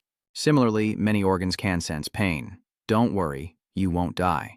Actually, you'll be in so much pain that you'll wish you were dead. But compared to what you've done to innocent people, it's hardly enough. The very next second, Buchan cried out in agony again, causing the female staff in the surveillance room to startle in fear. Mindung ordered to skip the beginning. She obediently followed the instruction. The video clip moves on to the next segment, and the screams continue to echo. Kill me. There is a limit. Stop here. Mindung requests to stop. It starts from that part. She questions the restriction. Buchan admits it. Yes, there is a restriction being imposed on me. She suspects that this might be the reason he said nothing during the interrogation. The cruel man believes I wanted to speak but was unable due to the restriction spell. It not only completely suppresses certain actions but also some thoughts, and only the one who recites can undo it. It is a powerful and evil binding spell that will surely lead to death. Siu suddenly places his hand on Buchan's head. This scene leaves Mindung in shock. What is he about to do? In the very next second, a huge surge of magical energy burst out, causing Buchan to freeze instantly. The supervisor was also terrified. Just now he exclaimed in panic, the restriction has been lifted. Mindung wondered inwardly, has the restriction been removed? She wondered suspiciously, did Hunter Siu just use magic? The supervisor stammered, I don't know either. No, wait, what just happened earlier? Siu chuckled smugly, now tell me everything. A moment later, Mindung stood dazed outside the room. Earlier, Seo had said, I don't know how others usually handle a dangerous escaped criminal, but I will make sure he can't use his legs for a while. She couldn't help but feel confused when thinking about his words earlier. Seo the hunter. He's usually an ordinary, emotionless person, sometimes a bit strange. When dealing with criminals, he becomes more ruthless than anyone else, but is he truly cruel by nature? When he's with his sister, he shows an incredibly warm side, a guy with more compassion than anyone else. The longer you're with him, the more you learn about him. Thinking of this, she couldn't help but smile for some reason because he gave her a truly warm feeling. Mindung ordered, now let Buchan go. Soon after, the phone reported a chaotic attack. Buchan fled during the interrogation. Siu read through it and couldn't help but feel helpless. Well, at least now I have gathered all the possible information from Buchan. They will think we have completed the task. They will never guess that the restriction has been lifted, and manipulating ISIS SSS reality is more useful than we expected. He suddenly held his head. Of course, everything has its price. My head still hurts. Siu guesses that soon they will inform the inspection room of the hostage's location, but no one can predict how the situation will develop, and there's no guarantee that the position they provide is real. So, I have to act alone faster, in a direction they can't predict, Siu ordered. Let's go, kid on this side. Siu is continuously casting magic, he marvels. She's resisting better than he thought. It seems she has more than just talent. And even so, the executor of the chaos discipline of the Taebom school has a characteristic of mental suppression. Sia happily thought it would be soon. In her childhood, little Sharon was sadly hugging a teddy bear when a voice rang out. Sharon, from now on you have to live alone. The man gently reassures you that your father and mother have gone far away, and it will take a long time for them to return. Miss Ningatho wondered, how far away is it exactly? I haven't seen my father and mother since I returned home. Still, I didn't cry. I was told I had to be brave so my parents would come back. One day, the man sternly asked, can you still call yourself a human after doing such a thing? Is the young lady the child you raised yourself? But you want to kill her just because of a few small changes? Who sent her? Han Kang, Jimin's friend, witnessed that scene, and Sharon longed in her heart, wishing everyone could get along better. The next day, the nanny also stopped appearing, saying she had resigned because the work was too difficult. Did I make things difficult for her? Maybe I acted like a spoiled child, and from then on I decided not to behave like one anymore, to avoid causing trouble for others. So that's why people didn't leave me. But when I was young, I still had a happy moment. She recalled that the day she ate the bao was the day the chef decided to make bao, and her eyes said everything. Help me, please. Save me. I don't want to die like this. The announcement echoes. The cause of death was confirmed to be poisoning, with poison found in the baozi the victim ate. Sharon gradually withdrew into herself. She sat sadly next to the teddy bear. Since that day, I never saw the chef again. Whenever I'm happy, everyone always leaves me. Her 3 friends, her mother, the nanny, and even the cook. It feels like everyone has abandoned me, and then someone suddenly appears. From today on, you will come to live with your grandfather. Sharon involuntarily flinched. She still vividly remembers the image of that arm reaching out to her. The old man was terrifying, but she still chose to follow him. I feel like I had to do that when I was 6 years old. Returning to the present, Sue sneered, hearing that she comes from a wealthy family, but we are not much different, since it's easy to manipulate her into a psychological trap. Well, she'll be controlled soon enough. An unexpected voice interrupted. She's still just a kid, after all. Aolan begged, please let Han Sharon go. That child is innocent, let her go. Seeing that the old man was still conscious, he couldn't help but feel excited. Indeed, with his top reputation in the treasure-hunting world, he could resist my mental pressure. His will is really strong, but that's all there is to it. Aolan wondered. Isn't it me who is your target? Teb frowned and replied. That's how it was originally, but now Han Sharon has become more valuable than you. The old man hesitated and questioned, do you want money? If it's money, I will give you as much as you want. Tem immediately placed his hand on Aolan's shoulder and whispered disdainfully into the old man's ear. Do you think we're craving that messy stuff? Aolan asked curiously. So, why does TBO suddenly dismiss it? You don't need to know. At that moment, a subordinate rushed in and shouted loudly. Sir Executor, Mr. Muntel, he said sternly. What's going on? He hurriedly reports that the guards from the inspection room are rushing into this place. Teb sneered and bit his lip. What? He wonders how they found our location. I thought I had erased all traces so no one could track us down. They should never have been able to find this place. How did they figure it out so quickly? Why did this happen? The subordinate nervously guesses. It seems like the information has been leaked. Tell laughs. So that's how it is? He swore angrily. Ozagon, you son of a bitch. Now, the subordinate continues. And the S-rank hunters from Korea are also arriving, including Director Lee Haran from the Management Bureau, Ihana, and even Lizen. There are 4 S-rank hunters in total. This news shocks T-Bell. Yuhana and Lizen are also coming? He clenched his fists tighter in madness.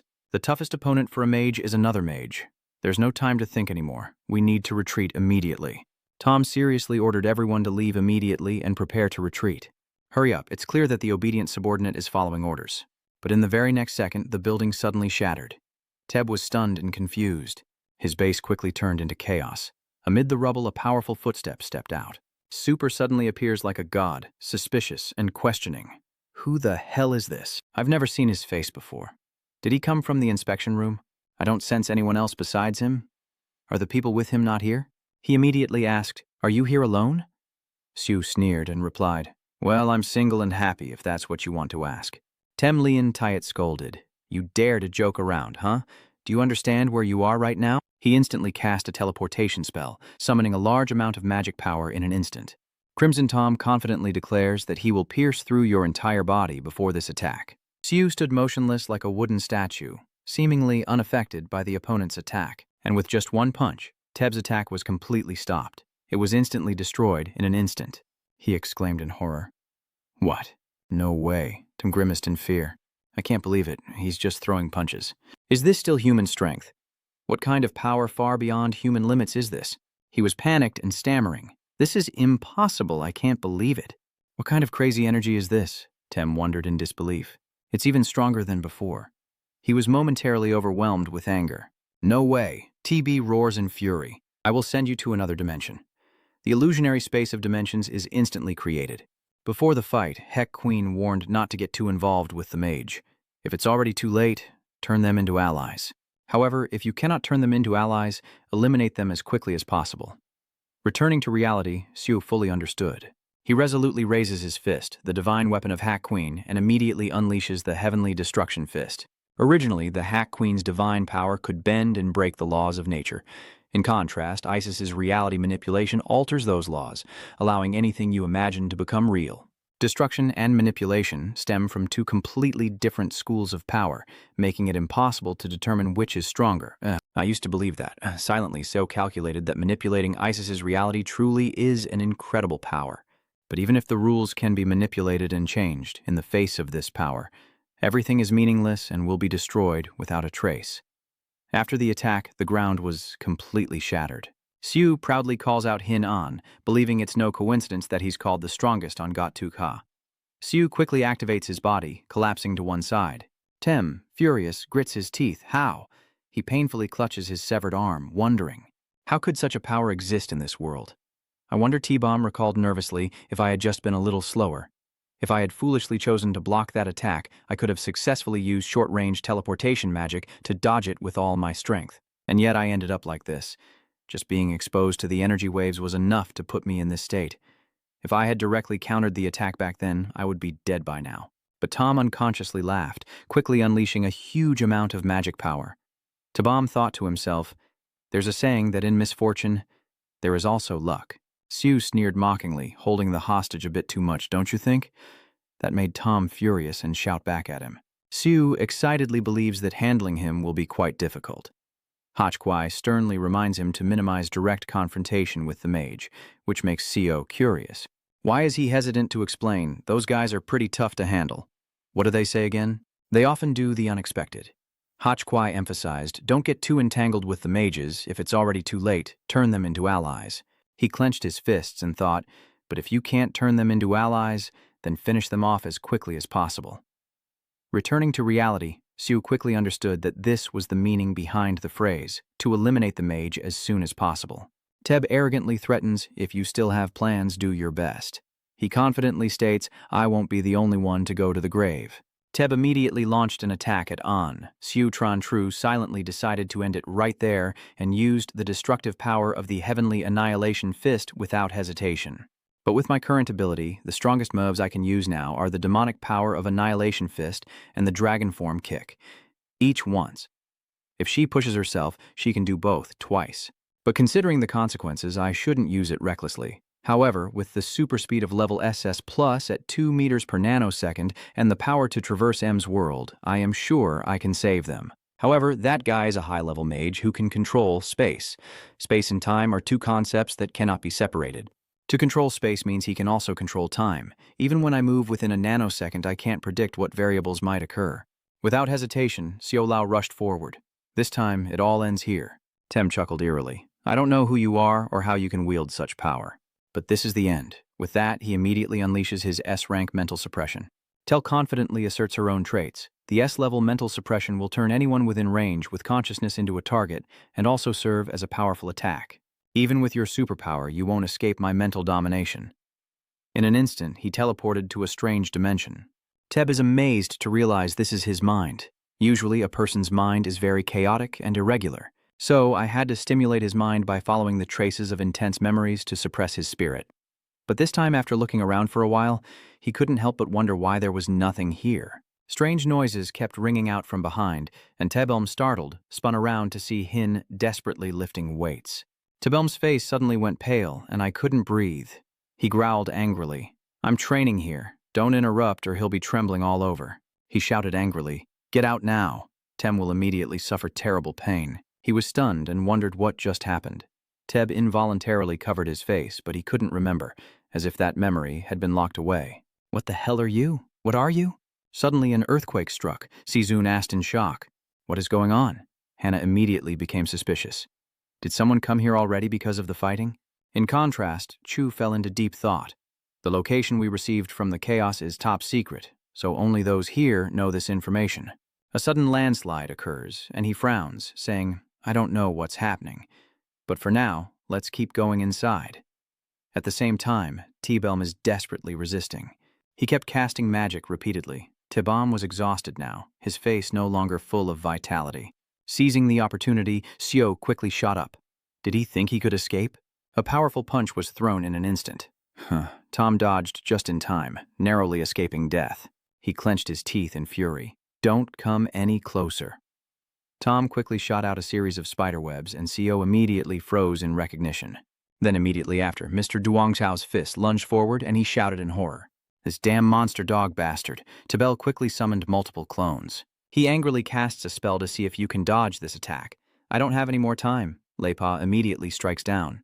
Sue, filled with murderous intent, retaliated with the divine spear of HQ Queen.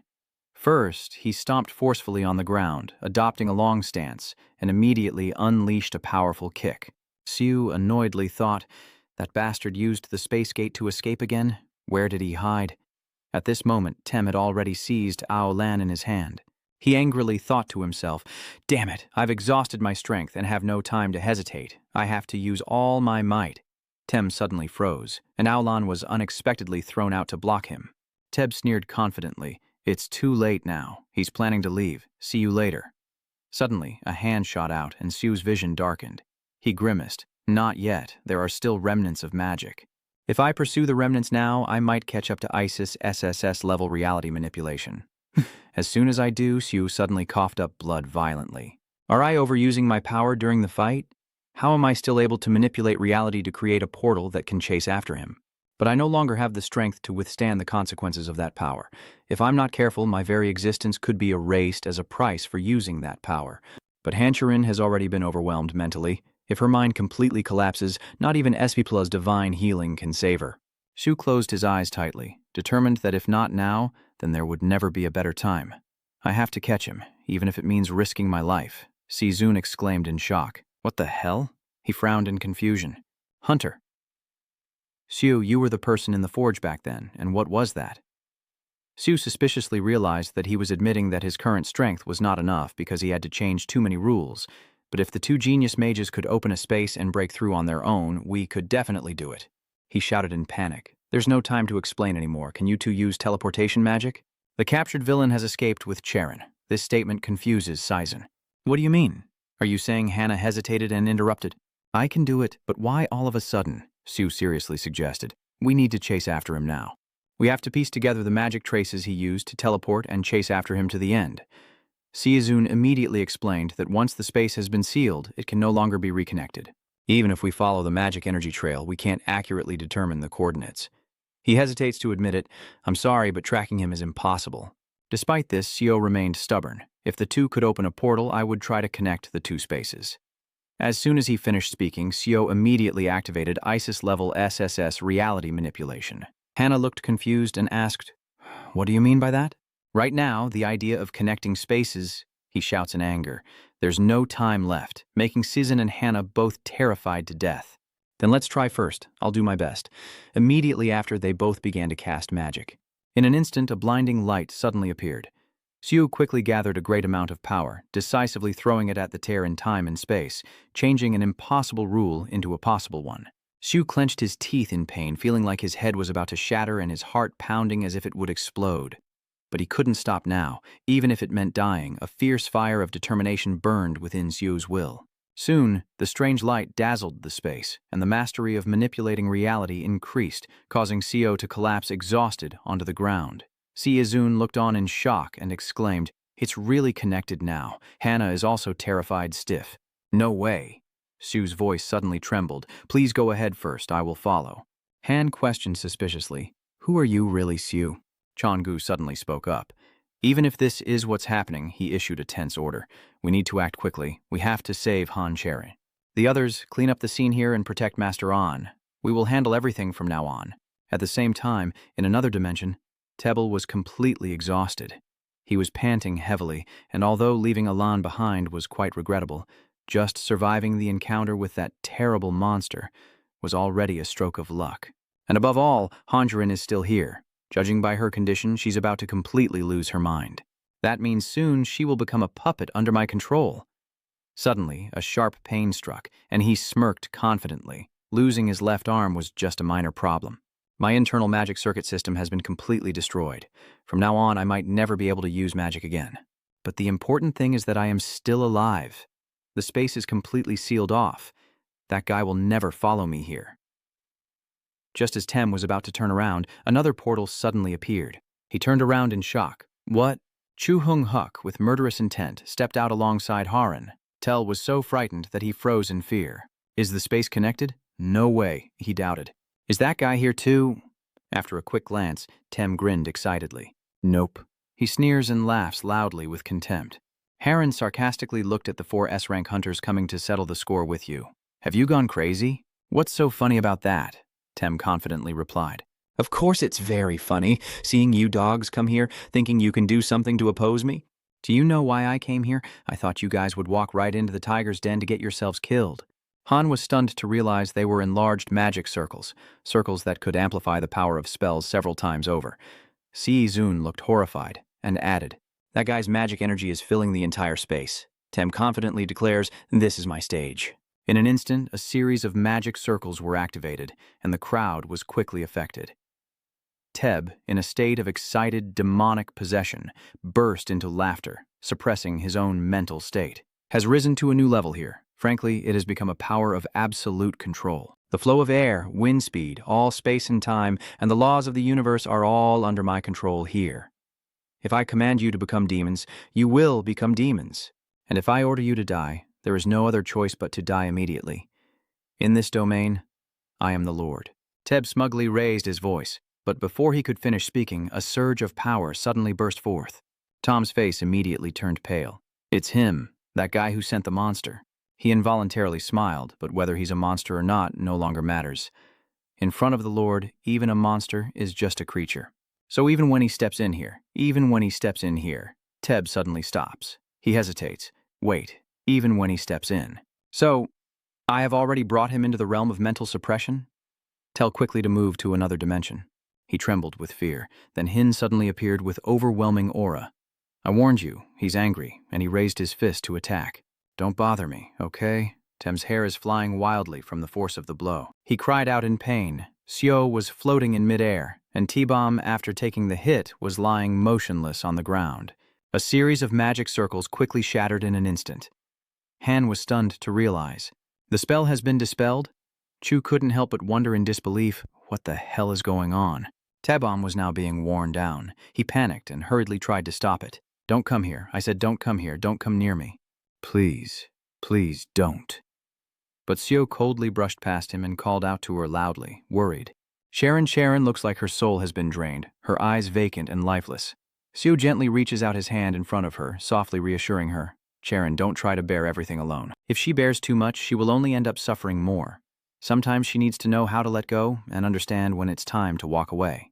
Seeing her cruel appearance, he felt a pang in his heart, and silently thought that the youngest granddaughter of the SH group and the leader of the hunting industry, the young woman carrying everyone's expectations on her shoulders.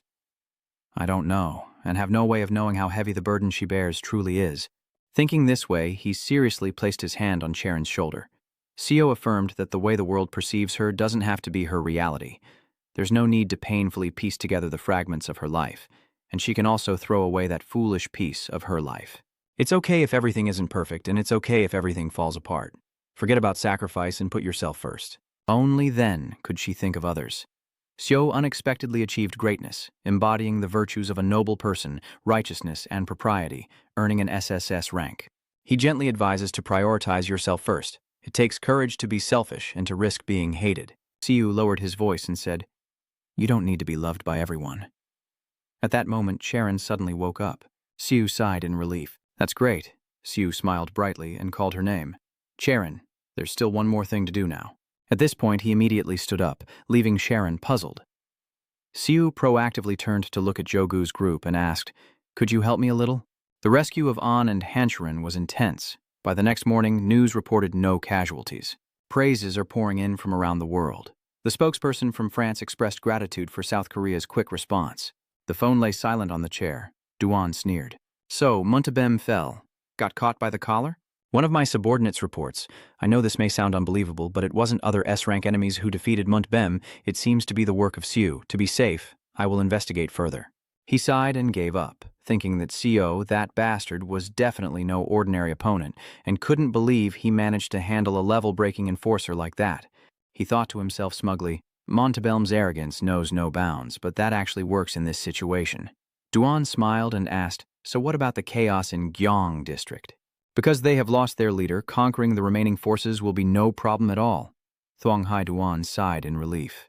He silently calculated that Bukhan and Montabel, the thorns in his side, had been eliminated and everything was going according to plan. Suddenly, a subordinate rushed in to report.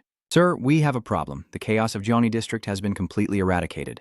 This news hits like a bolt from the blue. Duan, still in disbelief, asks again, "What?" The subordinate continued, mentioning Gongyi, Wangzhou, Sugon, Bazhou, Buan, and Anan. All the chaos in Jiangji has been destroyed by S-rank hunters and inspectors. He scolds in suspicion. "What nonsense are you talking about?" The entire Jiangji area has been turned upside down. There's no way the bastards from the inspection office could find our bases in Gongyi.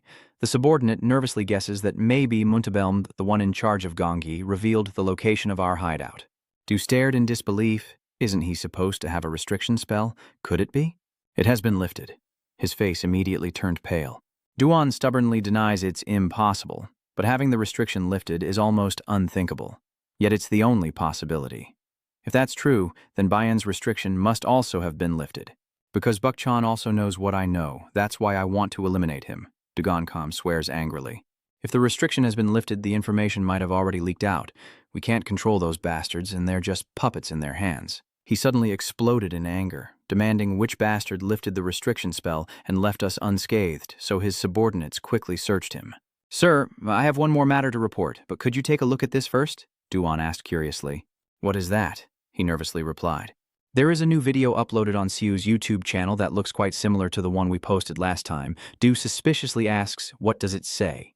The clip immediately starts playing. From the very beginning, Sio points and confirms, "You are the next." Du, furious, crushes his phone as his anger boils over and he screams. Sio is transferred to the top floor of the SH Corporation building. Here, a calm man speaks and says, "I thank you. He is none other than the chairman of SH Corporation. Han Tessan." Tessan gently bows his head in gratitude. "Thanks to you, our Charon is safe. Do you have any requests? Please feel free to tell me. I will do anything within my power." At these words, Siazun couldn't help but feel awkward. Regarding that, Hannah hesitated before asking directly, "Is it okay if we accept something like that?" The four of them looked at each other confused and said, "All we did was shout and pass out." Jonggu honestly admitted. "Sir, actually," he asked grimly, "have you ever heard of a hunter named Sio Chua?" That morning at the smithy, Mindung sincerely thanked him. The hunter relied on him, and the chaos in Jiangji as well as the underground crime organizations had all been eradicated. Although their power is still very strong, they have definitely suffered a huge blow. Since the chaos in Korea, no one has been able to do this. Suddenly, she lowered her voice and said, "I don't know how to thank you enough." Sio quickly waved his hand. "No need to thank me." Mindung continued. "Director Bich Seong Dae from the inspection department also asked me to pass on his thanks to you." Siu froze in shock, recalling Bong's terrifying appearance. Siu hesitated and replied, "Well, I did it for my own personal reasons. I secretly thought I didn't want to be involved with that person anymore." Siu believes this is just the price to pay for ignoring his own warning. He simply wants to protect Seoe and those around him. Mindung blushed and softly called out to Hunter Siu, and the atmosphere between them gradually became awkward. After a moment, Aolan appeared with a serious expression. "Here you are." The subordinate introduces that Lord Aolan has come to see you. The old man is at a loss for words. "I don't know how to express my gratitude, and I am here to apologize for my rudeness." This statement confuses Sio. "Sorry," Aolan admits, I used to be a genius. My awakened trait is alchemy, which allows me to easily achieve what others cannot, do what others dare not, and I am always willing to dive in. And before I knew it, I was called the greatest blacksmith in the world. But I was not satisfied with that. A higher destination, a higher horizon, constantly pushing myself, I keep running like a racehorse. But then, suddenly I was blocked by a wall called divinity. I struggled to find a way to break through, but in the end, it was all in vain. I used to think no one could surpass me, but the truth is I can't even surpass myself. Looking back at myself, I suddenly realized I hate alchemy. I love alchemy more than anyone else. So the sword I made for Hancher Sharon became my final work because I no longer had the confidence to create something better. Then I met you. I was truly amazed and surprised. At the same time, I also felt jealous, so I want to apologize for my rudeness that I didn't realize I had shown. If I had known you earlier, could I have changed even just a little bit? Old Mengyin smiled. Maybe back then I still loved practicing metallurgy. Now I have decided to give up on that hope. I am too old and weak to get back up after falling. If I had known you earlier, just a little sooner, I would have sent the auriculum as promised after I returned to France. What you need is not divine smithing techniques. Do you know someone named Confucius? Aolan suddenly remembered and asked, Confucius? Do you mean one of the 3 great sages? Tao also thought the same way, even now. If it had started yesterday, would it have been possible? The average lifespan of people in the past was around 37 years. By then, Confucius was already 50. Compared to now, that must be over 100 years old. But with such an aged body, he still began his journey to pursue his dreams in a chaotic world where the fires of war never cease. At the end of that journey, he rose to become one of the 3 great saints of the world. So why couldn't he achieve his own dream? Aolan hesitated. Do you really think I can do it? Xue firmly states that of course it's not too late to start again from now. Nothing in this world is ever too late. He proactively approached and patted Aolan on the shoulder. You already know where to focus on your strengths, right? The old man fell silent for a moment. It took a moment before a smile appeared on the old man's face. You have saved my life twice. Start again once more, Xue suggests. Why not go beyond your senses and try crafting a piece of equipment as a sample? Also, why not try making a piece of equipment for Mindung as well? Mindung immediately flinched. Sorry about that. Xue smiled and added that his ability to save you in time was also thanks to Mindung's help. Mindung quickly denied, saying it wasn't all thanks to Hunter Xue that the equipment belonged to him. Xue scratched his head in confusion. Thanks to you watching over my house, I could work with peace of mind. Miss Mindung, it's true that I was greatly helped. Mindung blushed, but showed no embarrassment at all. He quickly signaled to Alan. Above all, she is a skilled guard of the inspection department, and fully deserves to use the equipment made by Alan. The old man immediately agreed without hesitation. I have heard a lot about the Korean inspection department guards. They are the people who have always strived to dedicate themselves to the world. All right, I'll do it for you. Mindung was overwhelmed with emotion. She shouted with joy, Really? Aolan smiled brightly. So first I have to go back to France to deliver the Orion beads to you. And although it might be a bit rude, could I observe and learn the process of melting Orion beads? Xue replied playfully. But my teaching fee is quite high. Aolan cleared her throat and continued. Part of it is a reward for the workshop, part because you saved my life, and part as observation fee. So 3 Orion gemstones. Xue chuckled. Not much profit. He crossed his arms proudly. Well then, to celebrate your new beginning, I will offer a special discount on that day.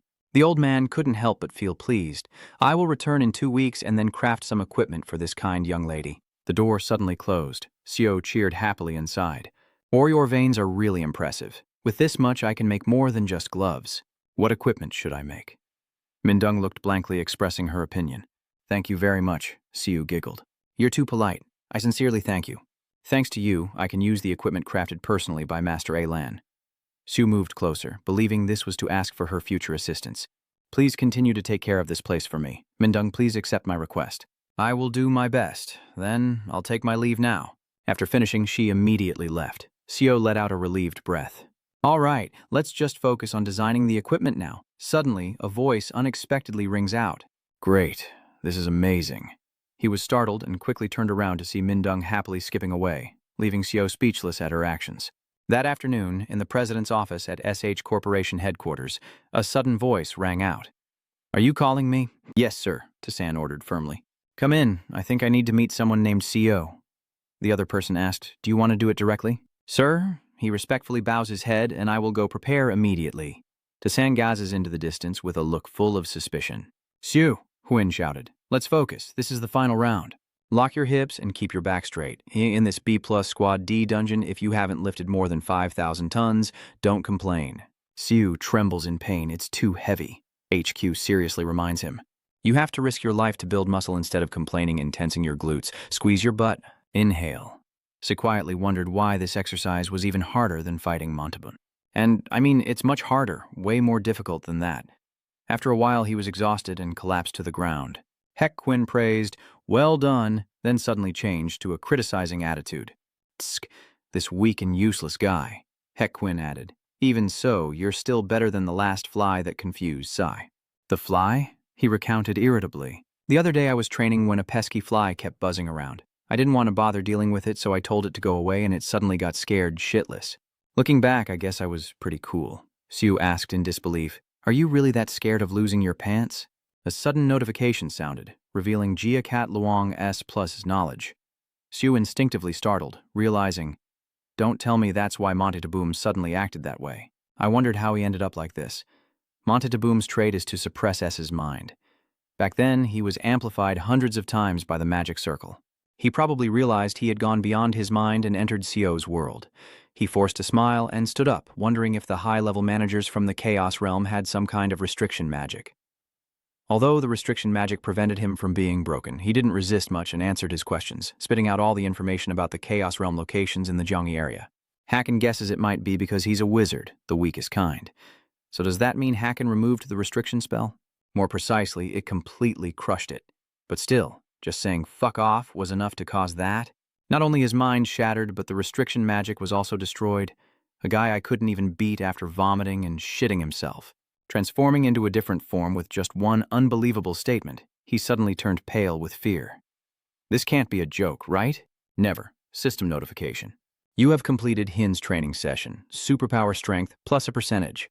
Shu couldn't help but be amazed, eyes wide open. Hin looked curious. What's wrong? He replied, confused.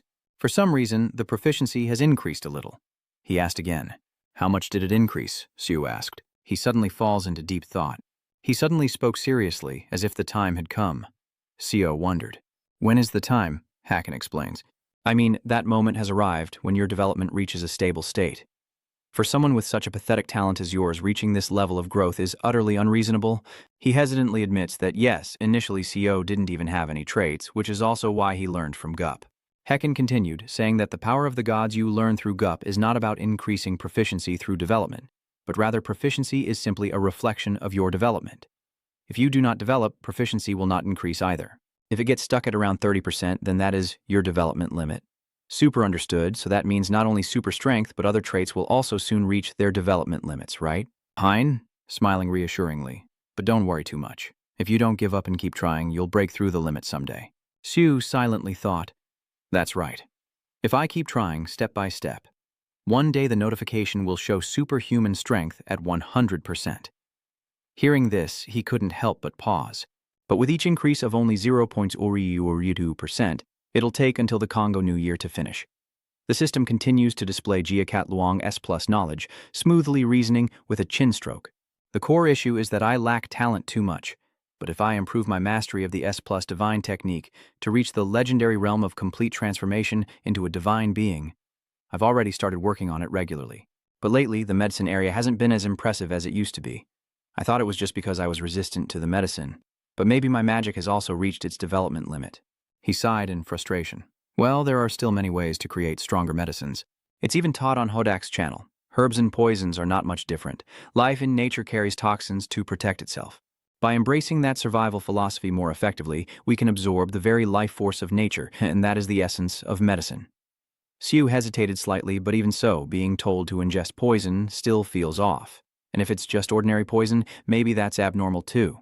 He silently blamed himself for mixing pufferfish toxin with mercury. Who the hell came up with this idea? It's like telling myself to dig my own grave. Siu was pushed to the brink. Of course I still tried to see what it could do, and almost died because of it.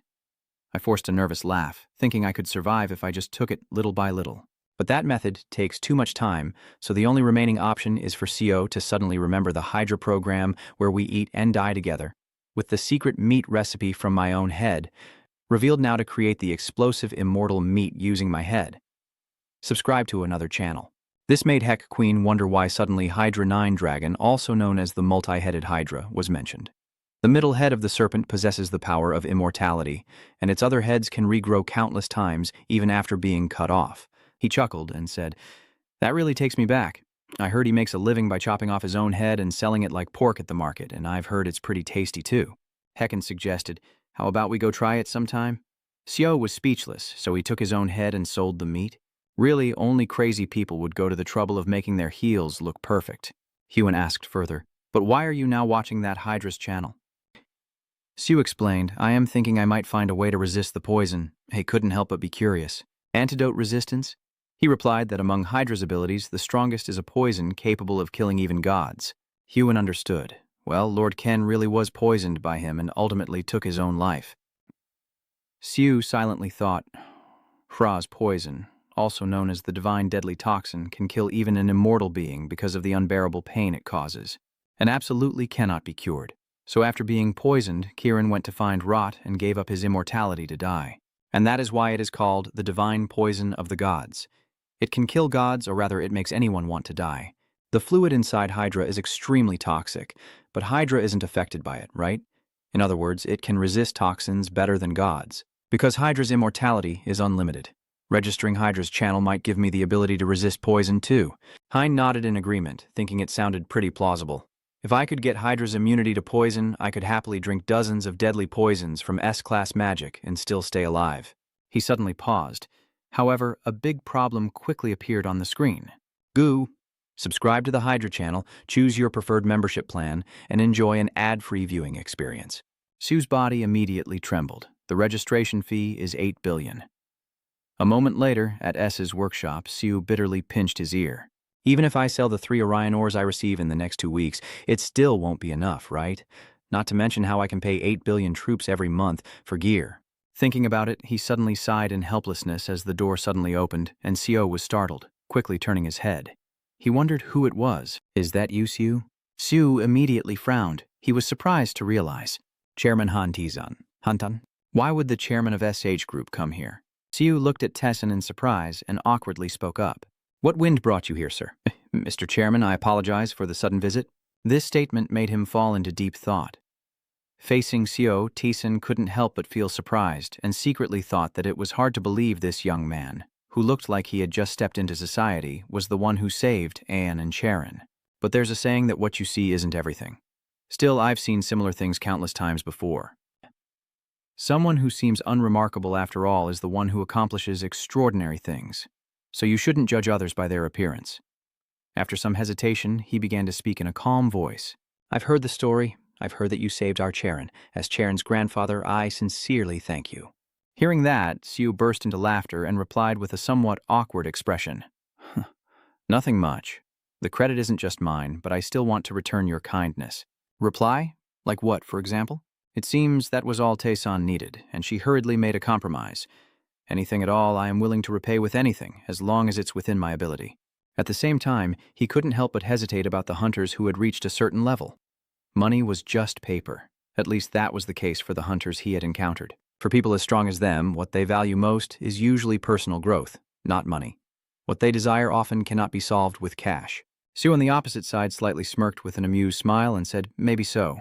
Seeing his hesitant attitude, Taesan hurriedly urged him, just say it.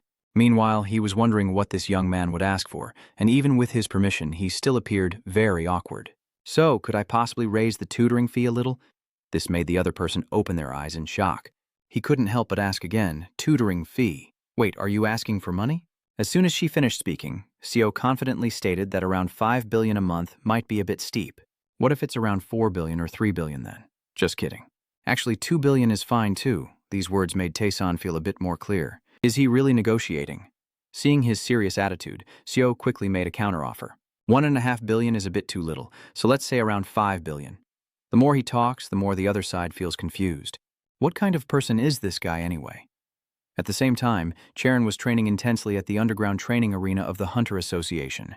She kept feeling exhausted and panting, but her slender fingers still tightly gripped the weapon. This entire scene was witnessed by Kang Minhee. He couldn't help but be surprised and said, Miss, her inner feelings are also feeling uneasy. She has been training tirelessly for 20 hours straight. I should stop her right now, but I have always been watching over her. Since she was a child, I could clearly see how what just happened affected her. Whether it was because she was blaming herself for her shortcomings or feeling helpless for not being able to do anything, as the youngest heir of the SH Corporation, she is carrying too many responsibilities on her shoulders. Charon instinctively rushed forward, her injured arm trembling uncontrollably. Kamajay beside her anxiously spoke up. Miss, meanwhile over at Seo, a notification appeared on his phone. After reading it, he was so stunned he stuttered. So, the 14.4 billion fee doubled with Honcher Charon. He immediately transferred the remaining 10 billion himself. Tessin's words come back to my mind, and I understand now. But at that moment, he felt suspicious. Is it really possible to just sit there and transfer 10 billion instantly? Thinking about this, he couldn't help but mutter that SH Group is indeed different, forgetting the small details. Chairman Hansen of SH Group is truly the real genius. But thanks to that, I can now directly subscribe to Hydra's channel. Now that I'm sure I can earn 20 billion coins a month, I can afford to pay the 5.1 billion coin membership fee each month. That's right, damn it. Sue's heart was crying out nonstop, thinking about losing 15.1 billion coins every month, which was heartbreaking. In the end, I still felt resentful, but I had no choice but to subscribe now. To break through the limits of the trait, I had to do it. Suddenly, a notification appeared on the phone screen about subscribing to the Hydra channel membership for 8 million per month, along with a system alert sound. You have subscribed to the Hydra channel membership package. Receiving the deadly toxin plus the special trait is surprisingly simple. Siu was extremely excited when he saw this scene, secretly thinking that he had been hoping for something like the Chuthan toxin, but then he realized something was different. But what had changed? I don't see anything different. Since Hydra's poison is in the bile and blood, does that mean my blood has now become poison? As expected, checking directly is still the fastest way. Inside a B-level C+ dungeon, the demon dog of destruction trembles in horror, stammering. Is that you, Shu? What are you doing? As soon as the words left his mouth, the other quickly turned back and replied, Oh, this one, huh? I have something I need to check right now. Xiao is currently making the dog in front of him taste his soy sauce. His wicked laughter echoed non-stop, and Xiao couldn't help but utter words filled with horror. Oh, so it's a kind of poison like this? This scene left Jujun confused behind. In the end, he still told himself that anyway, I'll never understand what he's trying to do. Oh, right. Jijun, where did you put the herbs you harvested earlier? Oh, I put it aside over here. As soon as I finished speaking, the other person approached him. The voice, full of curiosity, asked why you kept it separate. Hearing that, Dune quickly explained, This is just trash, big brother. The only weakness of my super regeneration is poison, so I tend to prefer plants with toxins. If you eat this, the extremely toxic substance will make your internal organs melt within an hour. Huh? Boss, are you okay? Will your stuff melt away? To Jujun's horror, Xiao happily ate the pile of leaves in front of him. He still calmly assesses, not exactly, just finds it a bit bitter. Meanwhile, inside, he's secretly feeling pleased. Luckily, I registered with Hydra. Eating poisonous plants has increased my proficiency by 0.02%. It feels like Hydra's toxin is purifying other poisons, while the poison from the tree is desperately damaging my organs. But instead, Hydra's deadly toxin neutralized it. In other words, using poison to fight poison. Using poison to fight poison involves using similar substances to treat the toxin. If you want to prepare for complete body regeneration, you need to improve your proficiency to increase your toxin resistance. Back in reality, Xiao casually spoke. Jijun, can I ask for some poisonous plants from Siun? Hearing that, he could only reluctantly agree. I'll give it a try. So, this is what I've been meaning to ask me. Did you really save Lord Alan and Miss Han Charon along with the S-rank hunters? What he said made Xiao curious. Huh? How do you know that? As soon as he finished speaking, he received an answer from the other party. How could I not know? The media is going crazy over that news. As expected from the boss, I heard that the culprit this time is an S-rank hunter. Even Han Charon had a hard time. After hearing the explanation, Xiao became suspicious and questioned it. Wait a minute. You just said it was Han Charon. Is he younger than her? As soon as the words finished, Jujun replied immediately, Yes, I am 1 year younger. I'm 20 and she's 21. Suddenly, he blurted out. Really? So Charon is 21 years old? This statement surprised Jujun nearby, huh? He doesn't know. Immediately after, Xiao hurriedly denied it, but it wasn't really important. However, he was dissatisfied and said, Why does it not matter at all? Isn't she your girlfriend? Hearing this, Xiao suddenly felt embarrassed and instinctively shouted, What are you barking at? Since when did Han Charon become my girlfriend? Jujun said with a pleased smile. The way you two held hands at the housewarming party last time, does that mean each handshake was labeled as being a girlfriend? However, the other person kept trying to reassure him.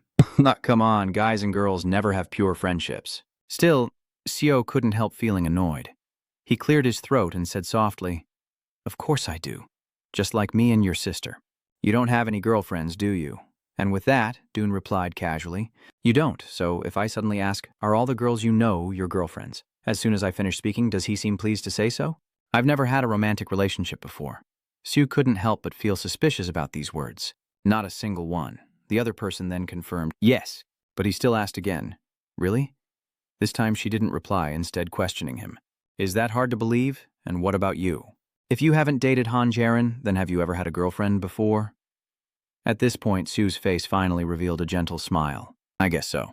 The two quickly fell into their own thoughts, suddenly tears welling up in Du's eyes. He was too determined to speak out. We will clear all the dungeons in Sune today. Sue, crying nearby, responded in tears. All right, Jun. Where's the next dungeon? Throughout the process of preparing the herbs, Sue kept muttering, What kind of poisonous herbs cost a full 200 million? At that moment, the system suddenly chimed in with a notification, and the percentage indicators kept rising steadily. This made him realize something important. but thanks to Wan Thao Duke's poison, he was able to significantly improve his proficiency. Unconsciously, he remembered Sioun's naive look when she humorously said that all the toxic herbs on the market cost 200 million worlds each. I couldn't help but feel suspicious and wonder if spending 200 million worlds was worth it. Sioux carefully considered this, realizing that if he kept buying herbs until his body was fully regenerated, he would spend up to 500 million worlds a month just on herbs. Suddenly, the system notification caught his attention. You have successfully prepared a basic elixir. You have learned the basic principles of potion making. Sioux was so amazed that he blurted out, "A elixir, I hear this elixir can give an ordinary person power comparable to an S-rank hunter after drinking it. They say that creating new poisons is the true art of healing." Immediately after, the system continued to inform me that my proficiency was steadily increasing. Seeing this, Sioux froze in place and whispered, "Should I try drinking it? Can this really be consumed?" Well, it's still a divine medicine. At this point, I feel helpless, so whatever. Immediately after, the system notification sounded repeatedly. You have taken the basic elixir, and your overall physical strength has been enhanced. Sioux spat out all the herbs from his mouth. I muttered to myself, if even the smell is toxic, then this must be deadly poison too. My face showed my discomfort, and my voice almost turned into a whisper. Why does it taste so disgusting when mixing herbs like this? Oh my God. Suddenly, the system sound rings out, and the stats keep increasing non-stop. This made Sioux suspicious. His mastery of superpower had increased, and he also had a suspicion that he had surpassed his own trait limit. But before he could regain his composure, the system responded. Knowledge S, plus a percentage. At this moment, Sioux was frozen in place. Wait, why is his knowledge also increasing like that? His mind seemed overwhelmed. His brain had just reached a new level thanks to this terrible drug. In the end, Sioux still sighed and accepted his fate. Well then, to keep pushing beyond my limits, I have to keep taking this from now on. Why do things that are good for the body always turn out so terrible, as if there's some kind of universal law? A universal law? Sioux involuntarily smiled with satisfaction. Carefully considering everything, isn't it possible for me to use reality manipulation on EIIs to change its flavor? If I use reality manipulation to change the flavor of the medicinal herbs, I can make them taste better and also improve my proficiency with this skill, a satisfied smile gradually appearing on his lips. So it's a win-win situation, huh? Should I try it right now? Suddenly, the system notification caught Ease's attention, and CO calmly stood in the pink-dyed room, asserting himself. This is Coca Sweet Coca. The notification keeps ringing non-stop with mastery and reality manipulation plus a percentage. Sioux sighed softly and skeptically said, so just changing the flavor caused so much trauma?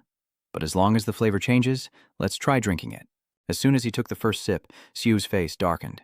He silently assessed UOE. It's still just the original flavor with bubbles added, while constantly blaming himself aloud. It seems my skill level still isn't high enough to completely change its flavor. At least now, it's carbonated water.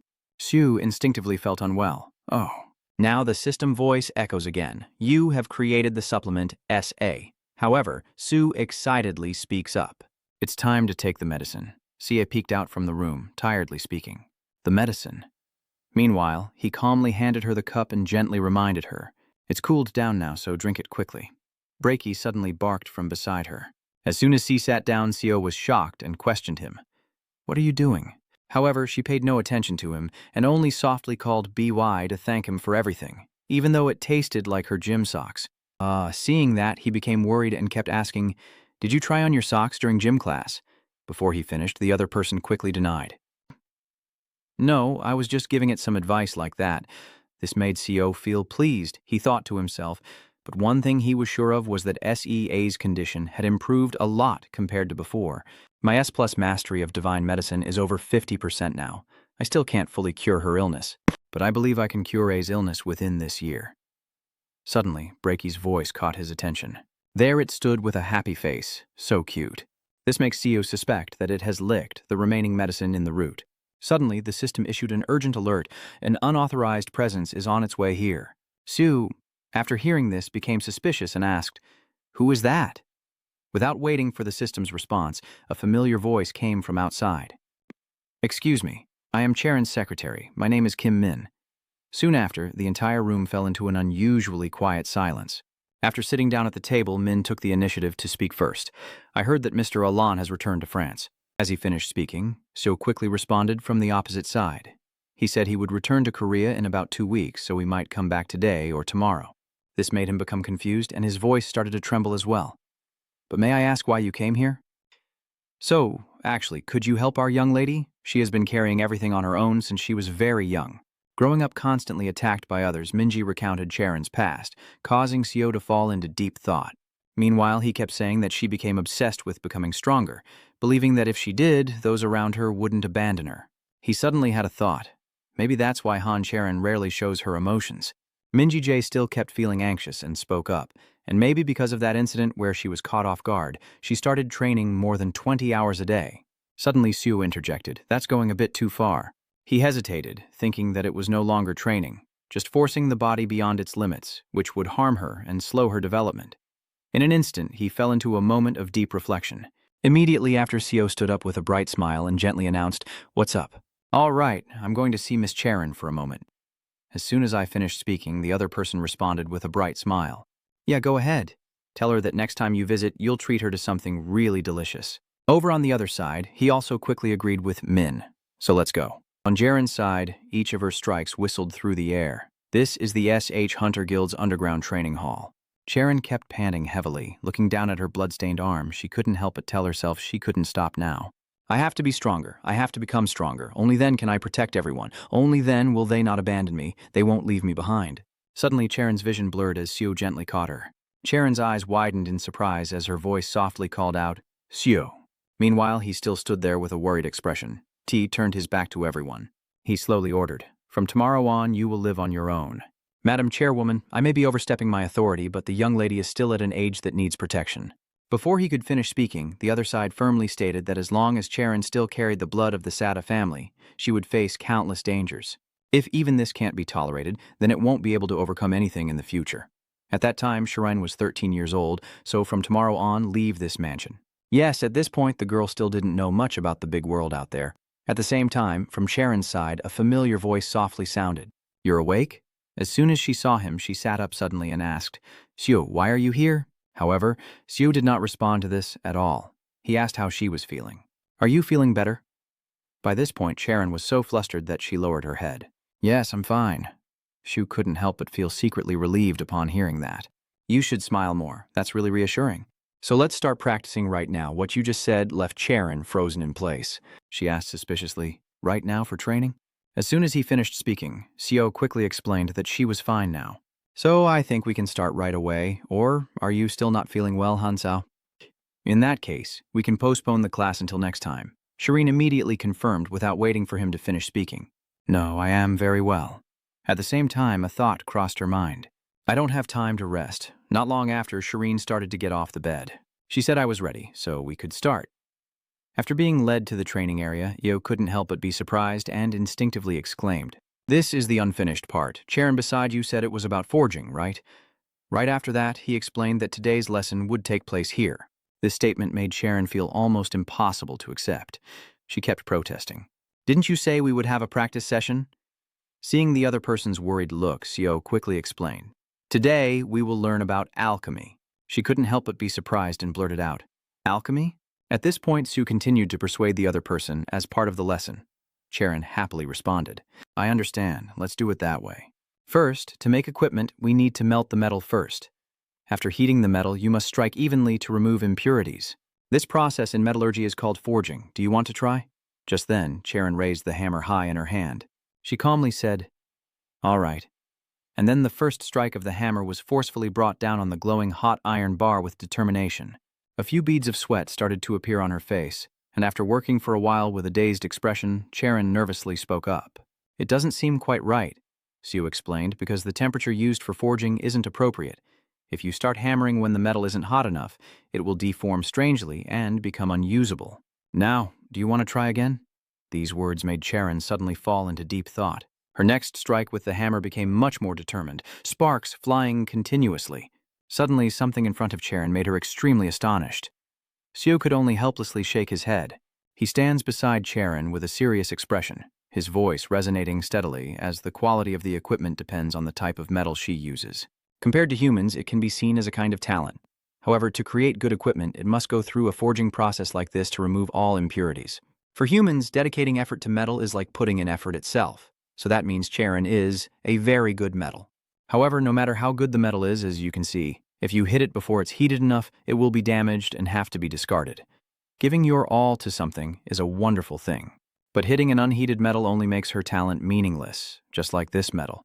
In my eyes, Charon is the finest metal in the world. However, for the best metal to become the strongest, it must go through the burning fire. For a long time, I can't imagine what could make you try this hard. At this point, Minji's image suddenly appeared in Seo's mind, making him feel suspicious. Secretary Kim probably wants Han Charon to escape from her obsession, but that obsession is also what drives her forward. It's like a fire that heats the metal called Han Charon. That fire makes Charon try even harder, so there's no need to extinguish it. But thinking that way, he immediately continued speaking. Now is the time for her to use the fire in her heart to heat herself more effectively. Forging herself with a hammer is the next step. And please don't worry too much. Even if everyone around her leaves, even if the whole world abandons her, even if she turns her back on herself, I will definitely stay by her side. When I said this, even Seo couldn't help but feel uncertain. Anyway, I still need 20 billion troops worth of money from you each month. As soon as I finished speaking, Charon responded with a bright smile. Thank you, Seo. Suddenly, Seo gripped the other's wrist tightly and slowly spoke. Today's special lesson ends here. Oh, please wait a moment. This action made her feel shy. Sorry, I'll be right back. Immediately after, Seo took out a small gift. He said, this is a special lesson gift for Charon. Try putting it on. When the bracelet was placed on Charon's wrist, she hesitated before speaking. Thank you. I will always wear it. Thank you very much. Seo, hearing that, he couldn't help but feel a bit awkward. Honestly, it looks a bit boring to give as a gift, but changing its appearance now is pointless. Suddenly, he softly called, Miss Charon, could you please give me your hand again? Although a bit surprised, the other person agreed immediately. Yes, here. The system sound suddenly and continuously rang out, manipulating Isis's reality. This made Seo instinctively judge that maybe it was possible, similar to how I used Bukhan's abilities to find a new way to utilize super speed. Just like how Muntebelm amplifies his unique power to the fullest using the magic circle for amplification. If I apply all these things, the system notification sounds again. You have recorded the concept of amplification. Charon couldn't help but be amazed. She stammered, feeling that something was completely different. Without waiting for her to finish, the system voice suddenly interrupted, and the proficiency levels kept rising one after another, leaving Seo stunned. He silently thought that she had succeeded, though he didn't know how much she was exaggerating. Charon's clear voice also continued to sound. Seo, I will never forget the lesson from today. I think I should go back to the hospital now. Maybe I should rest for another 1 or 2 days, depending on how I feel. As soon as I finished speaking, Seo quickly responded once again. No matter what happens, I will always be by your side. Miss Charon, hearing that, she became more energized. Thank you very much for today. I really appreciate it. Suddenly, Seo spoke up with a voice full of doubt. If the equipment can be amplified, then I should be able to amplify my own gear too? Wait, so that means even the attributes on the heel can be amplified. Jong-gu sat there with an extremely shocked expression. He panically questioned. Lord Alan has already departed for Korea. As soon as he finished speaking, DM hesitantly replied, Yes, that's right. Hearing this confirmation, Chu immediately questioned him. He hasn't been in France for long. Why did he return to Korea then? Faced with these words, the other person couldn't help but feel awkward. He stammered, saying, That's to meet Hunter Seo. Suddenly someone entered, and he awkwardly interrupted the conversation. Seo, he appears all over the internet, but who is he really? Even Lord Aolan had to personally go meet Slejun, the craftsman from Su, standing there with a contemplative look. The system notification suddenly sounds and the stats increase. Seeing that, he whispered to himself, maybe it's time to stop. But then Seo fell into contemplation, looking somewhat awkward. After crafting hundreds of pieces of equipment, I realized 2 things. First, when I applied the same engraving method on different gear, and at the same time the system kept indicating that the stats kept increasing, I was still immersed in my thoughts. With higher Hephaestus stats, better quality gear, and stronger engraving effects. In the end, Seo muttered to himself, So if I want to improve my mastery of the forging technique, I just need to gradually upgrade the quality of my equipment. His face darkened more and more, and he kept hesitating. But more importantly, the second point was that the effects of the engraving do not stack. Thinking of this, Seo started to cry, sighed, and spoke with a voice full of regret. I might as well sell all this, keep the rare ones aside, and give them to Sun. So then, with the amount of powerful Orion Aeon is about to bring me, I can craft high-quality equipment. I'll try again then. Now let's go watch a video about refining strong Orion. Over there, Thor is laughing loudly with a very joyful expression. This time it's not financial treatment, but equipment treatment. Hia Estes is bringing it out just before I blow up this entire forge. You dare steal my Johia. As soon as the words left his mouth, Fetus across from him looked confused and tried to explain. Come on, I apologize. You don't think I took your Johia so easily, do you? What? Still, the opponent showed no fear, smiling brightly. But to make amends, I will craft you a piece of equipment. Thao was a bit surprised to hear this and couldn't help but question with suspicion. Really? Hestus will really make me an equipment? Fetus keeps scratching his head with a confused look and quickly confirms yes, but then he adds, so while you're at it, I want to borrow your sword one last time. Tho's face involuntarily flushed and he awkwardly refused, well then, since you want to make equipment for me. By this point, the other party also accepted without hesitation. All right, let's melt it while the forge is still hot. Let's get started right away. Siu watched the whole scene unfold. He muttered softly, it looks just like the Orion come from this world. Fetus suddenly spoke with a determined voice, but Orion come couldn't melt it just with heat. To be able to forge it, that means to melt and refine the metal, I have to strike it directly with this small hammer. I'll finish your equipment and return it right away. It will be an extremely amazing piece. He raised the hammer high with determination, and then Fetus swung it down forcefully. Along with that, his loud scream echoed out. In an instant, an earthquake erupted, sending rocks and debris flying everywhere.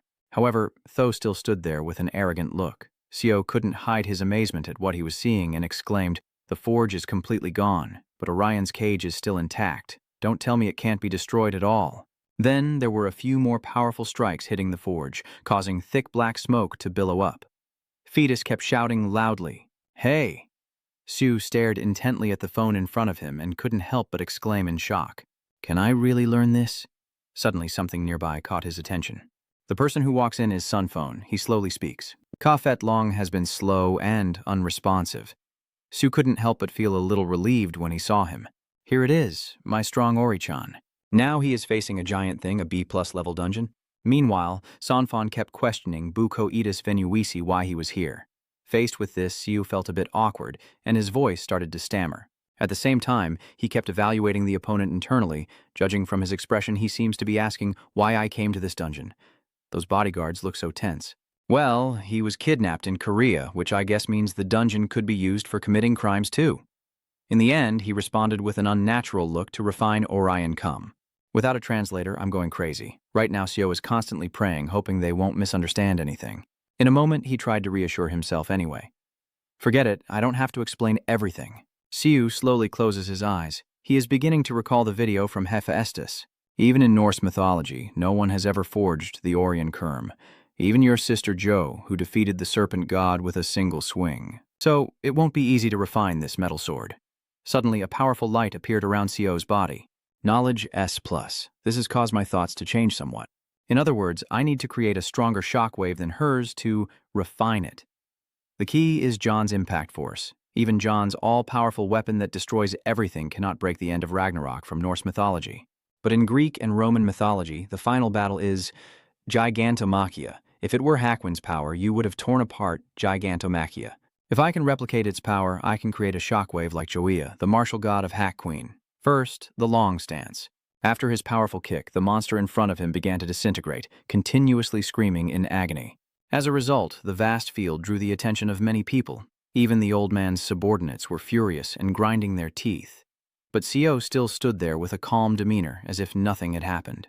He slowly declared, Long Dan Kuok is stronger than Jia. It looks more formidable than I thought. This isn't just training, it's about destroying it completely.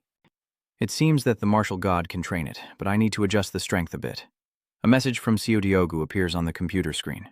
This is a new video to help me edit and refine this time as well. Back.gu read it and exclaimed in horror. Huh? There's already a new video with different content. The video on how to level up to an A-rank hunter in a month still hasn't been edited yet. How is he so fast? Well, I guess I just have to keep up with the current growth trend. She glanced at the information displayed on the screen. Gubak Doc silently admired in his mind that even though it was a new channel, less than half a year old, she muttered that the recent kidnapping might be connected to Master Rao Lan, which has now made the boss's name trending all over social media. Gupak's whole body tensed up as she crossed her arms, looking somewhat frightened. I heard that case involves a very dangerous criminal. The incident at the boss's housewarming party is one thing, but what if I also get kidnapped? If something happens to me, will the boss save me? If I get kidnapped, will he be indifferent? What did I just blurt out? Sue, what's wrong? She turned red in the face, clutching her head and shouting out of embarrassment. What am I thinking, God? I quickly grabbed the computer mouse. Director Back decided to focus on work for now, as something from the sky crashes down, causing a massive earthquake. UD pushes his glasses up and exclaims, "The world is tearing apart." Sue in the video gently smiles and says, "It seems the forging process for melting is now complete." Gubak Doc muttered to himself as he watched, wondering what kind of video he was filming when another extremely familiar face appeared on the screen. She shouted loudly when she saw the old man, and Master Ao Lan Beidoku looked like he couldn't believe his eyes. She wondered why Alan was in the boss's video. Oh, isn't that person Intruder Clement? That woman is none other than the S-class hunter Kremen, the monster chef with 33 million followers.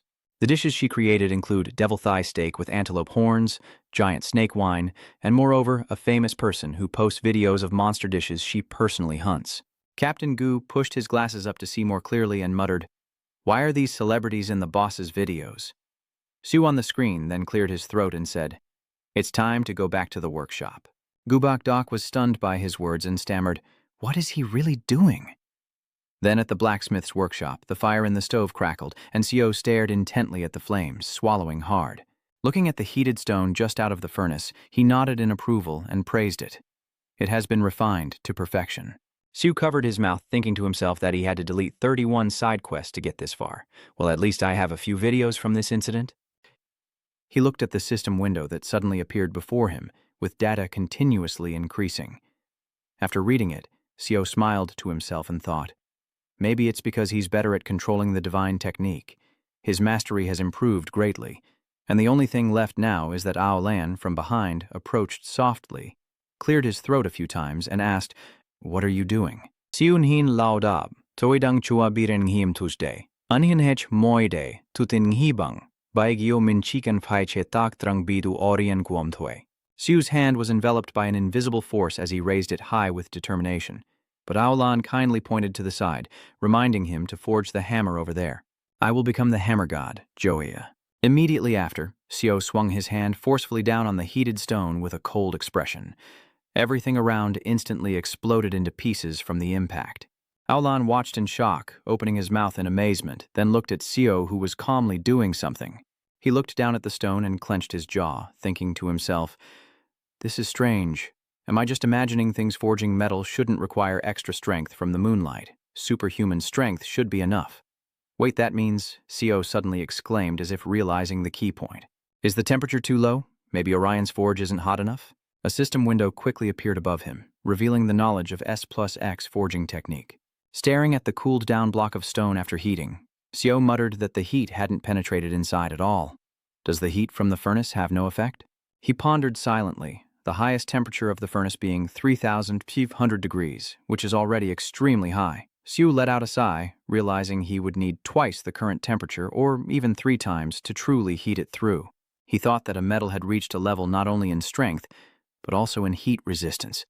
The image of a golden hand appeared in Seo's mind. He stroked his chin and said, "If I use Orion core to craft it, I might really be able to create a divine equipment, but with this method, it's still not enough. Where am I supposed to find that much heat now? I thought solving the issue with Mchoye was enough." His face suddenly darkened. Seo silently wrestled with his thoughts. "The first idea I have now is to use magic, but manipulating reality is completely different from magic, so I can't risk my life just to generate heat," the superhuman said helplessly. "What should we do now? No matter how hard Min tries, nothing ever seems to go right." Wait. At the same time, somewhere else, a brave girl kicks the body of a giant dragon. She frowned, glancing at the other two, and said, "Do you know how many days your faces have looked like that?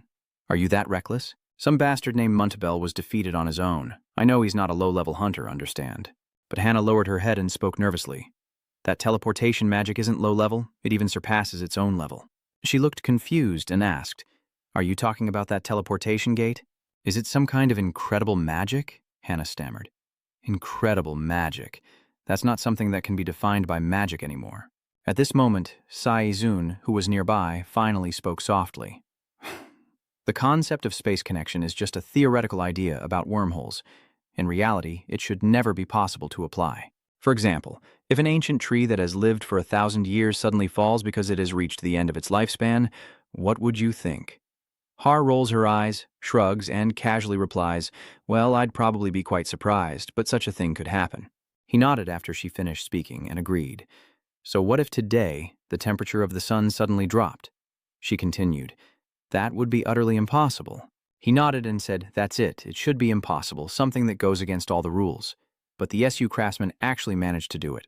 Heron scratched his cheek and said innocently, I still don't fully understand, but he did manage to do it, right? Suddenly, a phone ringing sounded.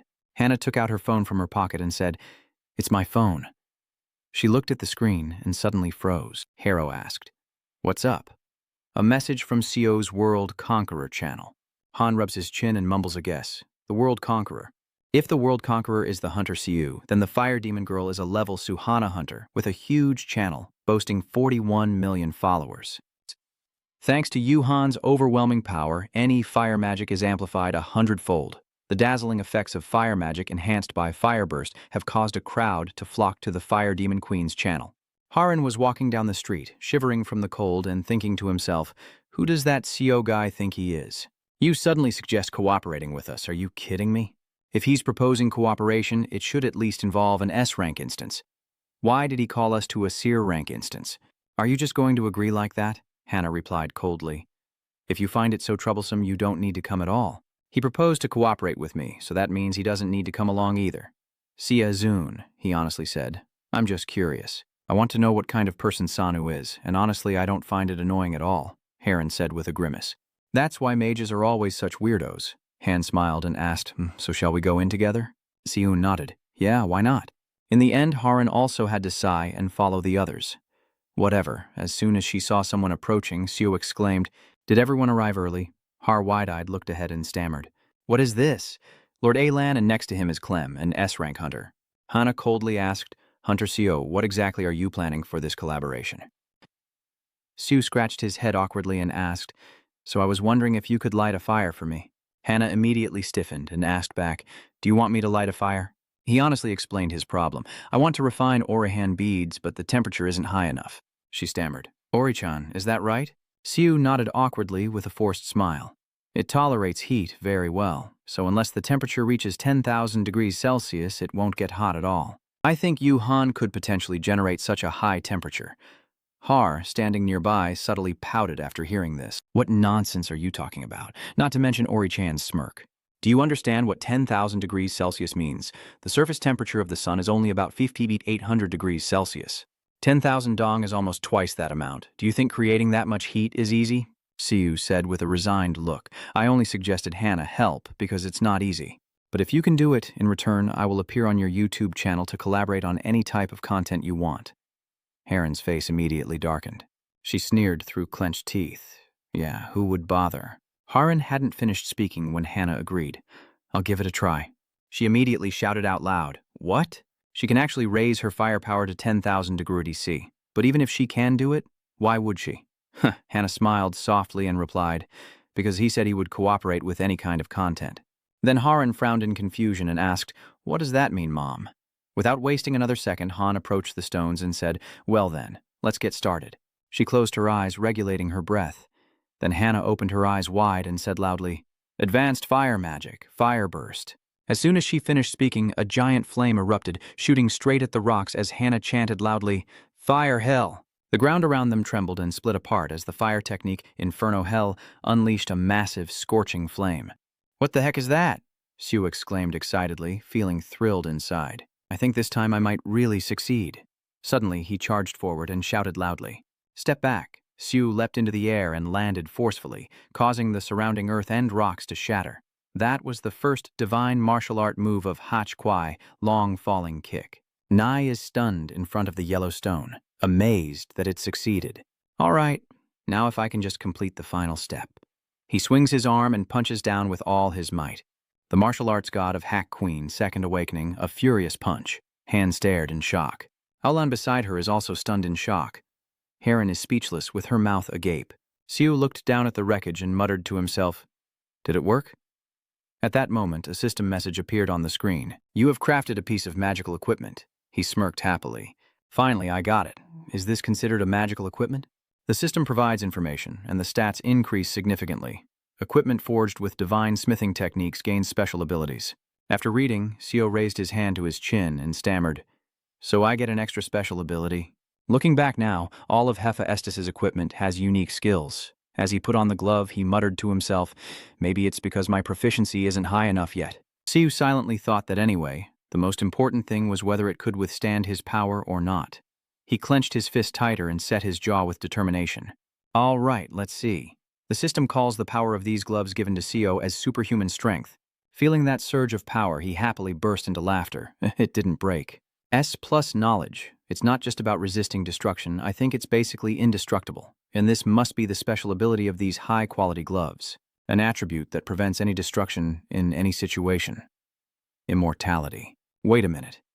Even if it has the attribute of immortality, can it really withstand HQY's supernatural martial arts power from Canada? Sue crouched down and picked up the remaining glove to put it on. Let's see how it goes. Try a basic punch. As soon as he finished speaking, he immediately threw a punch into the air, unleashing its tremendous power that caused the surrounding rocks to explode. Siu's eyes widened in surprise, thinking to himself that not only does it have the attribute of destruction reduction, but even the basic stats of the equipment are already incredible. Seeing Han and Alan again, he couldn't believe what his eyes had just seen. Siu forced a smile and said, "Thank you, dear Han. Now let's get out of here quickly." At the same time, at Yu's house, she just woke up and sat up with a stretch. Suddenly, Yu turned to look beside her and saw her two younger siblings still sleeping soundly. She let out a relieved sigh. Phew, Lucky and Bakdok-gu pulled out the chair at the desk, then it was time for her to get back to work. As soon as Bogu turned on the computer, he received a message from Seo. "Here's the new video content to help me edit it." Sue. She grits her teeth and tears up. "Another video I haven't finished editing yet. It's the video he sent last time, too. Turn on your phone and check the latest notification." Governor Gu was stunned to see the message saying she received 20 million, trembling all over and stammering. 20 million a month in support? After getting the money, she suddenly felt so motivated. She stretched and said loudly, "I'll do my best." Then he returned to Seo and received a notification from the system. "You have crafted a magical piece of equipment." Seo happily said with a smile, probably because it's made from Orion cum that its mastery level has increased significantly. "It seems to also help improve my proficiency. The mastery of the divine forging technique is now 64.77% plus 5.1%. Gently touching the small bracelet, Seo muttered, "I will now use the Orion cum made accessory, no more struggle like before. What abilities will this Orion cum bracelet have? My S plus knowledge isn't entirely certain, but it seems to help the magic flow more easily. Even though I am indeed using some magic from Zhang Zanfeng's Tai Chi, I still don't know how to control it. Is this going to be okay?" Seo recalled the knowledge he had learned before, that using magic is divided into 5 stages. Accumulating magical energy in the body, circulating the stored magic, applying magic to control it more effectively, transforming the major magic into greater power, and finally unleashing that power outward. Among them, the Tai Chi method is the stage of accumulation for the natural mother's energy to circulate completely within oneself. Feeling the invisible flow of power surrounding my wrists, Seo smirked with a satisfied smile. "I still don't know how to use magic, but this ring seems to be able to replace the second stage for circulating magic. This ring is amazing. For some reason, I feel my body overflowing with energy, and I estimate my power has increased by about 50%. The attributes I get feel like a game of chance, but anyway, I can add the ones I want myself." In that case, he looked at the system panel displaying Isis's reality manipulation and made up his mind to test it out. A powerful energy was quickly released. Seo silently thought to himself as the amplified seals he used on Hanchrin's bracelet kept increasing his proficiency levels by the percentage. Seo gritted his teeth and said he could never get used to this. Then he speculated that because the bracelet was made from Orion cum, it must be amplified by at least 5%. Is that right? Then came continuous notifications from the system window. All skills kept increasing without stopping. Looking at this, Seo suddenly froze and wondered, 10% increase? No, wait, not just 10%. That Canadian ghost illusion, the maximum proficiency of each attribute, has already increased. I was stunned and thought to myself, the maximum proficiency is 17%. So that means by increasing proficiency, I can be 10% stronger than Hakan Siu, tears of pride welling up as I praise myself. Truly, after all the hardships, forging Orihan Kuam was worth it. Suddenly, he heard Aolan's voice echoing in his ear, speaking in a cold forging method. If the rolling and extrusion processes were done by human strength instead of machines, he would look towards the two men chatting animatedly. Is Seo thinking that lately they've been too busy chatting with each other? After witnessing the forging process of Orhan Quam, Aolan only occasionally asks questions when he has some doubts. He smiled and said, "So now he's seeing Panang as both a rival and a friend, right?" Enough. What attribute should I add to these gloves now? Siu silently thought that the initial necessary attribute of less distortion had already been inscribed on it. He stroked his chin in contemplation before making a decision, saying, "Well, the influence of the Great Blood might be better, but since the seal cannot be doubled, this great deficiency isn't very effective." Siu clenched his fists and thought to himself, still feeling that it wasn't truly complete, even though it possessed a single unchanging law regardless of any impact. But the power of transcendence can break even unchanging laws. The strength of the divine technique master will make the immortal attribute unstable. As my mastery of the divine technique improves, it might break apart. He stroked his chin and muttered, "Considering the advanced techniques I'll learn later, I will need to upgrade it further. As expected, the growth imprint will be the best option." Images of the so-called growth imprint appear in Zio's mind. The growth imprint, the progress imprint to advance the equipment into a state where reinforcement becomes feasible. To upgrade equipment means surpassing its original limit. That's impossible. But recalling the system's phrase about manipulating reality, he closed his eyes and let out a breath. His proficiency in manipulating reality had increased thanks to the amplified power, so it should be fine. That source of power unleashed outward makes Sio grimace. He silently thinks he feels a stronger recoil than before, as if the entire infinite universe is abandoning its existence. I feel like I am fighting in complete solitude. After a while, the system window reappeared with new notifications. You have been granted the growth seal, and your proficiency continues to increase. As he read this, Sio bent over and vomited painfully. The system panel continues to update, and the virtue of righteousness and etiquette keeps increasing. Sio gasps for breath, his whole body trembling, but his eyes still hold a fierce determination. I thought I would be fine since my proficiency increased, but that shock just now was terrifying. The S+ attribute knowledge of the immortal seems to have been upgraded. To strengthen it further, I guess I have to use Orion beads as upgrade materials for my equipment, I muttered. But where can I find it now? He silently calculated in his mind that Orger from Alan had already used up all the gems, 2 for making gloves and the remaining 1 for a bracelet. Siu's face turned grim. I heard they exchanged at least 10 billion, some even say 100 billion. Does that mean I've already spent 300 billion? Siu glanced at Aolan's back and thought to himself, I need to learn more about the divine alchemy techniques later. I heard that Orion Kwong occasionally appears in S-rank dungeons and above. Siu muttered with an resigned look to become a guide and turn into an S-rank hunter. I guess I need to become an S-rank hunter myself soon. He sighed. I thought I could finally rest a bit after finishing the Orion comm gear, but it turns out there's still a mountain of work to do. Siu stared at the phone screen and let out a small sound of surprise. I still have to tutor Hancher Charon today. I'm so busy. Does GCHP teach how to split the body? Then at the Lundbuchen Association headquarters, he sat watching the video and muttering his brother's name. Did Sai handle Aolan's case alone? Say something that sounds more reasonable. The cheers from the phone ring out, sparking a bit of interest in him. It seems he's not exactly a rookie. The equipment he's wearing is breaking through the dungeon with just brute force. That sounds pretty unlikely. Of course it's not. It seems that equipment hides a special ability. Probably he was given it as a reward for luck in saving Aolan. How can someone like him deserve to wield Aolan's equipment? Nothing is more disgusting. Having to see someone wear clothes that don't belong to them is wrong. They should belong to their rightful owner. Siu and Charon are still vigorously swinging their swords in today's training session. He was thinking as he dodged her attacks. It seems the special training sessions lately have been effective. Siu's mind immediately visualized images of martial arts, the 3 core elements: mind, energy, and body. Hancharon's power is supported by Tai Chi. Her body is supported by the divine martial spirit, but her mind cannot keep up. It remains unstable to this day. But with knowledge and unwavering determination, her spirit and body finally reveal their true strength. He suddenly smiles faintly, thinking to himself, I can't do it anymore. I had planned to let her win this time to boost her confidence, but it seems I can't fight her with just a single sword anymore. At this moment, Hancharon stands before him, wielding her sword with such confidence and strength that even he has to marvel, revealing that she is not a fragile woman, but a martial arts master. With a half-smile and her sword shining with a blue light, facing someone pursuing the pinnacle of martial arts, conceding is simply not an option. Charon quickly jerked her head to a fixed direction and swiftly cut the 2 green swords that were aiming straight at her in half. Suddenly, a fist-shaped hand appeared behind Sharon, delivered by Seo with a fierce gust of wind swirling around it. At this point, Sharon slightly bows her head and admits, "I lost. I didn't expect you to sheathe your sword like that." Sue smiles softly and gestures to explain, "Always be prepared for any situation. Because in real combat, you can't predict what might happen." A slight smile appeared at the corner of her mouth, embarrassed by her own confidence.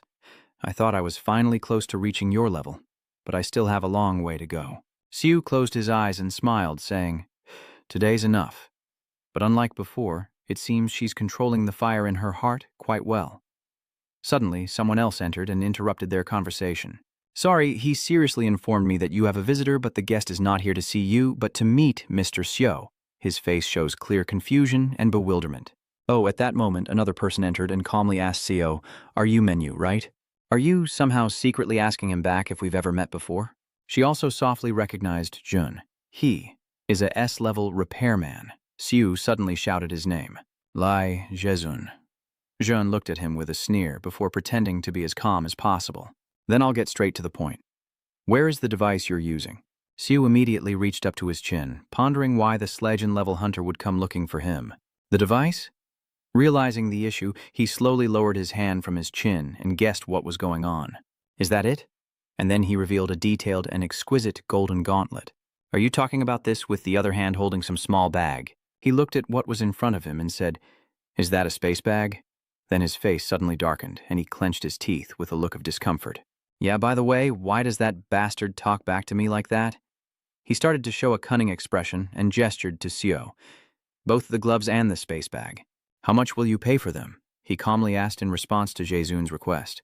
"You want to buy these things, huh? Does this bastard dare to speak to me without honorifics again?" Seo stroked his chin, contemplating the price, half joking, half serious. "If we have to set a price, it will be for 2 strong Orion ores plus labor costs." In the end, Seo quoted an outrageous price of about 300 billion. Just hearing the price from your mouth made Jun's face tense with irritation. "Are you joking with me?" He held up 3 fingers to confirm the amount he would give you. "I will give you 30 billion, I can't give more than that." Seo secretly thought to himself, "Who does he think he is to bargain with me?"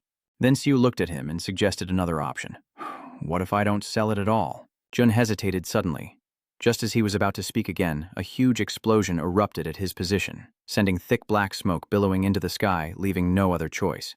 Jun sneered, backed by the dark power threatening him, only able to hold onto it with enough strength. A treasure is truly a treasure, but to the useless, it's nothing but a disaster. What nonsense is he talking about? Is this guy really planning to use violence to steal right here? Is this punk high or what? Show me then. Prove that you're worthy of using those devices. He brazenly threatens him, saying if he doesn't give them up, he'll take them. Watching Hazoon's actions, Seo grimaces in helplessness as he steals and shouts to the sky. Suddenly, Charon stepped in front of him and spoke firmly. Truly rude. He opened his mouth to laugh loudly and speak without thinking. The rudeness of the strong is not rudeness, but justice. Siyu sighed internally, then looked away, muttering to herself, "What kind of crazy criminal mindset does this reckless guy have after messing with drugs?" She immediately pointed her sharp sword directly at Jun, challenging him. "Then prove that you're strong first." Sue quickly stepped in to stop Charon, saying, "You don't need to get involved. Miss Han Charon, just look straight ahead and answer him with a very serious tone, because he was rude to you earlier." Susu didn't say anything else and quietly wondered, is she angry? His curiosity spread through his mind as he watched Charon's unexpected actions. But why would she be angry? At that moment, she remained calm and asked him, "If I win, please apologize to him." "Sue," he sighed, exuding confidence in his strength. "Do you really think that's possible?"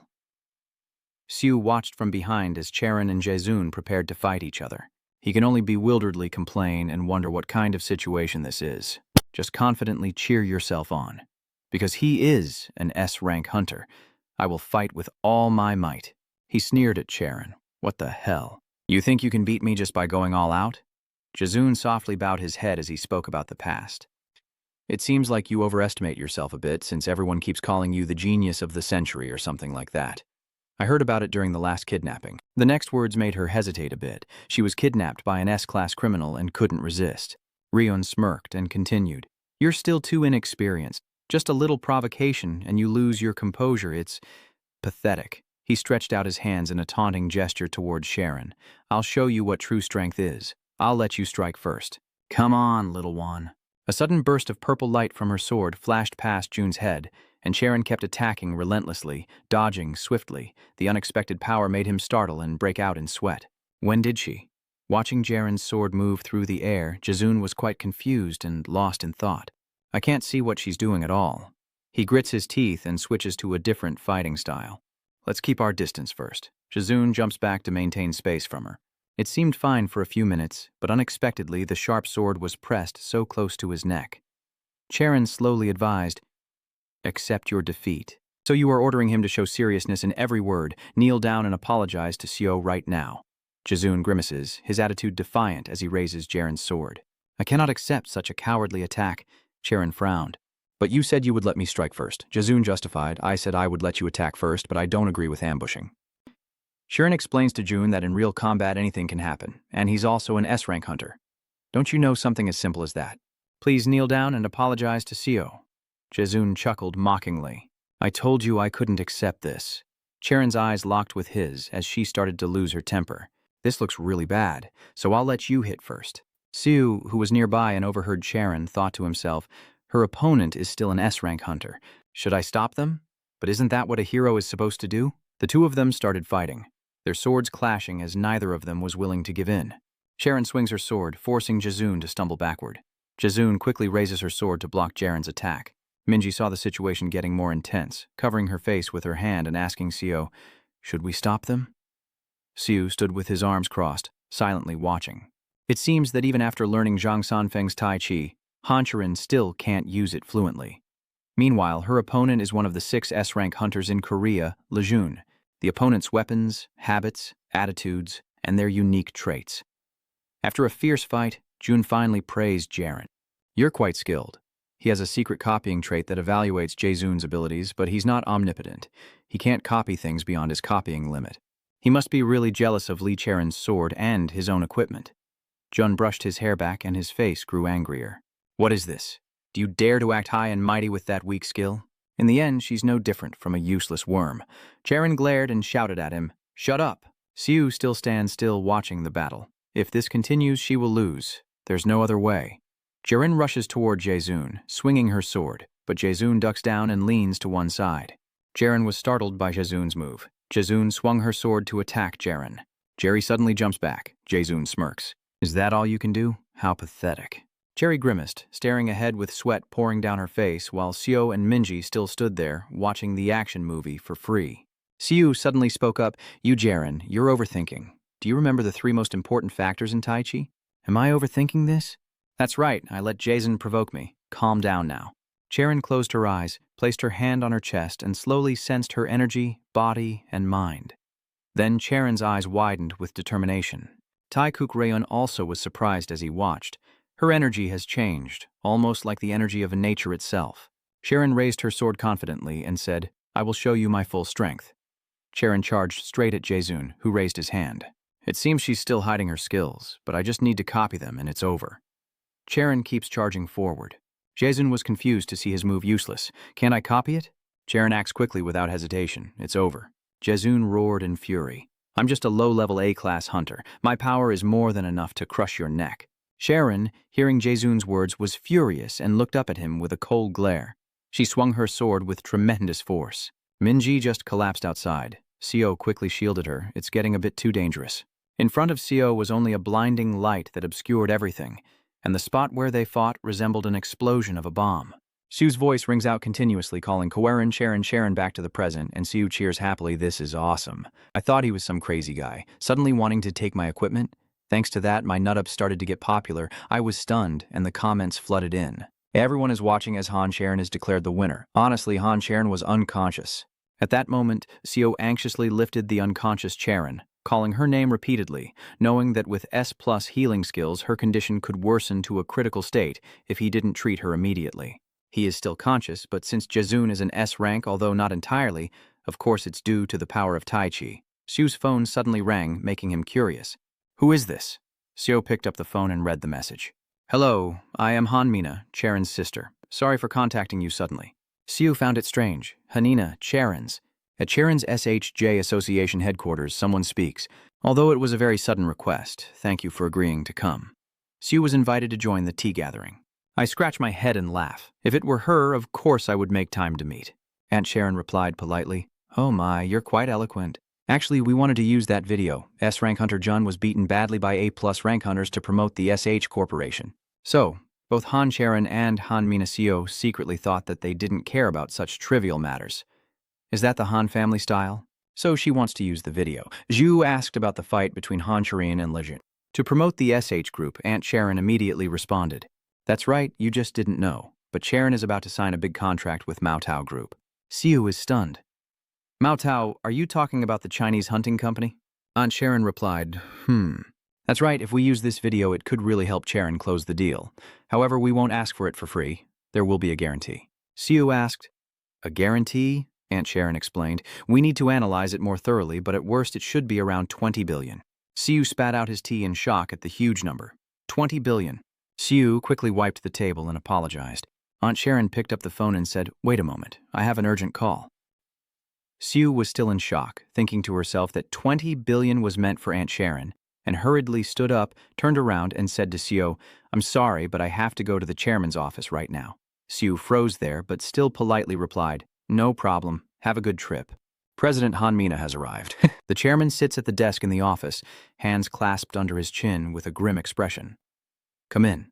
D. Sharon suddenly burst in loudly asking if Mao Tao really didn't want to continue the contract with Sharon. The man gently reminds you that you're standing in front of the chairman. Be careful with your words. Han Kuangguch is the eldest son. This is a board meeting, not a family gathering. Yemen is the second son, right? Mina, even though you're the youngest, you should be more mature now. Han is Yain, the third son. What is it? Are all the beloved brothers here? Tasan sat quietly in the center of the room and replied, "Sit down." He smiles as if you've heard everything. Mao Tao just contacted us to terminate the contract. She was stunned immediately after hearing it. It's worth 11 trillion military units. They canceled it just overnight. What is the reason? She keeps moving her fingers up and down continuously. They say they can't trust the SH Hunters Guild. Then why bother signing up in the first place? Kuangguch closed his eyes tightly. They must have their own reasons. Mina objects to his opinion. What's the reason behind it? If this contract helps raise Charon's position in the company, then someone won't be able to seize her shares, so they secretly acted, you're right? The atmosphere here is starting to tense up. Don't talk nonsense. This contract is also very important to the SH group. Do you think you canceled an 11 trillion won contract just to take shares from your niece? Mina angrily asked after you took over SH's construction division. Do you know how much damage the company has suffered because of someone? He looks annoyed. Are you accusing me?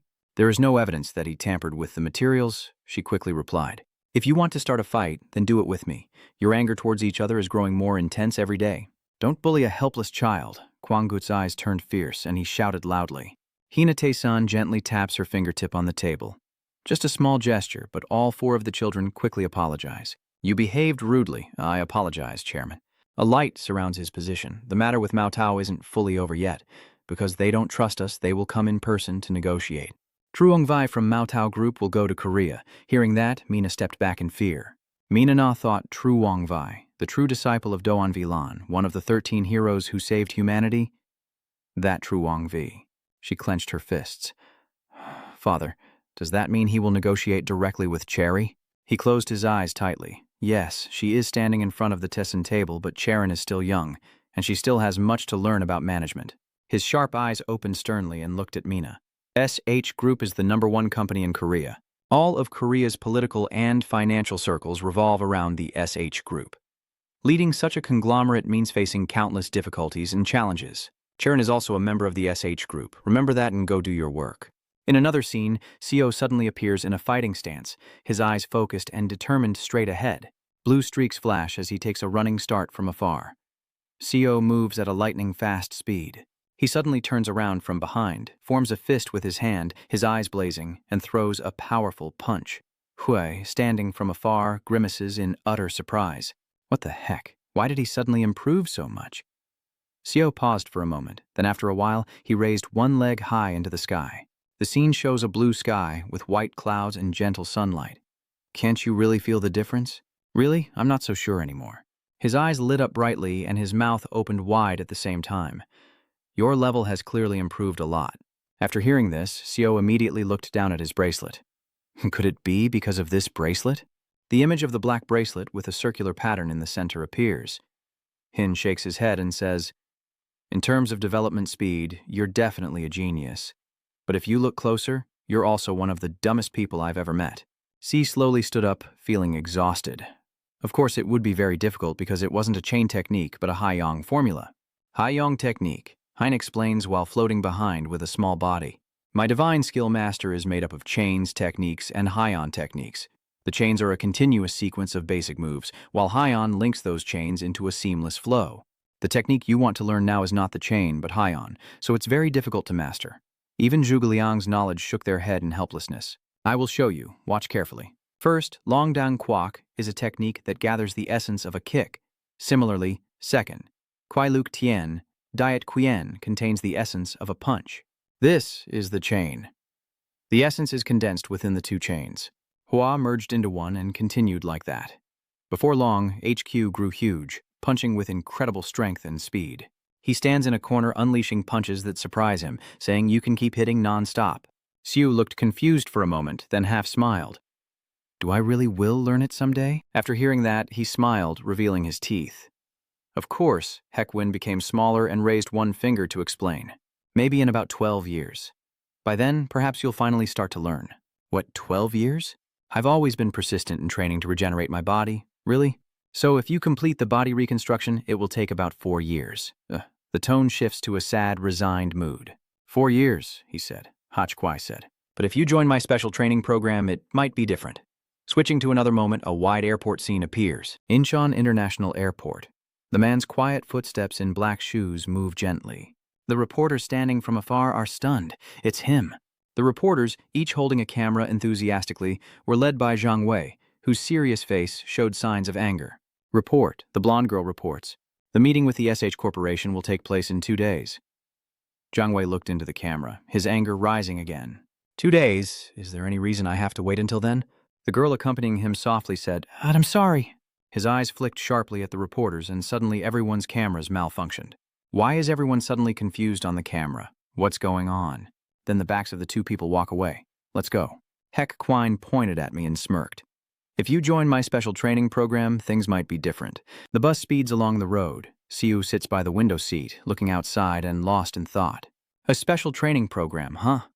Even though my body regeneration process has advanced to a certain point, it still takes 4 years. It takes too much time. Maybe with special training I could learn faster. Siu picked up his phone and muttered, I'll check another channel first. He looked at the long number on the screen and turned it sideways. Siu, holding his head, shouted loudly enough that everyone on the bus stared at him. 16 billion troops. Current membership fee, 15.1 billion, 31.1 billion per month. Someone in the car looked at Siu and wondered to themselves, is he crazy? Siu kept muttering to himself nonstop. 31.1 billion is not a small number. At this level, you're almost winning that game. The car stops, Siu gets out but still hasn't calmed down. The old man also gets out, looks at Siu and thinks he must have just taken something. Siu sighed and felt a bit calmer. I have to keep earning money, there's no other way. Now just a little extra to put in my pocket. Siu met with Charon, she forced a smile and said that because of that, I think the advertising video production I mentioned will have to be put on hold. Siu's dream shattered. My 20 billion? He asked again. The contract with Maotao Group fell apart, right? Aunt Sharon quickly replied, yes, if I cooperate with Maotao, I can maintain my position. Some people don't want that. Xiu frowned, wondering silently. Could it be a power struggle within the company? Charon continued, but there is still a chance. Truong V will come to Korea to meet Sharon. So my 20 billion still has hope, right? Aunt Sharon replied honestly, no, the chance is slim. In China, there's something called wazi, a distinctive cultural trait. You can think of it as a kind of relationship network. It's a type of network that's difficult for outsiders to understand or join. Siu added that if she couldn't resolve the Wasi cultural issue, negotiations would be nearly impossible. Charon smiled in agreement, saying, that's right. We only have 2 days left before the negotiation, so we must do everything we can. Someone outside is knocking on the door. Excuse me, Director, I have an urgent matter to report. Aunt Sharon glanced at the door and said, go on. What's the matter? The assistant steps in with a worried look, saying Truong V is currently negotiating with Miss Charon. At SH Corporation, Aunt Sharon suddenly gasped and exclaimed, oh, what? On this side, Truong V sat at the long table facing Charon. He spoke. The current contract for dividing items obtained from raid breaches is considered a total loss for Tam Mao Corporation. Shireen replied, the contract terms are 30% of the loot obtained from our raids. I don't think that's a one-sided loss. I hear that there are many out-of-control dungeons in China, which is why there have been explosions and serious casualties. If we can agree on a loot-sharing contract from the dungeon this time, we might be able to minimize those damages, so I think convincing the Security Bureau won't be too difficult. Truong V smirked. Does she think the SH Corporation has that kind of power? Charon showed him the computer screen. Please watch this video. It shows me dueling an S-rank hunter from Korea. Li Zun Truong V was a bit surprised and stunned when he watched the video. Not bad, this power. How could she possibly possess such strength? Charon calmly explained that it is a type of martial art that Mr. Menu taught her. Truong Vi repeats the name, not knowing who he is, as Miss Charon pushes the door open. Sorry, but who is Truong Vi asking about, Menzu? Siu stood at the door, hearing his name, froze and pointed at himself. Me, in Chinese. Truong Vi continued to ask. Are you MU, right? Siu had now sat down in the chair right next to Charon. Siu asked Charon, what is he saying? Charon leaned in to explain. He asked if my name is Siu, right? Siu stammered, yes, Miss Charon. You know how to speak Chinese? Charon immediately replied. Yes, Siu looked at her with admiration. This girl really is something, Zhang Wei interrupted, cutting off their conversation. You are the one who taught the Tai Chi technique to the leader of the SH Hunters Guild, right? Sio answered honestly. Yes, that's right. Zhang Wei questions how you knew about our sect and whether you can still use its power. Su was momentarily stunned, pondering silently. Is Truong V's sect the same as Truong Tamfong's sect? In China, each sect has its own unique martial art. Truong Vi is a disciple of the Zhang Sanfeng school. The one who possesses the Tai Chi method? Zhang Wei looked angry and interrogated. Where did you get the knowledge and ability to use it? Siu calmly explained that it was a secret tradition passed down through many generations in his family. Truong Vi seemed skeptical. So your family's Tai Chi is a secret tradition of yours? Siu said, yes. Zhang Wei continued to ask, do you consider yourself a descendant of Master Man? Siu raised his finger innocently and replied, that's right. The Tai Chi method, and Mr. Truong Vi here knows it comes from my family. Di Charon stood listening, feeling confused. What is he talking about? Getting involved with Chinese sects means declaring war. Mr. Truong Vi, I think there's been a bit of a misunderstanding. Truong Vi angrily slammed his hand on the table and stood up, shouting, what did you just say? Are you insulting our sect? Su confidently thought, I learned directly from Zhang Sanfeng, so the Tai Chi of Zhang Sanfeng is basically my foundation. Su smirked and asked again, how much do you know about Tai Chi? Are you getting more and more angry, Truong Vi? Are you challenging me? Sio looked directly at him and replied, I just want to share what I know about Tai Chi. The image of a modern, luxurious building at sunset is something I had to see with my own eyes. At the SH Hunter Association Training Center, Zhang Wei is holding a spear directly at the man with an angry and uncomfortable expression. Tai Chi is a unique martial art of the Yudong sect. Behind a man, a cold aura of killing intent radiates. Since the founding of the martial arts by Master Zhang Sanfeng, this art has been passed down as an ancient and enduring power. He worries and ponders anxiously. I was taught Tai Chi directly by Zhang Sanfeng. Zhang Wei looks with a sharp gaze. Even if he's the disciple of a powerful elder, the martial arts here have long been lost. Su stands ready with his arms armored and a sword in one hand. In other words, he's stealing and secretly learning the power of Tai Chi. He countered with a move that made his hair fly wildly and reflected a blue light. He's a head of a sect, I can't ignore this. How did it come to this? Forget about the contract now. Zhang Wei's sharp as a knife gaze. I'll let you strike first. Bring your strongest attack. I won't give in. Suddenly you disappeared, catching him completely off guard. He charges forward with ruthless intent, while Koan Dung and the old man are blocking the attack. This power is definitely the Tai Chi technique. Siu smirked. Victory is certain. Don't tell me that the two of you are fighting without a clear winner, causing a huge release of power. Are you planning to test your strength right in the air? He smirked as he looked on while he shouted in anger. All right, I will show you the true power of the Tai Chi technique. A stream of fresh blood splattered widely as the super kneeling down to land, his eyes becoming terrifyingly sharp as he drew his sword. After being attacked, he coughed up blood due to the pressure on his body, and the guards looked worried. He pushes the sword down with his hand to stand up. The guards blink in disbelief. Are you suffering internal injuries? Truong Vi is clutching his chest, gasping for breath. What the hell is this? How could this happen? A blue spark ignited, and my yin-yang was swallowed up. Is he standing inside a circle of blue fire even more pure than himself? He grinned and said, "This can't be. This can't be real." The guard said, "It's bad news." The bodyguard was worried about their safety and tried to stop them. He erupted in anger, unleashing a terrifying power fueled by the red energy. His eyes are bloodshot. I am the true root of Tai Chi. He has lost his mind. The power emanating from it forces everyone to keep their distance. We can't get close. Headmaster, please stop. Siu widened his eyes in alarm. This power is too dangerous. The building will collapse. That force erupts. There's no other way now. He uses his strength to create a sphere in his hand. Tangible everything Samarahang. All phenomena gather into a dark mist with sparks. He forms a large sphere with both hands, with no beginning before and no end afterward.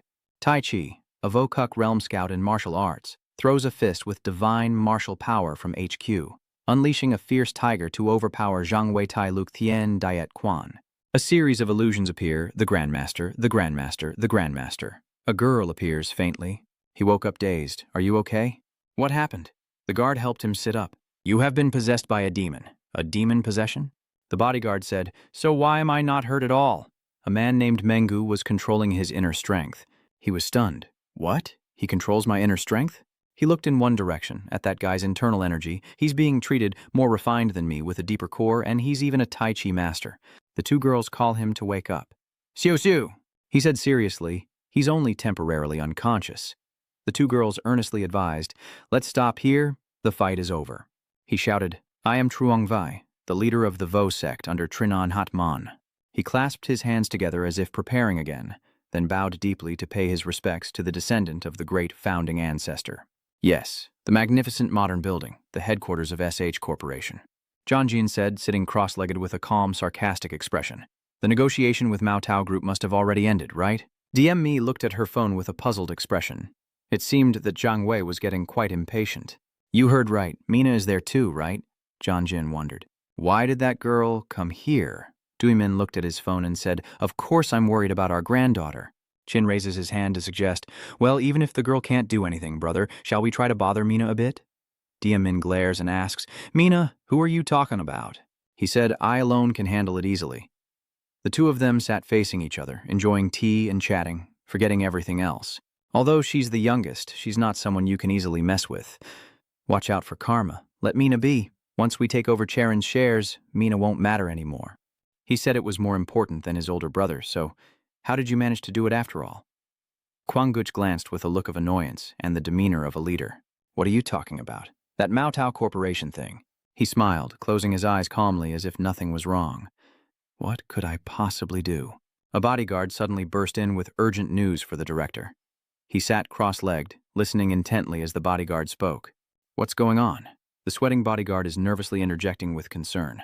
The agreement between the SH Association and Mao Tao has been signed. John Jin and Jimin stand up in panic. What are you talking about? That can't be true. The bodyguard nervously said, I'm not sure either. As long as the descendant of the founder is there, they will agree to anything. He snarled with a fierce, murderous aura. Because the founder clearly said so, I'm not entirely sure, but it seems to be someone named Mensu. He lowered his head in silence, emanating a cold, murderous aura and anger when mentioning Sio Mensu's name. Sio Mensu. This morning at SH Hospital, someone's voice was heard. The contract with Mao Tao Group was a major success. Mao Tao, who was even hesitant about the 30% fee, is now offering to waive it entirely. I don't know why either. I think it's probably because of their culture. They mentioned something about not being able to charge fees from the descendants of the martial ancestor. Are you awake now, Sio? Are you back in the hospital again? Mina was replying on the phone when she hesitated. Anyway, wait a moment and I'll call you back later. Oh my God, you're awake? How do you feel? Are you feeling better yet? He nodded in confirmation. Yes, I'm fine, but where is Jaren? Mina's face couldn't hide her surprise as she stood up. The first thing she did after waking up was to go look for Charon. Oh, really? Charon is now finalizing the contract with Zhang Wei. Siu frowned and asked again. The contract? She quickly explained that the SH Hunter Association and Mao Tao Group had decided to reach an agreement, and it was even a groundbreaking contract. At that point, Mina paused and smiled, tucking her hair back and glancing subtly with her eyes. It's all thanks to you. Xiu sat still, staring blankly for a moment. Me? I haven't done anything. Hearing that, Mina burst out laughing. I'll explain everything to you once we get back to the headquarters. Right now, I have a work call, so get ready and go outside. They said you could be discharged as soon as you wake up. His mouth twitched a few times. Okay, I just woke up. When I was alone, Sio remembered the previous event, the Holy Heavenly Divine Fist, the Demon Destruction Fist technique. The Tai Chi move I used at the end before fainting. Was that the Demon Destruction Fist? Who is this? Heck Queen is video calling you? Do you want to accept? Siu hesitated for a moment and muttered to himself, why is this guy suddenly calling me? Is this about the special training session? As soon as I answered, Heck Queen went straight to the point. I have prepared a special training program just for you, so don't tell me you ended up in the hospital again. If you use superpowers and martial arts, at least you won't get beaten up like this. Tu Duong let out a sigh and said, I wasn't beaten up. It's just that I couldn't control my own power. Hein looked surprised with question marks all over his head. Can't you control your power? Siu imagines the way of the sword and fist. When I combine Tai Chi and the heavenly destructive fist, this is what happens. He was taken aback for a moment. You combined Master Zhang Sanfeng's Tai Chi technique with the destructive power of the celestial annihilation fist. How can that be possible? Su repeats Heck Quinn's previous words. You once said that divine martial arts contain the essence of Tai Chi. Before creating divine martial arts, you also relied on the essence of Tai Chi. Hein immediately corrected the meaning. I only said based on it, not fused with it. The self is the uniqueness of each existence, and that uniqueness cannot be denied or erased. In other words, only Master Zhang Sanfeng can use Tai Chi, and only I can wield divine martial arts. However, by analyzing other characteristics and building upon what he has learned, he can create his own Tai Chi modeled after the original. But since he lacks inherent traits, he can directly absorb multiple distinct characteristics. And not only that, but you also managed to fuse them together. Usually doing so would cause the traits to conflict with each other. Originally, the Tai Chi devastating power technique was an impossible skill. You just achieved the impossible. So aren't you just a monster? Super unbelievable, pointing at my face. Me? Hein made a suggestion, knowing you still don't understand. It seems I need to review the special training program for you. Which trait are you currently practicing? Shu thought for a long time. Wait a moment. The system displays a series of skills, and he is a bit surprised. I've improved quite a bit. Hack Queen stroked her chin in doubt. But I don't see anything to merge. It would be better if you registered a new channel. This makes Sue a bit embarrassed, but it costs a lot of money, so Hacken suggests a different idea. First, I need to revise the training program for you. But before that, could you share some content for the video group? In exchange, I will go directly to communicate with the gods to create the training course. I will also do my best to teach you more. The person in front of CO can't help but go along. All right, I'll share some interesting content. Heck Queen's cheeks flushed with delight. Really? What kind of content is this? Then CO leaned close to his ear and whispered, listen carefully. A few days later, at the SH Corporation headquarters, the conference room door opened and Sharon greeted everyone. You're here? Truong Vai also clasped his hands in greeting. Greetings to the descendant of the great martial ancestor. CO shyly scratches his head. Yes, that's amazing. When you pulled the chair closer, Sharon started a conversation, and our SH Hunter Association will pay you a commission. Sue thought to herself, no beating around the bush, just to get straight to the point. She calmly watched him continue. You can check the details in this contract. Sharon hands the document to him. The loot sharing agreement from the dungeon is explained, with SH Corporation agreeing to transfer 30% of the profits to CO. Sue couldn't believe his ears. 30%? He looked stunned, his eyes wide open, and when he realized the problem, his jaw dropped to the ground. C tried to repeat it as a confirmation.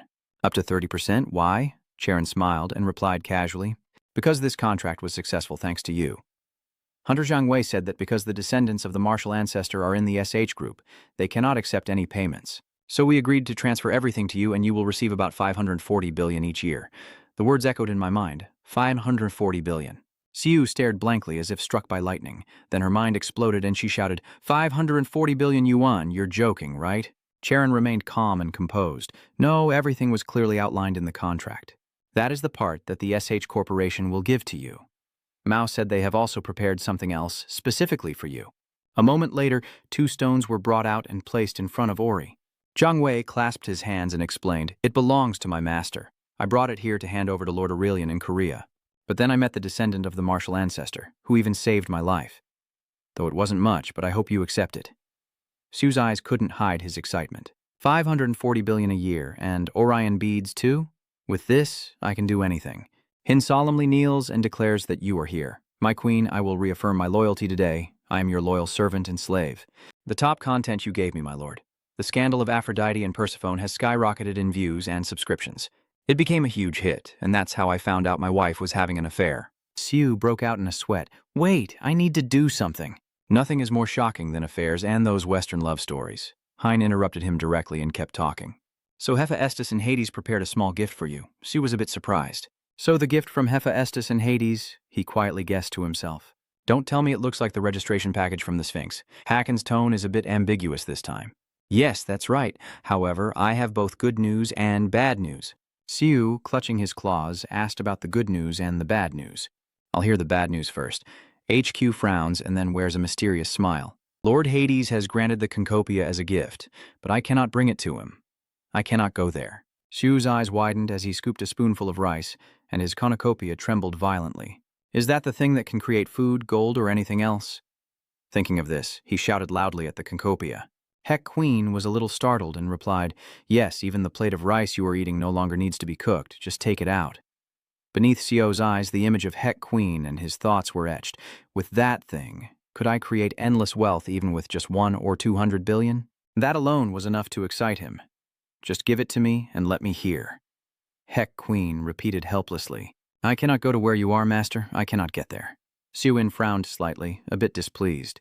Why? Why can't you come here? Other gods still come to my house to hang out. I just met the guy with the sunburn. Who is he? And Becky is also living in the same house with me. After some thought, Hin still found it hard to say. The thing is, it seems like there's a way, but I don't know what to do. Still, I will try to find it. Siu had no choice but to let it go and sighed. What good news is there? Hakon's mood changed immediately after that. Hephaestus said he would share the secret technique to create a nucopia. Siu was left even more stunned. What? But I am still learning Hephaestus's ancient alchemy techniques? Is there an ATM machine? I can't create something like a nucopia. Hearing that, Hekwin replied confidently, It's just Hephaestus's technique, not a core secret. Your presence is so imposing that it made him stop eating. What do you mean by that? Hekin flexed his arm briefly to show his muscles and said, You have learned superhuman strength from me. And now I am, personally teaching you, the martial arts god Ju. After listening, go eat your rice. Oh, I see. This secret can be discovered on your own. He gently presses a button. Exactly. This is like a stimulant. Sounds good. Do it now. HQ quickly offers a suggestion. So I will report to Hephaestus immediately.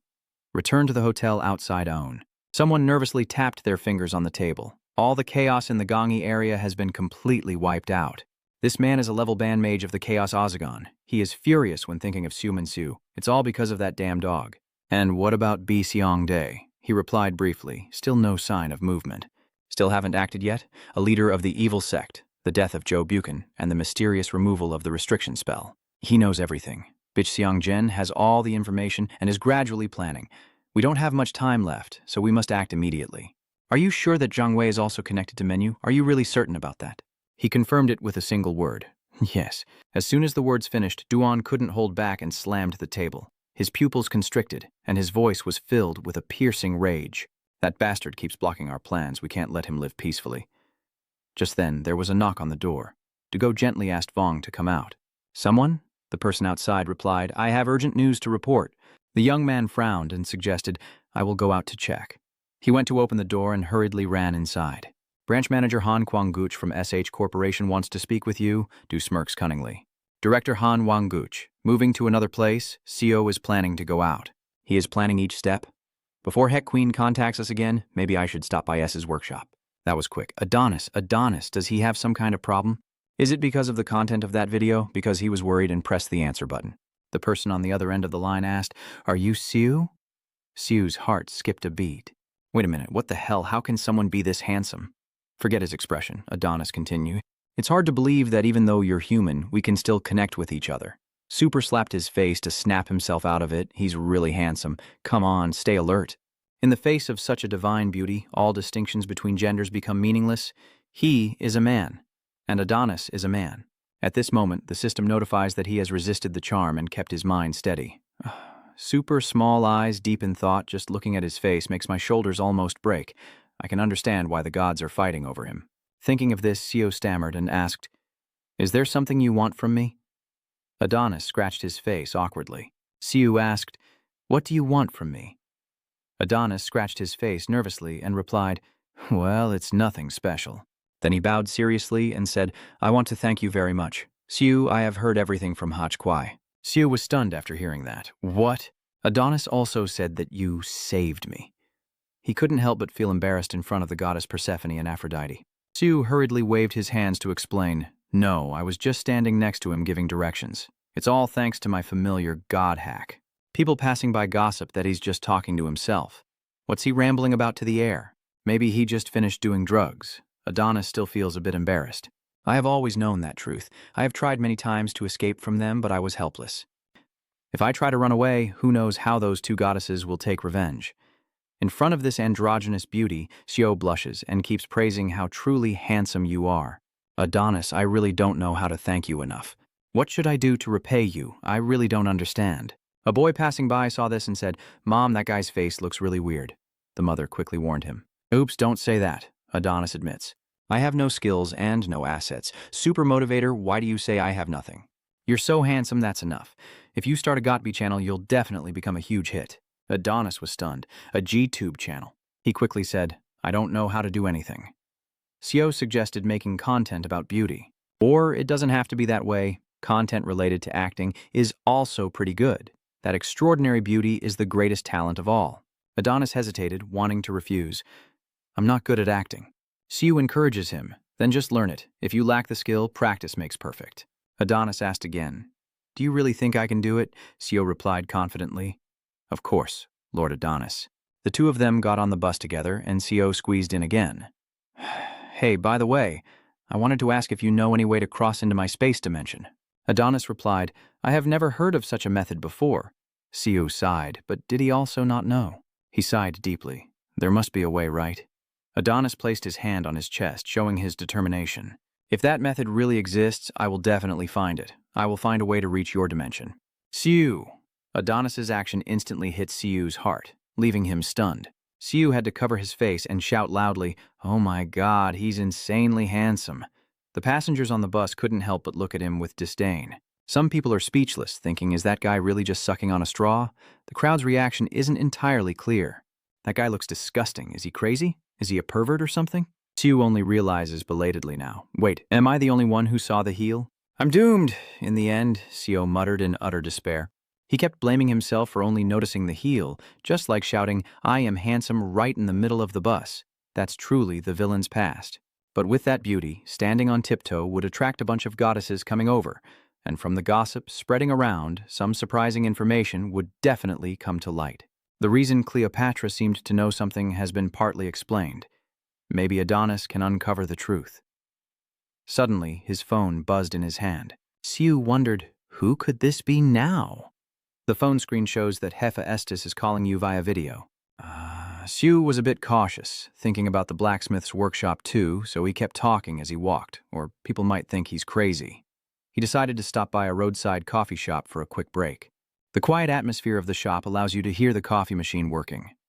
Xiu sits inside the shop, answering the call. "Hello, Mr. Hephaestus. So, you're the one HQ Queen keeps talking about nonstop?" Xiu replied, "Yeah, that's me." Xiu stiffened and thought, that guy is really bad? Or maybe it's just because I just met Adonis and I'm seeing stars. Fetus pulled Hein aside and said, "I've heard from Heck Queen that thanks to you, my wife's affair has ended." He said solemnly, "I really appreciate it." Xiu suddenly asked, "Oh, right, are you both children of the fallen?" He said you two are very close, like brothers. Fetus is still happily chatting. "After this, my wife won't dare to say a word anymore. To repay your kindness, I want to teach you my secret." "You are studying my techniques, aren't you?" Shutran Tru replied. "Yeah, I suppose you could say that." Fetus frowned with suspicion. "That's hard to believe. Can I see the equipment you've made?" Xiu started rummaging through his bag. Of course. Fetus seems to realize something. Seeing him constantly pulling out items much larger than the bag, Fuss was amazed. A space bag? What exactly is that? Does such a space-time transcending equipment really exist? No way. This equipment has surpassed the limits of the divine alchemy technique. Even Fetus is surprised after hearing it. "What? This one?" Fetus kept rambling on and on. What does that mean? Orion Siam gloves. A person capable of forging Orichani Siam? Xiu marvels. You can tell just by looking? Fetus's face showed clear shock. "Did you really create an ego equipment?" How on earth could you create these? Do you have a secret? Please, teach me, Shu had to explain. This is not created by your alchemy techniques. God Hephaestus, it is forged with the power of the goddess Isis. Fetus strokes his beard thoughtfully. The power of Isis? So my skills have still improved.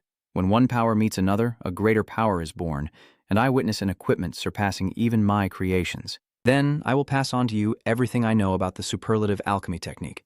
The super confusing one asks again, Fetus, proud of his superior alchemy technique. My secret technique is not just about creating technological and magical equipment. When both merge, they form a kind of magical engineering. That's why it looks like magic, but in reality, it isn't. As people say, even the most advanced science is no different from magic.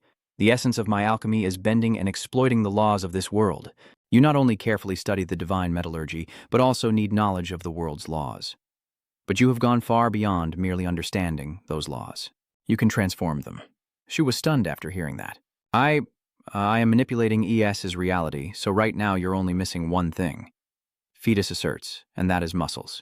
After finishing the call, CO pressed the end button. The next day at the SH Corporation headquarters, Mina praised him. Good job, Charon. Charon modestly denies it. Not at all. I really didn't do anything. Mina explained, this is the first time I signed a contract not as a hunter but as the director of SH Corporation. You just signed a big contract. Isn't it a bit strange to say you didn't do anything? Charon looks a little embarrassed. If it weren't for CO, this deal probably wouldn't have gone through.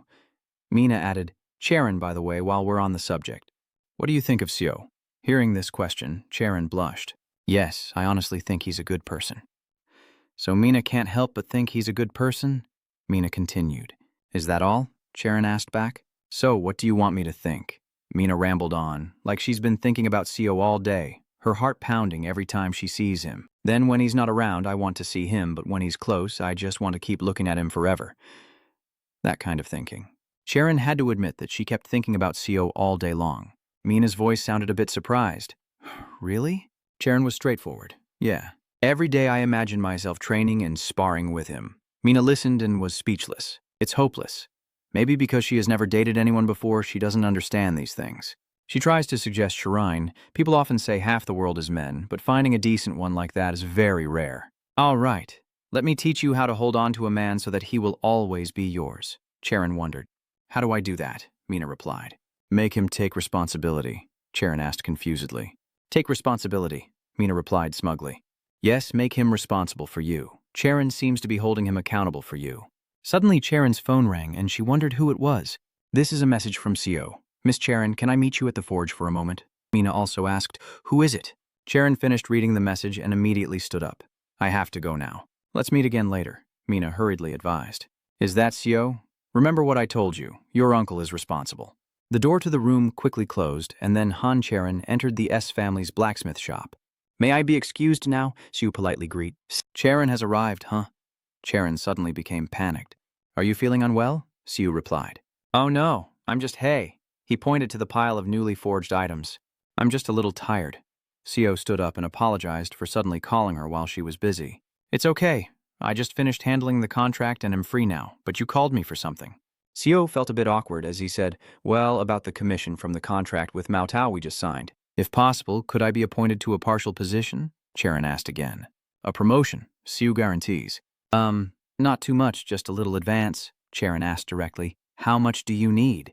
CO hesitated a bit. About 120 billion. After hearing that, Charon was surprised. 120 billion isn't something I can't do, but why do you need so much? His monthly teaching fee is already 20 billion plus the cost of producing equipment, so isn't he living a very comfortable and luxurious life?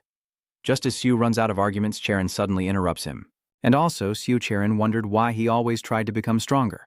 Sue scratched his cheek and huffed, You're asking difficult questions. He silently thought that he couldn't just say outright that it was to cover the fees for GT. Sue would be embarrassed. How could he explain this? He silently calculated in his mind that he needed to buy some more time and then turned to smile brightly. For now, just go with me. The two of them arrive at CO's apartment building. He invited him in. Sue went inside. CA, I'm back. Charon followed right after. May I? C is currently holding a break in his arms. Oh, you're back? Did Charon go with you too? Sue explains, I had something to discuss with Charon, so we went together. Miss Charon, don't just stand there. Come inside. Did you ask Hansei if you've had dinner? C replied that she hasn't eaten yet. What's wrong? Did you bring anything back? Sue pulls out a card. Yeah. Sue then took out a plate. I bought some already. C is surprised. Sao is a bit excited. Don't say it's from Ionun's new heartwarming shop in front of the house, Sue replied. Yeah, that's right. You're filming our pet too much. Of course, there's a part 2. Co happily invites Sue. Your brother should try a little too. Seeing this scene, they look so harmonious. A warm family scene. Old memories gradually come back to her mind. In the past, Dad always came home late. On the rare occasions he returned early, he would always bring along bags full of dumplings. Dad would look at me and say this, Charon, do you want to eat your favorite dumplings? He confided that he was happier with these 10,000 dumplings than with billion-dollar deals. At that time, I couldn't understand that my father was number one in the meaning behind those words. But why? Why do I suddenly remember those things now? Dad, an ordinary man, would only come home at dawn and leave in a hurry right after. His face is always marked by tired eyes. Going out early and returning late every day, why do I suddenly remember that? You can be so happy just because of a dish. Just a few small things that are enough to make you happy. Are you trying to protect a simple life that's not even worthy of being called normal? Sharon suddenly called. Sue answered happily. Yes, Sharon confirmed that I will receive an advance payment. Sue heard that and was delighted. Really? Sharon continued speaking, but Co wondered about one condition. A condition? Sharon hesitated before speaking. She said seriously, take responsibility for me. Sue was left stunned, her eyes wide open in surprise. Even though she understood what was being said, she still looked confused. Hoi Sue looked confused and asked again. What did she suddenly say? Why does she seem to understand everything? Hey, don't tell me you're flying a plane. Sue frowned, not knowing what you were imagining, but your voice suddenly grew louder. Of course not. The next day at the SH Corporation headquarters, Kwang was holding a newspaper in his hand, muttering, Mew, when suddenly a voice from outside the door rang out. He has arrived. Kwang nodded and said, send him in. The large door immediately swung open, and Zheng Wei stepped in, asking, Is there something you want to talk to me about? Kwang pretended to care, saying, You must be tired after your long journey. Please sit down. I heard you signed a contract with the SH Hunters Guild. Have you forgotten what you promised me? Zheng Wei honestly admits his mistake. I apologize for that, but I can't let this burden fall on the descendants of the great founding ancestor, and moreover, it's not the right thing to do. Kwang Suk looked a bit displeased, but still remembered he had promised me. Truong Vi honestly suggested it be considered an apology. In this contract, Mao Tao would take the loss, which would bring more profit to the SH group. At this moment, Kwang Suk suddenly raised his hand and roared in anger. I know very well that I didn't say that for the benefit of the SH Corporation. After saying that, he suddenly fell silent. Just cancel the contract. Zhang Wei was stunned. Cancel now? No matter what, that's impossible. Gokun confidently claims that nothing is impossible in Korea. There is now evidence that Mao Tao's major business deals were approved through connections and corruption. Truong Vi exploited personal relationships to manipulate the transactions. Therefore, the fairness of the contract has been seriously compromised, and as a result, the project is at risk of being cancelled. Tomorrow morning, this news will fill the front pages of all the newspapers. Zhang Wei frowned. He is the one who saved me from losing myself in madness. He questions if you know the difference between you and him. You know, you turn everyone into enemies, but he accepts it all and turns them into allies. Zhang Wei suddenly called out Han Kwangguch's name with an angry voice. Right now, you have made me your enemy. The tense atmosphere makes Kwangguch also cautious. Truong Vi threatens. If we meet again, it won't end so peacefully next time. Then he slams the door and leaves. Kwangguch mutters under his breath. Damn it. At this moment, someone hurriedly rushes into the room. The secretary anxiously asks, Are you okay, Director? There was a loud noise just now. Wangguk quickly pretended to be a straightforward man. It's nothing, but more importantly, how is the situation on the chaotic side? The secretary replied, We haven't received any response yet. Kwangguch instructed them to tell them that we don't just want to talk anymore, but want to form an alliance. The scene shifts to Sio's place, where he's marveling at how Jaren could say such things. That's why she told me to take responsibility. Cherry seriously said to me, Please take responsibility for me. When Sio remembered, he couldn't help but shiver, almost causing him to faint. Suddenly, his phone rang with a notification. Sio glanced at the message. Tramcho really sent 120 billion. Why so quick? I thought it would take at least a week. How rich could she possibly be? At this moment, another notification appeared. Queen Heck is calling you. The image of Queen Heck is being transmitted. He excitedly said, I finished the special training program. Sio was surprised. You've compiled all this? HQ winks playfully. Of course, I first looked into new channels to subscribe to and compiled them together. Sio silently thought that the money was about to disappear as soon as it entered his hands. You asked what they are? Hein finally only recommended 2 channels worth subscribing to. The first channel is Thantho's channel. Is Thantho from Norse mythology? Haken replied. That's right. To merge the power of lightning, Sai immediately got excited. With what skill? Haken is pleased, combining H's super speed with lightning power. That means you can reach lightning speed. Co appears doubtful. Is that really possible?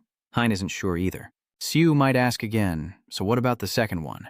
Hein replied. The second one is the channel of Divine Dragon A.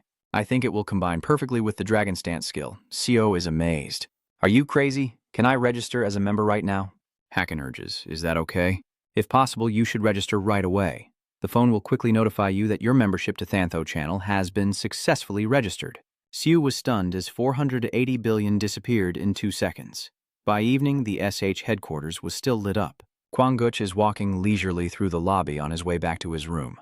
As soon as he entered, he noticed someone already waiting inside. The person asked, Are you Han Kwangguch, the eldest son of the SH chairman? Kwangguch was a bit cautious. Who are you? The other person spoke again. I heard you want to cooperate with us. What is your reason? So what is the reason then?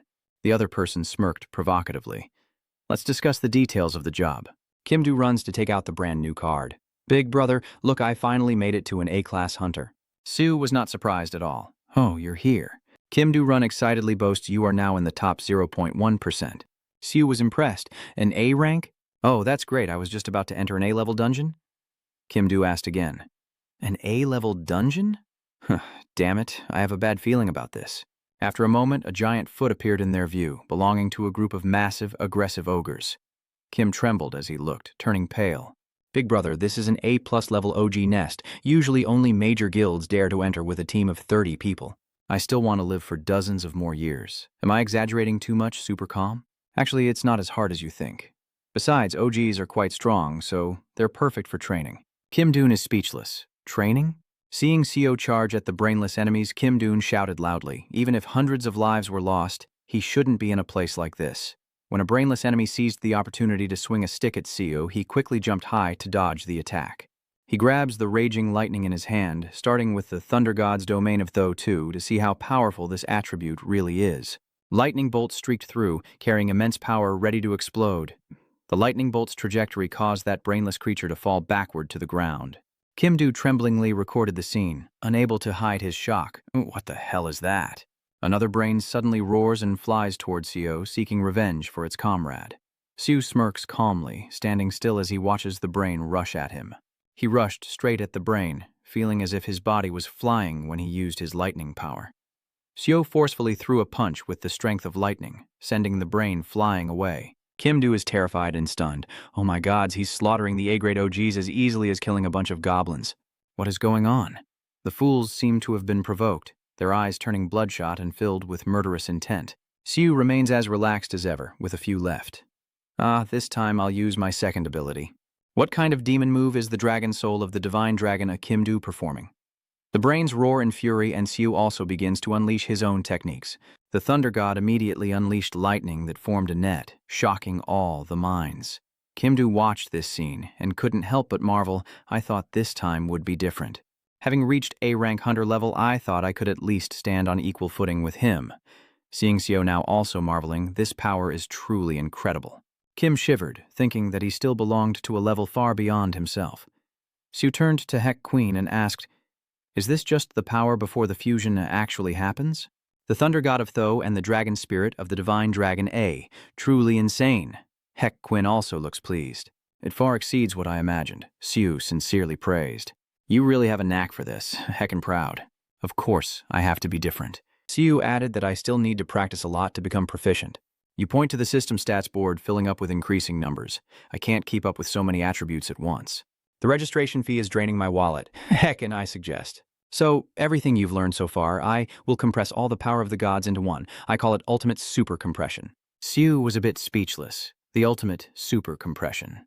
Are you referring to practical super compression? Hin replied honestly. That's what drives me crazy. If something like that exists, you should have told me earlier. You crossed your arms casually. Who would have thought you could merge two distinct traits, but you did it, right? The terrifying destructive power technique, an unimaginable skill, super impressive. So that's what they call practical super compression? Hein, it's complicated. In short, that's correct, but to explain it simply, you have to compress all your strength to fight. The next day, at the Inspection Bureau headquarters, Temin gently knocked on the door. "I am Director Bak Taemin, Song Duyan. Give the order to enter." Taemin politely opened the door and entered. "Sorry to bother you, Director." Song Dia immediately asked how everything was going. Temin replied that according to the investigation into the issues you mentioned, it seems Ozagon has already started to act. This is a report on the outbreak of dungeons over the past 3 months. During this period, the frequency of dungeon appearances has increased exponentially. Since the Demon King was defeated, this is the first time such data has appeared. Apart from Seoul, the entire country has suffered heavy casualties. Song Dae frowned. "So there are no issues in Seoul then?" Taemin replied that the MU hunters had cleared out all the dungeons that appeared there. Song thought to himself, luckily Taemin reported more. In addition, Captain L. Min-dung received some news from June. Although not yet confirmed, the Chaos faction is working with a major global power. Taemin is certain that Ozagon has already begun to act. He speculates that what Captain L. Min-dung reported seems to be true. Lee Min-dung, the leader of Team 4 at the Seoul branch, obtained information from a high-ranking leader of the Chaos J. Bukhan. Song Dia looked thoughtful. If that news is true, then Ozugu really is behind this. A new message notification appeared on the iPad screen. Temi read seriously, "We just received a message from the United Nations." Song Dia exclaimed, "The United Nations?" Teeman reports with a serious expression that Sichan has started to act. Kim Do is stunned. "What? The leader of Chaos?" He slammed the table and stood up. "That is Sichan." "Yes, that's right. The United Nations is monitoring him." Song Dia confirms once again. "Are you saying that Sichan is targeting Korea?" Temin was a bit confused. "They warned us to be careful because that possibility could definitely happen." Song Dia looked visibly frightened. "But it's almost unbelievable that Sichan has started to act seriously. Sichan is the leader of the Chaos, a global power even as a criminal." Songdui releases his clenched hand and calmly analyzes that someone like him wouldn't normally pay attention to a small country like Korea. Timin suddenly asked, "Where are you going?" Songdu replied, "I have to go see my father." Both of them arrived at the airport. Songdu casually said, "We're here." Temin is also excited. "Let's go quickly. The director is going to meet Sword Immortal Master B. Sun Fan." Songdi was at a loss for words. "Captain Bak, you don't need to worry about this. You have done enough. There's no need to accompany me anymore. It is my duty to support you wholeheartedly." Songdae has no choice but to accept. If others hear, they'll think I'm like a child. Temin justifies that you haven't fully recovered from the wounds inflicted by Oduan yet. Songda retorts that it's not serious enough to need someone constantly by your side. Taemin Kothun Min, I don't intend to take care of you that way. I'll just be the one clearing the path, so stop complaining and get going. Songdui sneered. "Captain Bay, sometimes you really are stubborn?" Temin asked in confusion. "What?" Songdi asked evenly. "What? Are you planning to go without paving the way first?" Taemin had to ask outright. "Director, are you sure the Sword of the Fairy is really in Halasan?" Songdia casually replied, "I don't know either, Temin Song." Dia sighed. "I also don't know where my father is now." Temin asked, "So why did you come here?" Songdia replied, "I have my own reasons. This is where my father personally trained me when I was young." Tem frowned and said, "But those are just your memories. Director, there's no reason for the Immortal Seeker to be here." Songdia smiled kindly, saying that as people grow old, they live on memories. Temin lost patience. "So, do you remember the exact location?" Songdia hesitated. "It's been so long that my memory is all mixed up." Temin was speechless. "How long has it been since you last came here?" Songdia calmly replied, "Huang was probably about 25 years ago." Temin asked again, "What if the Immortal Hunter isn't here? Then we're just wasting our effort. See? I told you you didn't need to come along, but Temin keeps eyeing that house over there." "Huh, there's a house over there, Director." Song Di sighs. "At least our efforts haven't been in vain. Be careful, Captain Bak. What's going on?" Song Di can sense the aura of energy emanating from that house. "Dad. He definitely won't welcome me warmly." Temin tried to hold himself together.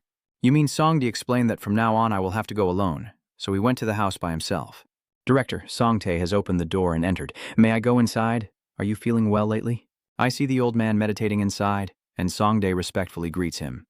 Father Kim Tien Beach Sionpieng opens his eyes and asks coldly, "What brings you here?"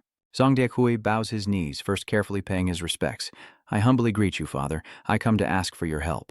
Sun Fan firmly refused. "Go back. The world naturally follows the law of the weak prevailing. Let everything flow as it should." Song Dia argued that if someone had enough courage to challenge it and resilience to swim against that current, then his father would agree. Sun Fan sighed. It seems someone has already moved his child. Yes, a current I once thought no one could oppose has changed course because of just one person. Sun Phone marvels. Well, someone has planted an illusion in me, but it's all meaningless now. I have nothing more to say. Songdi exclaimed in confusion. They are once again plotting to resurrect the demon? This time, Sunfon is stunned and can't believe it. That's all for my video. The above is a summary of the story. If you have any opinions, please leave them in the comments below. Don't forget to leave me a like, subscribe, and click the bell to receive more interesting videos. Goodbye for now, and see you again. Goodbye.